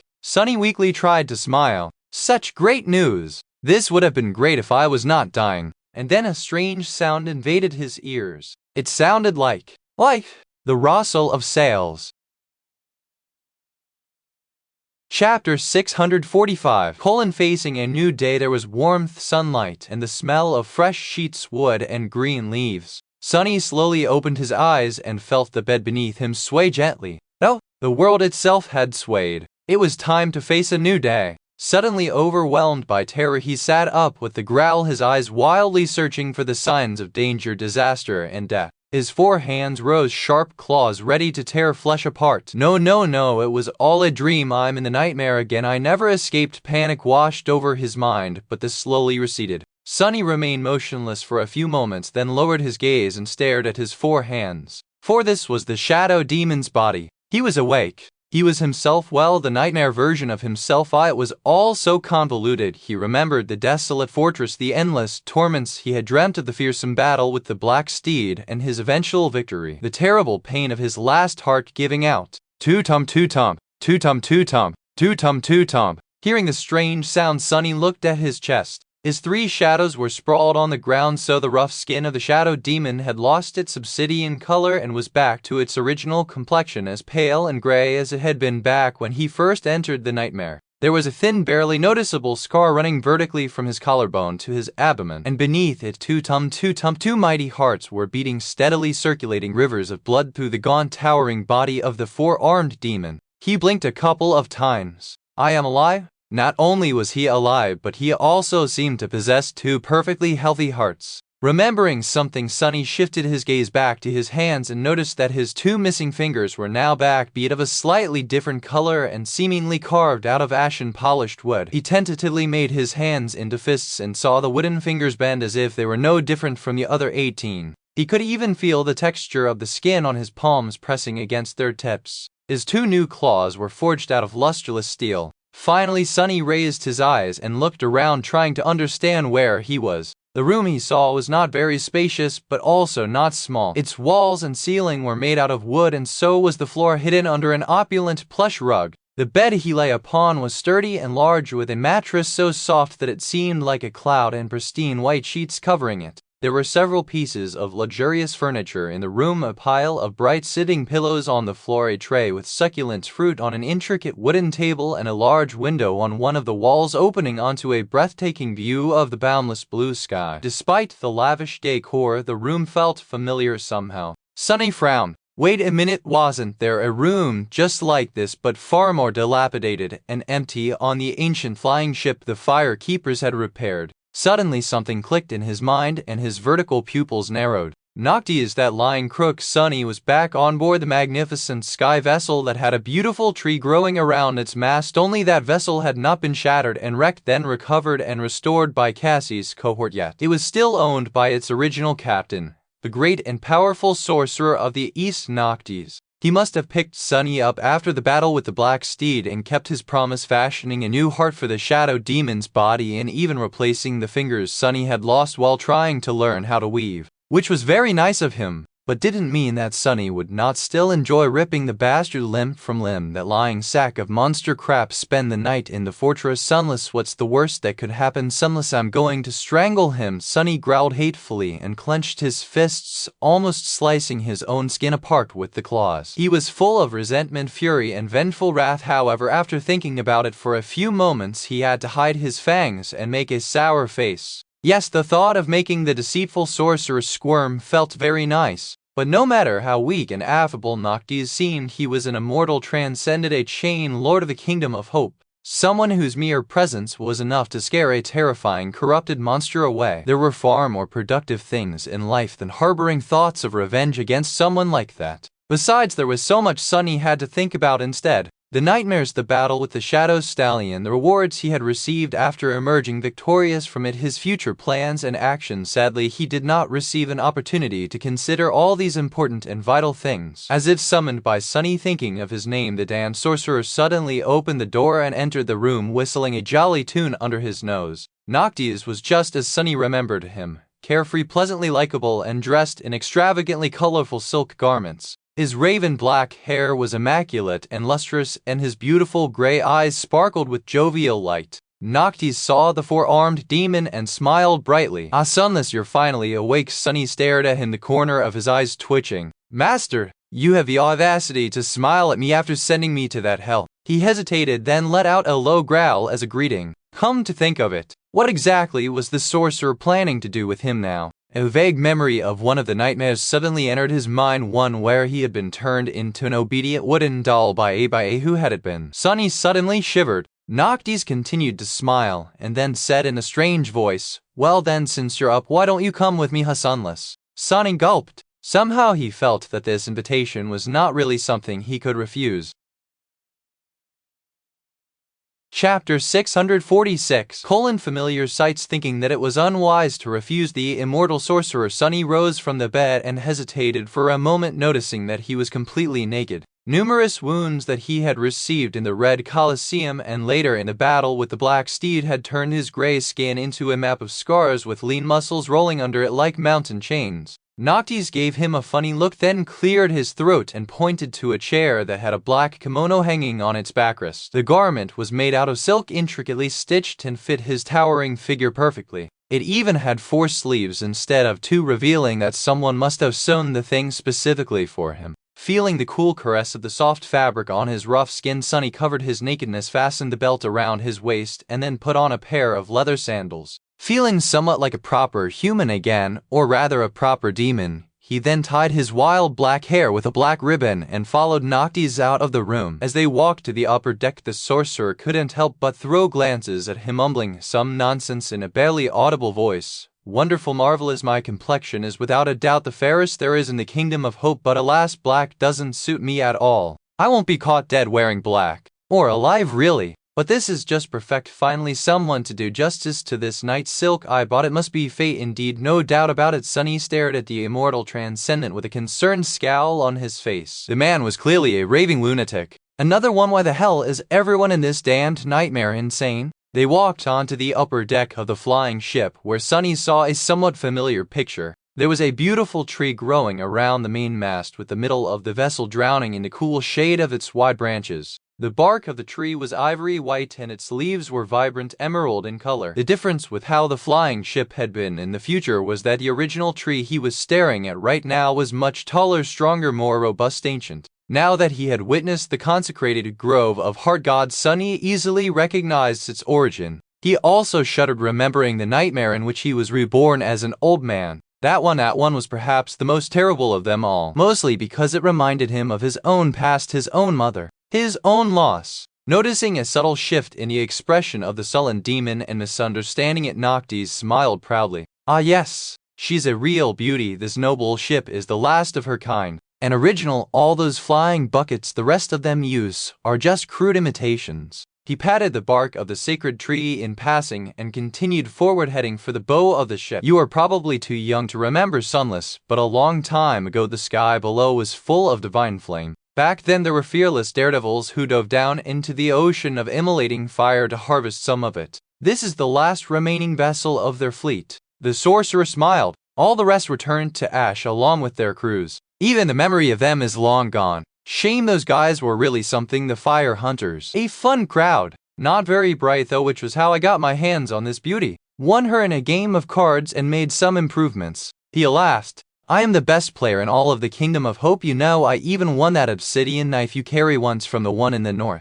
Oh, you should have seen her face when she had to give me the prize. That was back when she cared about such stuff, of course. Sunny blinked and stared at the sorcerer, dumbfounded. No way. He won one of the 7 knives playing cards? The 7 knives created by Sun God? Noctis glanced at him and winked. Ah yes, the rest of the lords had the exact same expression you do right now. They were very angry with us too. It was a giant mess. I sort of lost that knife later on though, so they mellowed out. He grew silent for a bit and then added, his voice a little darker. But these knives, they never really stay lost for long, you know. It's really hard to get rid of one. Impossible, in fact. They continued forward in silence. Disturbed, Sunny turned away and looked over the railing of the flying ship. It seemed that Noctis had not moved the vessel away from the deserted island where the battle between Sunny and the Black Stallion had ended. It was still below empty except for a few jagged rocks laying here and there. The only difference was that now there were beautiful white flowers growing from the soil where the drops of the lonesome steed's blood had fallen on it. A giant mess. Sunny knew that there were 7 immortals created by the Lord of Light to guard, or rather contain, hope. Their strings were torn out of the tapestry of fate, made to loop endlessly and to themselves, and placed into 7 strange knives. And so the knives were both what made the chain lords eternal and the only thing that could kill them. Each of Hope's wardens was entrusted with the key to another's death. This was what kept the balance between them, so of course Noctis had made a huge mess by managing to get his hands on a second one. No wonder the other lords were angry. Even though losing one of the knives was something only a complete idiot would do in this instance, the sorcerer had been lucky to somehow manage such a feat. Otherwise he might have found himself in hot water or molten steel. Sunny shuddered and closed his eyes for a moment. Finally, they reached the bow of the ship and descended a set of stairs, eventually stopping in front of a heavily reinforced door that looked faintly familiar. Noctis unlocked the door and invited Sunny inside. There Sunny saw armored walls, a high ceiling, and 3 chests standing in the center of the room. Staring at one of them in particular, he suddenly paled terribly and took an involuntary step back. Noctis glanced at him with confusion, then shook his head. You are very strange. Don't be afraid, these are just my treasured chests. They won't bite. He thought for a second, and then gave one of the chests a playful kick. Well, except for this one. This one will eat you alive. Chapter 647. 2 answers. Sunny stared at the painfully familiar chest, his black eyes full of fright and venomous resentment. Of course he had recognized it instantly. It was his old nemesis, the mordant mimic, the vile creature that had almost eaten him alive once in the distant future. dreaded he had ended up being the one to feast on the flesh of the abomination instead, which had been a traumatic experience in and of itself. But who was to say that he would be able to kill the fallen devil again? Sure, Sunny was much stronger and more experienced now. He had more cores, thousands more shadow fragments reinforcing them, much better equipment, and inhabited the body of an actual demon. But there was also no crushing in this era to help him hold the creature down while the broken oath did its job. Thankfully, the bastard seemed to be behaving itself, maybe out of fear of its master. Actually, Sunny looked closer and frowned, noticing that the chest had only 3 soul cores, none showing any sign of corruption. They were bright and pristine, just like that of any other creature following the path of ascension. However, they were also too dim to be of the ascended rank. The mimic was neither fallen nor a devil yet. It was simply an awakened demon masquerading as a treasure chest, which was a bit of an improvement, but still didn't really explain why Noctis was using a powerful demon as a piece of furniture. I guess the mimic grew stronger sometime in the future and was also corrupted somehow. Sunny relaxed a little, but then his scowl deepened. While Noctis opened one of the other 2 chests and started enthusiastically rummaging through it, 2 thoughts entered Sunny's mind. One was very simple coins. However, no matter how alluring the image of the miraculous coins was, the second thought took precedence. What the hell? Those words Noctis had just said, weren't they mentioned in the description of the covetous coffer? Yes, they were. So Sunny was and had always been the pale friend mentioned in it. How could the spell have known that this exact scene would play out all that time ago? Back then, Sunny had not even known about the existence of the nightmare seed in the ivory tower, let alone harbored any thoughts of entering it. There were 2 possible answers, both of them equally unnerving. One was that the nightmare was not in fact a recreation of the past. Instead, it was just the past. The spell knew what Noctis was going to say because this conversation had already happened thousands of years ago and possessed the power to send people back through time. Sunny wasn't quite ready to believe that, though. Things didn't really add up. If each nightmare allowed Awakened to travel through time and return to the past, they would have been able to cause changes in the present through their actions. There had not been too many nightmares conquered since the spell had appeared, but also not that few. Hundreds at least, and maybe even thousands. So he was more inclined to consider the other answer. The second answer had to do with the nature of the spell and the domain of its alleged creator. Weaver was called the Demon of Fate for a reason after all. Their mask allowed Sunny to steal a glance at the tapestry of fate and see the past, the present, and the future of everything all at the same time. Just one split second of this terrible knowledge had almost driven him insane. Perhaps the spell which was woven out of those various strings of fate was able to perceive the depths of the tapestry as well, and hence knew that it was Sunny's fate to enter the nightmare, meet Noctis, and have this conversation in the treasury of the flying ship. That possibility was perhaps even more frightening. Damnation, my head hurts. The mystery of the seemingly innocuous description of the covetous coffer had turned out to hold a key to a very important piece of the grand puzzle, one that was too important to be considered hastily. The whole nature of the world as Sunny knew it could be changed entirely depending on which answer was true. He was going to have to think about it more and later in excruciating detail. And speaking of excruciating, Sunny lingered, then glanced at Noctis, suddenly remembering all the torment he had gone through because of that shameless crook. He gritted his teeth, thinking of all the ways he would have made the bastard pay if he could. The crook in question, meanwhile, smiled widely as he pulled a sparkling emerald medallion out of the chest and threw it to Sunny. "Aha, there you are. Here, catch." Sunny caught the medallion and studied it with a dubious expression. There seemed to be an almost invisible, intricate string of runes carved into the precious stone. What is this crook planning now, I wonder? I wish I could rip his flimsy body into tiny pieces and listen to him scream. I would have started with the fingers, I think, and worked my way up. One little piece at a time. Noctis stared at him with a strange expression, his face frozen. Sunny frowned. Why is that idiot staring at me? Gods, what a lunatic. Wait a moment, he blinked. Why does it sound as if I'm speaking aloud? Damn, am I going crazy as well? Crazier, I mean. The sorcerer cleared his throat, then cautiously hid his hands behind his back. Although, that emerald trinket you are holding is a very rare and precious magical amulet. It can project someone's thoughts outward and vocalize them, turning thought into sound. So, do stay away from my fingers, please. I am quite attached to them. Unlike some people, Sunny paled. What? No, he heard all that. Wait, crap. He heard that too. He shuddered and hurriedly dropped the emerald amulet to the floor, then stared at it in abject horror. Noctis smiled. Oh, Sunless, don't fret, my friend, I know it was just a bit of friendly teasing. I've heard way worse anyway. You are actually a very restrained individual as far as demons go. He bent down, picked up the amulet, and offered it to Sunny with an innocent grin. So how about we have a hearty meal and talk? There's so much we must speak about. Chapter 648. With good intentions. A few minutes later, Sunny was staring at a table full of all kinds of delicious food. The table was situated on the upper deck of the flying ship, allowing for a breathtaking view of the shattered kingdom of hope below. Being at high up in the sky, he couldn't help but feel a deep sense of discomfort. The fear of the crushing was already deeply ingrained into his bones. However, the terrible curse that dictated the lives of everyone on the Chained Isles did not exist yet. He had nothing to worry about. Or rather, he did not have to worry about that particular danger. There were plenty of other existential threats surrounding him, however. The food had been served by obedient wooden dolls wearing tasteful silk liveries. Sunny was pretty sure that each of the animated mannequins had been a living creature once, their souls torn from their bodies and placed into the dolls by the person sitting across from him. Taking a sip of the cooled wine, the person in question smiled brilliantly and gestured at the food. Come, Sunless, enjoy.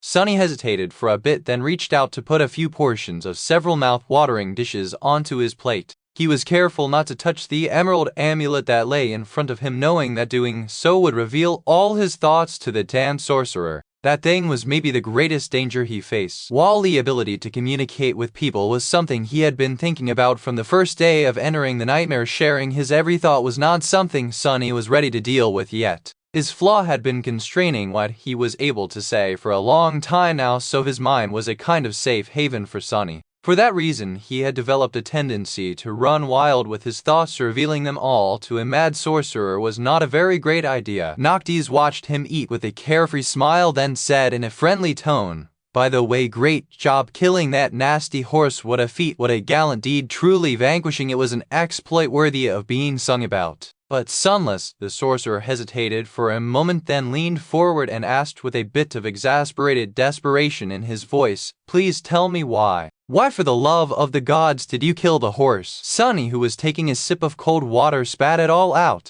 Puffing, he stared at Noctis with murderous fury burning in his bestial black eyes, then ground his fangs and put his palm on the emerald amulet. "What the hell do you mean? Why did I kill the horse? You are the one who sent me into his damn lair. The horse was this close to becoming the end of me. What else was I supposed to do?" Then he clenched his four fists and growled. The nerve of this bastard! Sunny, of course, meant for that last thought to remain unsaid, but sadly one of his fists was still touching the enchanted amulet. Noctis looked at him, blinked a few times, and then flung his hands into the air. "I never meant for you to fight it. Do I look like an idiot? That horse destroyed hundreds of creatures much scarier than you. Why would I send a mere demon to battle it?" Sunny opened his mouth, then closed it, then opened it again. Finally he hissed, "Yes. I don't know. Why did you send me into the fortress?" The sorcerer gulped down his wine, remained silent for a bit, then let out a bitter sigh. "Oh well, you know, I just thought that since you're both shadow creatures it might have liked you. Didn't you know each other back when your master was still around?"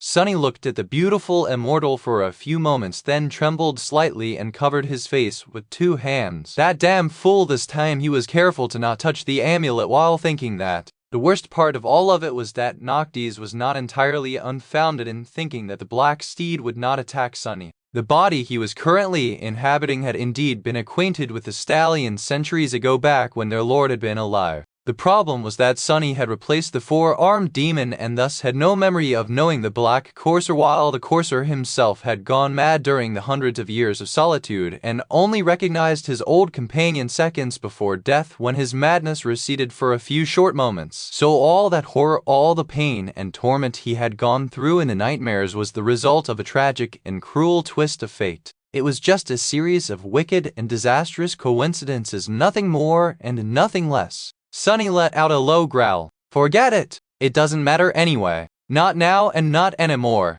The important part is Noctis might look like an eccentric idiot, but he is anything but. If he wanted me to reunite with Shadow Lord Steed, there was a reason for that. What does he really want?" He hesitated, then placed his hand back into the amulet. "Why did you want me to meet that thing?" The sorcerer remained silent for a bit, then smiled charmingly. "Oh right. By any chance, before you killed it, has Nightmare shared anything with you?" The location of a certain class knife, for example? Sunny snorted.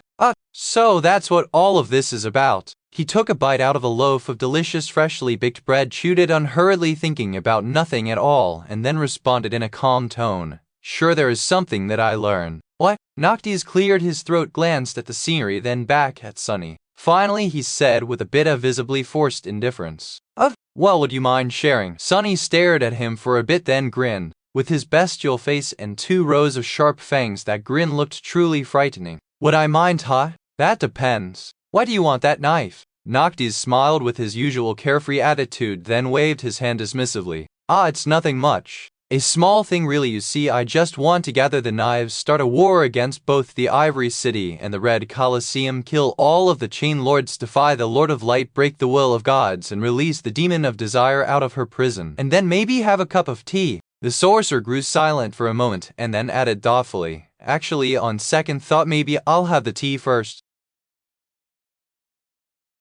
Chapter 649 Kingdom of Madness. Sunny stared at the immortal sorcerer, stunned by those words. The scale and scope of the bloodshed and adversity Noctis was striving for were simply beyond comprehension. And yet he had confessed this terrible desire with the same carefree, nonchalant, jovial attitude, as though he was indeed talking about brewing tea instead of waging war on 4 deathless saints and their armies. Sunny remembered the first time he saw Noctis, bloodied, crestfallen, sitting motionlessly in front of the fire with a diamond sickle laying at his feet, its blade marred with crimson. A grim and somber thought formed in his mind all by itself. Insane, you are insane. All of you are. He flinched, then removed his trembling hand from the emerald amulet. Noctis threw his head back and laughed as if he heard the funniest joke in the world. The silent sailor dolls stood around him, motionless, staring into emptiness with their crudely carved eyes. The scene that was strange and fantastical a few moments ago suddenly seemed threatening and eerie. After a while the sorcerer grew quiet, then glanced at Sunny with a mischievous smile and asked, Yes, indeed. I could not have said it better myself. All of us are insane. But don't you get it yet, Sunless? Don't you understand why? Sunny frowned, then shook his head. What the hell is he trying to say? How was he supposed to know why everyone in this damned nightmare seemed completely mad? And then something moved in his mind. A seed of a thought, a nascent hint of understanding. His pupils narrowed slightly. There was something strange about the Kingdom of Hope. He had first sensed it after escaping the Red Colosseum and facing Salva and that beautiful and utterly demented fiend. Her actions made a perverse and yet perfect sense. But there was still something wrong about her. Back then he had felt a vague suspicion. Something seemed out of place, something didn't make sense. And after, when he had been thrust into the never-ending nightmares, this feeling only grew stronger. He just had no time to think about it. Everyone here seemed slightly or greatly off. Every emotion was sharper and cut deeper. Every vice or virtue grew out of control until it turned into a destructive obsession. He had experienced it all, lived through all of it in the nightmares over and over again. Pain, sorrow, tragedy, madness. Even Sunny himself was affected by this insidious strangeness. His single-minded obsession with learning how to weave, the sudden intensity of his affection toward Elias, the subsequent crushing heartbreak over the young man's death, the unquenching hatred he had felt for the Black Steed, all of those things were not exactly out of his character, but slightly more consuming than they should have been. Remembering the past few months, Sunny shivered. Wait, feverishly he tried to recall all he knew about this nightmare. The 7 knives, the 7 immortals, 1,000 years of solemn duty. The terrible torture, one of the rules of the Ivory City, had been subjected to by his own brother. The destruction of the sacred grove, the Shadow Lord making a choice to take a coward's way out before what? Suddenly an expression of shocked understanding appeared on Sunny's face. He looked at Noctis for a while and then cautiously picked up the emerald amulet. A single word formed in his mind: hope. The sorcerer smiled, then nodded and looked at the vast expanse of the shattered kingdom below them. Indeed, hope. Noctis took a sip of wine, the smile disappearing from his face. A few moments later he said indifferently, The Lord of Light bound Hope with 7 brilliant shackles and made those shackles eternal. That was us, me and the rest of the Chain Lords. He entrusted each of us with the fate of another and his solemn duty to never let the demon escape. And for a few centuries everything was fine. His face grew dark and cold. The sorcerer remained silent for a while and then continued, But slowly we grew tired. Doubt found its way into our hearts. Eternity is a heavy burden, Sunless. and under its weight, unnoticed, one of us grew twisted. So another one made a choice to uproot the corruption. That was how the first of the chain lords died. Ader, my dear friend, murdered by that wicked slayer Solvin, her beautiful grove burned to the ground. Noctis remained motionless, but the wooden mannequins surrounding them suddenly clenched their fists, their fingers splintering from the immense pressure. Their crude faces did not move, but Sunny could feel an almost palpable feeling of fury radiating from their figures. The sorcerer sighed. And so all of our fates were sealed. Yes, 6 shackles still remained, but Hope's prison wasn't perfect anymore. Her insidious influence sipped out little by little, infecting us all, slowly devouring the whole kingdom, every living being in it, from the smallest insect to the mightiest immortal, igniting our desires, twisting them, changing us into something different, something terrible, rampant, and vile. He laughed. Oh, of course, none of us noticed it for a long, long time. Hundreds of years even. Maybe only shadow, and by the time the rest of us understood, at least those who were still sane enough, it was already too late. The whole of the kingdom of Hope had been driven mad by its former ruler, had been turned into a vicious hell. We were all taken by Hope. Noctis smiled and sipped his wine, then chuckled. So yes, Sunless, all of us here are insane. I thought you would have known already, judging by the scars covering your body. The warmongers are all insane, and so is their leader Solvane. The citizens of the Ivory City are also mad, just as their 2 rulers are. The one in the north is perhaps the craziest of us all. Well, except for me, of course. I am the maddest person in all of the kingdom of Hope, I would have you know. Sunny stared at the gleefully smiling sorcerer, suddenly overwhelmed by terror. That damned seed, that damned Mordred, cursed the day he told me about how rare and precious it is. The sorcerer chuckled. Oh well, I don't know who Mordred and what seed you are talking about. However, there is one thing I do know. Actually, it's a question. That question, it has been tormenting me for centuries, Sunless. Do you know what that question is? What was the seed of my personal madness? Sunny frowned, then slowly shook his head. Noctis lingered for a few moments, then looked away and said with a wistful smile, that is a question Ader asked me a long time ago. You see, if the Lord of Light wanted the 7 of us to keep Hope imprisoned forever, his smile widened slightly, then suddenly dimmed. Then why did he give each of us a key to her freedom? Chapter 650. Drastic measures. Sunny remained silent for as long as he could, until finally the flaw forced him to give an answer. He looked grimly at Noctis and then said, or rather thought, hoarsely, maybe he just wanted to see you suffer. Noctis laughed brightly, then nodded. Oh, indeed, maybe you are right. Gods can be very cruel sometimes. After all, they are much more ancient and vast than kindness and compassion. Or maybe it is not really our lives that keep the demon bound, but instead our will and desire to keep her imprisoned. Or maybe it is a test of our conviction. That is what the Sun Lord believes, at least. Or maybe he actually hoped that we would free her. Who knows? He smiled, then sighed, and finally added, if mortals like us could know the will of gods, then we'd be gods instead. After that, a somber silence settled over the deck of the flying ship. Sunny stared at the delicious food in front of him, realizing that he had lost all his appetite. Hope, the demon of desire, how terrifying she was. Slowly, several things that had seemed random and meaningless fell into place. The jubilant crowd in the blood-soaked red Colosseum, the perverse conviction of beautiful Solvin, the harrowing torture of the Sun Prince, the madness that burned in the eyes of the Black Steed, all of it was the result of her harrowing power. Hope held domain over desire after all, and with that power she had reached through the tiny cracks in her prison and drove a whole realm utterly insane, turning it into a ghastly, hideous, demented hell. Every aspiration, every desire, every dream, every hope were twisted, set aflame, and turned into a weapon. An insidious, invisible weapon that struck at human hearts and minds from within. No one was immune to her power, neither mundane humans nor awakened, not even saints. Those who were closed and those who were far, all fell victim to the demon's curse. And what was her own hope? What was the demon of desire yearning for? Well, that was easy. Hope wanted to be free. Just like Sunny wanted to be free, really. She was driving her jailers mad so that they would destroy each other. And from the looks of it, her curse was working all too well. Solvin was seeking out death. The 2 transcendents of the Ivory City seemed to be on the verge of fratricide, and Noctis was planning to kill them all.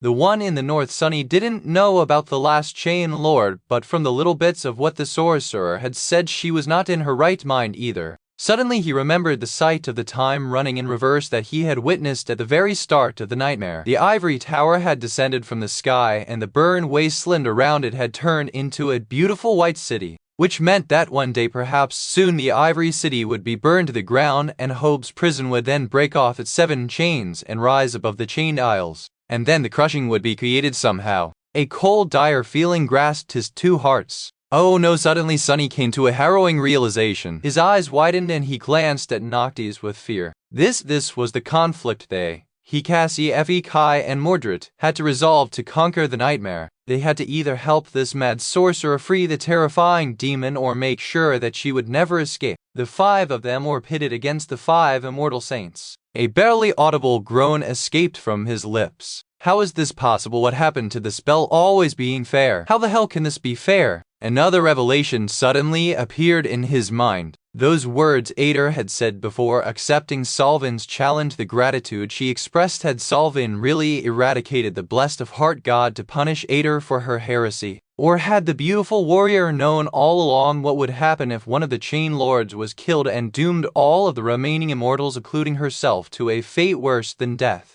To a slow and inevitable descent into madness followed by eventual destruction, all in order to free Hope from her prison and herself from eternal life. If so, she had indeed been the bravest of them all and also the most hateful, or admirable depending on how one looked at it. But that didn't really matter. Sunny grasped the emerald amulet and channeled a somber thought which came out in a hoarse voice. There was one thing that he still couldn't understand. The obsidian knife that I carry, the one that you lost, how are you going to kill the other Chain Lords without it and without the knowledge about the glass knife that I received from the Black Steed? Noctis looked at him for a bit then smiled darkly. Ah, that the drastic thing I was about to do? Well, it was a really terrible choice. I am very glad that fate sent you to me when it did, Sunless, he chuckled. You see, Sunless, desire is a very powerful thing. In fact, it is perhaps the most powerful thing in the world. It is what the gods were born from after all in the endless, ever-changing void of chaos. But there is one force more terrifying than desire,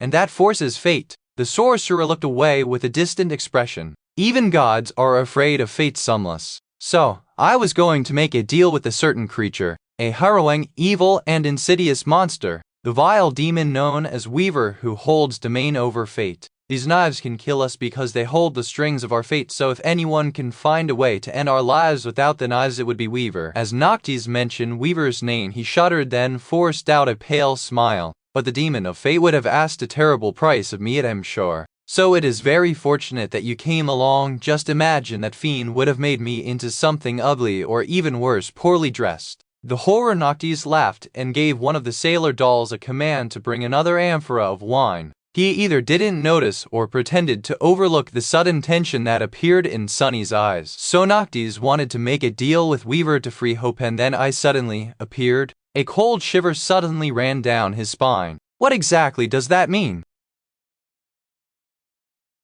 Chapter 651 L. Invisible Tethers. Sometime later, Sunny was back in his luxurious cabin, sitting on the soft bed and staring at the wall with a distant look on his bestial face. After the dinner conversation that was rife with revelations, each more terrible than the other, he had told Noctis that he needed time to think before giving an answer. Despite the fact that Sunny now held the keys to possessing 2 of Sun God's knives, the sorcerer had not pressed him at all and agreed to wait with his usual carefree attitude. If there was one redeeming quality about the immortals, it was that they could be very patient. Now the flying ship was sailing across the skies on its way back to the sanctuary of Noctis. They would be arriving in a day or 2 by then. Sunny needed to know what he wanted to do and how. He had to find the others and conquer this cursed nightmare somehow. Help Noctis free Hope, or make sure that she stays imprisoned forever. A pale smile appeared on his face. Hope, how funny it was to learn that this whole realm had been driven mad by the subtle, irresistible, and inescapable manipulation of the great and terrible demon of desire.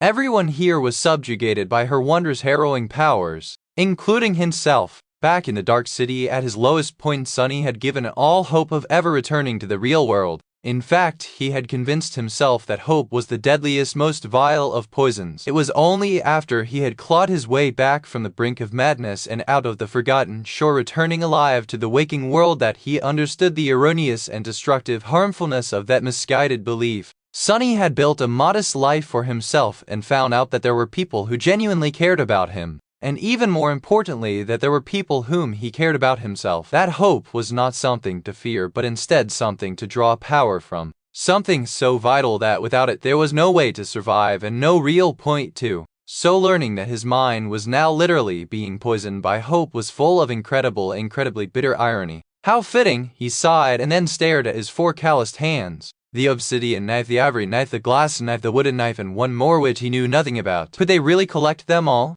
Noctis, Solvay, and the Sun twins, the one in the north, could they really survive them all? Whether he liked it or not, there was only one inevitable way to find out. First things first, he was going to have to make his way to the Iron Hand Island to see if the others had left clues to their whereabouts. Luckily, it was not that far from the sanctuary. Noctis had said that Sunny's new heart needed a week or 2 to settle, whatever that meant, so he wouldn't be able to go right away. But the goal was already in sight. After the cohort was reunited, they would have to make a decision about which side to support. The others, Sunny wondered where they were and how they were doing. Were they even alive? Had their journey in the nightmare been as harrowing as his? Recalling his own struggles, he shivered. The nightmares, most of them, had faded from his memory, their details dissipating until all that was left was one dark, chaotic mess of vague images, pressing weight and sharp emotions. But some were still clear and vivid in all their terrible splendor, especially the first ones he had lived through. He remembered it all, being a father who watched the flames consume his son, wife, and unborn child, an old man who dragged his weak body across scorching ashes, his whole world burned around him, an immortal warrior being endlessly tortured by his own brother, and a cunning shadow who had grown too tired and indifferent to care about life. That last one was perhaps the most damning. Not because it was especially torturous. On the contrary, the Shadow Lord had been content and at peace in his last moments, but because it showed Sunny the pain and sorrow of those whom the heartless immortal had left behind. That understanding was only made worse by witnessing how the Shadow's beloved steed had ended up lonesome, broken, and consumed by madness, guarding the empty castle that his master would never return to until his last pitiful breath. But that was the nature of life. As one went through it, they collected strings and tethers that connected them to others. Everyone's fates were intertwined, and everyone was tied down and bound by those numerous connections, some of them fleeting, some deep and precious. Sunny too was not untethered anymore, which meant that should he die or be destroyed, his would not be the only fate that was broken and damaged. Everyone connected to him would suffer too. And that in a way made him responsible not only for himself, but also for those whose lives he had made different. The weight of that unfamiliar responsibility pressed heavily on his shoulders. Sunny sighed. Was there really such a thing as freedom? And if there was, would anyone really want to possess it? He closed his eyes for a moment, overwhelmed by all these daunting thoughts. Even though he had forgotten most of the nightmares, they still changed him. He felt older somehow and, hopefully, wiser. More mature and tempered, but also more fragile. He spent some time in silence, listening to the hull of the flying ship creaking gently around him and his 2 hearts beating steadily in his chest. Then Sunny breathed out and opened his eyes. There was not much time to spend on pondering and self-reflection. A nightmare was a place for action, not philosophy. The corner of his mouth curved upward. Fine, let's get ready to act then. First, I should probably, finally, check on all those rewards I received thanks to that damned horse, and there were plenty. Chapter 652. Plentiful gains. Sunny got comfortable on his criminally soft bed, picked up a few succulent grapes from the tray placed on an intricate table near it, threw one in his mouth, and finally summoned the runes. Let's see, the first thing he glanced at was the shadow fragments counter. He vaguely remembered receiving what felt like much more than 6 after slaying the black steed who had been an awakened terror. So Sunny was hopeful to see a pleasant number. However, when he did see it, he almost choked on the grape juice to death. What the spell? What? He even rubbed his eyes thinking that he was seeing things, but no. The counter was the same. Shadow fragments, 2,823/3000. Sunny stared at it in disbelief. 600. I received almost 600 fragments for killing that damned horse. Absent-mindedly, he threw another grape into his mouth and proceeded to almost bite off one of his fingers from the sheer disorientation of it all. How was this even possible? He thought about it for a bit, stunned, and then tilted his head a little. Could it be one of the advantages,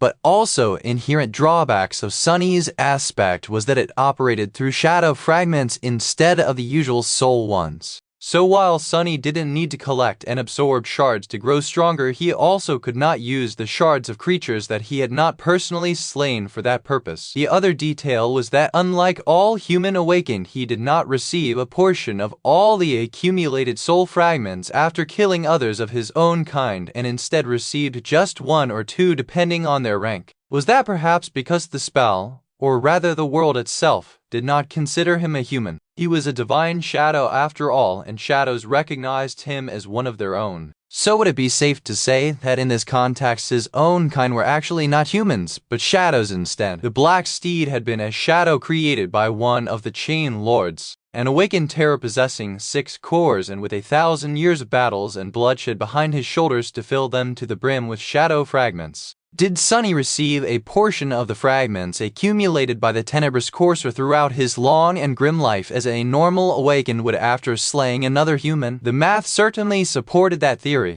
Sunny's eyes ignited. That is it. Not only was he correct, he might have just stumbled on one of the most crucial secrets about his own aspect, power, and future. Even since finding out that his aspect allowed him to form and possess multiple cores, Sunny had been wary of the eventual toll hunting down enough nightmare creatures to create a new one would exert. As a sleeper or even an awakened, he was too small and vulnerable. Any powerful abomination would have been able to snuff him out of existence with no more than a glance. The higher he climbed on the path of ascension, the less of such existences there would be, and thus the higher his chances of survival were going to become. However, that also meant that there would be fewer creatures he would be able to hunt down to collect shadow fragments, since slaying those lower than him in rank did not give him any at all. But now that he knew how much he could gain from destroying true shadow creatures, perhaps there was still a way for him to grow stronger rapidly even after becoming a master. In any case, his progress was already staggering. First, the 1,000 fragments he had earned in the blood-soaked arena of the Red Colosseum, and now these hundreds he gained by slaying the Nightmare Steed.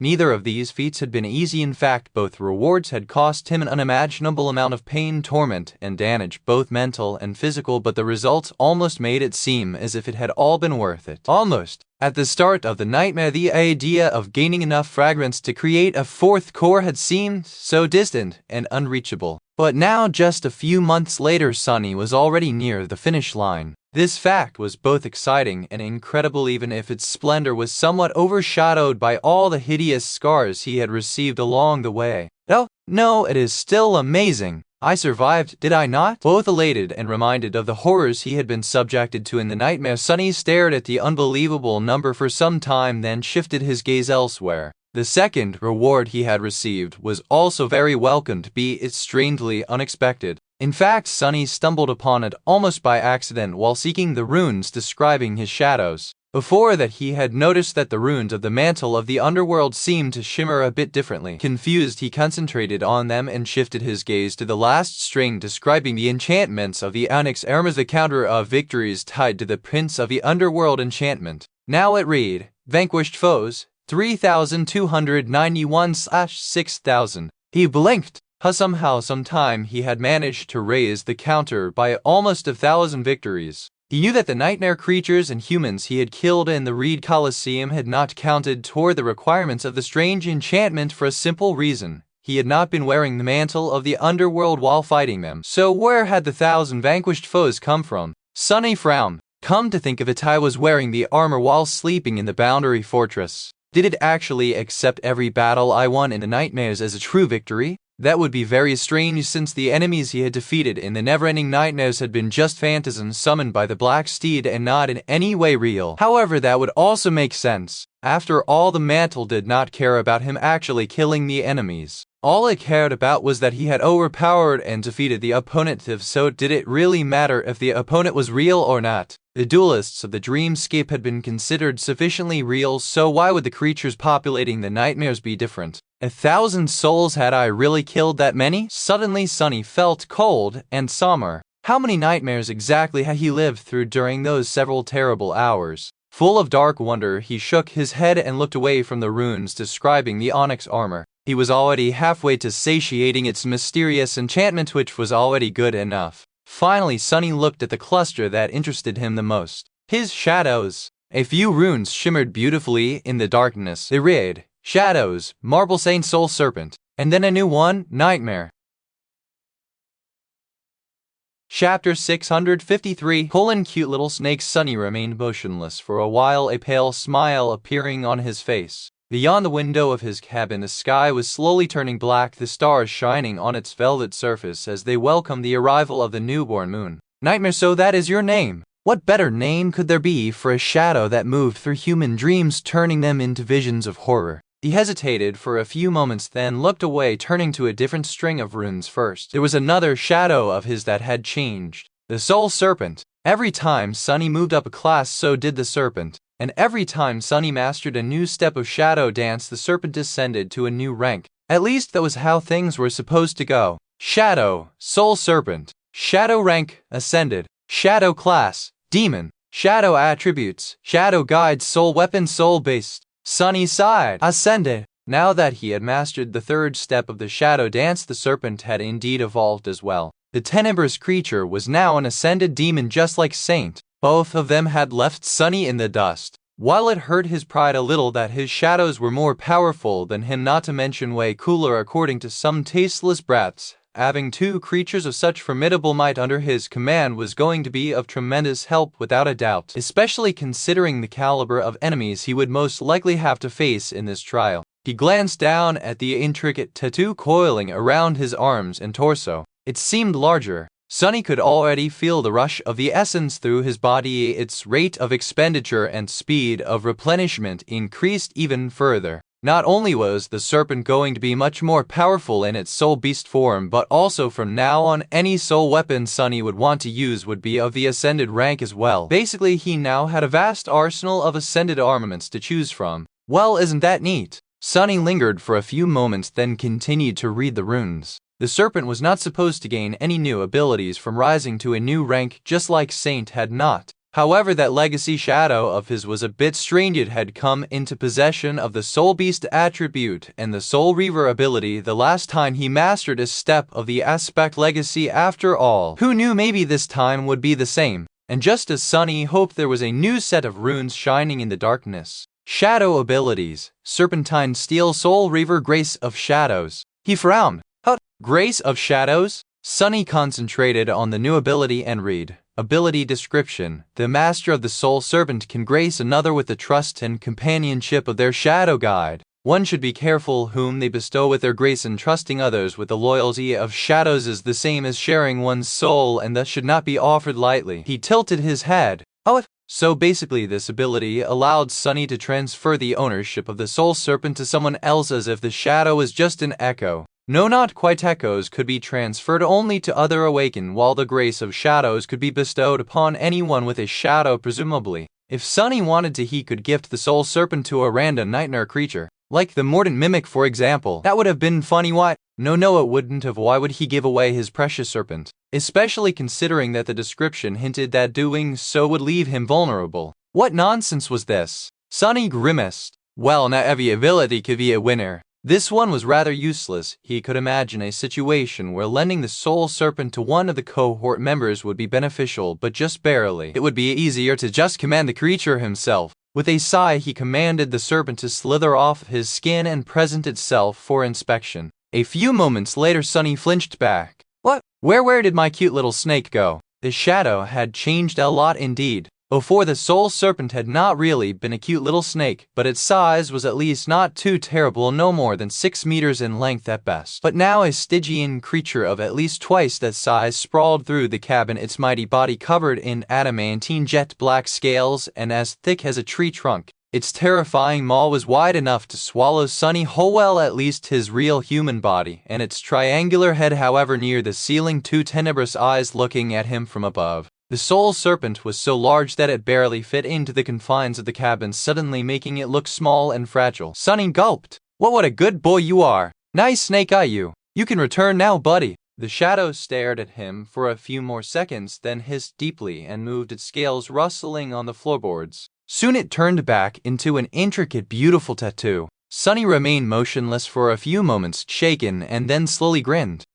Perfect. If even I am afraid of that thing, imagine how my enemies will feel some time later. Sunny commanded the serpent to turn itself into the black Odachi and sat quietly for a while, glancing at its somber steel. Every centimeter of this weapon was familiar to him, and yet it felt different. The great blade felt sharper, stronger, far more devastating. This was a weapon one could cut a mountain with. He willed the soul weapon to shift into a spear, then a tang dao, then a takai, and finally a battle axe. All of them felt the same, deadly and brimming with dark power. Only, the axe seemed a little bit off. The serpent could take any form, but was limited by Sunny's knowledge. The better he knew a weapon, the better he could imagine it to the smallest of details, the greater the result would be. And so while he could command it to assume any shape, those that he had experience with would produce the best result. He feasted his eyes on the summer steel for a bit, and then put the shadow aside. It was time to check on the rest of his rewards. Since Sunny's mind had been preoccupied with the soul serpent and his aspect legacy for the last few minutes, he decided to continue with that. Summoning the runes one more time, he looked to the bottom of the shimmering field of symbols and concentrated on a certain string. Aspect legacy, shadow dance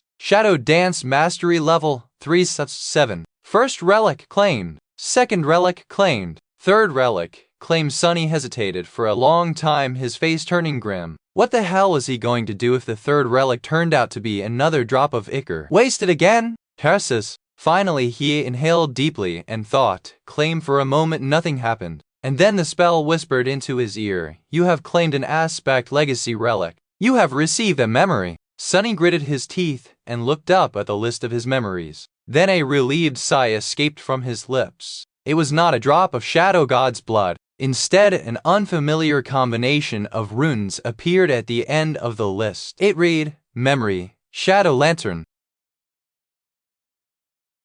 Chapter 654 Shadow Lantern. Sunny read the runes with curiosity. Memory, Shadow Lantern. Memory rank, Divine. He fell from the bed. What? Another divine memory? Feeling cold sweat rolling down his face, Sunny wiped it off with a trembling hand and slowly clenched his fists. Should be interesting. He looked back to the runes, trying to calm his wildly beating hearts. Just what kind of a relic had he received? Sunny got a hold of himself and continued to read the description. Memory tier, I. Memory type, tool. A tool makes sense. It is a lantern after all. But what does it do? Lanterns are supposed to produce light and illuminate things. That's not exactly what shadows are known for, is it? With a concerned frown, he looked back at the runes. Memory description. Death is just the shadow of life, said the gods of life, and peace is just the failure of war. Have you ever been something that had not been stolen, made empty and vile? Have you ever done something that was not futile and hollow? Can you even exist without being cast by another? Look at how weak you are, how small you are. Am I supposed to be frightened of a small shadow? Made pale and feeble by the radiance of day, Shadow laughed and rose from the ground. As he did, his figure swallowed the land, devoured the heavens, and blotted out the light of the sun. Soon there was nothing left around them but darkness. And from that darkness a hiss came, making life tremble. Life is just the prelude to death, and war is just the key to open its gates. Everything you cherish, everything you nurture, everything that starts with you will one day be mine, be welcomed by me, swallowed by me, and find peace within me. This is the mercy of Shadow. How futile. You might have come first, my sister, but when your cruelty ends I will be all that remains. Sunny shivered. Damn, was Shadow God always that creepy? Due to his closeness and affinity to shadows, he had never thought about the god of shadows as terrifying. After all, even other gods had not held Shadow in high regard, at least from what Sunny knew. His temples had been burned and destroyed, his followers turned into slaves, even his aspects and attributes seemed to pale in comparison to others. God of peace, death, solace, and mysteries. It sounded humble and rather inconspicuous when compared to something like goddess of the black skies, the god of storms, depths of the oceans of darkness, stars, travel, guidance, and disaster. But things that preferred to remain unseen and unheard were often the most dangerous, weren't they? Sort of like Sunny himself. He shook his head, pondered about the description for a bit, and then smiled crookedly. I guess War God did not like Shadow God at all. Well, that's not surprising. In many ways they are the opposite of each other. No wonder every time I meet someone from the war camp I end up either having my heart torn out or even worse, lured into a nightmare so cursed that all other nightmares ought to give it face. He sighed, then continued reading the runes. Memory, enchantments, gates of shadow. Enchantment description. This lantern devours light and can contain and then release an infinite amount of shadows. Sunny blinked. The enchantment didn't seem like much for a divine relic. It was, unless one really thought about the meaning behind those words. Infinite. He suspected that in this case the word was used to describe an actual infinity instead of a fake one, like with the endless spring. If that was the truth, yes, an object that could contain infinity was indeed worthy of being divine. It simply broke all the laws of reason. However, how did it help Sunny? He frowned a little bit disappointed. Why couldn't it be a nasty, all-destroying sort instead? He summoned the memory and saw a small lantern weave itself from darkness in his hand. The thing was not too big, about the size of his palm, and made out of black something. It didn't feel or look like any material he had ever seen, resembling stone more than anything. The frame of the lantern was intricately engraved, making it seem and feel like the scales of a serpent, and its walls were made out of glossy black morion. There was a ring of dark metal on its top with a short chain attached to it. It could be held in a hand or fastened to one's belt if need be. As soon as the lantern appeared, the darkness of the night that surrounded Sunny instantly became deeper and colder, oppressive and impenetrable. Any hint of starlight was devoured, turning the interior of the cabin completely black. He, of course, could still see through that darkness, but anyone else would probably have a lot of trouble. Suddenly, full of a pleasant feeling of comfort, Sunny turned the beautiful lantern around and noticed a small door on one of its walls. He hesitated, then commanded the door to open. It instantly slid forward, revealing a square of utter nothingness behind. A moment later, Sunny felt his hair stand on end and his heart stagger in his chest. He was suddenly cold, overwhelmed by unease and terrified, like an animal facing something so much larger than itself that the difference in size could simply not be comprehended. He slowly exhaled, the breath escaping his mouth as chilling mist. I guess that is how infinity feels. The lantern was empty, so he couldn't command any shadows to escape it. So instead he glanced at the happy shadow and raised an eyebrow. "Wanna come inside?" The shadow looked at him with fear, then energetically shook its head. Sunny rolled his eyes, then turned to the creepy one. "What about you?" The creepy guy stared at him for a bit, then shrugged indifferently and disappeared into the small door as if he had never been there. Sunny could still vaguely feel their connection, but not in the way that he was used to. He couldn't see, hear, or sense what the shadow was seeing, hearing, and sensing. All he knew was that it still existed somewhere else in a terrible, vast, dark, and cold place. His face grew dim, and he commanded the creepy shadow to return. The weird guy floated out of the lantern, shrugged again, and planted himself back on the floor. Then, when it thought that no one was watching, the shadow shuddered and hugged itself for a moment. What a strange memory! What was the use of it?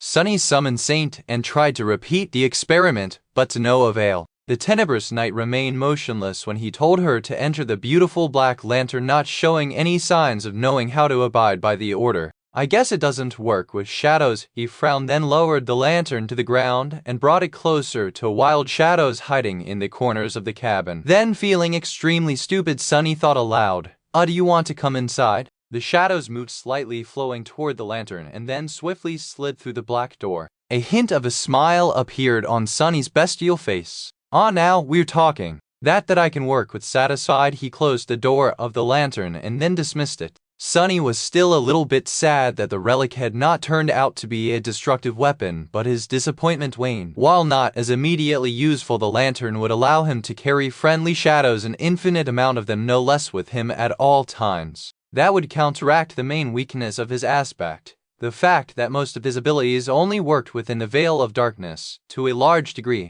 And without a doubt, as his powers grew and the number of his abilities increased, having a swarm of deep shadows at hand would only grow more useful. Plus, he had a feeling that he had not discovered all the secrets of the shadow lantern yet. But now it was time to study his last and most important reward. It was time to meet an old friend, the shadow of the black steed, whose name was Nightmare. Chapter 655. Nightmare. Sunny sighed, then closed his eyes and dove into the soul sea. The tranquil, lightless expanse of his soul was the same as ever. The black water was still and silent, reflecting the three dark suns looming in a perfectly even triangle above. Only the rows of motionless shadows were different from how they had been before, crowded with countless victims of the Red Colosseum. Despite the fact that Sunny's body was now very different, his soul remained the same. He walked to stand between the three shadow cores and called upon Nightmare. A beautiful black steed walked out of a whirlwind of dark flames in front of him and stopped its adamantine hooves, sending ripples through the silent waters. The shadow was just as he remembered it, tall and graceful, with a lustrous jet black coat and lean muscles rolling under the skin. Its mane was long and luscious, and its tenebrous eyes glowed with fearsome crimson flames. The courser had 2 long horns and a mouth full of sharp fangs that resembled that of a wolf. The horns, the fangs, and the hooves were all forged out of a strange black metal that seemed to be able to compete with the impenetrable onyx of the mantle of the underworld. Sunny shuddered, remembering the pain and shock of being struck and bitten by them. As soon as Nightmare appeared, he felt a whispering fear appear in his mind. Strangely tense, Sunny took a step forward and raised one of his hands, patting the stallion on the muzzle. "Hey there! What? We meet again, old friend." Nightmare was indeed an old friend of his, at least to the part of him that had relived the final day of the Shadow Lord's life and their last exhilarating ride together. But just like Sunny was a different person now, this beautiful shadow was too. The madness was gone from the stallion's crimson eyes, and so was the burden of hundreds of years of sorrow and loneliness. It was as though the black steed was now reborn, still remaining the same being, but also somehow renewed by the purifying darkness of death. As Sunny patted his muzzle, Nightmare pressed it against the calloused hand and looked at his master with a pale, distant hint of recognition. The crimson glow of his eyes ignited with a new intensity, and the black steed snorted, its voice full of quiet affection. Satisfied, Sunny summoned the runes into existence and glanced at them, curious to see what exactly his new shadow was capable of. He read: Shadow, Nightmare. Shadow rank, Awakened. Shadow class, Terror. Shadow description: this beautiful steed was tamed by the treacherous, lost from light in the depths of a harrowing dream. The 2 shadows battled across countless nightmares, shattering them all apart. Neither was willing to give up, so in the end the nightmares did. Sunny sighed. Again with that treacherous nonsense. At least the spell did not openly mock me this time. He still remembered the biting description of Shadow Dance. Shaking his head dejectedly, Sunny rubbed the terrible scar on his neck and turned his attention back to the runes. Shadow attributes: Swift, Dark Destroyer, Dreadlord, Dreamwalker. Swift attribute description: this shadow is especially swift and enduring. Dark Destroyer attribute description: this dark horse was meant to be a shadow warrior's steed and accompany its rider into battle. It is fierce, loyal, and knows no fear. Its speed, strength, and resilience grow when surrounded by darkness and shadows. Dreadlord attribute description: this shadow's might grows the more he is feared. Dreamwalker attribute description: this shadow can travel through dreams. Sunny studied the black courser with a thoughtful expression. So Nightmare was incredibly swift and enduring. He was also a war horse bred to ride into battle without hesitation or fear. What's more, he had 2 passive attributes that both increased his speed, strength, and resilience. One when the destroyer and his rider were surrounded by shadows, the other when the destroyer inspired terror in the hearts of their enemies. That was an insidious and frightening combination, especially because one effect fed into the other, creating a vicious cycle. Perhaps Sunny had only survived the battle with the terror due to the fact that at some point his tortured mind had become too broken to experience fear. An awakened terror was already an immensely powerful creature, and with 2 passive augmentations added into the mix, he shivered. Terry. And then there was the last attribute, Dreamwalker. That one Sunny didn't even know what to think about. We'll see about invading people's dreams later. Wouldn't it be fun to jump into Mordred's mind one day and give him a taste of his own medicine? With a dark grin, Sunny slowly exhaled and continued to read the runes. Attributes were without a doubt very important, especially excellent ones like what Nightmare possessed. But it was the abilities that mattered the most. Shadow abilities: Flowing Shadow, Mantle of Fear, Nightmare, Dream Curse. Flowing Shadow ability description: this steed can dive into shadows and move through them with incredible speed. Sunny smiled. So basically it is like Shadow Step without the teleportation part. Still very useful and works perfectly with my own ability. He turned back to the runes, his mood elevated. Mantle of Fear ability description: this shadow is capable of delivering a continuous mind attack around it that infects its foes with crippling fear. Sunny couldn't help but whistle. That is just. The ability to radiate an aura of terror was already incredible enough. It could debilitate weaker enemies completely, and even if more powerful creatures were able to resist some of the effect, a seed of dread was still going to be planted into their minds. And that was directly tied to the Dreadlord attribute of Nightmare, which made him stronger the more he was feared. So scary it was a good thing that Sunny had been wearing the mantle of Underworld when he met the Black Steed. The Onyx armor gifted him with a good amount of protection against mind attacks after all. With his smile growing both wider and a bit pale, he moved to the next ability. Nightmare ability description. This shadow can create and subjugate nightmares. The more nightmares serve it, the more powerful it grows both inside and outside dreams. Dormant nightmares, 0. Sunny stared at the runes for a while, trying to make sense of them. So Nightmare's Tyrant ability, the one that allowed him to create minions, was meant to subjugate real nightmares, not any kind of beings made of flesh and bone but actual dreams. And the more of them served him, the more powerful he grew. These nightmares, it seemed, possessed a rank of their own which was currently dormant, one lower than the Black Steed's own. Additionally, there were currently 0 of them under his authority. But how could one create a nightmare, or subjugate it? Sunny had no idea. What he did understand, though, was why his own journey through the countless nightmares had ended when it did. It seemed that each of the harrowing dreams Sunny experienced had been either collected or made by the original nightmare throughout the centuries, and once all of them were destroyed, he broke free of the Black Steed's hold. Interesting. Sunny was going to have to figure out how to get his shadow some minions of its own. Something told him that the process was going to be neither straightforward nor easy.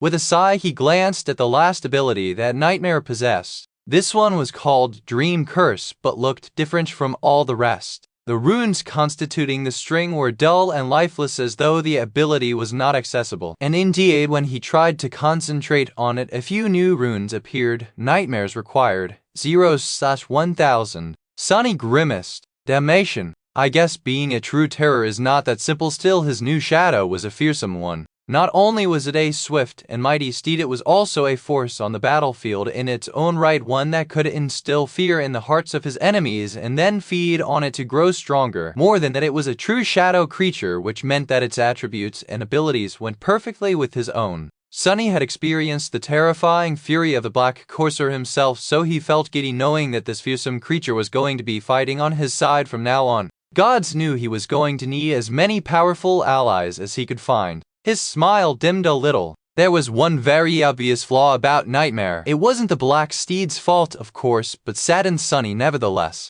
He let out a deep sigh. Although, if only you came with the saddle, how was he supposed to ride the scary horse without a saddle? What nonsensical injustice was this? Not wishing to disparage the noble steed, Sunny hid his dismay, patted Nightmare on the back, and grinned. Good horse, Nightmare, don't you worry. You and I are going to terrorize so many humans, nightmare creatures, and vile immortals that you'll collect some nasty dreams in no time. They will all be scared of us. You'll see, the only thing scarier than a treacherous shadow is a treacherous shadow atop a magnificent shadow horse, after all. I think that's how the saying goes. Or not. In any case, you and I will do great and terrible things together. If there is no such saying yet, there will be soon. With a satisfied grin, Sunny dismissed the Black Courser, then left the Soul Sea and lay down on his bed, enjoying its immaculate softness. Tiredly closing his eyes, he thought, I really deserve some rest. And as the flying ship of a mad sorcerer sailed across the sky, he fell peacefully asleep.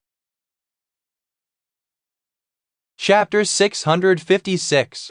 Gardens of the Moon. By the time Sunny woke up, the ship was already approaching the sanctuary. Looking out of the window, he saw a familiar island below them. In his time, it was occupied by a fearsome, corrupted abomination. He wondered if it was still, or rather already, nesting there. In any case, from here the sanctuary was just a couple of chains away. With a sign, Sunny dressed himself and left the cabin, heading for the upper deck. Once outside, he saw sailor dolls moving around with graceful precision, hoisting sails and performing other tasks. Noctis was standing at the helm, wearing a completely new extravagant robe and whistling a light-hearted melody. Noticing Sunny, the sorcerer smiled. Ah, Sunless, how fortunate it is that you're awake. We are almost home. He glanced forward and waved a hand, accidentally sending the ship into a lateral spin. The wooden mannequins somehow remained attached to the deck, but Sunny had to grab a handrail to not be thrown overboard. He gave the immortal transcendent a resentful look. Noctis smiled sheepishly. Oh, sorry about that. Shaking his head, Sunny ascended the stairs and joined the sorcerer at the bridge, which was situated at the stern of the enchanted vessel. From there, he observed the landscape of the Kingdom of Hope in silence until a familiar silhouette of a vast ring of men, standing atop a small island, appeared in sight, surrounded by a white cloud of water vapor that came from several beautiful waterfalls. The sanctuary, it was nice to see it again. In this harrowing nightmare, it almost felt like home. Noctis grinned. That is it, the sanctuary of Noctis, my beautiful lair. Isn't it pretty? Sunny hesitated, then took the emerald amulet out of the folds of his black garment and thought, I guess. But isn't it a bit presumptuous to call it after yourself? The sorcerer laughed. Oh no, you misunderstood. Initially it was called the Temple of the Moon. I built it as a shrine to my great-grandmother. I was perfectly content living there alone, but as the Kingdom of Hope went from bad to worse, stragglers started coming to my lands in search of a safe shelter from all the madness. I didn't have the heart, or rather didn't care that much, to turn them away. So they started calling it the Sanctuary of Noctis. Why, it's a very nice name if you ask me. Sunny stared at him for a few moments, then said in a somber tone,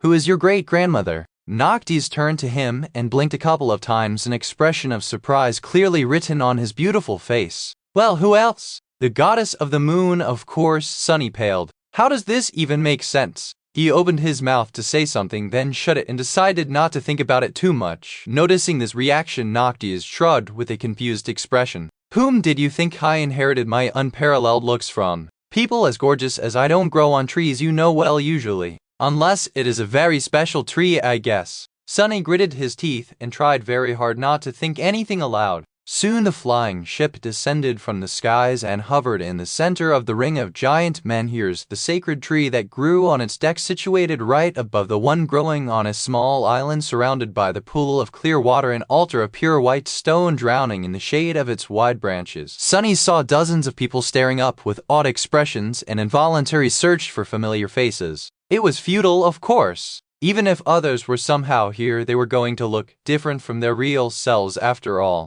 Noctis grinned. Welcome to the sanctuary, you'll like it here for sure. Everyone here is very reasonable and nice. Just like me. Hearing that statement, Sunny shivered. Together they left the flying vessel and walked through the garden, heading to the sorcerer's private quarters. Coincidentally, the residence was situated in the same place where the White Feather clan had established their stronghold in the future. Noctis built his home inside the ring of menhirs itself, however, instead of on top of it. As they walked, Sunny studied the inhabitants of the sanctuary of the past. Most of them seemed like normal people. Some of them were mundane and some were awakened. They didn't seem to be in the throes of madness. However, after the cruel lesson that had been taught him in the Red Colosseum, he couldn't help but keep his guard up. Sunny's gaze shifted from person to person, evaluating them for potential danger. That young woman holding a young child by the hand seemed harmless, but why was the child so frightened? That man with a neatly trimmed beard seemed gentle and kind, but why was the hilt of his sword so polished and worn? That beggar who sat lonesomely by himself, his body and face disfigured and wrapped in bandages like that of a leper, seemed too weak to pose a threat, but why was his gaze so sharp, his fingers so calloused? And that old woman with a basket of fruit in her arms, why was she watching them so intently? Sunny shook his head, then looked away. Being vigilant is good, but this is just the madness speaking. Wishing to be safe is also a desire, and so it can also be twisted by hope's influence. After the torments I experienced in the Red Colosseum and the nightmares, my mind is already unstable. I need to keep myself in check, or something terrible will happen. What dangers could there be here in the stronghold of an immortal saint? As long as Noctis himself did not decide to attack Sunny, he would be more or less safe. And speaking of Noctis, the sorcerer led him to a beautifully engraved wooden door, then opened it and led Sunny inside. His residence was just as one could expect, spacious, decorated with the most exquisite furnishings, and populated by all kinds of magical servants. Staring at a mop that was dutifully washing the floors without anyone holding it, Sunny felt cold shivers running down his spine. He had a suspicion of how the sailor dolls were made. Don't tell me that the lunatic actually used someone's soul to enchant this damned mop. Noctis grinned. I know what you are thinking. Sunny flinched and stared at the immortal with tense apprehension. The sorcerer nodded solemnly. What is for breakfast, right? Oh, don't you worry, Sunless. I take breakfasts very seriously. Let us eat, then drink, then talk. He sighed. I'm sure you have a lot of questions. I have a couple myself, to be honest. Chapter 657. Chance of victory. After a full and delightful meal, the two of them sat in silence for a while, enjoying their drinks. Noctis was consuming a truly unwise amount of wine with an absent-minded smile on his face, while Sunny stuck to tea. The beautiful porcelain cup looked tiny and fragile in his massive clawed hand, sunlight reflecting from the ember surface of the fragrant drink. In this rare moment of peace, he suddenly found himself overwhelmed by apathy and melancholy. Sunny was used to often feeling his heart beating with anger, fear, and resentment, but this strange lethargy was new and unwelcome. He didn't like it at all. Searching for a way to entertain himself and chase it away, he suddenly glanced at the immortal sorcerer with a dangerous gleam in his eyes. Sunny lingered for a few moments and then picked up the emerald amulet. Lord Noctis, you have been a very gracious host to me. You have given me shelter, showered me with gifts, and provided me with many delicious foods. Let me share the traditional food of my people with you as well. That will make me feel better. The immortal transcendent raised an eyebrow and looked at him with doubt. Then a curious grin appeared on his face. Oh, exotic food, how wonderful! Do you need any ingredients to cook it? Sunny calmly shook his head, then summoned the covetous coffer. The toothy box weaved itself from sparks of light and appeared on the table. Then it saw the sorcerer, trembled, and scurried over to hide behind one of Sunny's hands. Noctis watched the coffer appear with sincere amusement. How that little creature of yours reminds me of someone. What a cutie! Sunny reached into the box and produced a tube of synth paste, then handed it to the immortal with a polite smile. Noctis took the tube, stared at it in confusion for a while, then brought it closer to his face and sniffed it. Such a peculiar container? It doesn't smell like anything. Sunny nodded solemnly and made a twisting motion with his hand. You twist the cap off, pierce the membrane, and then squirt the contents into your mouth. Be warned though, some people have said that its flavor is simply unmatched, unparalleled even, and that there is no other food like this in the entire world. Many shed tears just from tasting it. The sorcerer blinked a couple of times after hearing words like membrane and squirt, then twisted the cap off the tube and removed the foil membrane. Finally, he raised the tube with enthusiasm, opened his mouth wide, and sent a stream of viscous, colorless sludge into it. Noctis closed his mouth, chewed a couple of times, then froze. Slowly his face changed, becoming pale and almost panicked. He glanced at Sunny with wide eyes, shuddered, then slowly chewed some more and swallowed with visible effort. Sunny continued to stare at him. Remarkable, isn't it? The immortal transcendent shivered, then forced out a weak smile. That is an unforgettable flavor indeed. Truly a dish worthy of being eaten. To those following together, thank you very much, Sunless. I've been really enlightened. Sunny grinned. Don't be shy then. Eat some more. Noctis dropped the tube on the table and energetically shook his head. No.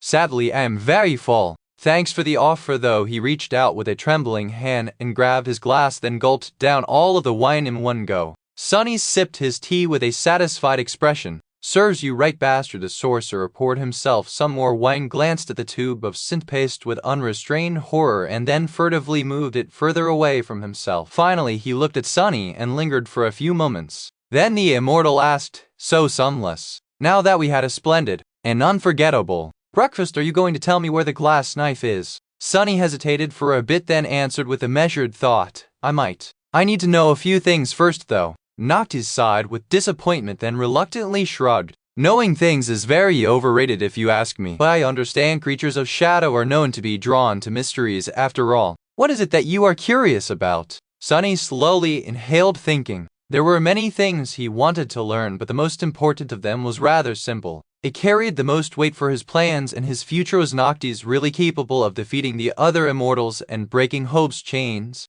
It certainly didn't seem so. As far as chain lords went, the sorcerer was not the most fearsome and terrifying. In fact, his whole persona and attitude made him look rather harmless. Sunny knew, of course, that it was just a mask and that there was vast and dreadful power hiding beneath it, but would that power be enough to challenge the likes of Solvin or the rulers of the Ivory City? Both factions had armies countless awakened and enough resources to wage a war for centuries, while Noctis only had himself and a few sailor dolls. So was his desire to unleash hell upon the shattered kingdom just madness, or did he have a solid reason to be confident that there was at least a chance of victory? Sunny was going to make a decision on whether or not to join the sorcerer in this insane endeavor after all, so knowing the answer was of utmost importance. His life depended on it. He hesitated, and then said, or rather thought, How many knives do you already possess? Noctis smiled radiantly, then answered in a carefree tone. His answer, however, was not at all what Sunny hoped and expected to hear. Why do you mean?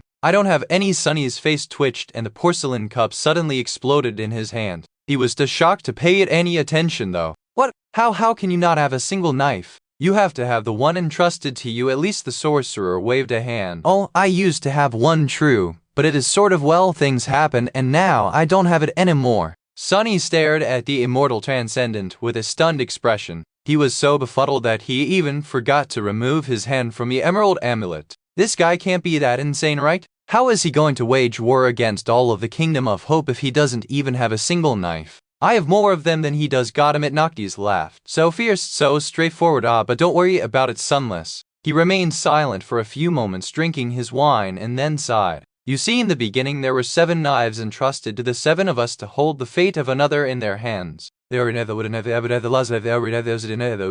sorcerer stared into the distance as if remembering the past. A dark expression appeared on his face. The iron knife was used and destroyed, and so was the ember knife. So only 5 remain. However, through coincidence or maybe fate, none of the chain lords now possess one except for Solvin, who wields her own fate and not that of the other. He smiled. You see, the shadow hid the glass knife before his death. No one knows where it is. The obsidian knife had been entrusted to the one in the north, but she lost it to me in a game of wits. Sunny growled. Wait, didn't you lose that one too? How the hell did you manage to lose 2 of the damned knives? Noctis giggled. Oh, actually, I lost 3. I had the ivory knife too at some point. Sunny groaned, then grabbed his head. What is wrong with you? Why is all of this so confusing? The sorcerer remained silent, smiling politely. Finally, he sighed. Oh, you are right. It is very convoluted, I guess, for someone who hasn't been living it all for centuries. So let me start at the beginning and explain to you the fate of each of the knives.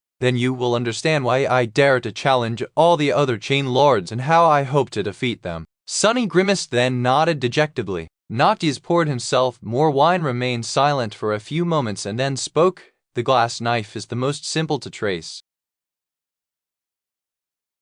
Chapter 658. 7 knives sitting on a plush cushion with a glass of fine wine in his hand. Noctis recounted the fates of the 7 divine knives. The iron knife was destroyed when Lady Ader was murdered, and the ember knife was stolen and destroyed when the shadow took his own life. Of the remaining 5 knives, the glass knife is the most simple to trace. It belonged to the shadow, and now it is where the shadow had hidden it. He paused and then continued. The ruby knife. That one was entrusted to me some time ago. Well, I was a bit concerned about my state of mind. Hope's madness is very insidious, Sunless, and not even someone like me is immune to it. So frightened of what I might do, I gave it to a dear friend of sorts for safekeeping, which means that you and I know the location of 2 knives already. The sorcerer sipped his wine and frowned. Then there is the obsidian knife, which I won from the one in the north in a game of wit. The others weren't happy at all that I possessed 2 knives, so I placed it on the altar in my sanctuary and proclaimed that everyone who manages to gather enough of my coins can take it. A heavy sigh escaped from Sunny's lips. You did what?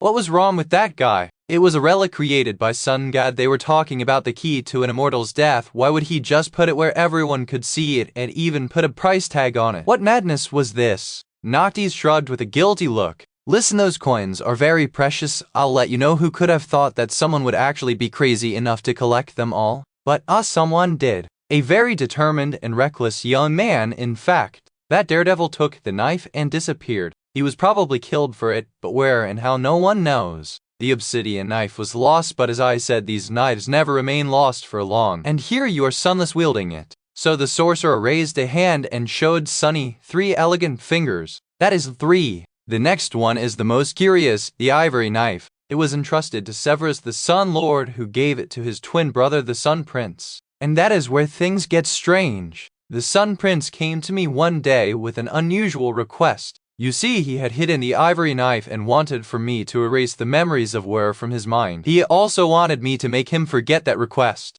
Sunny shuddered. He destroyed those memories on purpose, even before the terrible torture. Noctis sighed. While my aspect has to do with souls, I was very close to Ader, the priestess of Heart God, before she was killed by Solvan, that cursed murderer. So I inherited a few things and a lot of knowledge from her. That was why the Sun Prince came to me, although I still don't know what his motive was. Regardless, I agreed to help him and remove the memory of the ivory knife's secret location from his mind. However, the sorcerer smiled. I did not just destroy it. That would be too boring, don't you think? Instead, I kept the memory for myself and eventually retrieved the ivory knife. Sunny shook his head. So where is it? How did you manage to lose that one too? The immortal transcendent shrugged. Well, the one in the north was still angry with me and wanted a rematch. The stakes were high, and at times sadly I didn't win. She got the ivory knife and then threw it into the sky below. That was very silly of her. It is impossible to really lose one of the knives forever, so it was bound to return one day.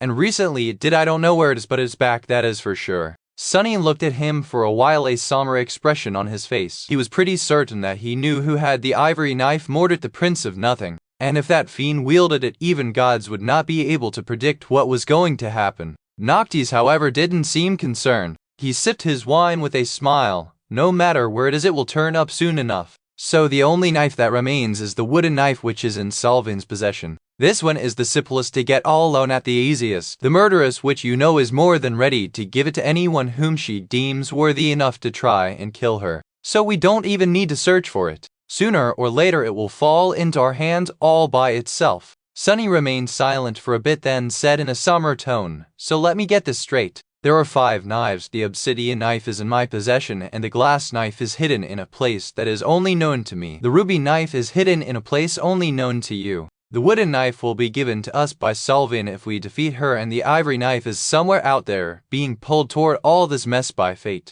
The sorcerer nodded with a smile. "Indeed, so you see, while I do not possess any of the knives yet, getting 3 out of the 5 would not be too difficult, and the 4th one will naturally appear on my path." 4 out of 5, it doesn't look that crazy anymore, don't you think? Sunny hesitated. Yes, it only looked very crazy instead of utterly crazy now. But all he needed was to know that there was a chance of victory, and now it seemed that there was. Noctis, eccentric and unreliable as he seemed, had not made the decision based on nothing. The sorcerer glanced at him and raised an eyebrow. "So, Sunless, are you going to share the location of the glass knife with me and help me free Hope? Shall we break her chains and free this land and ourselves of a fate worse than death? What do you think?" Sunny sighed. That was a very troublesome question, and completely inescapable at that. However, he could not answer it yet. Looking at the immortal sorcerer, he said, "I can't make that decision alone. I need to discuss it with my friends first." Noctis blinked. "Oh well, why not? It is always good to have loyal friends. Where are they?" Sunny shifted slightly.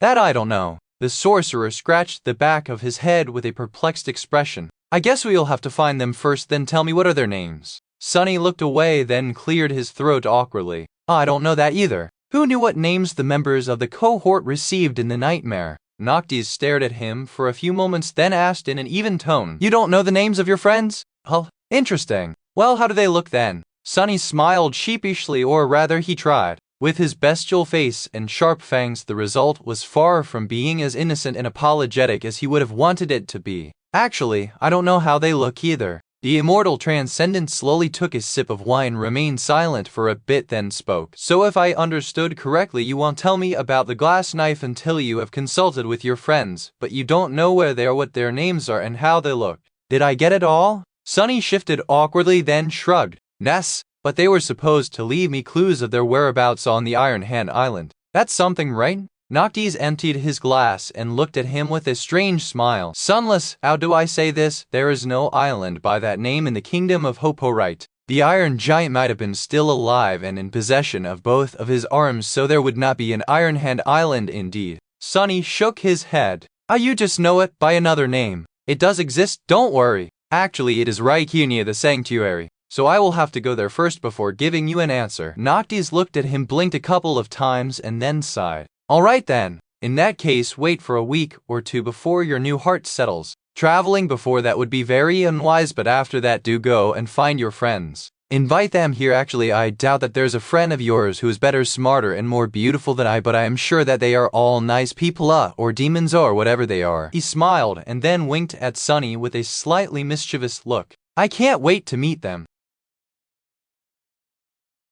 Chapter 659: Arrest before the war. Sunny did not fully understand what the sorcerer meant by saying that the new heart needed time to settle. Physically, he felt fine, great even. Both of his hearts were beating steadily in his chest, powerful and dependable like relentless machines. However, he had not put them under any strain since the battle with nightmares, so there was no way of telling how they would behave in a crisis. Remembering the frightening pain of having his heart give out, Sunny decided to take the immortal's word for it and allow himself to rest. He needed rest anyway. While his body had healed, the mind was not that resilient. Sunny felt that his mental state was not in the best of shapes. However, strangely, it was not as bad as he would have expected. After the hellish 2 months he had spent in the Red Colosseum with Elia's their subsequent escape, and the young man's death, Sunny had been numb and apathetic for a long time. He had gone through the motions of pursuing a simple goal without much emotion, hiding in the darkness as he traveled across the kingdom of hope, too hurt and defeated to feel anything.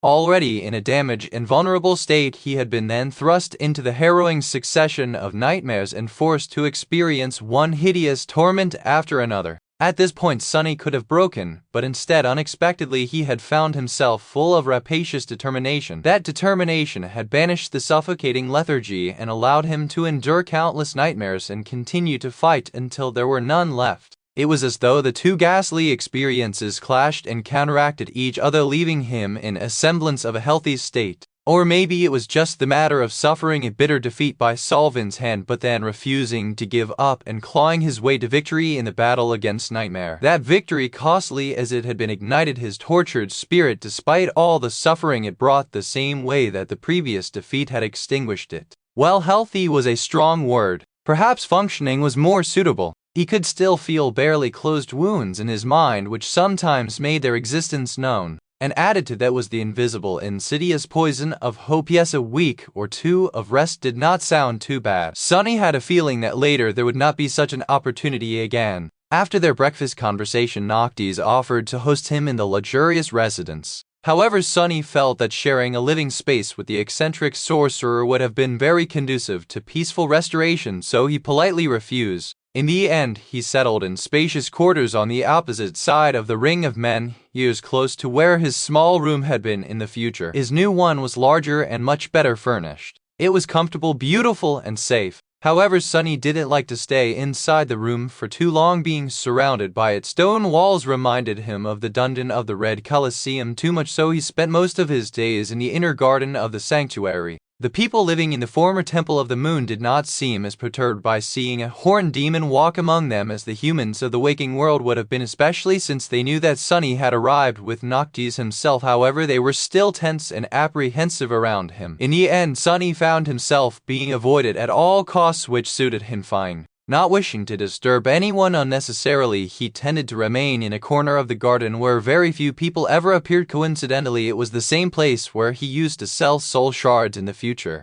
His favorite stone, sadly, was usually taken by the leper, whose body and disfigured face were covered with dirty bandages. Oh well, life couldn't always be perfect. The first time Sunny sat down on the grass a few meters away from the leper he spared the four-armed monster, a short glance lingered for a few moments and then said in an ugly, grating, hoarse voice, "What kind of a creature are you?" Sunny looked at the leper, not really wishing to engage in a conversation, then reluctantly produced the emerald amulet and answered, "And what kind of a creature are you?" The leper smiled, causing a bit of yellow pus to sip from beneath the bandages covering his face. "A cripple." Sunny studied the man, then made a grimace and asked in a sullen tone, "I won't catch whatever it is that you have, will I?" The leper let out a creaky chuckle. "No, I'm not diseased. Just burned." Sunny tilted his head a little, then shrugged and turned away. So the leper was not a leper. His body was just severely burned, and judging by the fact that the rags covering the bandages seemed to have been pristine white ones, he had probably come to the sanctuary from the Ivory City.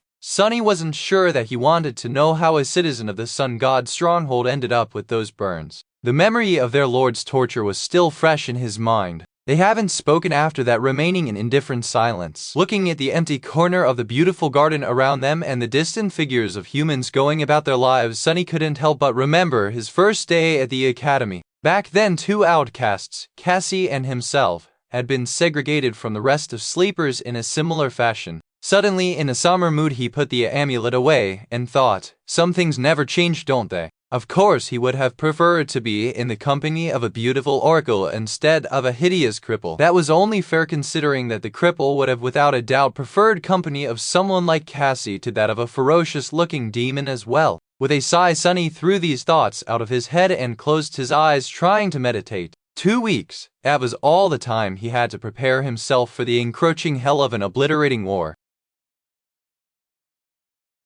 Chapter 660 Shadow Arrows. For the next several days, Sunny did nothing but sleep, rest, and practice weaving. His two new wooden fingers were able to channel essence, which showed just how incredible Noctis was at his craft. However, they could not touch the ethereal strings. It seemed that only Sunny's own flesh and bone were capable of that. He was already accustomed to manipulating the shadow strings without those fingers, though, so the task had not grown much harder. There was also the long needle that shone with faint golden radiance to help him along. In those several days, Sunny made a bit of progress in his attempts to copy the simplest of enchantments. He also successfully destroyed several more memories, which really stung his newly repaired hearts. All curses, Sunny stared at the rain of disappearing sparks that had been an enchanted buckler just a few moments ago and sighed. Another failure, another lost memory. He was going through his collection of them way too fast. At that point, he was starting to wonder if there was a better use for it. Saint's shadow fragment counter was still at 59/200, and now he had another shadow to feed.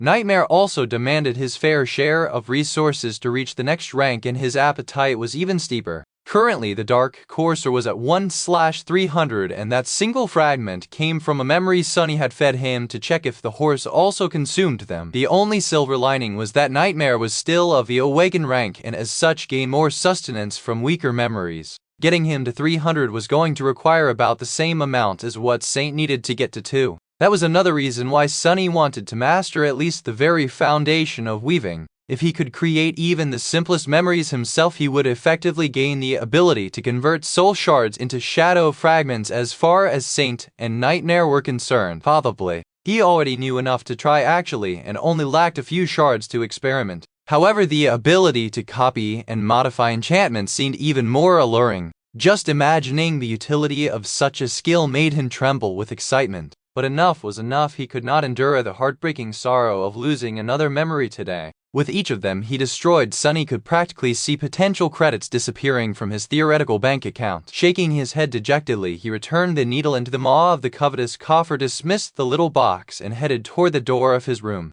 It was time for some fresh air. Finding his way to the familiar corner of the garden, Sunny noticed the motionless figure of the bandaged cripple and ignored him, then sat down on the grass some distance away. The two of them were perfectly content, pretending that the other didn't exist. After that first conversation, neither uttered a single word, which was a beautiful thing. If only all humans were that reticent. The cripple never bothered him, and so Sunny liked him a lot. They had a perfect understanding. Closing his eyes, Sunny meditated for a while, but then grew bored. He still had a few hours to kill before dinner, and there was nothing to do. Well, that was not a problem really. There always was a mountain of things he had wanted but never found time to address. For example, he was very curious to study the spellweave of the shadow lantern. It was a divine memory after all. But just the thought of staring at the inhuman complexity of weaves again made his mood grow foul, so Sunny decided to return to that task sometime later. What else was there? Come to think of it, he had not practiced archery for a long time now.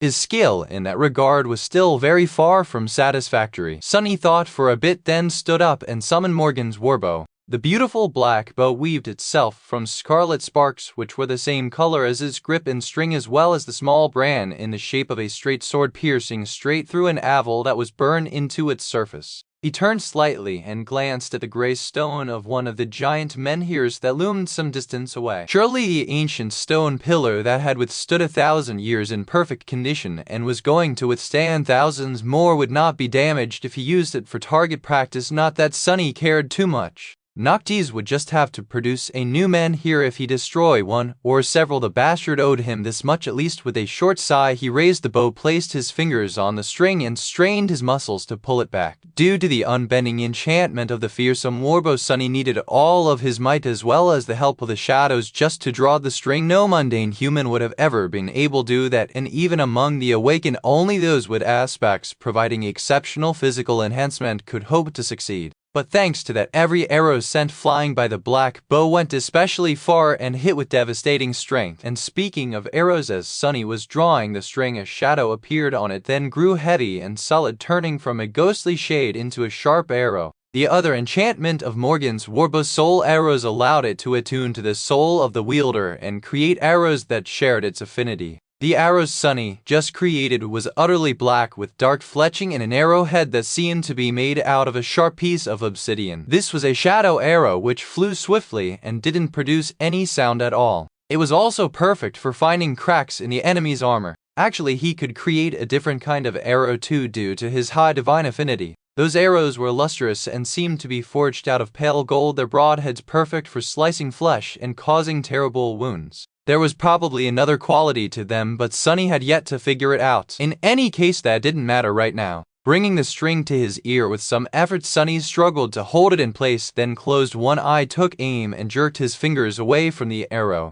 The string hit the inner side of Sunny's forearm, and the black arrow shot forward with incredible speed. Attracted by the sound, the cripple turned his head and stared at Sunny from beneath his dirty bandages. A moment later, the arrow hit the giant menhir completely off the mark. He had aimed at a tiny crack on the surface of the ancient stone, but had not managed to strike anywhere near it. Looking down at his forearm, which now had a deep cut, Sunny clicked his tongue and let out a dissatisfied growl. Then he wrapped his arm with a piece of cloth, summoned a second arrow, and repeated the process, this time almost managing to miss the menhir completely. Damnation, it seemed that his accuracy had only reduced in the past months. How had he even managed to grow worse? "You're doing it all wrong." Sunny remained motionless for a few moments, then turned around and stared at the cripple without any amusement in his frightening black eyes. Perhaps he was hasty to commend the man for his quiet and reticent nature, who wanted to hear that hideously grating voice anyway. Producing the emerald amulet, Sunny thought with some irritation, "Oh yeah,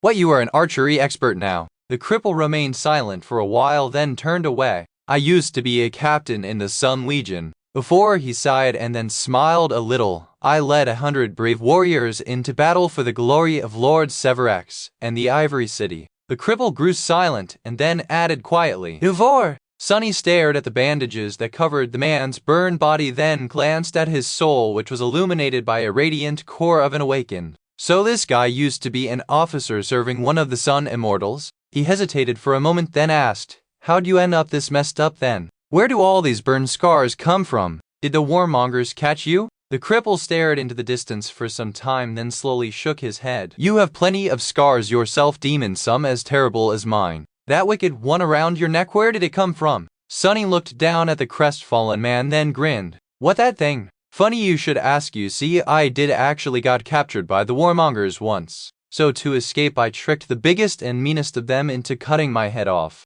Then I killed him, picked it up, and put it back on." "True story." He grew silent for a while and then added nonchalantly, "Oh, and I killed Solvane too, you know who that is, right?" The cripple stared at him with wide eyes, shock, awe, and confusion mixing in them in equal measure. Sunny just wanted to mock the guy a little, but the poor fool seemed to have actually believed him. What an idiot! Actually, something about the cripple's eyes seemed strangely familiar. At least in that moment, Sunny suddenly froze and stared at the bandages hiding the man's disfigured face, his mouth turning dry. A few moments passed in a strange silence, and then both of them spoke at the same time. "Kai, Tada." Chapter 661. Precious Tether. The towering demon and the hideous cripple stared at each other for a bit, their eyes wide with shock. "Now wait, he was here all along? Wait, who dared to do this to Kai? When I find the bastard, I'll tear them limb from limb." Sunny was so stunned that he even failed to let go of the emerald amulet. He gritted his fangs, then asked a question at the same time as Kai did. "Who did this to you? Why are you so tall?" Flustered, the two fell silent for a moment. Then Sunny reached out and grabbed the cripple into a crushing hug, wrapping all of his forearms around him. Who knew that this repulsive body, which was covered in dirty bandages that smelled of blood and pus, would suddenly become so precious and dear to him? "I was put into a body of a demon. Why wouldn't I be tall, you idiot?" Kai let out a startled yelp, struggled weakly, and then patted Sunny on one of the arms. "Ard, Sunny, I am very glad to see you as well, but my burn." Sunny jolted, then hurriedly let go of the cripple's body and gave him an apologetic look. Beneath that simple emotion, though, a dark ocean of fury smoldered with dangerous flames. "Sorry, I didn't." "Kai, you're alive, damn, I'm so happy to see you. I was starting to wonder if any of you guys have made it alive." Kai looked at him, then smiled. Through the gaps in the bandages, his disfigured face looked ghastly and hideous, but the sparks glinting in his eyes were the same. He sighed. "No, I was fearing the same." The young man hesitated and then added, his voice suddenly ringing hollow, "After the Ironhand Island, I almost gave up hope. I didn't think that I'll see any of you ever again." Sunny frowned, confused by Kai's words. He dismissed his bow and then thought tensely, What is on the Ironhand Island?" The cripple looked at him with surprise. "You haven't been there?" Sunny shook his head. No, I was going to travel there in a week after my new heart settles. I made a deal with the sorcerer you see to replace a heart I lost. Kai stared at him for a bit, then looked down and let out a heavy sigh. I say, well, there's not much to tell. He remained silent for a few moments and then said quietly, his hoarse voice growing even more creaky and grating, there was no sign that you or Cassie had ever managed to reach the rendezvous point even though months had already passed. But Effie left a message there carved into a stone pillar. So Effie is alive too? Sunny clenched his fists excited. Of course she was alive. That glutton would never die and leave all the food in two worlds uneaten. Encouraged, he eagerly asked, what message did she leave? Kai looked away as if reluctant to answer. After a while he finally opened his mouth and said quietly, it was just one sentence. The young man glanced at Sunny, then added in a somber tone, do not come to the Temple of the Chalice. As it turned out, Kai had reached the sanctuary 2 weeks before Sunny. Although he did not go into detail, the archer explained that he had been sent into the body of an officer in the army of the Ivory City and got entangled in the conflict between the Sun People and the warmongers for the first months of the nightmare. Eventually, he managed to escape and made his way east. The journey was slow and torturous because of how terribly mangled his body was, but he somehow made it to the Iron Hand Island alive, if just barely. There his hope of reuniting with his friends was cruelly crushed by the fact that neither Sunny nor Cassie seemed to have made it, while Effie had only left an ominous message imploring them to not try to find her. Consumed by terrible pain and despair, Kai left his own message on the island and continued to the sanctuary where, as he had heard, stragglers like him could find refuge and shelter. He remained there since, trying to recover as much strength as he could and hoping against all logic that the others were going to read the message he had left and come to the sanctuary too. And then, through a strange twist of fate, Sunny arrived despite not even visiting the Iron Hand Island. Kai shook his head and said, his voice full of amusement, how did you even end up here? Arriving on that flying ship, no less. Sunny, do you know who its captain is? Sunny nodded. Who else? It's Noctis. A guy goes around insisting that he is now my best friend. You see, the spell sent me into the warmongers' territory where I was captured and forced to participate in their wicked trials. I barely escaped with my life and stumbled upon him while fleeing to the southern island. He needed a favor from a shadow creature and I needed passage to the eastern parts of the Chained Isles. So that's how I arrived here on that ship. He grew silent for a bit and scowled, thinking feverishly. Do not come to the Temple of the Chalice. That was what Effie had written on a stone pillar. However, Sunny had heard of the place before in the nightmare of the Shadow Lord. Give the glass knife to the War Maiden in the Temple of the Chalice. That was what the immortal Shadow had told the original owner of the four-armed demon's body. And that was the secret Noctis wanted to learn from Sunny, while Sunny wanted to find his friends. So many coincidences. Kai cleared his throat. You know who he is, right? Lord Noctis is the master of this place as well as one of the 5 transcendent immortals. Throughout the Kingdom of Hope he is feared and revered in equal measure, and his name is synonymous with mystery and power as well as debauchery, mischief and disaster. A being like him, although Lord Noctis is rumored to possess a merciful heart, he is still dangerous and terrifying. Tommy, are you sure that you should be getting entangled with such a being? Sunny glanced at Kai and remained silent for a while, then said in a grim tone, there is not much choice. He is the axis of this nightmare. Dangerous, terrifying. Noctis is all that and also so much more. However, all of that is not very important right now. He sighed and then turned toward the residence of the frightening immortal with a dark expression on his face. What's important right now is that he can help us find Effie. Chapter 662. Demon's Bargain. Sunny hesitated for a few moments, then looked at Kai and said with determination, let's go! Kai nodded and followed the four-armed demon, pushing forward his bandaged body with visible effort. Seeing his friend suffering, Sunny gritted his teeth. The archer meanwhile glanced at him with a grim expression and then said in his new unfamiliar and ugly voice, Sunny, I have one question. Can you answer it? Sunny slowed down and turned to him, a deep scowl contorting the bestial lines of his face. Of course. What did it? Kai remained silent for a bit, then asked cautiously, oh, where exactly are we going? Sunny blinked a couple of times, then tilted his head a little. Oh, right. Where else? We are going to talk to Noctis. With that, he turned around and continued walking toward the immortal sorcerer's residence. The archer hurried to catch up, then said in a stifled tone, that Noctis. The immortal transcendent. Blessed of the moon, crimson beast of twilight, chain lord of the kingdom of hope, and all that. Sunny glanced at him then shrugged. Yes, that Noctis. Don't worry though, he is indeed terrifying but not unreasonable. Together they crossed the garden of the sanctuary and approached the beautifully engraved wooden door. A pair of sailor dolls were standing guard outside, their indifferent faces staring at them with hollow stillness. Noticing Sunny, one of them moved aside and knocked on the door, which then opened all by itself. The two of them entered and froze, unsure how to react. What the hell? Noctis was levitating above the floor, his legs crossed and his eyes closed. He might have seemed like a wise sage in the middle of a deep meditation if not for dozens of empty amphoras of wine that floated all around him. The terrifying chain lord, blessed of the moon, the crimson beast of twilight, was dead drunk. Hearing someone enter, Noctis lazily opened one eye and stared at Sunny, then at Kai. Finally he landed on the floor and yawned, causing all the amphoras to fall down and shatter, sending drops of wine flying everywhere and staining the luscious carpets. Ah, Sunless, what a nice surprise to see you so soon. And you brought someone with you? What a hideous creature. Wait, did I say that out loud? No, surely not. I am too wise and courteous to make a rude remark like that. Of course, nice to meet you, whoever you are. Welcome to my quarters.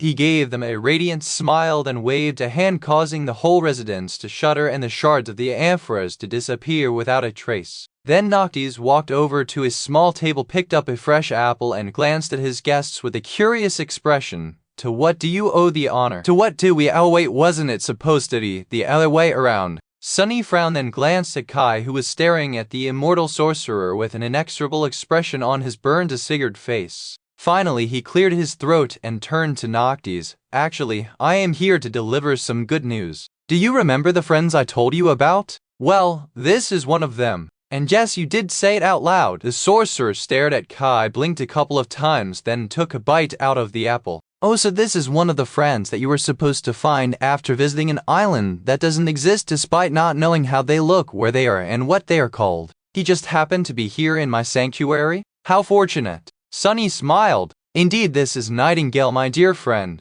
A man with a voice of an angel and a face to go along with it. Kai spared him a sidelong glance, then bowed slightly and forced out a grating, creaky greeting. It is nice to meet you, Lord Noctis. The sorcerer shuddered and looked right and left, then shook his head. Gods, Sunless, do not ever mention those creatures again, even in jest. Angels are not something to be called upon, whether by name or in passing. Then he briefly touched the symbol of the moon on his forehead and sighed. Anyway, I am glad that you have found one of your friends. Have the two of you discussed my proposal? Sunny hesitated for a bit, then answered somberly. No, we have not. We still need to find 2 more friends for that. However, he sighed, knowing that the luxury of having a choice was looking more and more distant by the day. But he needed the sorcerer's help and his knowledge to find and retrieve Effie from the mysterious Temple of the Chalice. In that particular matter, he was willing to compromise. Even if he gave up the secret of the glass knife, he would still be in possession of the obsidian one. Sunny crossed 2 of his forearms and said, I am willing to share the location of the Shadow Lord's knife with you in exchange for some assistance. Noctis stared at him for some time, then suddenly grinned. Really? What assistance do you require? I am the most helpful person in the Kingdom of Hope. You know. Sunny raised 2 fingers. First, you will help treat my friend's wounds. Second, you will help us rescue another of our other friends from the place she is being held in. He thought for a bit, and then raised a 3rd finger. Oh, and also coins. You will give me lots of Noctis coins. The sorcerer ate his apple in silence for a bit, then laughed. Well, I think I can do 2 out of those 3 things at least. No problem. So tell me, where is your other friend being held? Sunny lingered for a few moments, still hesitant to make the bargain. Finally he sighed and said, Temple of the Chalice. Noctis suddenly choked on the apple, coughed violently a few times, then grabbed a glass of wine and nervously emptied it. Then with a flushed face he glanced at Sunny and forced out a strange smile. What? I think I can do 1 out of those 3 things at least. Chapter 663 Heralds of War. Sunny scowled, surprised by that reaction. He glanced at Kai, then motioned for him to sit down. From the looks of it, this conversation was going to be a long one. The archer cautiously lowered himself into a nearby chair and let out a quiet grunt of pain, then looked around, a hint of curiosity appearing in his cloudy eyes. His gaze lingered on various pieces of furniture and exquisite decorations, then finally settled on the flustered sorcerer. Noctis seemed to have regained his composure somewhat. He stared at his half-eaten apple with a somber expression, then threw it away and sat down himself. A heavy sigh escaped from his lips. The 3 things you asked for are not that easy to accomplish. The immortal glanced at Kai, then raised one elegant finger. I can help your friend Nightingale recover from his wounds somewhat. Those burns were not delivered by mundane flames, and so even I would not be able to restore that which was destroyed completely. With my help he will be able to regain most of his strength and vitality. I can also repair the damage done to his soul,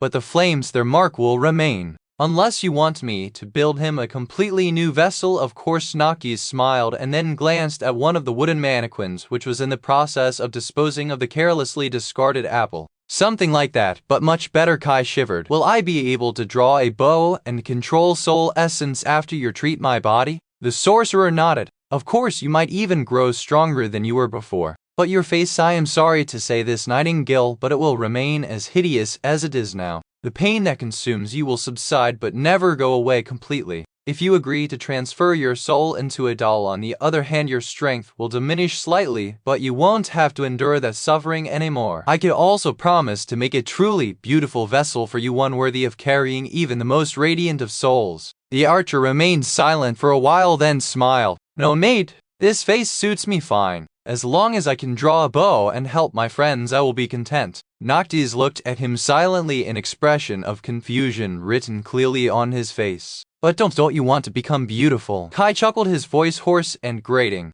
Then he shook his head and said simply, I already am. Both Noctis and Sunny stared at the archer with dubious expressions, thinking that he had lost his mind. Well, more than anyone else in the Kingdom of Hope had already lost theirs. His disfigured face was ugly, grotesque, and unsightly. What was he even trying to say? However, it did not seem that Kai felt compelled to expand on that strange statement. He just remained silent, calmly looking at the sorcerer. After a few moments, Noctis turned away and shrugged. Well, as you wish. The treatment will be long and painful, but it can be done. Then he raised a second finger and glanced at Sunny. The other thing you asked for, lots of my coins, was it? To be honest, how do I say this? Oh no. Sunny blinked, surprised. What? The sorcerer yawned, then made a helpless gesture with his hands. What can I say? Making those coins takes time. Do you know how long it took me to create a few thousand before? Each coin contains a piece of a corrupted soul after all. That is the reason why they are so valuable, precious, and coveted by everyone in the Kingdom of Hope. He thought for a few moments and added absent-mindedly, Oh, now that you reminded me, only most of the souls were corrupted. I think there were a few humans I fed to the mimic as well. Regardless, all those coins were consumed when that poor fool claimed the obsidian knife from the altar. So if you really want me to make new ones, I guess I can quickly kill everyone here in the sanctuary and cook up 100 or 2. Sunny shivered, then hurriedly raised his hands. No need, let's not kill anyone yet. Noctis smiled. Are you sure? Well, all right. So then he raised the third finger. Lastly, the Temple of the Chalice. I'm sorry to say this, but there is absolutely no chance of me ever going anywhere near that place again. Not that I could, even if I wanted to. And I don't. Ever. Sunny stared at the sorcerer with a deep scowl, then gritted his teeth. What is so terrible about that place? Noctis shivered, then sighed and nervously sipped his wine. Oh, it's not that it's terrible. It's just that men aren't allowed to enter the temple unless they are serving a woman. They put that rule in place after the last time I visited. Sunny really tried to not let his face change and simply glared at Noctis, his eye twitching. Uncomfortable under that murderous gaze, the sorcerer shrunk and looked away. A low growl escaped from Sunny's mouth. Who cares? You are one of the chain lords. What can they do if you decide to break that rule? Noctis chuckled nervously. You don't get it, chain lord or not. You see, Sunless, as I said, my lands became somewhat of a refuge for those who seek it. And one of the groups of refugees I sheltered was the remains of an ancient and rather terrifying sect. This sect takes in orphan girls, especially those born with red hair, and trains them to become perfect vessels of war. His deadly tools, priestesses and heralds, the war maidens, are not someone to be trifled with. He grew silent for a moment and then added, In fact, they only needed my protection because there was a schism within the sect and one of their disciples left to create her own cult. However, since no one can really leave that sect alive, her departure was not amicable. Those who survived it came here to build the Temple of the Chalice and remained there since. Oh, and that runaway disciple of theirs, I think you have already met her. Sunny grew cold and leaned back, feeling both of his hearts skip a couple of beats. Then he closed his eyes for a few moments and finally said in a hoarse voice, "Do you mean to tell me that the sect that dwells in the temple of the chalices where solving comes from?" Noctis nodded and gave him a ghostly smile. "Exactly, that is where that fiend was raised, and there's a bunch of little monsters just like her being trained there as we speak. I mean, no one can really compare to Solvane, but they are not too far off, so you can understand why I am reluctant to break my word and make enemies of the War Maidens, right?" Sunny remained silent for a while and then sighed heavily. Holding the emerald amulet in one of his calloused hands, he thought, well, tough luck, because that is exactly where the glass knife is. Despite his grim mood, Sunny felt a bit of vindictive satisfaction when he saw the sorcerer's handsome face pale and the glass of wine slip from his hand. Chapter 664 Basic Logic. A tense silence settled in the opulent residence of the mad sorcerer, who meanwhile was staring at Sunny with an indescribable expression on his pale, beautiful face. Noctis didn't seem happy at all, despite finally learning the secret that he had been searching for all this time. In that silence, Kai's hoarse voice suddenly resounded, full of polite curiosity. "I am very sorry, but that glass knife you are talking about, why exactly do we need it?" Both Sunny and Noctis turned to him. After an awkward pause, the immortal scratched the back of his head and answered, "That thing you see is the only thing that can kill Severus, the blessed of the sun, and I really want to kill him." Noticing a slight confusion on the archer's face, he thought for a moment and then added, "Right, these days people call him Severax the Ivory Lord. You have heard of him, yes?" Kai lingered for a bit, then looked down at his bandaged hands and said evenly, "Yes, you might say that I have." He closed his eyes for a moment and then smiled. "In that case, we must retrieve the glass knife. And our friend, Lord Noctis, surely there's something that we can do? You know a lot about that sect of theirs. Is there a way for you to enter the Temple of the Chalice, find both the knife and our friend, and bring them back to the sanctuary?" Noctis stared at him for a while, then shook his head. "No, there is no way for me to invade the temple. At least not without destroying it completely, which would doom that friend of yours along with the rest of the sect. Sadly, that is also one of the places I can't infiltrate in disguise." Infiltrated again, I mean." Sunny and Kai glanced at each other, and then the archer cautiously asked, "If that is the case, what if we infiltrated it instead?" The sorcerer stared at them with surprise and then laughed. "Sunless and Nightingale, what a strange pair you are. Do you not know fear? I have just told you how frightening the War Maidens are." Sunny smiled, showing his sharp fangs, and then shrugged. Kai shook his head and answered for both of them, saving him from having to do so. "Oh, on the contrary, both of us are actually very cowardly. But Lord Noctis, you might not know this, but Sunless and we can be a bit frightening ourselves." The immortal transcendent gave them a dubious look and then shook his head. "Somehow I believe it. But no, it doesn't matter. Even if you're willing, you can't get into the Temple of the Chalice. Only women are allowed inside, and not any women at that. They will only give passage to female warriors of utmost skill, those who are veiled in dread and the smell of numerous bloody battlefields, maybe with a couple of lowly servants at best. You are both men, so it is useless to even try." Sunny hesitated for a few moments, then sighed deeply and said, "Actually, that won't be a problem." Noctis blinked a couple of times and looked at him with confused amusement. How so?" Sunless the sorcerer gave him a strange look and then asked with a mischievous smile, "Is there something I don't know about you?" Sunny glanced at him, darkly scowled, and answered in a sharp tone, "There's plenty, but that was not what I meant. I just have a female warrior of dreadful skill at hand." With that he summoned Saint. 2 ruby flames ignited in the depth of his shadow, and then the taciturn demon stepped out of it, wreathed in darkness. Her graceful figure appeared in the middle of the sorcerer's residence, and then the shadow turned her head slightly, staring at the master of the place with cold indifference. Noctis looked back at her, his eyes widening. His lips trembled. That the sorcerer leaned forward, his expression frozen, and then suddenly clenched his fists with excitement. "That armor, the design, the fit, oh gods, who forged that masterpiece?" "Sunless, please tell me." Saint tilted her head a little while Sunny and Kai stared at the immortal transcendent with inexorable expressions. After a few moments of dead silence, Sunny cleared his throat. "Actually, I am not sure. Prince of the Underworld, I think." "Wait, haven't you seen me wearing a similar armor?" Noctis glanced at him with confusion, then waved a hand dismissively. If I did, you must have not done it justice. This beauty, however, so it was Hope's little brother, huh?" Who knew he had such impeccable taste? Finally, the sorcerer became aware of his surroundings and moved his gaze up, staring right into Saint's ruby eyes. His smile widened, but then grew rather strange. He glanced at Sunny with confusion. Sunless, this is one of your shadows, yes? How come she is more powerful than you? Oh, did you inherit this sublime creature from the Shadow Lord? That rogue, he had been hiding such a treasure from me all that time. Sunny did not like the way Noctis was looking at Saint one bit. In fact, he suddenly felt a very strong impulse to wipe the lecherous smile off the immortal's face, which would not have been very wise considering who that immortal actually was. He gritted his teeth. No, if you must know, I've created her myself. And also she can hear you. Have some manners, will you? Noctis froze, then flinched and suddenly turned very courteous. Sorry. He glanced at Saint, then walked around her, studying the taciturn demon with a very serious expression. The shadow didn't move, seemingly uncaring of his presence. Finally, the sorcerer returned to his previous spot and smiled. That shadow of yours might indeed be allowed into the temple of the chalice. She has a presence about her. Even I am impressed. The two of you will pose as her servants, I assume? Sunny and Kai looked at each other, then nodded. The sorcerer turned away thinking, then said thoughtfully, that might actually work. Once you are inside, you can find your friend and locate the glass knife. That will be extremely dangerous but not impossible. If you succeed, I can ensure your safe escape. However, Noctis glanced at them, his expression growing somber. Sunless Nightingale, if things go wrong inside the Temple of the Chalice, even I won't be able to save you. You will be on your own, so ask yourself seriously whether or not rescuing your friend is worth risking your lives over. You can make new friends, you know, but you can only die once. Kai looked at the immortal sorcerer and smiled. It's worth it.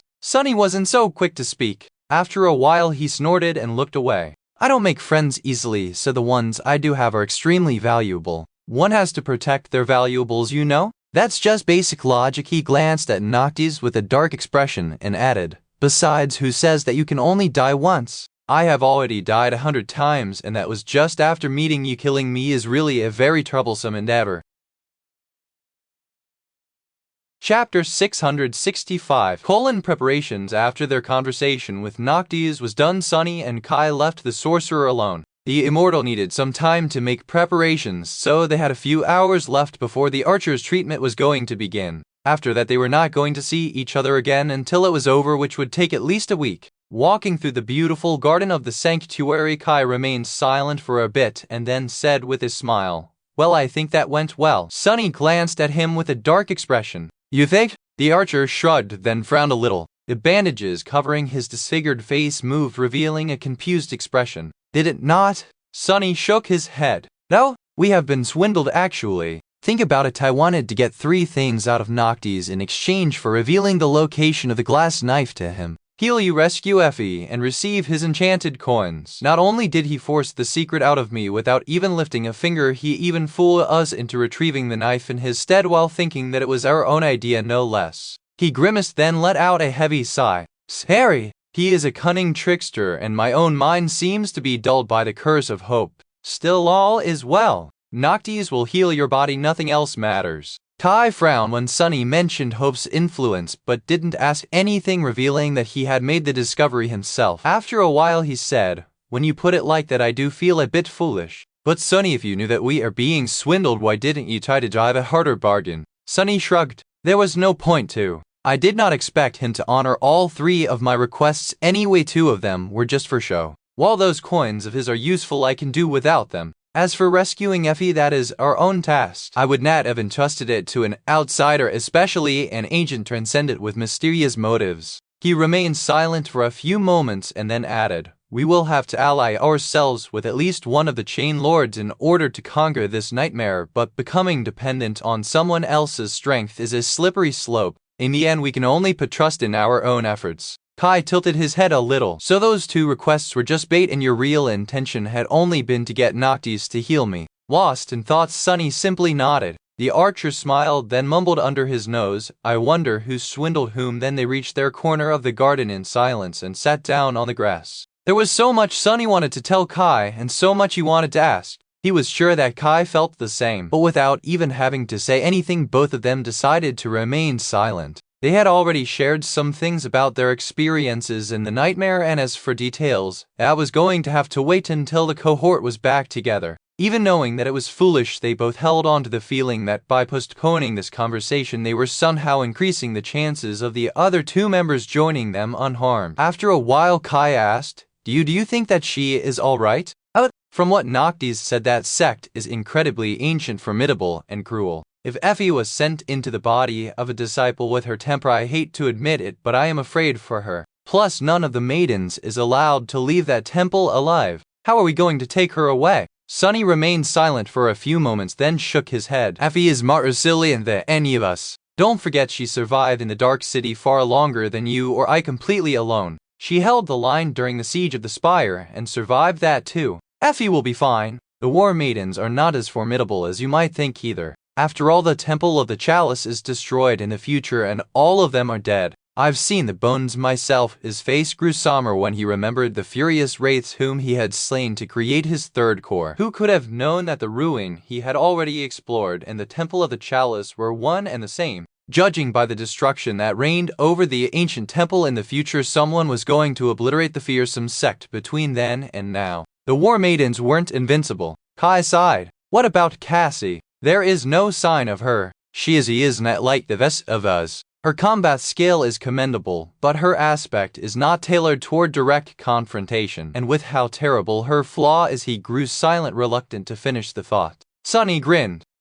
She is the last person you should be worried about. Believe me, she is doing fine. Probably better than any of us. At least that was what Sunny wanted to believe. His flaw did not prevent him from saying those words aloud, so he must have been convinced that the statement was true to some degree at least. However, that didn't stop his heart from growing cold and heavy. He sighed and then added in a grim tone, Who you should really be worried about is our fifth friend. Kai frowned and looked at him with a dark expression. It has to be that person, right? The Prince of Valor? Sunny hesitated, then nodded. That is what I believe as well. The archer gritted his teeth and turned away. It doesn't matter. Here in the Nightmare, all of us are allies. Are we not? Sunny looked down, his black eyes growing even darker. After a while he said, We are meant to be. However, that doesn't mean that we have to be. He sighed and then looked at the people going about their lives in the distance. Mordred is unpredictable and dangerous. I don't know what his goals are, but in this nightmare his power would have grown considerably. Don't forget that he was the one who discovered the seed in the first place, and that wasn't by accident. He was searching for it on purpose. He is after something. Sunny grew silent for a few moments and then added, his voice turning grim. Plus there was already something wrong with Mordred in the waking world. Who knows what effect hope had on him? If he had truly gone insane, he shuddered. Then the immortal saints may end up not being our biggest problem. With that, Sunny stood up and summoned the vambrace of the puppeteer's shroud, then glanced at Kai with a strange glint in his eyes. Anyway, since we have a few hours left before Noctis straps you to a table and a spell knows what's your body, how about you show me how to properly use a bow, while you still can? Oh, while there's a chance, I mean. Chapter 666.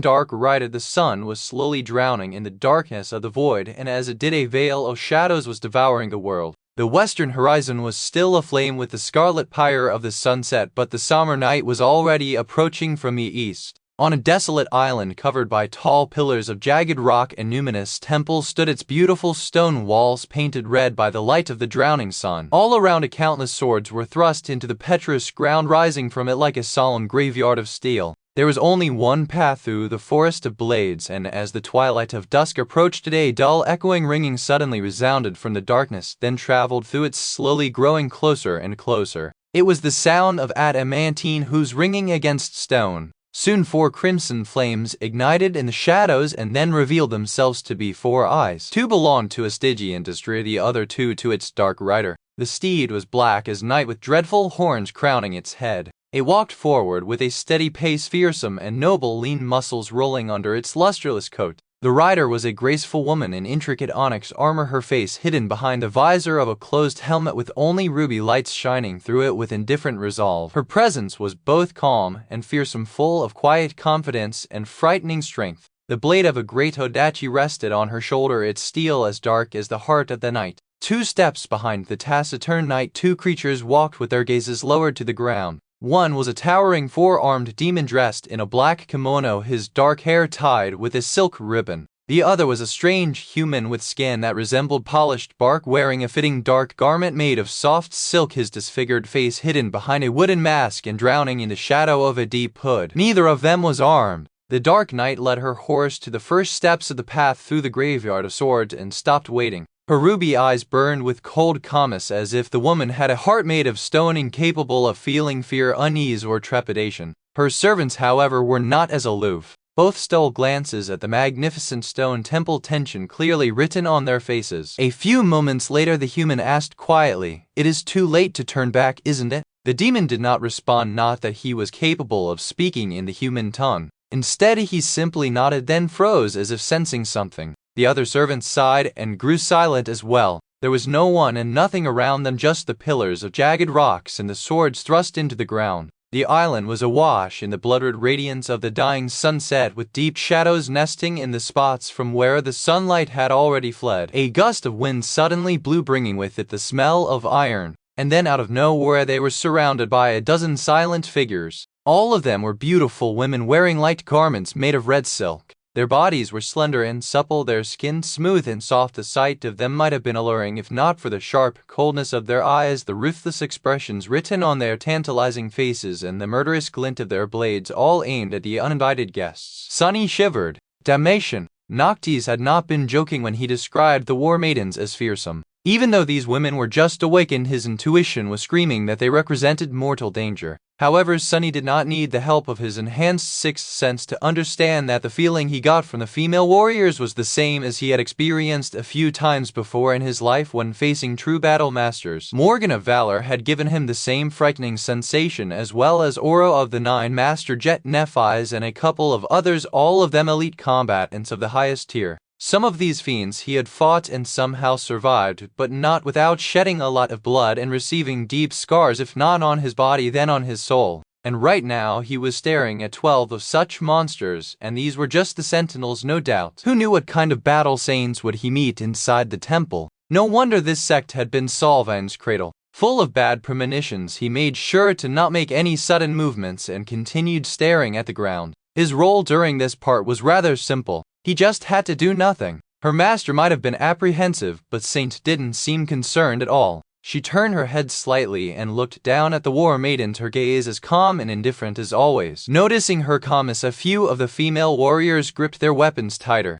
One of them, a tall woman with red hair and eyes the color of steel, frowned a little and then asked in a raspy voice, "What brings you to the temple of the Chalice Demoness?" Saint, of course, remained silent. Instead, Kai took a step forward and bowed, then spoke, his ugly voice sounding like grating scritching of rusty metal. "Greetings, warriors." "My lady," the war maiden looked at him with distaste and interrupted. "Who allowed you to speak, man?" Kai remained bowed for a few moments, then straightened and looked at the woman from beneath his hood. "My lady's voice is not for you to hear. She only speaks to those who bested her in combat, and thus she has not spoken ever since taking this solemn vow." The war maiden remained silent for a few moments, studying Saint's graceful and fearsome figure. Then she smiled darkly. "She must not have fought anyone worth fighting then. You are her servant?" Kai nodded. "Indeed. I am her voice, and that creature over there is her shadow. We serve the lady." The woman lingered for a moment, then glanced at him and raised an eyebrow. "What is a human like you doing in the company of two shadows?"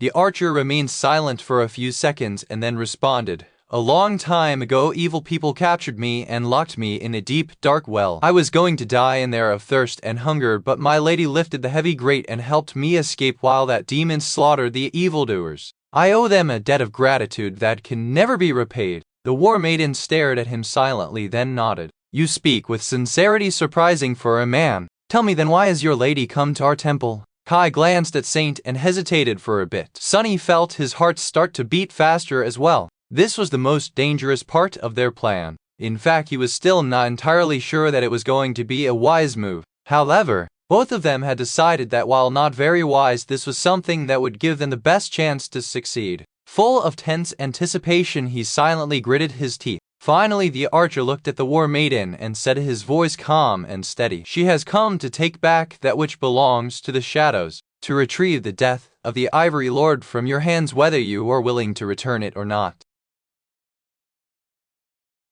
Chapter 667 Temple of the Chalice. The glass knife contained the string of fate that belonged to Severax, the Chain Lord of the Ivory City. It was his death, which the War Maidens had received from the Saint of Shadows hundreds of years ago. Now 2 shadows came back to retrieve it. Sunny suspected that none of the sect members that had been alive all those centuries ago lived still, including the particular maiden to whom Shadow Lord had sent the glass knife before taking his own life. As such, none would remember the 4-armed demon who had delivered it most likely. And yet the current disciples of the cult had to know what was being kept in their temple and how it got there. So there was a chance that they will just hand it over to the original owners, no matter how slim. If not, they would allow Saint and her entourage inside at least. That was Sunny's hope, and judging by the fact that the maidens did not immediately attack after hearing Kai's provocative statement, his calculations were not wrong. The tall woman who had spoken to them grew still as soon as the glass knife was mentioned, a somber expression appearing on her face. She studied Saint's motionless figure, then said coldly, her raspy voice growing slightly hoarse, "So the day has come.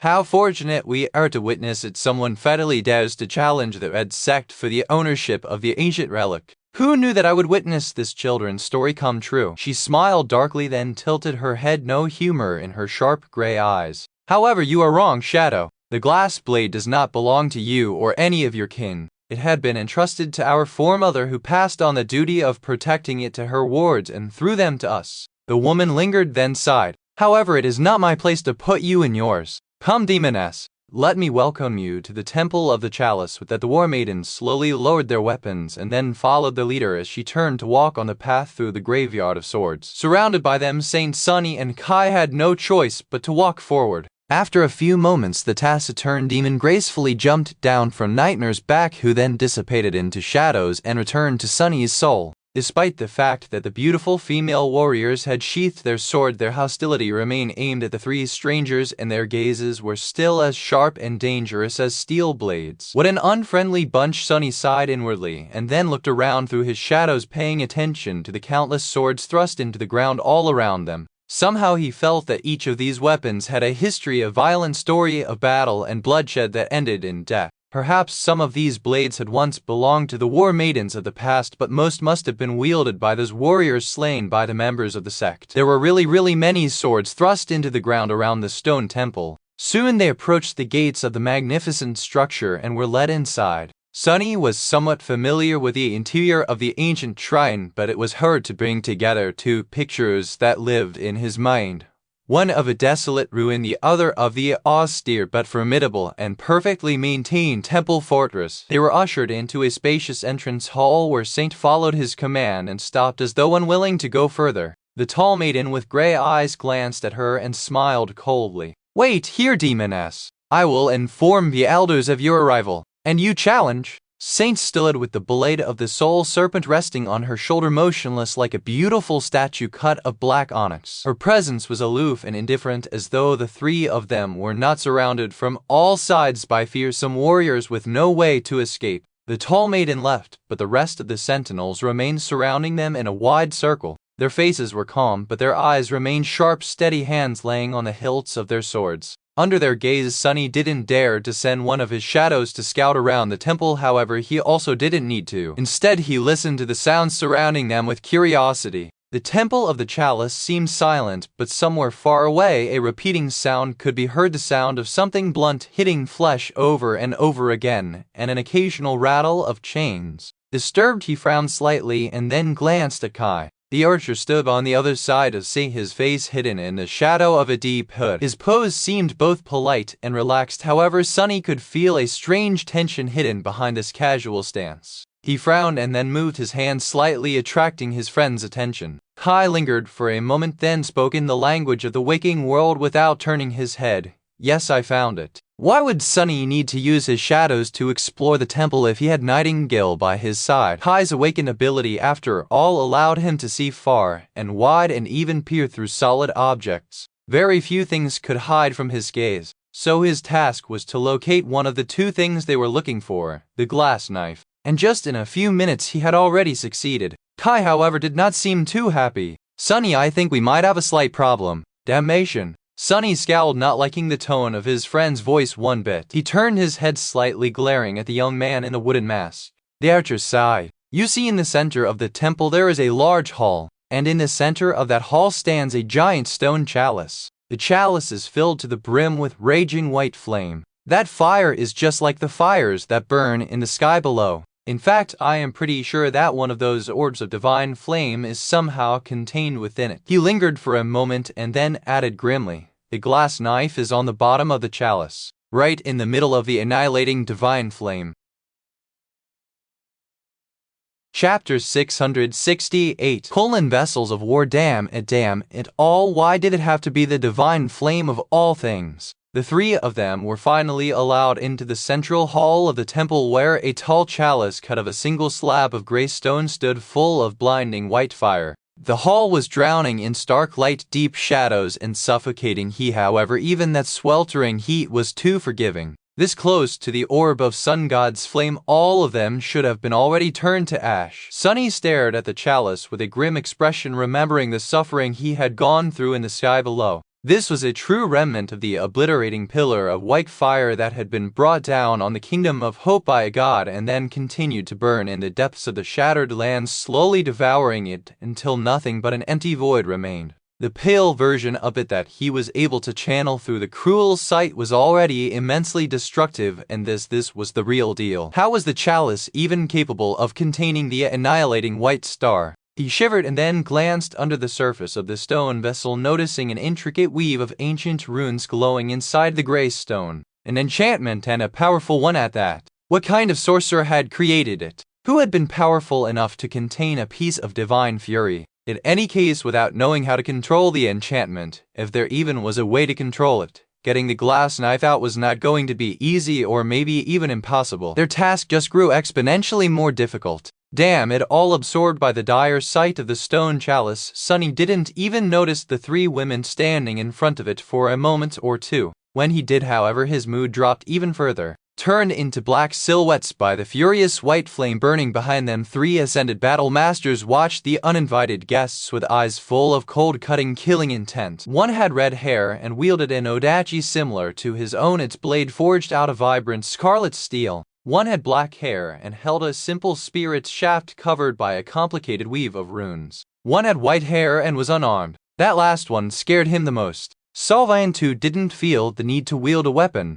If the first two maidens seemed like warriors of terrifying skill, the third one gave him a sensation of being something much more than that. A true vessel of war, perhaps. He carefully looked around the hall, remembering how it had looked in the future. The stone slabs covering the floor had been cracked and misshapen, the mighty pillars broken and toppled over, the roof had collapsed. The walls of the hall, seemingly so strong and unassailable, had been shattered outwards, suggesting that something had detonated in the center of the hall with tremendous force. The chalice itself had been destroyed, with only a few fragments laying on the floor in a molten pile. And there had been human bones littering the hall, some still covered by the remains of red silk garments, with vengeful wraiths carrying murderous fury even thousands of years after the tragedy. Sunny glanced tensely at the dancing white flame, then shivered. Someone had come to the temple of the chalice and destroyed it, slaughtering all the fearsome maidens in the process. Had they been looking for the glass knife as well? Was he going to meet that terrifying being?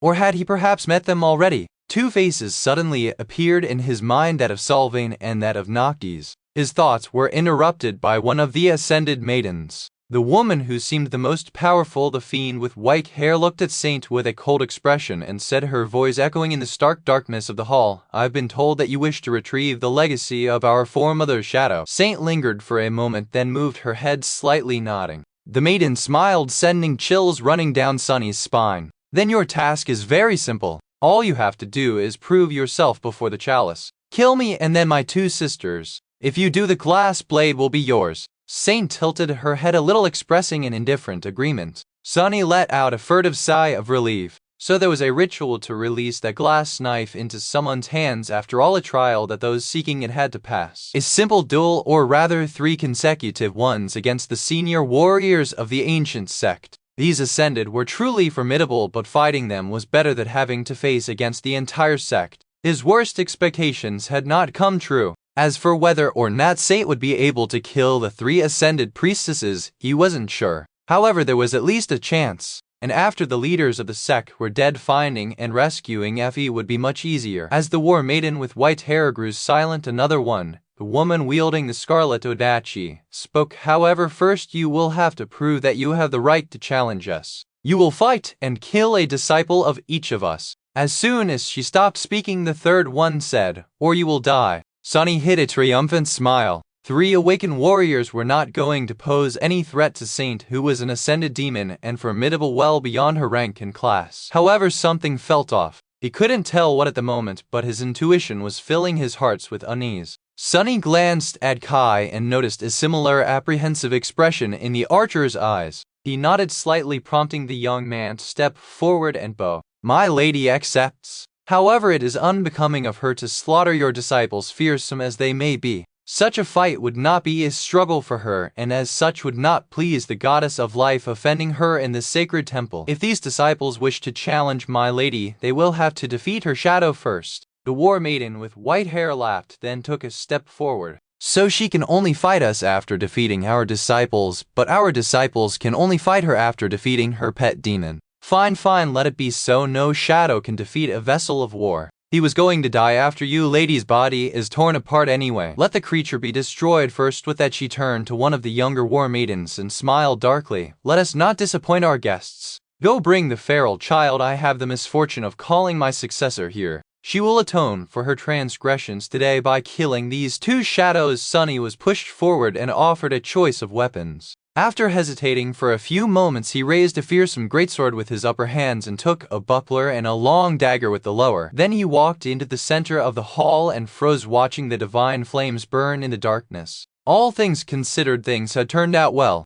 The ascended war maidens had been cunning, offering the lives of their disciples as sacrifices, no doubt in order to glean the secrets of Saint's skill before facing her. Knowing the enemy was half the victory after all by remaining a mystery while observing how their opponent fights, the 3 battle masters would have received an advantage that Sunny couldn't allow himself to give them. Now, however, he was going to fight and kill 3 of the awakened maidens, thus keeping Saint as mysterious as these battle masters were. Facing such fearsome opponents was not going to be easy, but he was sure of his ability to outsmart, overpower, and slaughter them. Fighting such skilled warriors was only going to enrich his mastery of shadow dance. More importantly, they were not going to have to fight against the whole sect. The chalice containing the divine flame was not going to be shattered, and the temple was not going to be turned into a ruin. Whatever it had been that had happened here in the real world would not befall Sunny and Kai, leaving them unscathed. All he had to do was to kill 3 young women one after another. They would be fearsome combatants, no doubt, especially due to the madness of hope coursing through their veins. But he had faced far worse. Sunny felt confident in his ability. A few moments later, however, his black eyes narrowed. Staring at his first opponent, Sunny couldn't help but shudder and let out a low growl. Damnation! Chapter 669 Feral Child. When Sunny heard the white-haired war maiden refer to her disciple as a feral child, he assumed that she was speaking about an especially ferocious female warrior being trained in the ancient sect of war. What he had not expected, however, was that his enemy would turn out to be a literal child. Damnation! As Sunny watched with a grim expression, 2 of the awakened maidens dragged a girl of about 11, maybe 12 years of age into the hall, then threw her on the stone floor in front of him. The girl had a scrawny juvenile body that did not seem to have touched on the path to maturity yet. Her short, wild hair was of a vibrant red color, almost the same as the torn silk garments she wore. Her skin was pale and white, or at least it was supposed to be. Instead, it was blue and black, almost the same color as Sunny's own, which had been made to resemble obsidian by the embrace of his shadows. The girl had obviously been often and cruelly beaten to the point that it was hard to notice a spot free of bruises on her once tender body. The whites of her eyes were hidden by the cloudy red layer of blood that had burst from ruptured vessels, making the child look like an actual beast. Hitting the floor, the girl remained motionless for a few moments, then let out a long sigh and slowly stood up, lean muscles rolling under her bruised and lacerated skin. Even though she seemed tall for her age, she was still too small to reach up to Sunny's chest. Curse these mad witches! Suddenly, full of fury, he glanced at the 3 ascended war maidens with a dark expression, then looked down at the abused child in front of him. Was this whom he had to kill? Just a few moments ago the task seemed so easy. The girl meanwhile finished picking herself from the floor and faced the war maidens with an insolent, contemptuous expression on her bruised face. With wild flames burning in her eyes, she spat a bit of blood on the floor and then bared her teeth in a feral grin. "What now, you old hags? More training? Ah, and here I was just starting to enjoy my daily punishment." Despite the rude words and the recalcitrant tone, the girl's voice was soft and childishly high, and as the result, what she had meant to sound defiant ended up sounding comical instead. Flustered by that, she gritted her teeth and then proceeded to make a rude gesture with her hand as if to better articulate her point. Sunny's heart suddenly grew cold. His flinched slightly, his pupils widening in shock. No, no, no, no, he was already torn about the fact that he would have to kill a child, and this was going to be a battle to the death whether he wanted to or not.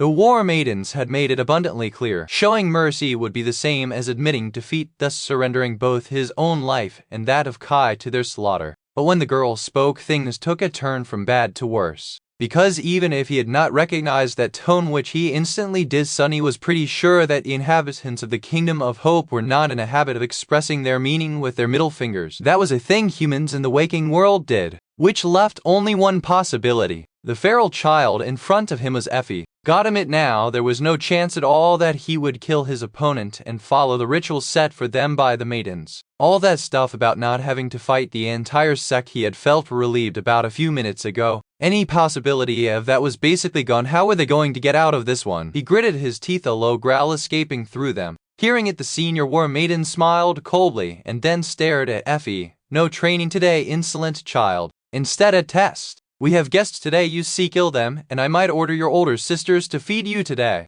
You have been demanding food, have you not?" At the mention of food, a somber expression appeared on the girl's bruised face. She hesitated for a moment and then turned around, searching for these guests she was supposed to kill. Because of how the hall was lit, the figures of everyone who stood near the entrance and along the walls, Saint Kai and dozens of war maidens who were here to witness the challenge, appeared as dark silhouettes. The only one whom she could clearly see was Sunny. Effie stared at his abdomen for a few moments, confused. Then she slowly craned her neck, looking higher and higher and then higher still. Her face gradually grew paler and paler until a hint of fear appeared in her eyes. "Whoa, hey there, big guy," she shivered, then glanced back at her teacher. "Are you joking? I am supposed to kill that monster?" The war maiden shook her head. "Not a monster. And Eamon, why are you not hungry?" Effie lingered for a few moments, then asked in a little voice, "Do I get any weapons at least?" The white-haired warrior chuckled cruelly. "Your fist should be enough. Use your tongue if they're not. It has been sharper than a blade lately after all." The scrawny girl grimaced, then sighed and clenched her fist, turning to Sunny with hunger and resentment mixing in the bright eyes. Her soft voice resounded in the hall full of reluctant determination. "All right then, let's kill a demon. The things a girl must do to earn a dinner." Sunny lowered his sword, staring at her with furious intent. "You idiot, it's me. Are you going to acting as me or not?" A weave of runes suddenly ignited on the stone floor of the hall, creating a circle around them. There was some sort of a barrier preventing either from escaping now and outsiders from offering them help. The only ones left inside were Sunny, Effie, and the three war maidens standing in front of the chalice. Sunny hissed, trying to get the child to look at him. "Crap, the emerald amulet, I better get it right now." He released the hilt of the greatsword with one hand, intending to use it to fish out the amulet from the folds of his kimono. "If Effie doesn't recognize me, I'll have to really fight her until I come up with a plan. Luckily, she is just an awakened.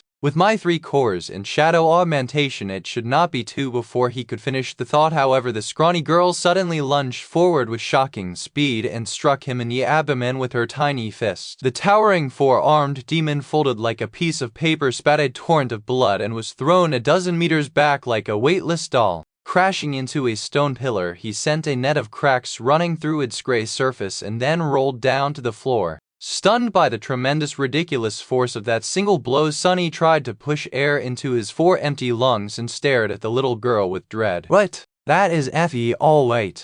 Parasis. Chapter 670. With kid gloves. Because of Effie's easygoing personality and affable attitude, it was easy to forget just how fearsome of a warrior she was. Out of all the members of the cohort, she had survived on the Forgotten Shore the longest. She had done so while hunting down nightmare creatures on the cursed streets of the Dark City all alone as well. mostly because anyone willing to help her would have been disposed of by the ruler of the Bright Castle, who had been scorned by her rejection. The fact that the young huntress had never bowed to his demands despite the black mark placed on her only went to show how unyielding her will really was. Her aspect made Effie a perfect instrument of war. While not as drastic as the dire but narrow speed augmentation Castra had possessed, it was still great and wondrous. More importantly, it was an all-around enhancement. Speed, strength, agility, endurance, resilience, every facet of her physicality was elevated to an inhuman level. Sunny knew of her abilities better than most since Effie had taught him how to wield a spear. However, due to the fact that their lessons had taken place in the real world where the huntress was bound to a wheelchair, he never experienced her full strength in a fight himself. Until now. Crap. That really hurt. Before, Sunny had hoped that their strength would be more or less equal considering that he was augmented by 3 shadows. However, it was not even close. That one blow almost shattered his body into pieces. That was only made more bizarre by the fact that it had been delivered by a scrawny child. Maybe if he had an additional shadow or 2. Sunny had become much more powerful, but Effie had grown much stronger after the Forgotten Shore as well. Her core was now fully saturated. More than that, while Sunny had been surviving in the Red Colosseum, she had survived a hell of her own, it seemed. Being tortured, taught, and tempered by the cult that had created Selvin of all people. Sunny spat some blood, gritted his teeth, and slowly stood up. This is not good. The little girl glanced at him with surprise and tilted her head a little. Huh, still alive? Damn tough bastard. He thought of taking out the emerald amulet once again, but Effie gave him no time. A split second later, she was already upon him, her leg flying through the air toward his ribcage. Sunny had no time to think about anything. He didn't want to hurt his friend, but he also didn't want to die. And getting hit by this bruised, wild, monstrous girl was going to kill him soon enough. No doubt I need to slow her down. Even if his ribs survived Effie's wicked kick due to bone weave, the organs protected by them were not that resilient. The shock would surely rupture something important. Gritting his teeth, Sunny thrust one of his lower hands forward, putting the sharp blade of the dagger in the path of Effie's small, bony, and bruised leg. She was going to have to rethink that attack or risk having her calf cut wide open. Unless he was using her second aspect ability, of course. Cursed A! The dagger slid off the girl's skin without leaving even a scratch on it, as though it was made out of tempered steel. Luckily, Sunny had expected this outcome and was already dodging out of the way. Effie's shin hit the pillar instead of his side, sending a rain of large stone chunks and sharp shards flying through the air. Before Sunny could regain his balance, the next attack came, and then the next, and the next, and the next. Unable to seriously hurt the girl, he had no choice but to retreat under the onslaught of deadly strikes, receiving several glancing blows that left him reeling and in pain. The scrawny girl was very small but made up for it by being incredibly nimble and swift. The little imp was so wily and fast, in fact, that it almost felt as though she was in several places at the same time. Stop running, big guy, let us finish this quickly. I am hella hungry, you know. Arg, would you slow down for a second, you devil child? Sunny growled with unrestrained fury and brought the greatsword down, creating some space between himself and the advancing girl. He felt very frustrated. All he had to do for now was to let Effie know who he was. That was not very hard to do. There were many ways, really. He could use one of his shadows or summon a familiar memory if only she gave him a damned moment to breathe and think. The problem was that Effie did not. She was also not fighting in any style Sunny was familiar with. He knew her usual technique pretty well, but this assault had nothing in common with it. In fact, her current ferocious style was the leagues beyond what the huntress had been capable of in the past, both in terms of purpose and lethality. It was sort of breathtaking.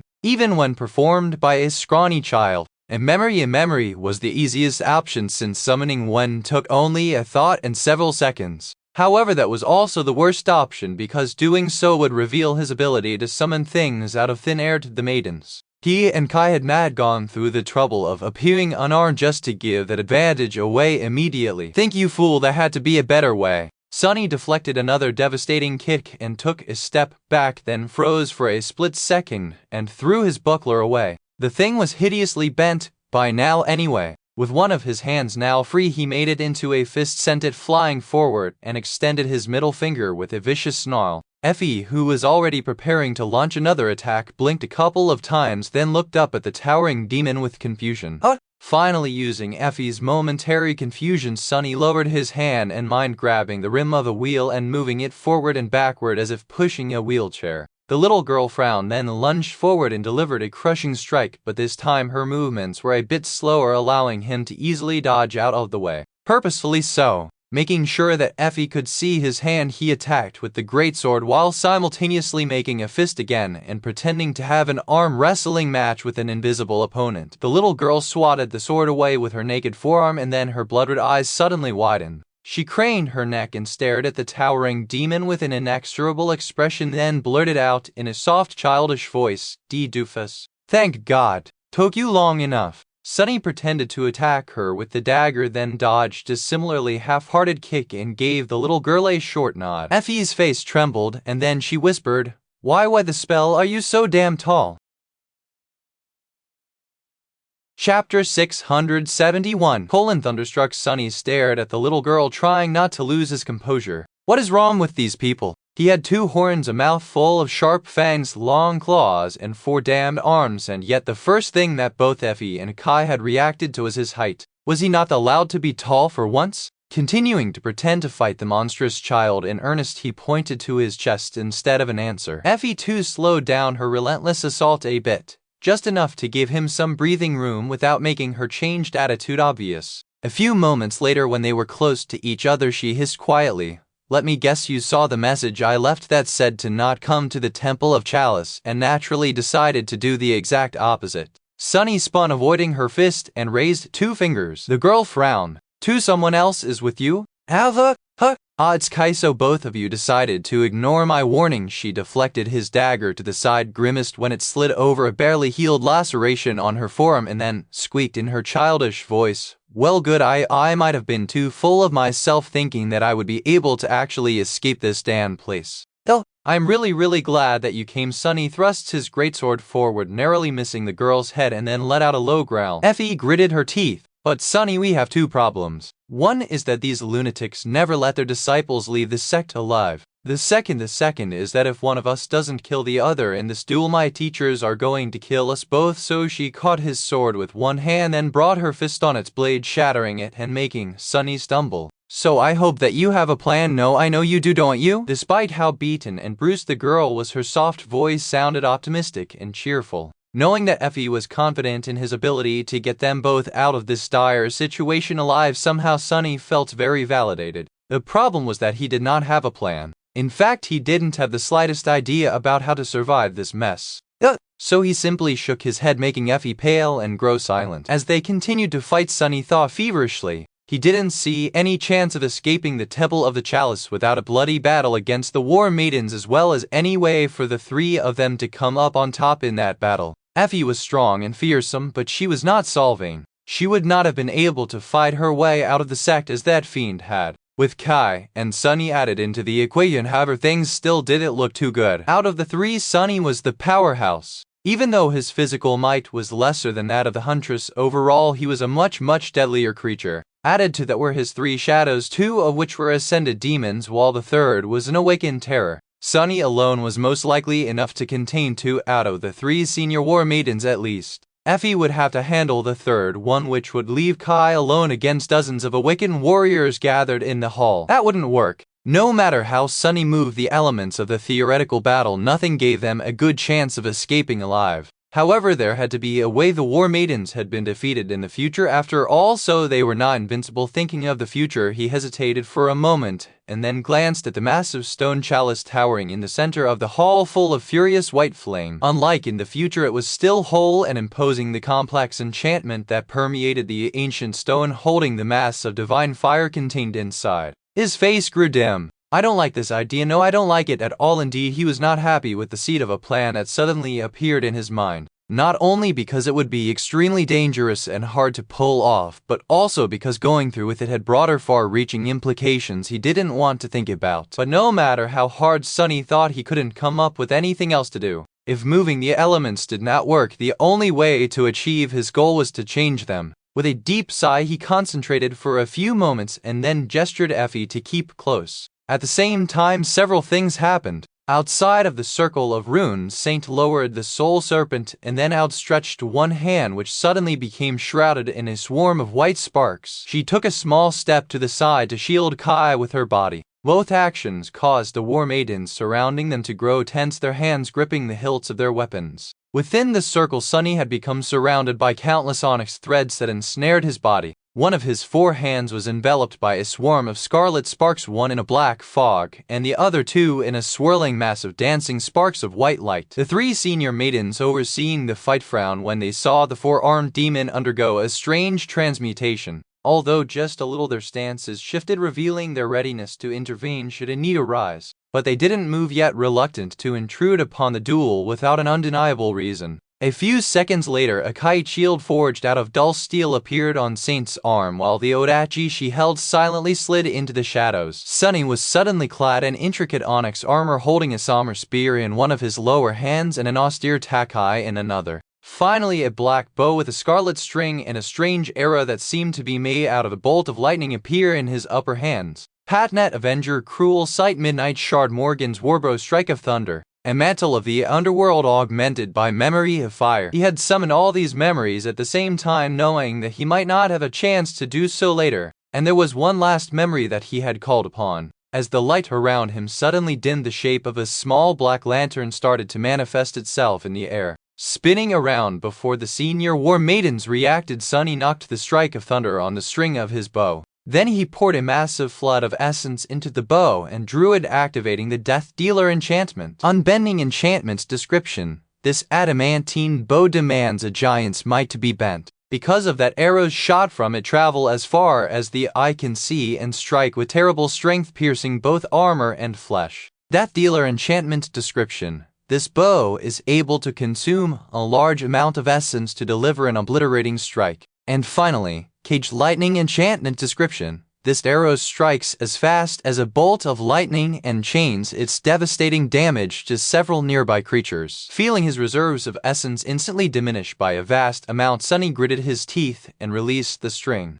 At the last moment, all 3 of his shadows slid off his fingers and wrapped themselves around the strike of thunder. And so this ascended arrow of the 2nd tier was sent flying from an ascended bow of the 4th tier, its power augmented manifold by the 3 shadows and the obliterating influence of the Death Dealer enchantment. A shot like that would probably be enough to kill a master. The arrow was too fast to be intercepted as well. However, Sunny had not aimed at any of the 3 senior war maidens. Instead, he aimed his arrow at the stone chalice, and not anywhere on it at that. No, he sent the strike of thunder at the exact spot on the ancient stone surface where the weave of invisible runes was the most intense and elaborate. Sunny doubted that even this combination of powers and enchantments would be enough to deal real damage to the stone vessel. However, if he could destroy a small but important part of its enchantment, the divine flame contained within would do the rest. As the bolt of lightning streaked through the air toward the chalice, he grabbed the little girl and dashed behind one of the columns, then knelt and hugged her with all 4 arms, covering her little body with his. At the same time, Saint pushed Kai back and raised her shield, covering them both. Before anyone could react, the furious lightning struck the side of the giant stone chalice, and then everything became white.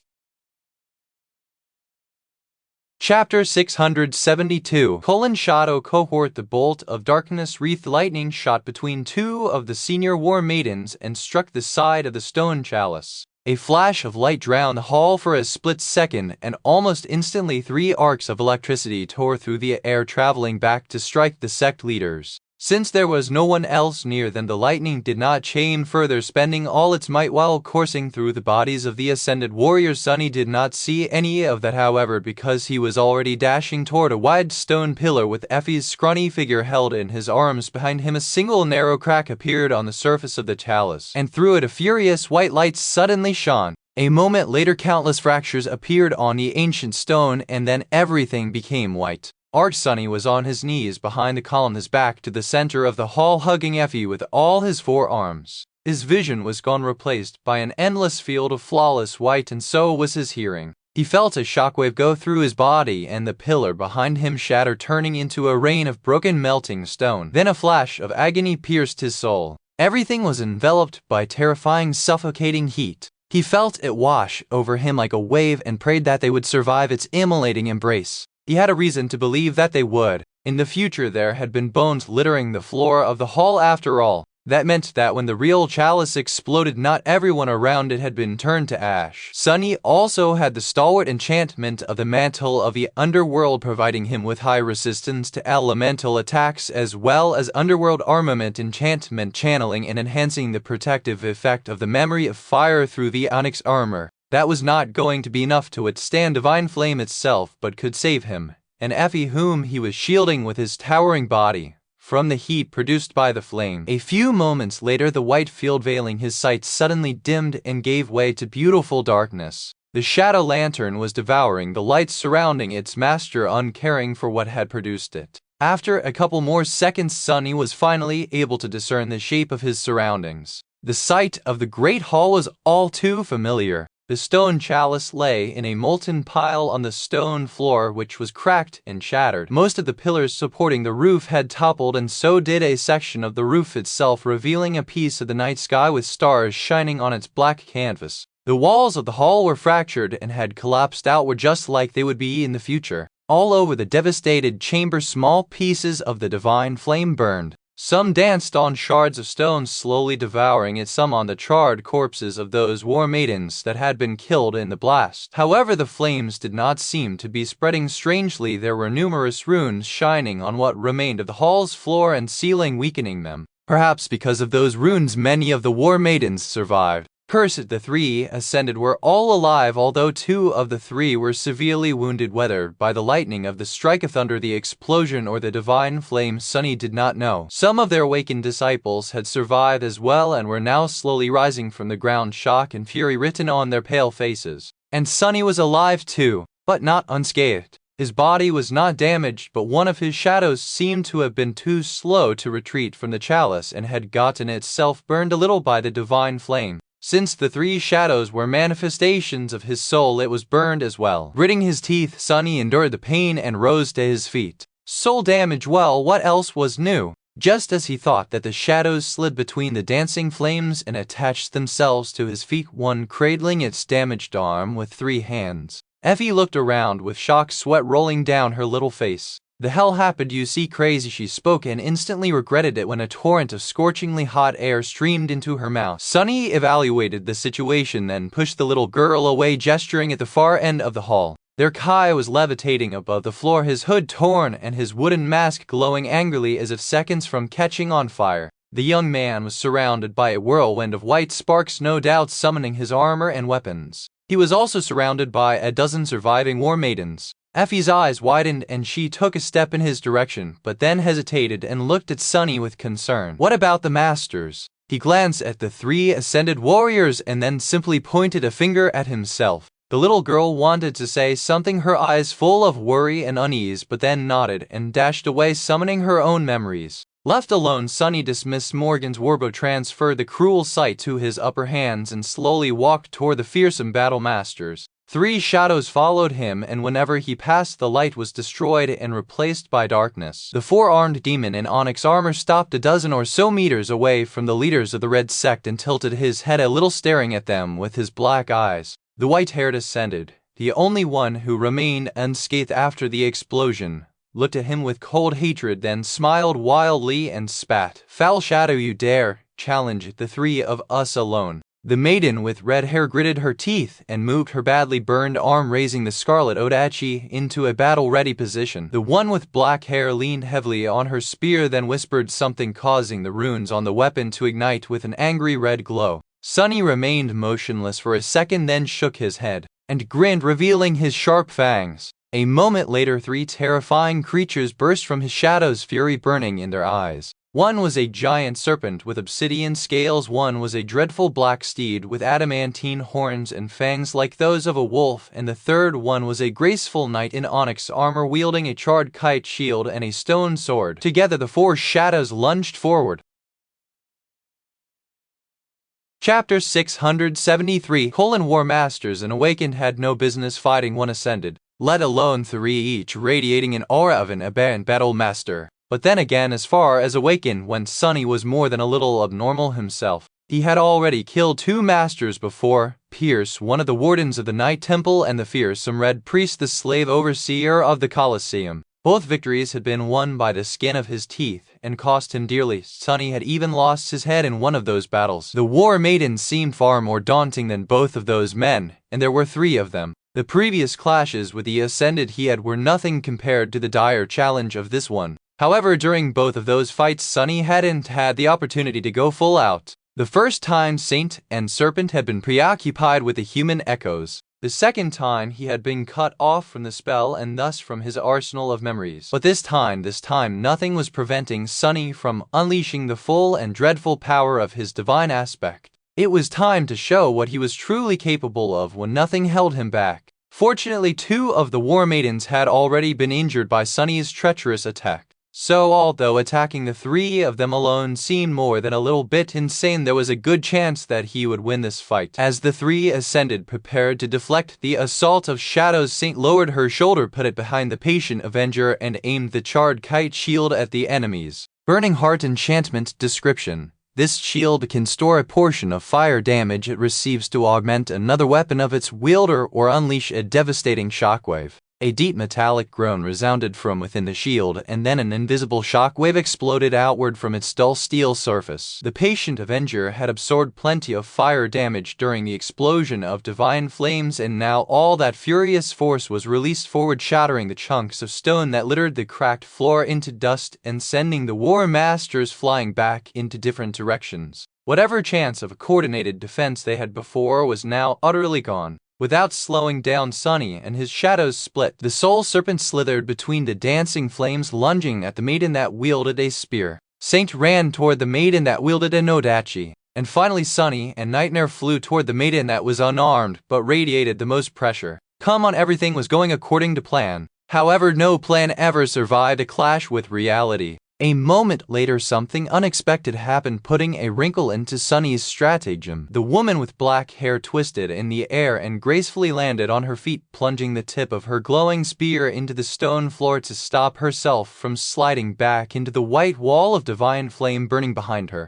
And then there were suddenly 2 of her. 2 identical War Maidens jumped to their feet, each holding an identical glowing spear. None looked like an illusion, and both possessed real shadows. Both were made of flesh and bone, which meant that the threat she posed instantly doubled. What kind of an insane aspect is that? Sonny bared his fangs, changing the plan on the fly. Nightmare pivoted and switched direction, aiming to join Soul Serpent and help it destroy the 2 spear-wielding Ascended. One of the shadows cast by Sonny swiftly glided forward, wrapping itself around the black steed. The other 2 rose and embraced Sonny himself, since he was now facing the most fearsome of the War Masters alone. Saint was going to have to deal with her own opponent without any augmentations. He wasn't too worried though. Out of the 4 of them, she was probably the most powerful. A moment later, the War Maidens and the shadows clashed. To Sonny's left, Nightmare and the Soul Serpent attacked the 2 identical black-haired women. Now that the Shadow Steed was apart from Sonny and outside the area where the Shadow Lantern was devouring all light, the effect of the Dark Destroyer attribute was lessened, depriving him of its augmentation. However, the Dreadlord attribute was still working. No matter how confident and fearsome the War Maidens appeared, they had to be in the throes of fear and confusion deep down in their hearts. After all, their sacred chalice had just been unexpectedly destroyed, and scores of their sisters had been killed in the explosion. Added to Nightmare's Mantle of Fear ability, even powerful Ascended like them would not be able to resist the creeping terror, and the more terrified they were, the more powerful the Black Courser would become. So Sonny was not worried about Serpent and Nightmare either. To his right, Saint clashed with the red-haired Ascended, their blades crossing with melodious ringing. The War Maiden pushed, causing the taciturn demon to stagger and make a quick step back. Considering how much the living statue weighed, this must have taken tremendous strength, so this one possessed some sort of a physical augmentation aspect. Her terrible burns seemed to be healing with incredible speed too, which meant that the aspect gifted her with a miraculous regeneration rate as well. And lastly, there was a deep nick left on the blade of Saint Stone's sword. Either the enchantments of the Scarlet Odachi were especially powerful, or the woman possessed an ability capable of reinforcing her weapons too. Still, Sonny was confident that his Silent Shadow would be able to win.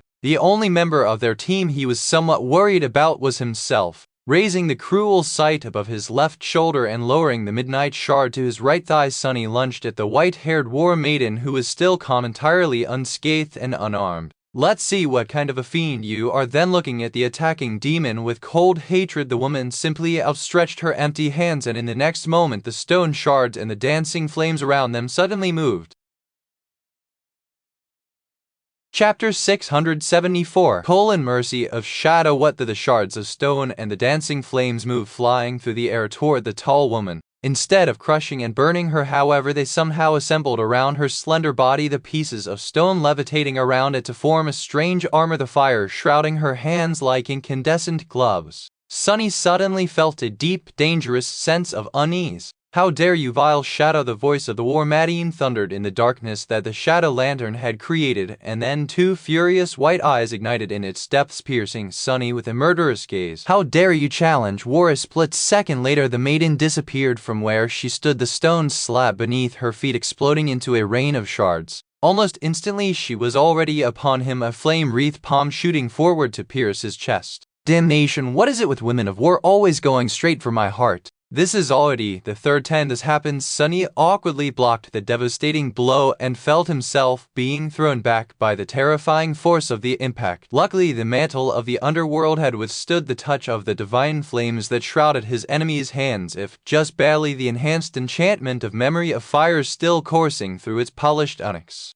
Something wasn't right here, even for a master. The speed and strength of this woman were way too terrifying. With 3 cores nearing full saturation and augmented with 2 shadows, he was supposed to be near the realm of the ascended, at least, if not more or less on par with some of them, and yet her might was far greater than his. That could have been explained by possessing an aspect that augmented one's physicality, but as Sunny had just seen, the white-haired war maiden seemed to be some sort of an elemental sorceress. "I see how it is." Crashing onto the floor in a roll, he instantly threw the cruel sight forward to prevent his enemy from chaining the next attack after the first, and then slashed at her with the midnight shard. The blade of the austere takai scraped fruitlessly across the carapace of levitating stone shards surrounding the war maiden's body. It seemed that the effect of her aspect was broader than just elemental control. Not only was the fearsome leader of the Red Sect capable of manipulating the elements, she also drew power from them. The stone probably enhanced her strength and endurance. The fire her speed, attack power, whatever it was, it seemed to also allow the white-haired maiden to perceive her surroundings despite the veil of shadows his lantern was creating around them. With a ruthless scowl on her beautiful face, the woman easily swatted both the cruel sight and the midnight shard to the sides. However, she failed to defend against the sharp blade of the ghostly stiletto that suddenly appeared in one of Sunny's hands and slid between the chunks of stone protecting her body. The moonlight shard bit into the maiden's body, failing to sink deep but still drawing blood. Sunny grinned. There was a benefit to having 4 arms after all. "Not so high and mighty now, are you?" The maiden seemed more infuriated than hurt, though. The stone carapace swirled around her, sending the moonlight shard flying away from his hand, and then 2 incandescent fists descended upon him. A spark of flame traveled through the whirlwind of stone shards and licked her body, perfectly cauterizing the wound. Bad. The white-haired warrior and Sunny clashed, their speed and ferocity causing more destruction to befall the devastated hall of the temple. Since they were shrouded by a rolling cloud of darkness, no one would have been able to see what was happening under the veil of shadows, noticing only flashes of white radiance that tore through it from time to time.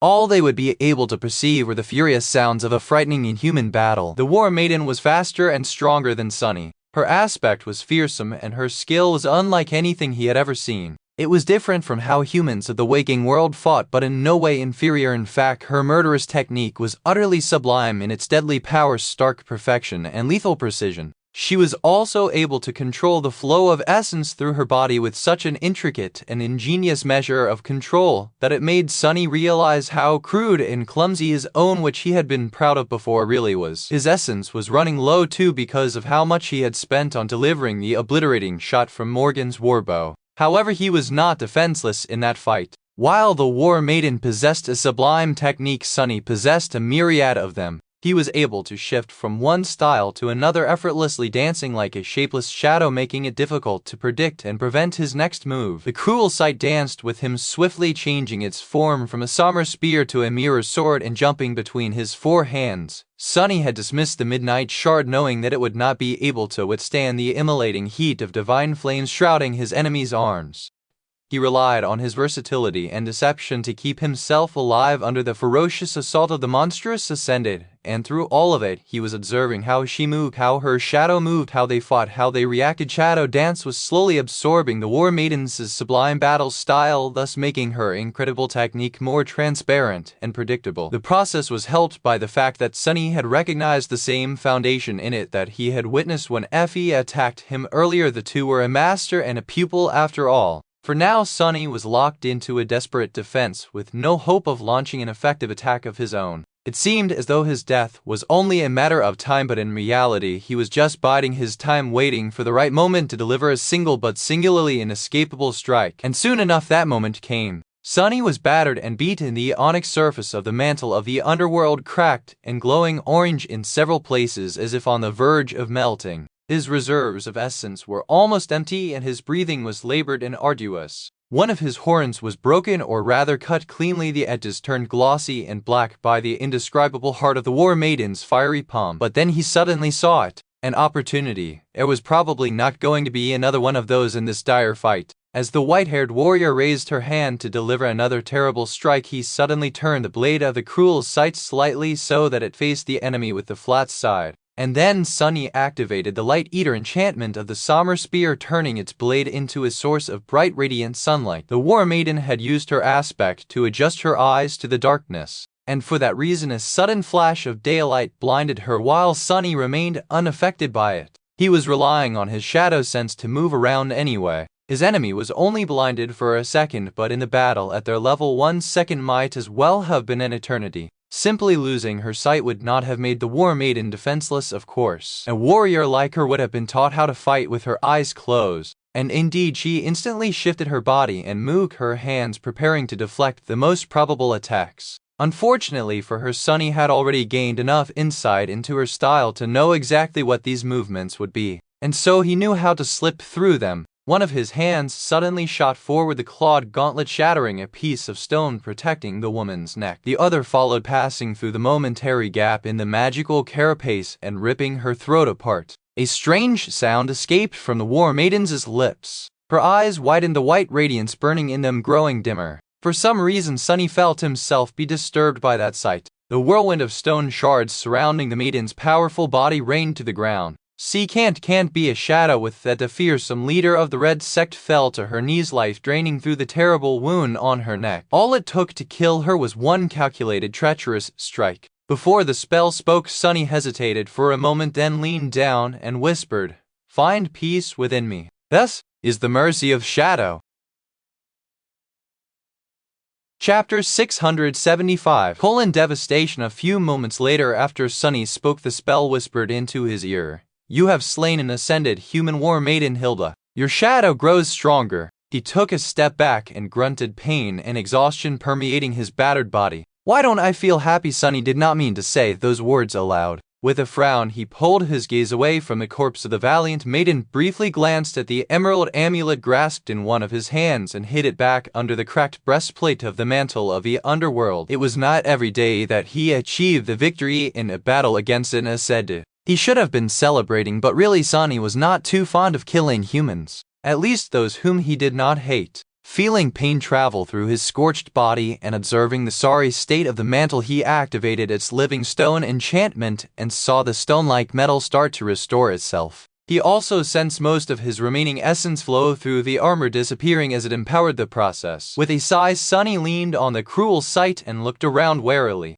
He was not in the best shape and the battle was not over. It wasn't time to celebrate yet. To his right, Saint was entangled with the red-haired ascended, their weapons weaving a fearsome pattern of destruction across the remains of the great hall. The patient avenger was glowing with an angry orange radiance, and her stone sword was surrounded with flames. Augmented by the cold steel enchantment of the shield, it was somehow resisting the scarlet odachi. However, the blade of the sword was covered by numerous nicks and cracks, as if it was seconds away from falling apart. The body of the War Maiden meanwhile was washed in blood but free of any wound, betraying the fact that she had been able to heal all the damage dealt to her by Saint. To his left, Serpent and Nightmare were fighting the two identical Ascendeds. One surprisingly was already on the floor, the black steed stomping viciously on her chest with adamantine hooves. The sight of it was both disturbing and frightening, even though Sunny knew that the dreadful horse was on his side. The second maiden was entangled in a furious battle with Soul Serpent, her enchanted spear flashing through the air and leaving deep gashes on the Stygian scales of the giant snake. Despite Serpent's advantage in size and might, the woman was too swift, cunning, and skilled to allow herself to be caught by its coils. What's worse, her weapon seemed to be able to follow the enemy into the shadows, striking its Serpent even when it dove into them to ensnare her. The black-haired warrior was truly terrifying. To be able to resist both an ascended demon and an awakened terror at the same time, even after being damaged by the strike of thunder and the explosion of the chalice, was something only the most fearsome masters of the waking world would have been able to do, if any. However, her luck had run out, because today she met Sunny. Stepping through the shadows, he appeared behind the maiden and struck her in the back, not at all concerned with how cowardly and dishonorable such an attack was, or would have been considered by some people. Rather, honor was for fools, and while Sunny knew himself to behave like a fool on occasion, he was at least immune to this particular kind of foolishness. The blade of the cruel sight pierced the heart of the brave War Maiden and flashed with white incandescence of divine flames for a split second, dealing devastating damage to everything it touched.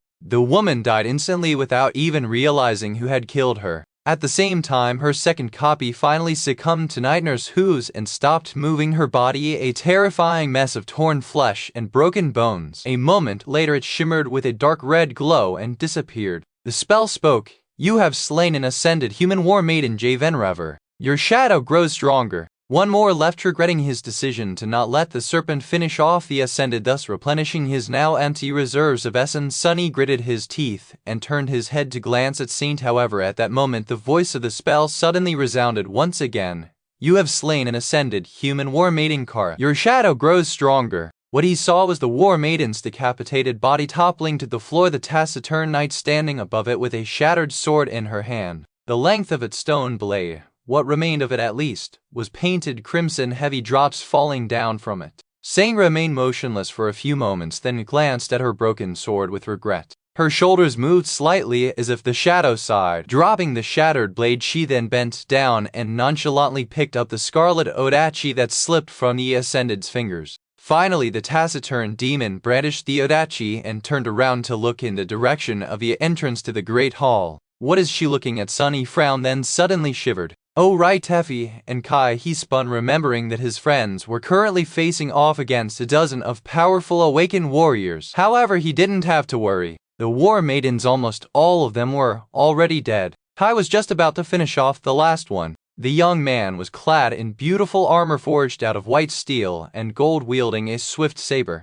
His battle skills seemed to have improved tremendously since their time on the Forgotten Shore. Those months in the army of the Ivory City must have taught him a lot. Effie was done with her share of enemies as well. The little girl was now wearing a familiar bronze armor, the white chiton beneath it replaced by the red silken tunic of the War Maidens. The dust shard was also there on her hand. However, now the heavy round shield was almost the size of her entire body. Just then, Kai dodged a strike of his opponent, hovered above the floor at an impossible angle, and delivered an unexpected thrust to the War Maiden's abdomen. A moment later, Effie slammed into her with the dust shard. The female warrior fell to the ground, either dead or dying. Suddenly, the devastated hall of the Temple of the Chalice was enveloped in silence. The three of them, Sunny, Kai, and Effie, stared at each other with confused expressions on their faces. It was all over. Have they really won?